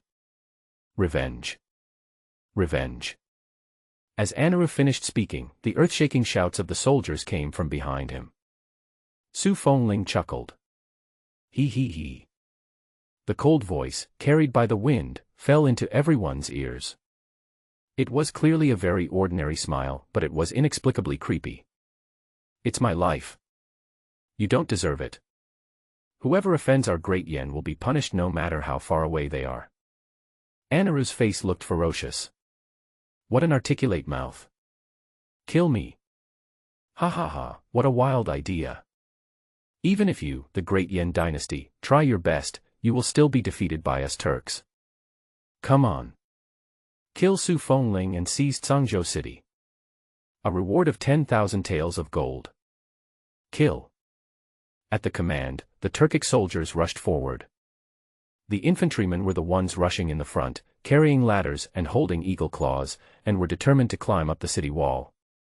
But just as he rushed over, he felt a sharp pain under his feet. Ah! Ah!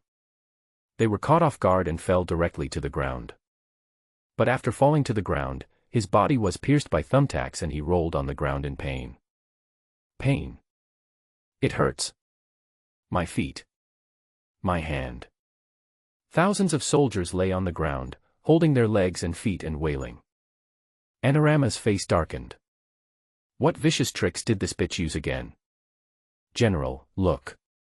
There are sharp objects like this all under the tower. A soldier ran to Anorama and handed him something he had just found under the yellow sand. When Anuru took the thumbtack, he saw the sharp, hard needle on it. Cunning. Just run right over them. Don't stop. When the wailing soldiers heard this, there was despair in their eyes. They knew that they were now meat pads. They wanted to escape, but countless Turkic soldiers came rushing over, trampling on their bodies and rushed to the city wall. This is not over yet, countless giant catapults are rolling over. Amid their wailing, they were simply crushed. The wailing became quieter and quieter, and the yellow sand in front of the city wall was dyed bright red by the blood. Thousands of Turkic soldiers became meat cushions. On top of the city wall, the Su family soldiers felt their scalps tingling when they saw this scene. This Anura is not only cruel to others, but even crueler to himself. Shoot. Pour the highly concentrated liquor on the trebuchet. The Turkic army had dozens of catapults, each of which was extremely powerful. One after another, huge rocks hit the city walls and gates. They could even feel the city wall shaking. This can't go on. No matter how strong the city wall is, they will break it down. Crash. Countless bottles of liquor were poured onto the catapult, and the rockets were immediately shot down. The trebuchet was quickly engulfed in flames. However, Anuru was not panicked at all. He sneered disdainfully. Su Fengling thought he was a fool. He had suffered twice at her hands, how could he not be on guard at all? His catapult was made of iron and dyed with some color on the surface to confuse them. Su Fengling wouldn't really think that he, Anaru, was as poor as her, right? His weapons and equipment are all the best. At this moment, the fire in the trebuchet suddenly went out, and the trebuchet was intact. The soldiers immediately began throwing stones again. A huge boulder hit the city wall. Su Fengling and the others shook slightly. General, what should we do? If we continue like this, the tower will probably be breached. Zhaoan looked at the dozens of catapults below with an anxious look on his face. Su Fengling's expression remained unchanged. Didn't Tan Wu leave 100 men behind? Let them go. Aim at these 10 catapults and throw the explosives down. Yes. 100 people quickly climbed up the city wall. They held explosives and climbed up the wall carefully. Fry. With Su Fengling's order, the explosives were thrown down directly. Boom. Boom. Ah. Ah. For a moment, flames shot up into the sky, and explosions and screams were heard everywhere. Dozens of catapults were blown to pieces in an instant. Along with the soldiers around them, they were all blown away. Anaru also felt a wave of heat sweeping over him, and he was forced to take a few steps back. The soldiers behind him were shocked and fell to the ground. What is this? It's horrible. Fire. It's all fire. They are all dead. All dead. The Turkic soldiers looked ahead in horror. There was thick smoke and raging fire. All their people were dead. Some were even blown into pieces, and some were even blown into powder. The air is filled with the smell of meat. This was the first time they had seen something so horrific. The soldiers who were about to rush out all trembled and retreated. It's a punishment from heaven. This is a punishment from heaven. I don't dare. Before he could finish his words, the spear in Anuru's hand pierced his head directly. His head dropped to the ground with a thud, and his eyes remained wide open with a look of terror until his death. Anuru's cold gaze fell on the Turkic army. God's punishment. Joke. I am the sky. This is just a despicable trick by the Su family army. I used it to scare you. Come on, everyone. Kill Su Fengling and seize Zhangzhou City. Anuru used his iron fist to deal with the soldier who wanted to retreat. The other soldiers did not dare to retreat either. They gripped their weapons tightly and rushed forward again. On the city wall. General, do we need more explosives to kill them? Zhaoan knew that explosives were very powerful, but he didn't expect them to be so strong. Dozens of catapults were just destroyed, and thousands of Turkic soldiers were also killed. If this happens a few more times, there will be no problem in annihilating the Turkic army. No. Wait a little longer. Let them let their guard down. We'll bomb them when there are more people. Zhaoan's eyes lit up and he immediately understood what she meant. General, I understand. So, next, there was a tug of war between the two sides. Zhaoan led the soldiers, and the intensity of their attacks was sometimes strong and sometimes weak. This gave the Turkic army the illusion that they would soon capture the city wall. Seeing that the number of Turkic troops is increasing. Fry. At Su Fengling's command, the explosives were thrown down. Boom. One sound after another rang out, and countless Turkic soldiers were blown away. The area in front of the city wall instantly turned into a sea of fire. The Turkic troops were either killed in the explosion or engulfed in the sea of fire. The war horses under Anuru and others seemed to feel fear, digging in the mud and sand anxiously and retreating backwards uneasily. Anuru gripped the horse reins tightly, his palms bleeding from the friction, and only then did he manage to control the restless horse. General. What on earth is this? How terrifying. If this continues, our losses will become more and more serious. General, retreat. Anuru didn't say anything, his dark pupils were filled with coldness. What's this? How does he know? Could it be that Su Fengling really has the help of gods? Was this thing given to her by God? It is extremely lethal and there is no way to fight back. And the impact is very wide. He could see that when the Su family army threw this thing down, they deliberately threw it very far away to prevent it from affecting the city wall. What if this thing is used to blow up the city wall? Anuru's eyes became increasingly hot, he wanted this thing. He was completely deaf to the voice of advice in his ears. There was only one voice in his head. Kill Su Fengling, seize Zhangzhou City, seize the gods, and seize this extremely lethal thing. With this thing, he would be able to conquer the 7 kingdoms and unify the world. Asshole. Don't retreat. Although this thing is very powerful, it is not only powerful for us, but also for them. Just rush through and stay close to the wall, and they won't dare to throw this thing on you. Iron Cavalry, forward. The Iron Cavalry were his elite troops, and he had never been willing to move them. Now, we have no choice but to let the cavalry take action. They were very fast. They rushed to the city wall, climbed up with eagle claws, and killed all the Su family soldiers on the city wall. He knew what the Iron Cavalry could do. At his command, the soldiers behind him automatically made way. The Iron Cavalry, riding on their Arabian horses, charged forward with unstoppable force. Su Fengling was waiting for this moment. Seeing that the Iron Cavalry was about to reach the city wall, she waved her hand and said, "Throw the firecrackers."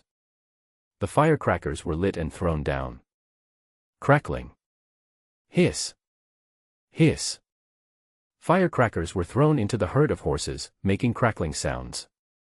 The well-trained Arabian horse was frightened and kept running around, making bursts of neighing sounds.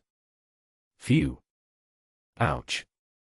The cavalryman held the reins tightly, trying to steady the frightened BMW. However, just as he was about to calm down, firecrackers were thrown down again. The BMW under his crotch no longer obeyed his commands and ran out immediately. Fry! As soon as Su Fengling finished speaking, the explosives were thrown far away again. Boom! There was a deafening roar that shook the earth, and countless cavalry soldiers and BMWs were blown into pieces. No!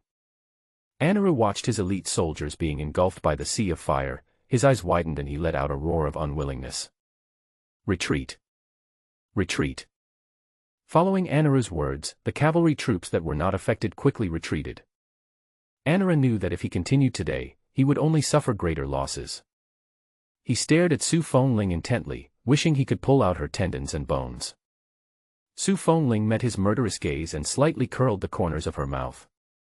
She opened and closed her mouth and said 2 words. Waste. Anaru was so angry that his blood boiled. He suppressed his anger and resentment and turned his horse around.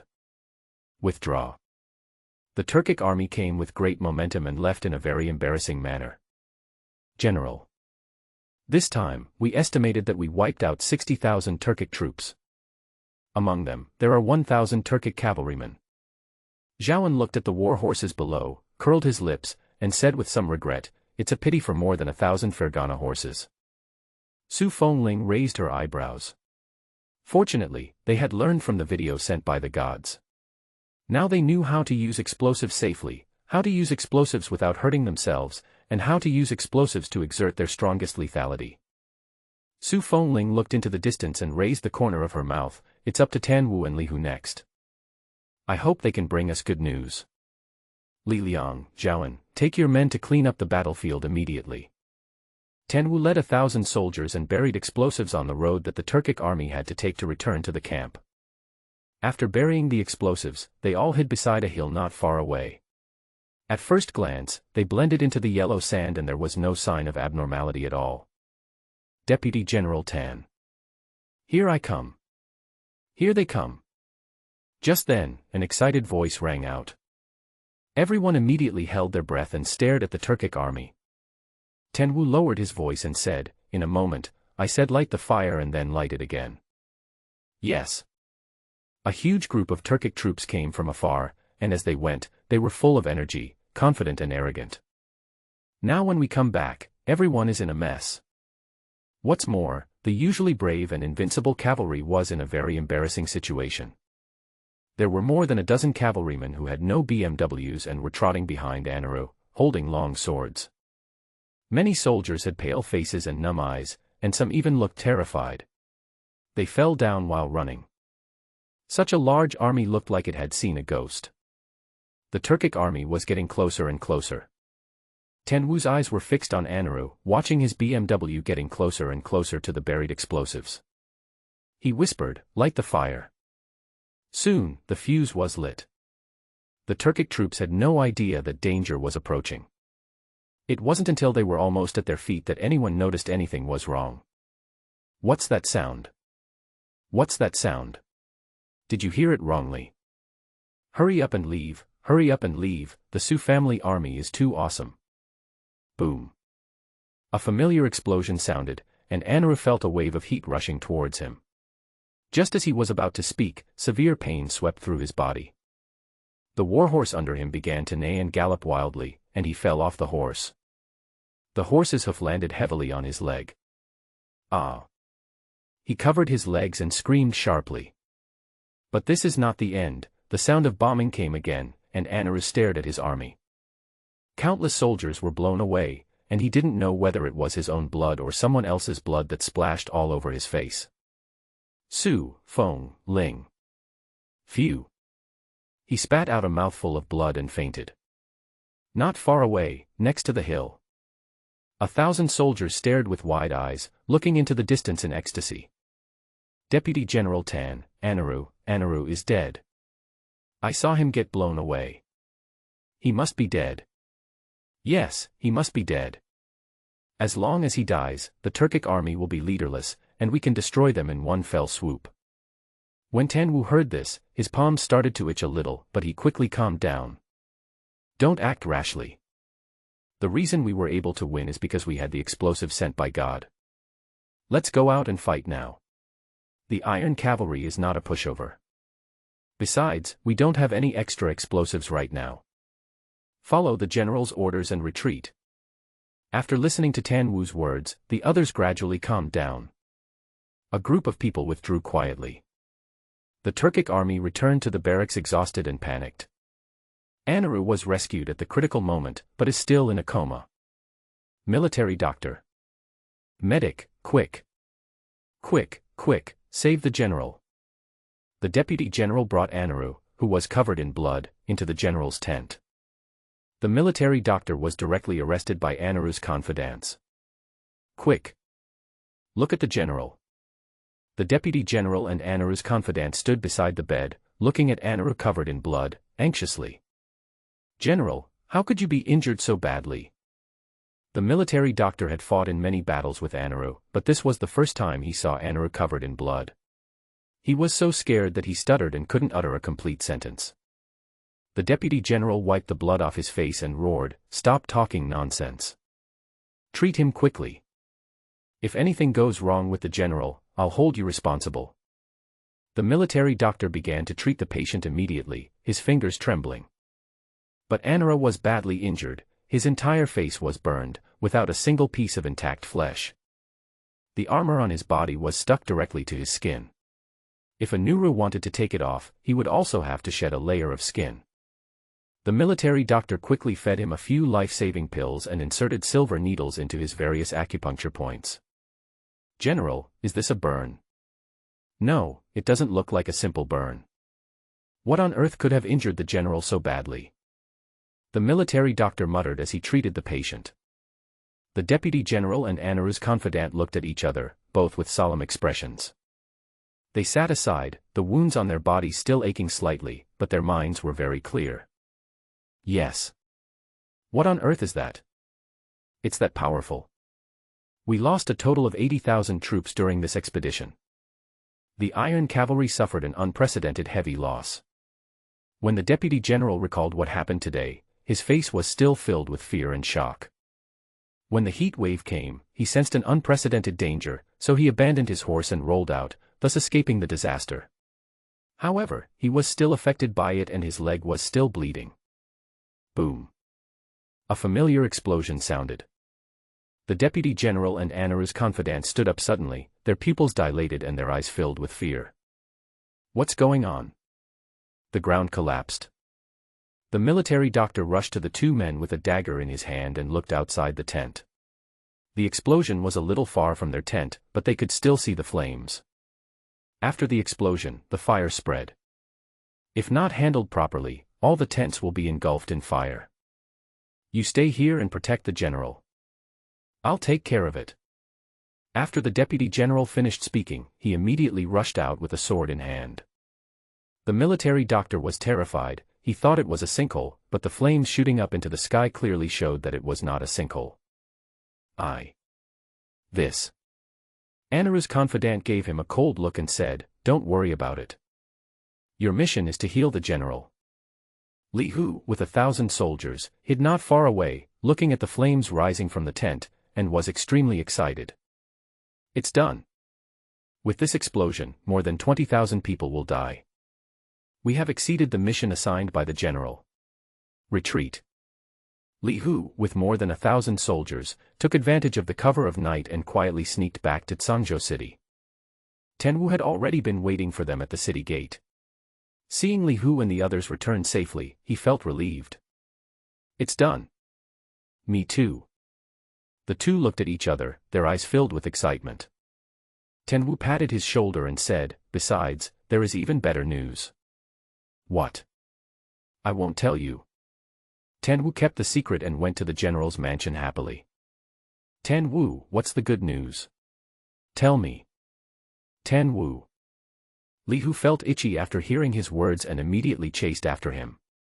The two soon arrived at the general's mansion. Li Liang and Zhaoan were already waiting in the living room. When the four of them met, there was no need to say much. Just by looking at each other's appearance, they knew that they would win a great victory tonight. Tanwu couldn't wait to tell Su Fengling the good news. He looked around and asked, "Where's the general?"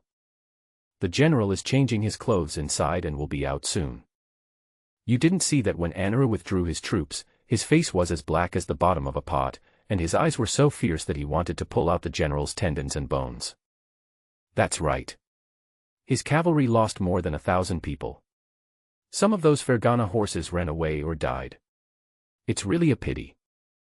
We have defeated the Turkic army this time. Let's see if they dare to act arrogantly in the future. We fought beautifully in this battle. Tanwu, how many people did you kill? Tanwu's eyes rolled, and he couldn't hide the smile on his face. He patted his chest and said, "Not more, not less, more than 20,000. Plus an Anuru." However, he wanted to wait until the general came out before telling them, so he did not tell them about Anura. Not bad, Li Hu, how about you? There were more than 20,000 people when we evacuated, but they hadn't put out the fire yet. If the fire had burned longer, there would have been about 30,000. This time, let's say they lose 100,000 people. Tanwu nodded and added in his heart, maybe a general. When Su Fengling came back, she heard their conversation and the corners of her mouth curled up slightly. General. When the four of them saw her come out, they immediately clasped their hands together and greeted her. Su Fengling nodded. I heard everything you said just now. You did a good job. The explosives sent by God are still powerful. Yes, the explosives are too powerful. They blew the meat into pieces. However, there is too little explosives. There is no extra explosives in the warehouse now. General, could you please talk to the gods and ask them to send us some more? Don't worry, we'll pay for it. As soon as Li Liang finished speaking, he immediately took a half step back and took out a large box from the table beside him. The box contained countless porcelains and calligraphy and paintings. Tanwu also took out a large box from the side. The contents inside were similar to Li Liang's, but there were a few more women's items. Those were his wife's dowry, brought from the capital. When his wife heard that Tanwu wanted to offer tribute to the gods, she had already prepared some good things. Just as Tanwu returned to the city, his servant handed the box to him. Tanwu looked at the things inside and felt sweet in his heart. His wife really understood him. Zhaoan followed closely behind and put down a box. Most of the things inside were calligraphy and paintings, and books. Li Hu's plan was simple, he just packed a box of ordinary gold ingots. Su Fengling took a few glances at it and accepted it generously. Okay. I will inform the gods. The four of them were delighted when they heard this. Now that the issue of the explosives had been resolved, they felt more at ease. Tanwu looked at him mysteriously for a few times. General, there is another good news. Anura was blown up by dynamite. Tanwu's words were like throwing a stone into the lake, instantly causing 1,000 waves. Okay. That's the good thing you're talking about. Li Hu recalled how he had behaved so shamelessly at the city gate just now, and he wished he could hit him with a hammer. How can this person be so secretive? Such a big happy event, but he didn't say a word. Good. Very good. Did you see clearly? Is he dead or not? Tanwu shook his head. The light was too dim and we were far away, so I couldn't see it clearly. But I estimated the distance at the time and saw him step into the explosives we had planted, so I lit the fire. And I watched him get blown off his horse. His horse ran away. I think, even if he is not dead, he is seriously injured. Tanwu thought carefully about the situation at that time, and patted his chest confidently to make a promise. Very good. With Anura's death, the Turkic army is leaderless. General, should we attack immediately? That's right. Now that the Turkic army has experienced another explosion, they must be in a panic. A sneak attack now will be more effective. General. The four of them looked at Su Fengling eagerly, with confidence in their eyes. Su Fengling thought for a moment and said, okay. But don't rush. I'll take the lead. Whether Anuru is dead or not, tonight is the day he dies. A chill flashed in Su Fengling's eyes. Next. After Su Fengling arranged the follow-up matters, he left Sangzhou City quietly. Jiang Nan returned to the old house and took a nap. When he woke up, it was still pitch black all around. He glanced at the time. It was 4 o'clock in the evening. Why? I don't know what's going on with the young general. After he delivered the explosives, there was no news from there. Based on Jiang Nan's understanding of her, he was afraid that the Turkic army had started attacking the city again. When Jiang Nan thought about the young general's uncertain life or death, he lost all desire to sleep. He stood up and walked to the small tripod and patted it. There was no note around it, so he curled his lips. What use is there for you? Xiao Ding. Jiang Nan sat on the sofa and began to think secretly. Now, we have explosives, but I don't think they will last much longer. He went straight to the owner of the veterinary pharmacy and sent him a message. Exist. Is everything gathered? The owner of the veterinary pharmacy was far away at the border, hiding in a bungalow, watching the bombs flying overhead and the gunfire all around him. He glanced at the message on his phone again and burst into tears. Boss, it's only been a few days. You've used up the 1 ton that was just delivered. To express his anger, he sent 3 question marks in succession. Jiang Nan could feel his roar even through the screen. So as soon as possible, money is not an issue. The more the better. Cannons, bombers, I want them all. The veterinary drug store owner looked at the message he sent with an expressionless face. He took his phone and walked up to his friend. Brother, do you want to make a big deal? After harassing the owner of the veterinary drug store, Jiang Nan bought 10 tablets, 200 power banks, and 50 solar panels from JD.com. These things should last for a few days, right? After Jiang Nan finished muttering, he saw a sewing machine appear on the shopping cart page. His fingertips paused, then he immediately clicked in. Both the civilians and the soldiers have a great demand for clothing, and the people there know better what suits them or what is most comfortable to wear. So, Jiang Nan directly ordered 100 large sewing machines and more than 10,000 pieces of cloth of various colors and materials. After a night of fighting, you must be very tired. Don't leave out food and drink. So, Jiang Nan directly clicked on a food delivery app and bought out all the barbecues. He also ordered more than 10,000 cases of beer and drinks. Because it takes time for merchants to grill the barbecue, not to mention that the order volume is large, which requires even more time. Therefore, Jiang Nan was not worried. After the food arrived, there was still no news from Su Fengling. Su Fengling, wearing night clothes, entered Anaru's tent quietly. In the tent, Anaru's confidants and military doctors looked at the person on the bed anxiously. The 2 of them didn't notice the sudden appearance of someone in the tent. Su Fengling raised the dagger in his hand and stabbed it into the chest of his confidant with a quick and decisive movement. Phew! The confidant looked down at his chest and saw a steady stream of blood gushing out. Just as he was about to speak, Su Fengling pulled out the dagger again and slashed his throat. Bang! Su Fengling threw him to the ground. The military doctor was startled and stared at Su Fengling, who suddenly appeared in the tent. Come!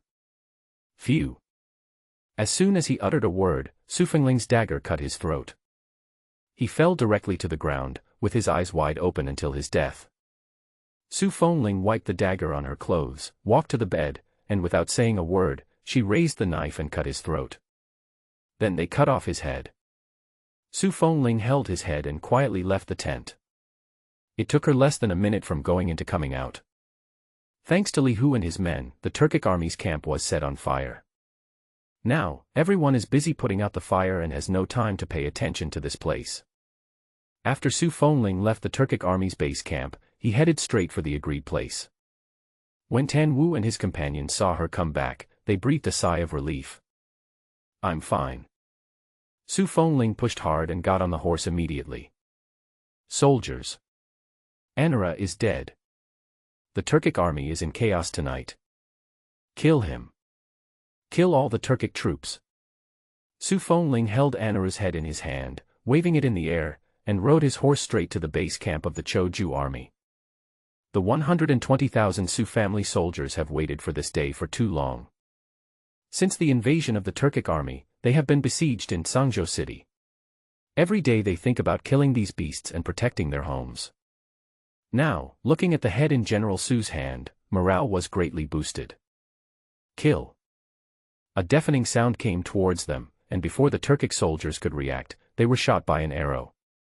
Yes. It's the Sioux family army. Quick. Prepare for battle. Su Fengling was riding on a warhorse.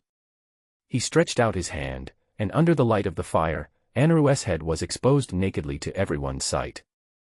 Anara is dead. Those who surrender will be spared. The Turkic soldiers were devastated when they saw the head in her hand. Yes, it's General. General Anaru. He's dead. The deputy general squeezed out from behind the soldiers. When he saw Anaru's head, his pupils dilated and his eyes were full of disbelief. How is this possible? How could the brave and warlike General Anaru die? It was the people of Dayan who killed the general. Brothers, avenge the general. Kill. In an instant, the two sides engaged in battle. Despite the numerical disadvantage, the Sioux family army was still at a disadvantage. However, the morale of the Sioux family army was high, and they acted quickly and ruthlessly. On the other hand, the Turkic army had lost all their generals and was in no mood to fight. As a result, for a while, they were beaten back step by step. The Iron Cavalry, which was originally brave and good at fighting, was defeated by the cavalry led by Su Fengling and was unable to fight back. The Turkic cavalry's war horses were powerful, but the Sioux family's army had firecrackers, which they threw directly into their horses' herd. Before they could rush over, the horses were frightened and fled in all directions. The armor of the Turkic cavalry was powerful, but their Mo Dao was even more powerful. With one strike, the armor was shattered into pieces and the body was directly cut in two. This fierce battle lasted until the next morning. The deputy general had died long ago, and the Turkic army was already defeated. Countless people were killed and wounded, and the survivors fled everywhere. Su Fengling wiped the blood and sweat off his face. Retreat. She recently learned a word from the military book sent by the gods: don't pursue a desperate enemy. Moreover, nowadays, Sangzhou City and Su's army are famous, and many people are eyeing them covetously. There was no need for them to take risks because of the Turkic deserters. Su Fengling led the soldiers back to the city. As soon as the city gates were closed, the whole city was filled with cheers. Great, great, we finally defeated the Turkic army. God is mighty. General Su is mighty. The clouds in Sangzhou City have finally cleared and the moon is visible. Ha ha ha, thinking back to the crazy escape of the Turkic army, I feel very happy. Anaru could never have imagined that he would be beheaded by General Su so quietly. This time, it's all thanks to the explosive sent by God. Thank God. Led by Su Fengling, the people and soldiers in the city knelt on the ground, reverently thanking the gods. After Su Fengling returned to the general's mansion, she didn't even have time to change her clothes or wash her hands before immediately reporting the good news to the gods. Jiang Nan sat in the living room, looking at the barbecue and beer on the floor, and fell into deep thought. The barbecue was delivered not long ago and is still hot. At this moment, a piece of paper ejected from the small tripod. Jiang Nan immediately picked up the note and started reading it. The young general said that they had won a great victory last night. In the first half of the night, with the help of explosives, firecrackers, compound bows, etc., they wiped out more than 100,000 Turkic troops. Tenwu secretly set an ambush, and Anaru was half dead from the explosion. She went to the tent again at night and cut off Anaru's head. In the second half of the night, the Turkic army was leaderless, so she led her army in a surprise attack and annihilated 120,000 enemy troops. Today, the Turkic army is fleeing frantically, with only more than 30,000 people left. The young general also said that they were able to defeat the Turkic army thanks to the help of God, and she, the soldiers, and the people of the city all wanted to thank him. There are several long pages full of words expressing the joy of victory. The corners of Jiang Nan's mouth were getting wider and wider. I knew that the young general would win. How is it possible that he died at the hands of the Turks at the age of 21? Unofficial history is unofficial history, it's fake. Jiang Nan complained while writing back to Su Fengling. Congratulations, little general. I know that the young general, the Su family army, and the people of Zhangzhou City are all very powerful. It is only a matter of time before the Turkic army is defeated. To celebrate your victory, I bought you barbecue and beer. You can now relax, rest, and party. Jiang Nan threw the note into the small pot, and after a while, he brought the barbecue over. Once the barbecue was over, the living room returned to its former spaciousness. The sewing machine, flat board, and other things will not arrive until noon. Jiang Nan was also very excited at the moment. While eating barbecue and drinking beer, he made a video call to Wei Zigua. The call was connected quickly. Jiang Nan said with a smile, "Boss Wei, all the unofficial history you have seen is fake." Su Fengling, the great general of Zhenbei, was not only a woman, she also defeated the Turkic army and did not die at the age of 21. After Jiang Nan finished showing off, Wei Zigua hung up the video before he could react. Jiang Nan raised the wine bottle and clinked it against the small tripod. "Little general. I respect you." After Su Fengling finished reading the note, she could hardly suppress the smile on her face. She took Xiaoding to an open space, and soon, countless barbecues and beers were neatly placed around. The fragrance hits your nose instantly. Tan Wu and his companions were swallowing their saliva frantically. "General. Is this barbecue sent by the gods?" Although Tan Wu was asking questions, his hands were unconscious and he directly opened a bag of barbecue. Suddenly, the fragrance became stronger. Gurgle gurgle. The gurgling sound spread to every corner of the yard. Even Su Fengling was not immune to this. Her eyelashes flickered slightly as she immediately said, "These are barbecue. These are all rewards from the gods to the soldiers. Distribute these barbecues and these beers to the soldiers." "Yes." Tan Wu and his companions couldn't wait to take out a skewer of meat and started to eat it voraciously. He kept moving while eating. They were very fast, and in just a few moments, every soldier had a meal of the delicious food. "This is beer. This is the first time I've heard this name." "Me too, come on, let me have a taste." Li Liang snatched the beer from his hand, opened the bottle, tilted his head back and drank it. How does it taste?" "Quick, stop drinking." "Li Liang, are you a water buffalo? Why can you drink so much?" Tan Wu, Zhaowen and Li Hu watched him gulp down the beer with their eyes wide open, and immediately tried to grab the beer from his hands. "When I got it, there was only half a bottle left." "Belch." Li Liang burped and said with a lingering feeling, "It tastes good. It's delicious. It's really delicious. It tastes better than the fine wines in the capital." The other three people took turns tasting it. Su Fengling saw this scene and chuckled. "You four have done a great job. 1 bottle per person." The four of them were overjoyed. Holding beer and barbecue, they found a seat and started drinking and bragging. "Everyone in the world thinks Anirudh is a god, but I think he is just like that. He was still beheaded by the general with a sword." "That's right. The Turkic cavalry was just average. They were all shattered into pieces by the explosives. TSK TSK TSK. The Turks are just SOSO. In the future, we will definitely attack the Turkic royal court and capture the Turkic king alive." Su Fengling sat not far away, eating barbecue, drinking beer, listening to their words, feeling warm in her heart. "Father. Mother. Brother, did you see it? My daughter drove away the Turkic army. Zhangzhou City has been defended. My daughter cut off Anara's head to avenge you." After Su Fengling finished speaking, she wiped the tears from the corners of her eyes and a faint smile appeared on her face again. "All this is thanks to the help of God. It was God who helped us." Su Fengling felt soft in her heart, not knowing whether it was the beer that was intoxicating, or the happy and joyful atmosphere today that made her so happy. At this moment, Su Fengling missed God inexplicably. She wanted to meet this God. Su Fengling picked up the small tripod and returned to her room. She took out a pen and paper and started writing obediently. "God, thanks to your help, the Turkic army has been defeated. The soldiers, and the people want to bring you a golden body. Could you please send me a picture? After Su Fengling finished writing, she threw the note into the small tripod. She supported herself on the small tripod with one hand, and her heart beat faster.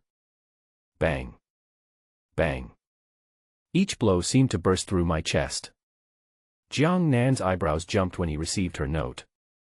He is a grown man, it's just a photo, he's not missing any limbs. But he also wanted to see what this brave and warlike female general looked like. Jiang Nan paused and looked at the tablet. Suddenly, he had an idea. After Su Fengling received his note, her brows slightly frowned, and she followed the steps he wrote, opened the tablet, and found the word camera.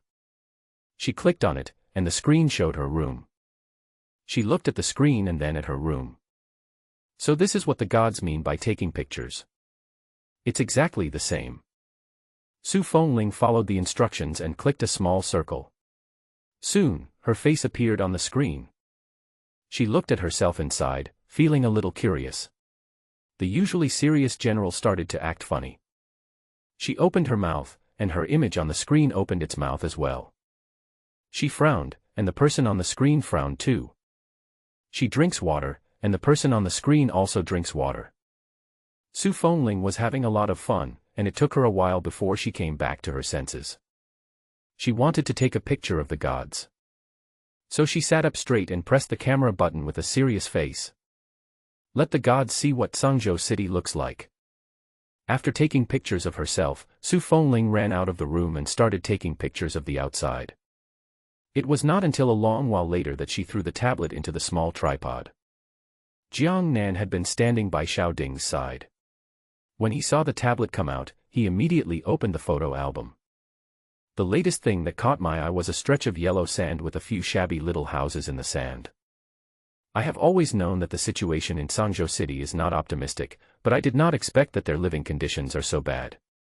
The further Jiang Nan slid down, the more solemn his expression became. A crooked house built with wood. The people were dressed in rags and had pale faces and thin bodies. The teenage child was wearing a soldier's uniform and seemed to have seen Su Fengling. He stood there obediently and straight. There were also 4 drunk men who were hugging each other and crying bitterly. Jiang Nan guessed that the 4 people behind should be Tan Wu, Li Hu, Li Liang, and Zhaoan. Jiang Nan felt more and more upset as he looked at the following photos. The joy of victory just now was also diluted a lot. Rebuilding Sangzhou City and leading the people to prosperity is a long and arduous journey. Little General, let's work hard together. Jiang Nan's fingertips slid and he saw the last photo. His pupils suddenly dilated and he stared blankly at the woman in the photo. The woman inside seemed to have just finished bathing, her inky black hair draped over her shoulders, with a few drops of water dripping from her hair from time to time. She has a stunning appearance, bright eyes, white teeth, eyebrows like a crescent moon, and a bit of confusion in her eyes. Like a lost deer. Jiang Nan's heart couldn't help but soften. Who would have thought that the famous General Zhenbei would look so well behaved? Snap. Just then, another note popped out. Jiang Nan picked it up and saw a few words written on it. God, what about yours? Jiang Nan curled his lips and sent all the photos in the tablet to his mobile phone. Then he picked up the tablet, found a suitable angle, and took a picture directly. Not bad. Jiang Nan took a look at his own photo, then turned off the screen and threw the tablet into the small tripod. When Su Fengling saw the small tripod, she couldn't wait to pick it up. General. Something happened. Just as she was about to open the photo album, an anxious voice came in. She turned off the screen and walked out quickly. What happened? Li Hu sobered up a lot as he looked at the secret letter in his hand. He handed the secret letter to Su Fengling. General, the Emperor has issued a secret order, asking me to take this opportunity to get rid of you. Su Fengling took the secret letter and took a look at it. Sure enough, he saw the jade seal at the bottom of the secret letter. Tan Wu wiped the sweat off his forehead and said, "It's not the first day we've known that the Emperor wants to kill the general. Why are you making such a fuss? How? Could it be that you really want to kill the general this time?" Li Hu rolled his eyes and said, "If it's just this secret letter, forget it. My sister sent me a letter saying that the emperor issued a secret order to Yuan who was stationed in Yejia City half a month ago. From now on, he will lead the troops to garrison Sangzhou City. My sister's letter arrived a few days later than the emperor's. By now, Yuan must have received the news. General, Yuan and General Su have always been at odds. Now, with the support of the old emperor, he will definitely enter the city. He has an army of 200,000 men. If we let him enter the city, everything in Sangzhou City will be his. If you don't let him enter the city, it would be equivalent to disobeying the imperial order. You'd better make plans early. Li Hu's face was gloomy. He had always known that their emperor was incompetent, but he didn't expect that he would go so far in order to eradicate the Su family. Yejia City is 100 miles away from Sangzhou City. When Sangzhou City was trapped, Su Fengling wanted to send a letter for help to Yuan Hu. But those letters fell on deaf ears, and Yuan Hu just sat there and did nothing. He must have received a hint from the emperor. Now that the Turkic army has been defeated and Sangzhou City has water and food, it is simply a dream for Yuan Hu to take over.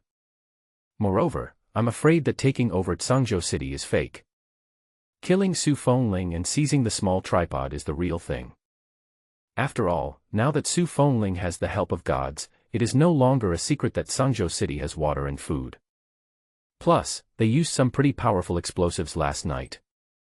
Nowadays, Sangzhou City and Su Fengling are very popular, and there are hungry wolves eyeing her everywhere. Snort. How shameless. When I asked for military support, they all pretended to be deaf and dumb. Now, they want to take over Sangzhou City. It's simply wishful thinking. That's right. The emperor is incompetent and listens to slander. He favors treacherous ministers. In order to kill the general, he did not hesitate to sacrifice the entire Sangzhou City. Such an emperor is not worthy of our loyalty. General, as long as you give the order, we will rebel. General, we will always follow you. The four of them looked at Su Fengling indignantly, with anger in their eyes.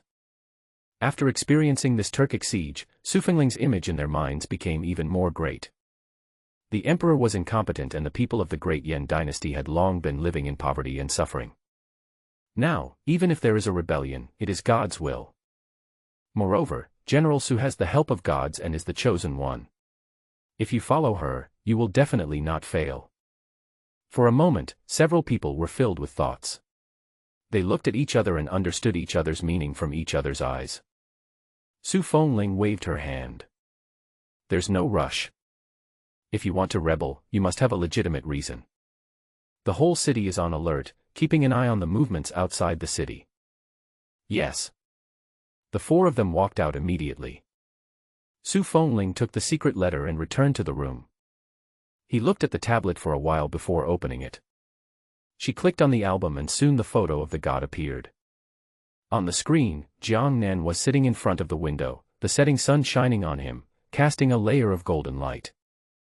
He was very handsome, with cold eyebrows, a high nose bridge, and slightly raised lips. He seemed to be looking at her in front of the tablet through the screen. Little General. Su Fengling even saw these 3 words in his eyes. Her heart skipped a beat and she immediately put the tablet on the table. In an instant, all the worries caused by the secret letter disappeared. She touched her chest, and only after she calmed down did she pick up the pen to write a reply to the god. The little girl has received the portrait. The god has the appearance of a celestial being. I will definitely create a golden body for him that is exactly the same. After she finished writing, she threw the note into the small tripod. Because she threw it so quickly, the secret letter was thrown in along with it. When Su Fengling saw it, she wanted to take it back, but it was too late. She watched in annoyance as the note and the secret letter disappeared into the small tripod. Jiang Nan saw the note and the secret letter and picked them up. The first thing he looked at was the note, which was full of words praising him and promising to give him a golden body. Jiang Nan shook his head. The young general is so persistent. Tell her not to call God by his name, but he won't listen. How can I be worthy of the title of God? After Jiang Nan finished speaking, he looked at the other note.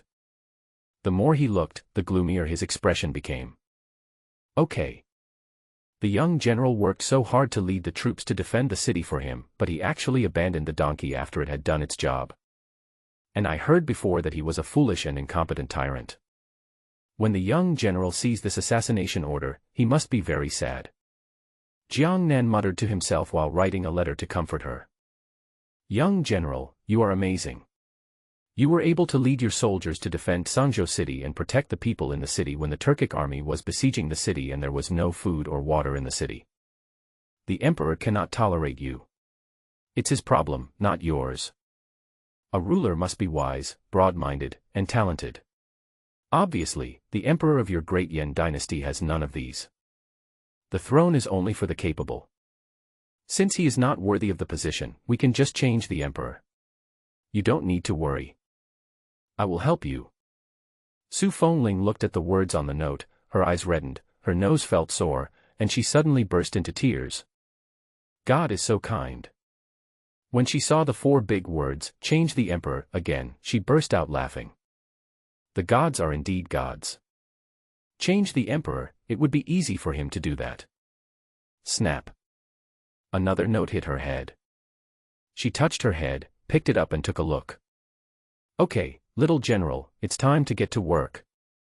I'll bring you a tablet, a power bank, a solar panel, a sewing machine, and fabric. I will first give away tablets, power banks, and solar panels. After a stick of incense, I will give away other things. The instructions are the same as last time. They are all on the tablet. Study them carefully.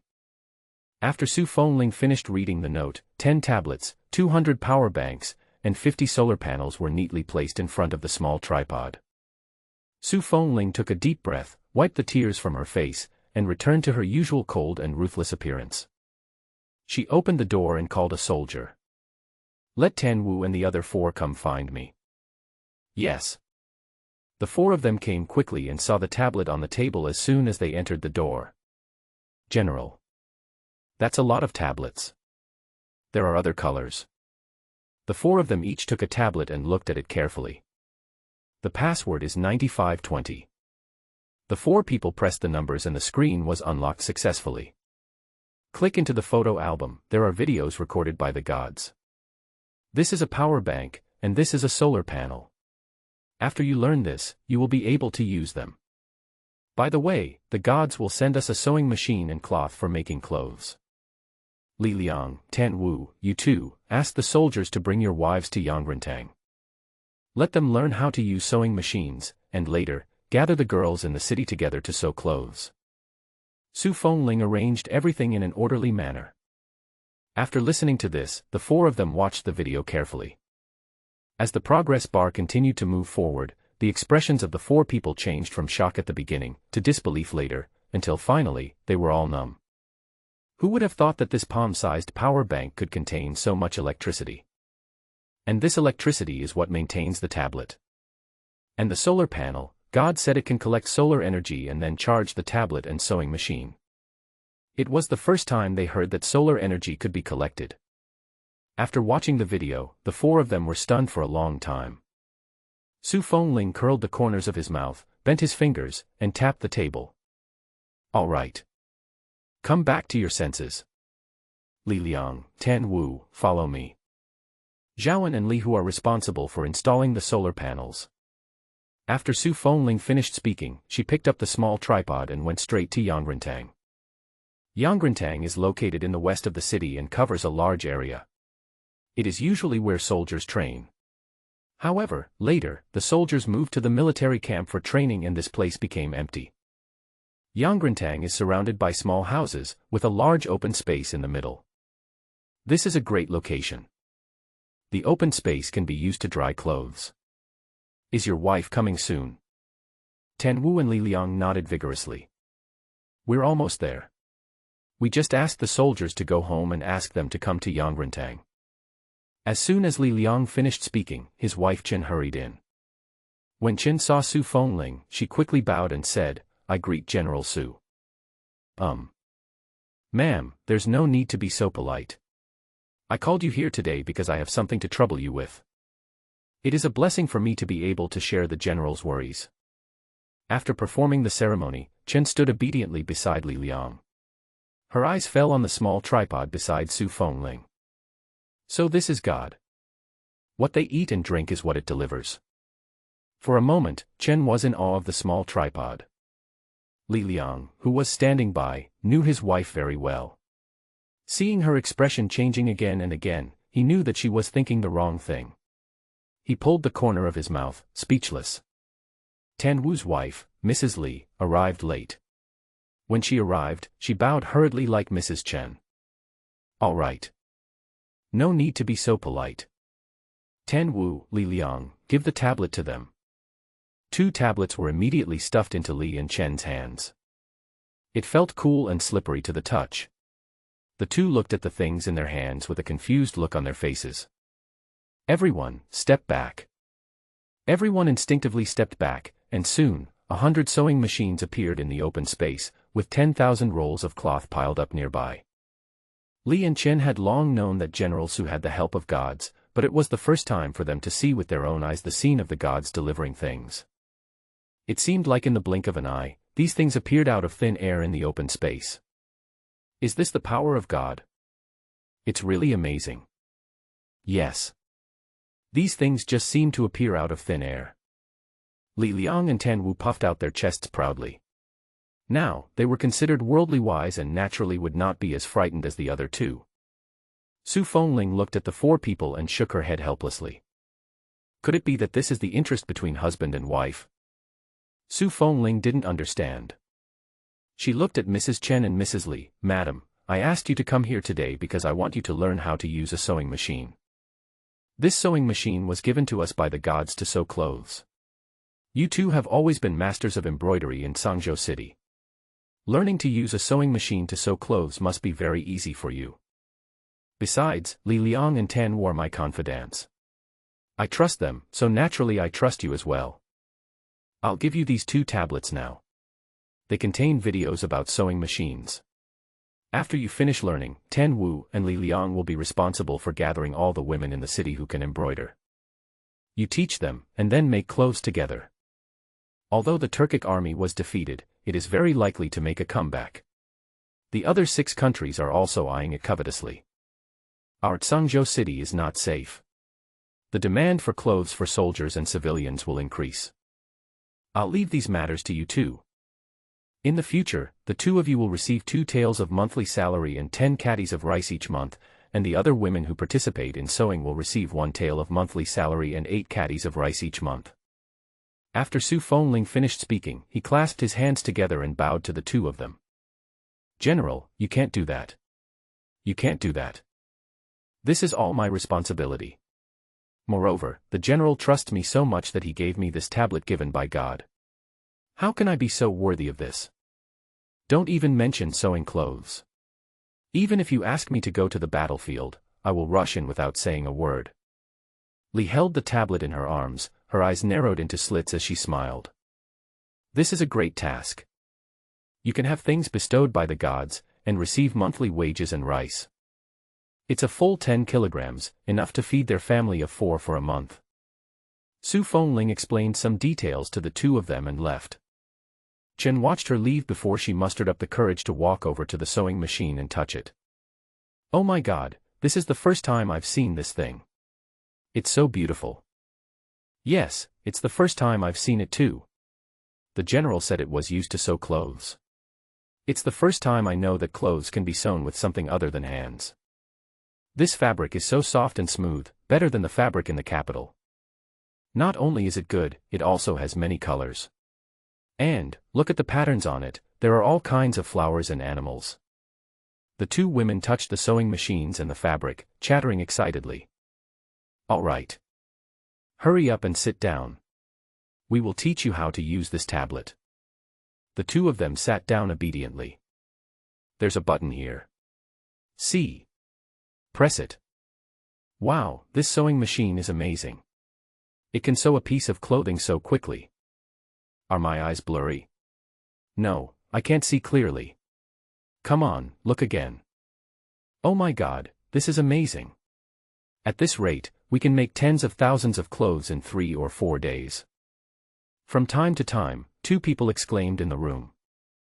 Su Fengling brought the small tripod back to the general's mansion. As soon as he put the small tripod down, a piece of paper flew out from it. Su Fengling took a look and found that the clothes she had purchased earlier had arrived, and there were a lot of them. She immediately took Xiao Ding to an open space. As soon as the small tripod was put down, countless clothes were neatly piled next to it. So many clothes. The gods gave us shoes before, and now they give us clothes. Wow, the gods are so kind. The clothes are bright in color and piled there, and you can almost smell a faint fragrance. The servants in the mansion stared at the clothes with their eyes fixed. When have they seen such beautiful clothes? Sangzhou City has a special location. It is very close to the Turks and adjacent to the White Elephant Kingdom. More than 10 years ago, there was an endless stream of merchants coming here to do business, and Sangzhou City was also very prosperous. But even so, they had never seen clothes with such bright colors. General. Are these all given to us by God? The servants in the mansion couldn't help but ask. Su Fengling nodded, yeah. Both the soldiers and the civilians. Zhaoan, Li Hu, take the people to distribute them. Yes. As soon as Su Fengling finished the arrangements, several people immediately got busy in an orderly manner. Soon, the clothes were distributed to every soldier and civilian. The people in the city were still dazed as they touched the soft cloth in their hands. Is this really for us to wear? This color is so pretty. It's not just the color, there are flowers on it. Look, mine is plum blossoms. The plum blossoms on it look like the real thing. This is the best dress I have ever worn in my life. No, I can't bear to wear such a good dress. I want to treasure it and keep it as a family heirloom. Hurry up and put on the clothes. God has given us more than 10,000 pieces of cloth and more than 100 sewing machines to make clothes for us. Right now, in Yongren Hall, Li Liang and Tan Wu's wives, Li and Chen, are in charge. Anyone who wants to do embroidery can sign up. Before he could finish his words, the women in the city immediately rushed towards Yang Rentang. In the military camp, the soldiers were still immersed in the joy of last night's battle. Unexpectedly, everyone found an extra set of soft clothes in their hands. The soldiers were all stunned, holding on to their clothes for a long time and unable to recover. Li Hu patted everyone's shoulders. What's the matter? Happy and stupid. The soldiers came to their senses, hugged their clothes, and said something with trembling lips. They were really too excited. They were well aware of the ferocity of the Turkic army. Therefore, they knew better than the people in the city that the gods had done so much for them. For example, last night, if it weren't for the things bestowed by God, they would not have been able to defeat the Turkic army. Or even worse, they might have died long ago. But now, the gods have given them such soft clothes again. The soldiers' eyes were filled with tears and they knelt on the ground to thank the gods. After Su Fengling returned to the room, a pile of clothes appeared next to the small tripod. There was a note written by God on the clothes. Little General. Are these all mine? Su Fengling's mind moved slightly and she touched the clothes in front of her. The material of the clothes was very soft, seemingly softer than other clothes, and the clothes were almost covered with various kinds of roses. Suddenly, she stopped her hand. His pupils dilated and he looked at the clothes inside in disbelief. It's actually a belly band. Moreover, there are belly bands in various colors. Su Fengling's face turned red, and a heat surged from the bottom of her heart to the top of her head. She pulled her fingers back abruptly as if they were burned by something. Just at this moment, the note from God came again. Little General, I made them all according to your size. Try it on and see if it fits you. Su Fengling stared at the word size and her breathing became heavier. She glanced at the belly band and then abruptly looked away. This. How on earth did he know his size? Su Fengling's face was calm, but her heart was already in turmoil. Don't you like it? It's okay if you don't like it, I'll make it again for you. Su Fengling looked at the notes that came one after another, and for the first time she felt like she was not looking forward to receiving any notes. She was worried that the gods might misunderstand her, so she wrote quickly. Suitable. It fits, thank God. My little girl has enough to wear. After receiving the reply, Jiang Nan looked at Su Fengling's photo and smiled foolishly. You know, this is Apple's original camera, and it makes people look uglier in the photos. But despite this, Su Fengling in the photo is still incredibly beautiful. It can be imagined that in reality, Su Fengling is even more beautiful. Being good-looking is just one of the ordinary advantages of the young general. After Jiang Nan finished speaking, he swiped the photo and started looking at other photos. He wanted to look through the photos to see what they were missing. Just then, a sound came from beside the small tripod. Jiang Nan looked and saw 5 more large boxes. On the boxes are their respective names. Jiang Nan was the first to open Su Fengling's box, and the first thing that caught his eye was a portrait. The person in the painting is Jiang Nan himself. Su Fengling painted a portrait of him using ink and color. Jiang Nan picked up the paper carefully and looked at it carefully. He didn't know much about painting, but he could see that his expression in the painting was very lifelike, which showed that Su Fengling was very good at painting. He spread the portrait flat on the desk and then looked at other things. There were 2 wine jars and 2 carved red lacquer wooden boxes, each of which was filled with various exquisitely crafted jewelry, with words such as, bestowed by the Great Yuan Dynasty, engraved on the jewelry. Jiang Nan knew that jewelry engraved with these words was very valuable. After he put down the 2 carved red lacquered wooden boxes, he looked at other things. A pink glass vase and a jeweled stone cap flower. There was a small wooden box next to it. When Jiang Nan opened it, he was shocked. Is this 100-year-old ginseng? Jiang Nan took 2 deep breaths. This century-old ginseng was thick and sturdy, and it was obviously a rare treasure among rare treasures at first glance. This is too expensive. Jiang Nan carefully put the ginseng back into the box and looked at the other 4 boxes. Tan Wu, Li Liang, and Zhaoan still gave gifts of porcelain, calligraphy and paintings. Jiang Nan stayed in Zhaoan's box for a while. What Zhaoan gave him were not ordinary calligraphy and paintings, but also some books about the Great Yuan Dynasty. He became even more excited. Didn't Wei Zigua and others say that there was no record of the Great Yuan Dynasty in history books, and there weren't many documents and channels to learn about it? Then these books make up for this deficiency. This is how people in the Great Yuan Dynasty lived. This book is good. Folk entertainment of the Great Yuan Dynasty. This book is also good. Living in the Great Yuan Dynasty, this book is also good. Jiang Nan arranged the 3 books neatly, took a few photos of each, and then placed them on the desk. Next time, ask Zhao Andy to send more books about the Great Yuan Dynasty. Jiang Nan opened Li Hu's box while muttering to himself. As soon as you open it, it shines with golden light. 1, 2, 3, 50. Wow, this Li Hu is definitely a rich second generation. He always gives me gold ingots, and he gives me so many every time. Just then, a note appeared next to Xiaoding. Jiang Nan opened it and saw that it was a request to purchase explosives. He waved his hand and sent a direct response. Nowadays, his resort is also being built in an orderly manner because of the need to purchase explosives, cannons, and bombers. The money he needed was increasing, so he planned to sell all his existing antiques.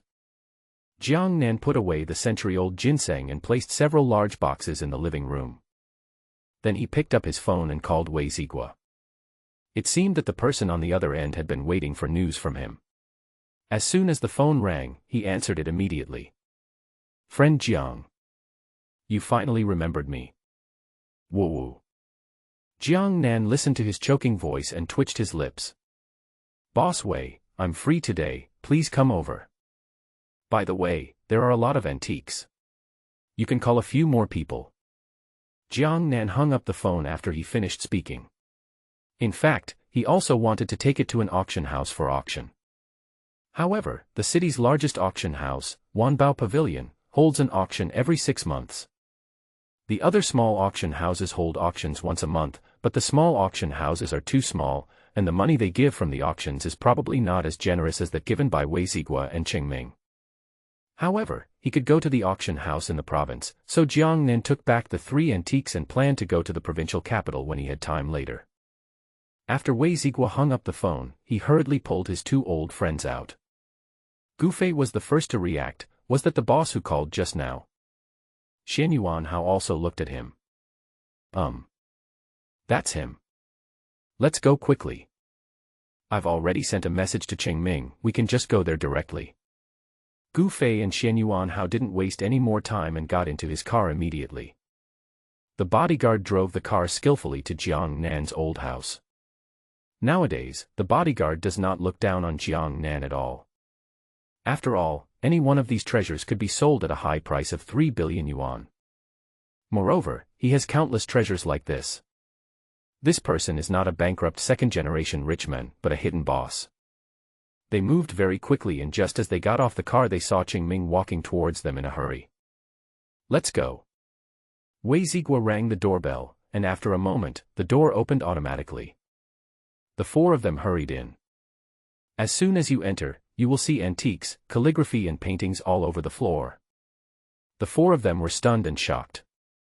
Gu Fei pointed at the things on the floor, trembling her fingers, and said after a long while, "Are these real? Or are they imitations? It looks like it's real." Xian Yuanhao muttered something, hurried over, and couldn't wait to pick up a porcelain bottle to study it. Here it comes. Just then, a cold voice came from upstairs. The four of them looked in the direction of the voice and saw Jiang Nan slowly walking down. While eating instant noodles, he said, "Sorry, I'm a little hungry. Do you guys want to eat?" Wei Zigua had dealt with Qingming and Jiang Nan several times and had some understanding of him. Jiang Nan is a low-key and down-to-earth boss. But when Gu Fei and Xian Yuanhao met Jiang Nan for the first time, they felt a little shocked when they saw him eating instant noodles in front of antiques all over the floor. The two men were also big shots who had seen the world. They had countless antiques collected at home and had met countless antique collectors. So, after just a few glances, I knew these antiques were all real. Seeing Jiang Nan being so casual again, they shook their heads instinctively. "What are you standing there for? Hurry and take a look. They are all from the Great Yan dynasty. There are still many things inside that are gifts from the emperor." Jiang Nan found the nearest seat and sat down, eating instant noodles while greeting a few people. Gu Fei and Xian Yuanhao were in awe of Jiang Nan, but were soon attracted by the antiques inside.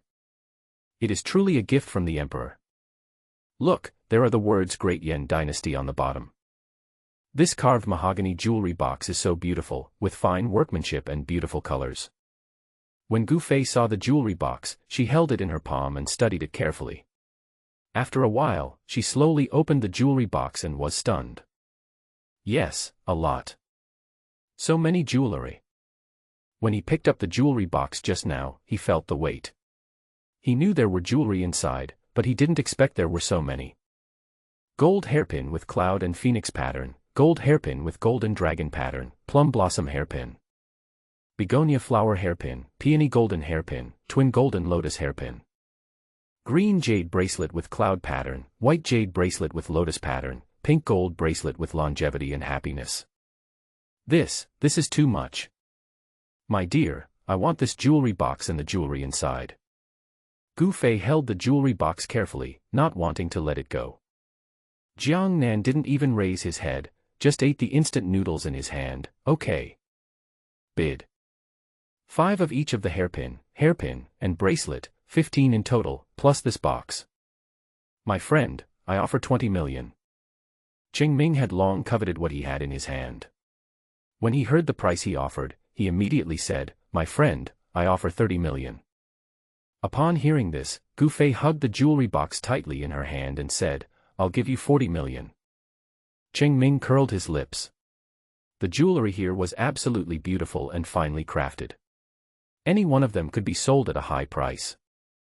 Wanting to buy it for 40 million is simply wishful thinking. I'll give you 60 million. Gu Fei glared at him and said, "My friend, I'm going to 200 million. Before he could finish his words, he was interrupted by Jiang Nan. Jiang Nan took a sip of the instant noodle soup, put the noodles aside, and wiped his mouth with a tissue. This jewelry box and the 15 pieces of jewelry inside are worth a total of 200 million. Good. Just 200 million. Gu Fei looked at the jewelry box in her hand for a few seconds, thought for 3 seconds, and then agreed. One hand pays, the other hand receives the goods. Jiang Nan soon received 200 million yuan in his account. Wei Zigua walked up to Jiang Nan and whispered, "Jiang Xiaoyou, where is the thing I want?" Wei Zigua deliberately lowered his voice. The other three were so engrossed in the antiques that they did not hear what he said. Jiang Nan gave him an ambiguous look and said, "Boss Wei, there are a lot of gold ingots. Are you sure you want them all?" Wei Zigua nodded vigorously. Gold has always been valuable. What's more, those were gold ingots from the Great Yuan dynasty. Whether in terms of research value or collection value, they were incomparable to ordinary gold. Want? I want both. Okay. You come with me. Jiang Nan took him to another big box, and he raised his hand and the box opened. For a moment, there was a glittering golden light. Even the other three people noticed something was wrong. They rushed over and saw a box full of gold ingots. These are all from the Great Yuan dynasty. Jiang Nan nodded, took out a gold ingot, and revealed the bottom, of course. There are also 4 words here, Great Yuan dynasty. The 4 were very shocked and immediately picked up the gold ingots and studied them carefully. But after a moment, they came to a conclusion. These gold ingots are all real. Xian Yuanhao understood Wei Zigua's feelings very well at this moment. A few months ago, they had been studying late into the night, traveling through mountains and rivers, and working hard in order to find evidence of the existence of the Great Yuan dynasty.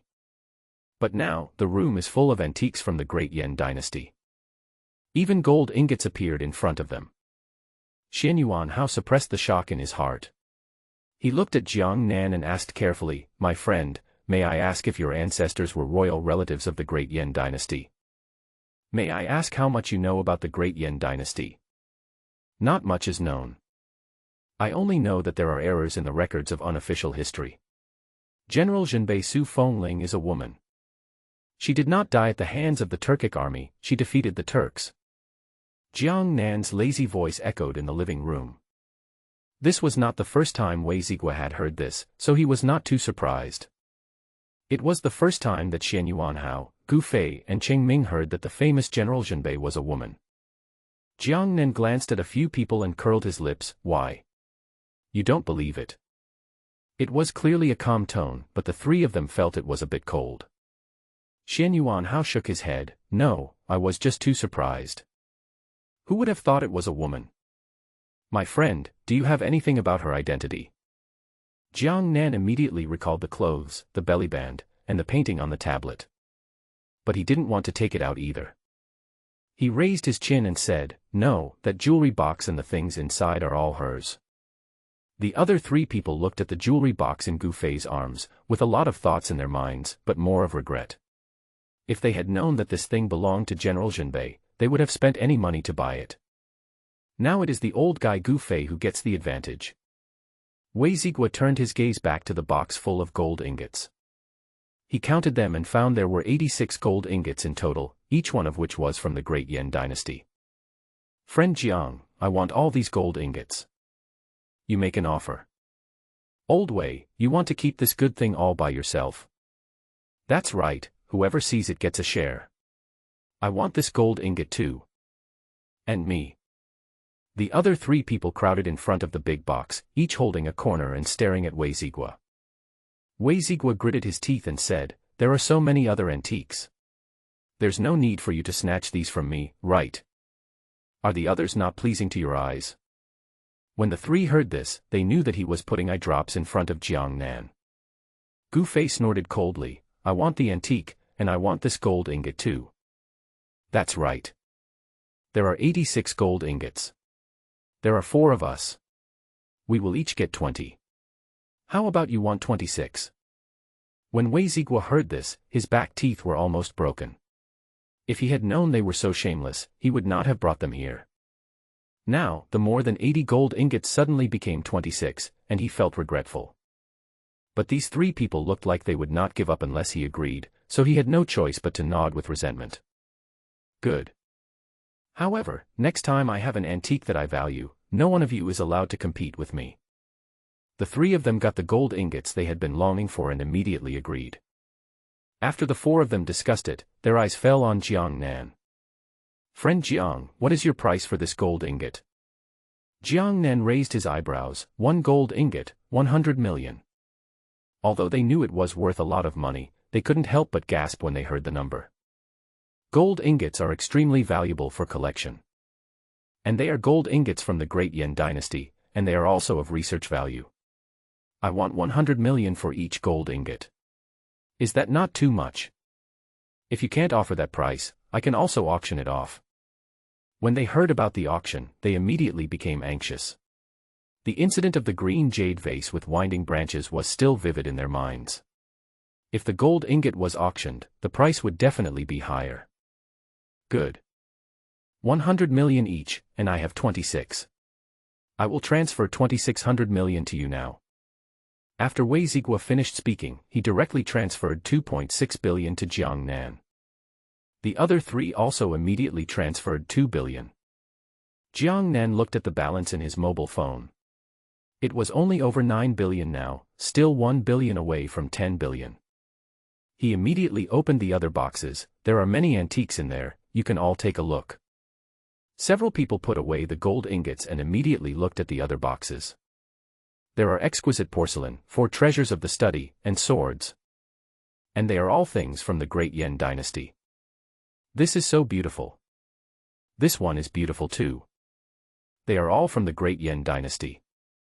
I never thought that I would be able to see so many things from the Great Yuan dynasty in my lifetime. It seems that our history books will be completely rewritten soon. I want this. I want this too.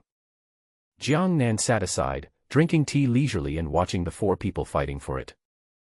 Seeing that the prices offered were getting higher and higher, Jiang Nan knew that today's decision was the right one. Although he didn't know who the distinguished guest in box number 1 of Wanbao Pavilion was that day, he guessed that it must be related to the 2 friends introduced to him by Wei Zigua. Friends in box number 1 were able to directly bid for his green jade vase for 3 billion. How could he let go of such a rich man? So, when I called Wei Zigua to come over today, I also asked him to bring these 2 friends with him. Now it seems that his decision was a wise one. The highest bidder wins.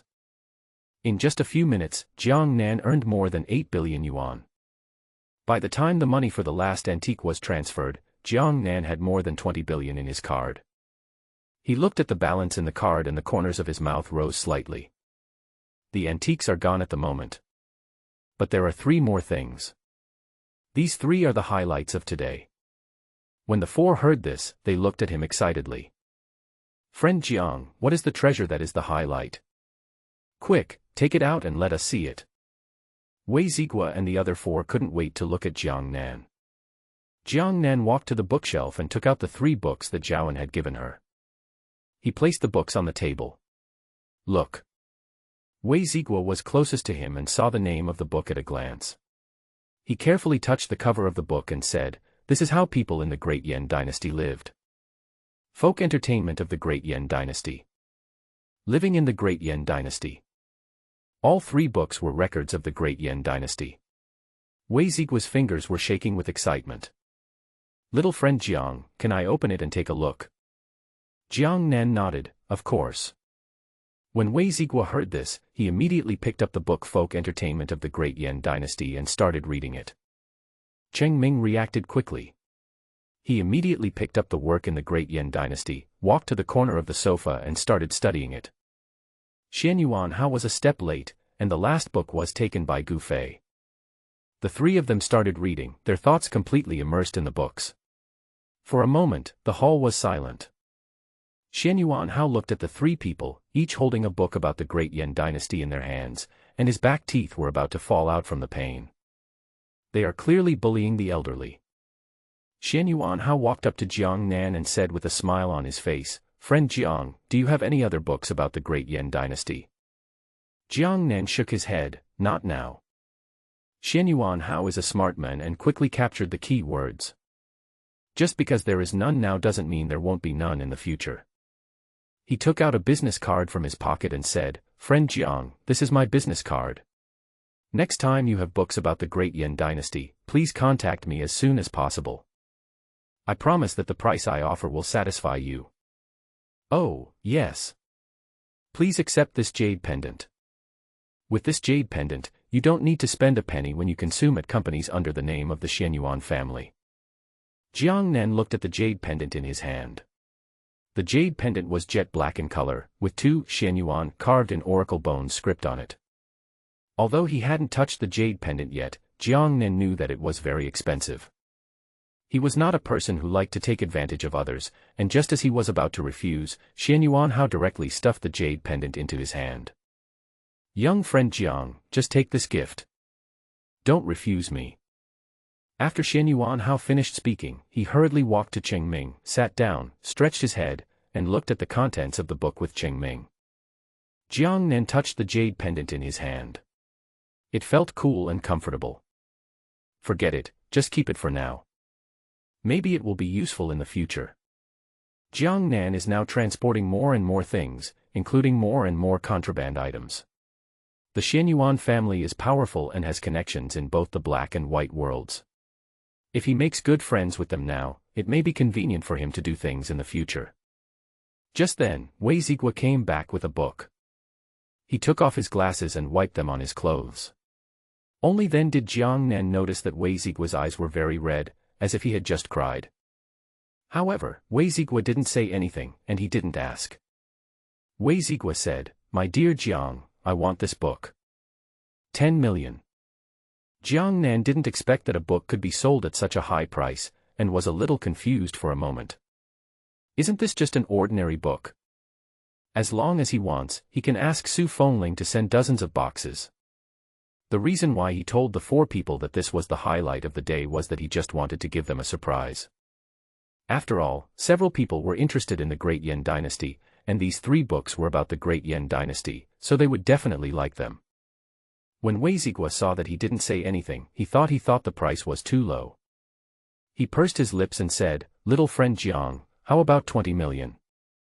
Jiang Nan came back to his senses and chuckled. 10 million, maybe. These 3 books cost 10 million each. After all, I made a lot of money from you today, so I'll give it to you at a low price. Just consider it as making friends."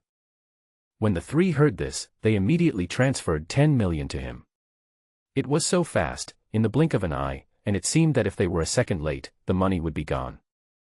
It was already evening when the 4 of them came out of the Jiang family's old house. Looking at box after box of antiques, several people felt a little dazed. When they left, just like when they came, Wei Zigua, Xianyuan Hao and Gu Fei were in the same car. Cheng Ming was in a car alone. Xianyuan Hao touched the antiques in the box, his eyes deep. "Old Wei, where did this young friend Jiang come from? I always feel that he has other antiques from the Great Yan Dynasty." Gu Fei also nodded. Could it be that his ancestors were royal relatives of the Great Yan Dynasty? Otherwise, why are there so many imperial gifts among these antiques? Wei Zigua has been studying the book in his hand since he got on the car. He didn't even raise his head when he heard the 2 people's questions. "Young friend Jiang's connection with the Great Yan Dynasty is deeper than we thought. We are already half buried in the earth, why worry about these things? Anyway, I just need to build a good relationship with Jiang Xiaoyou." Wei Zigua was also very curious about Jiang Nan's identity, so he secretly sent someone to investigate. All the information that can be retrieved clearly shows that Jiang Nan is just an ordinary person, and the Jiang family is just an ordinary business family. Currently, they are bankrupt, and have nothing to do with the Great Yan Dynasty or the antique collecting family. There are only 2 reasons for this situation.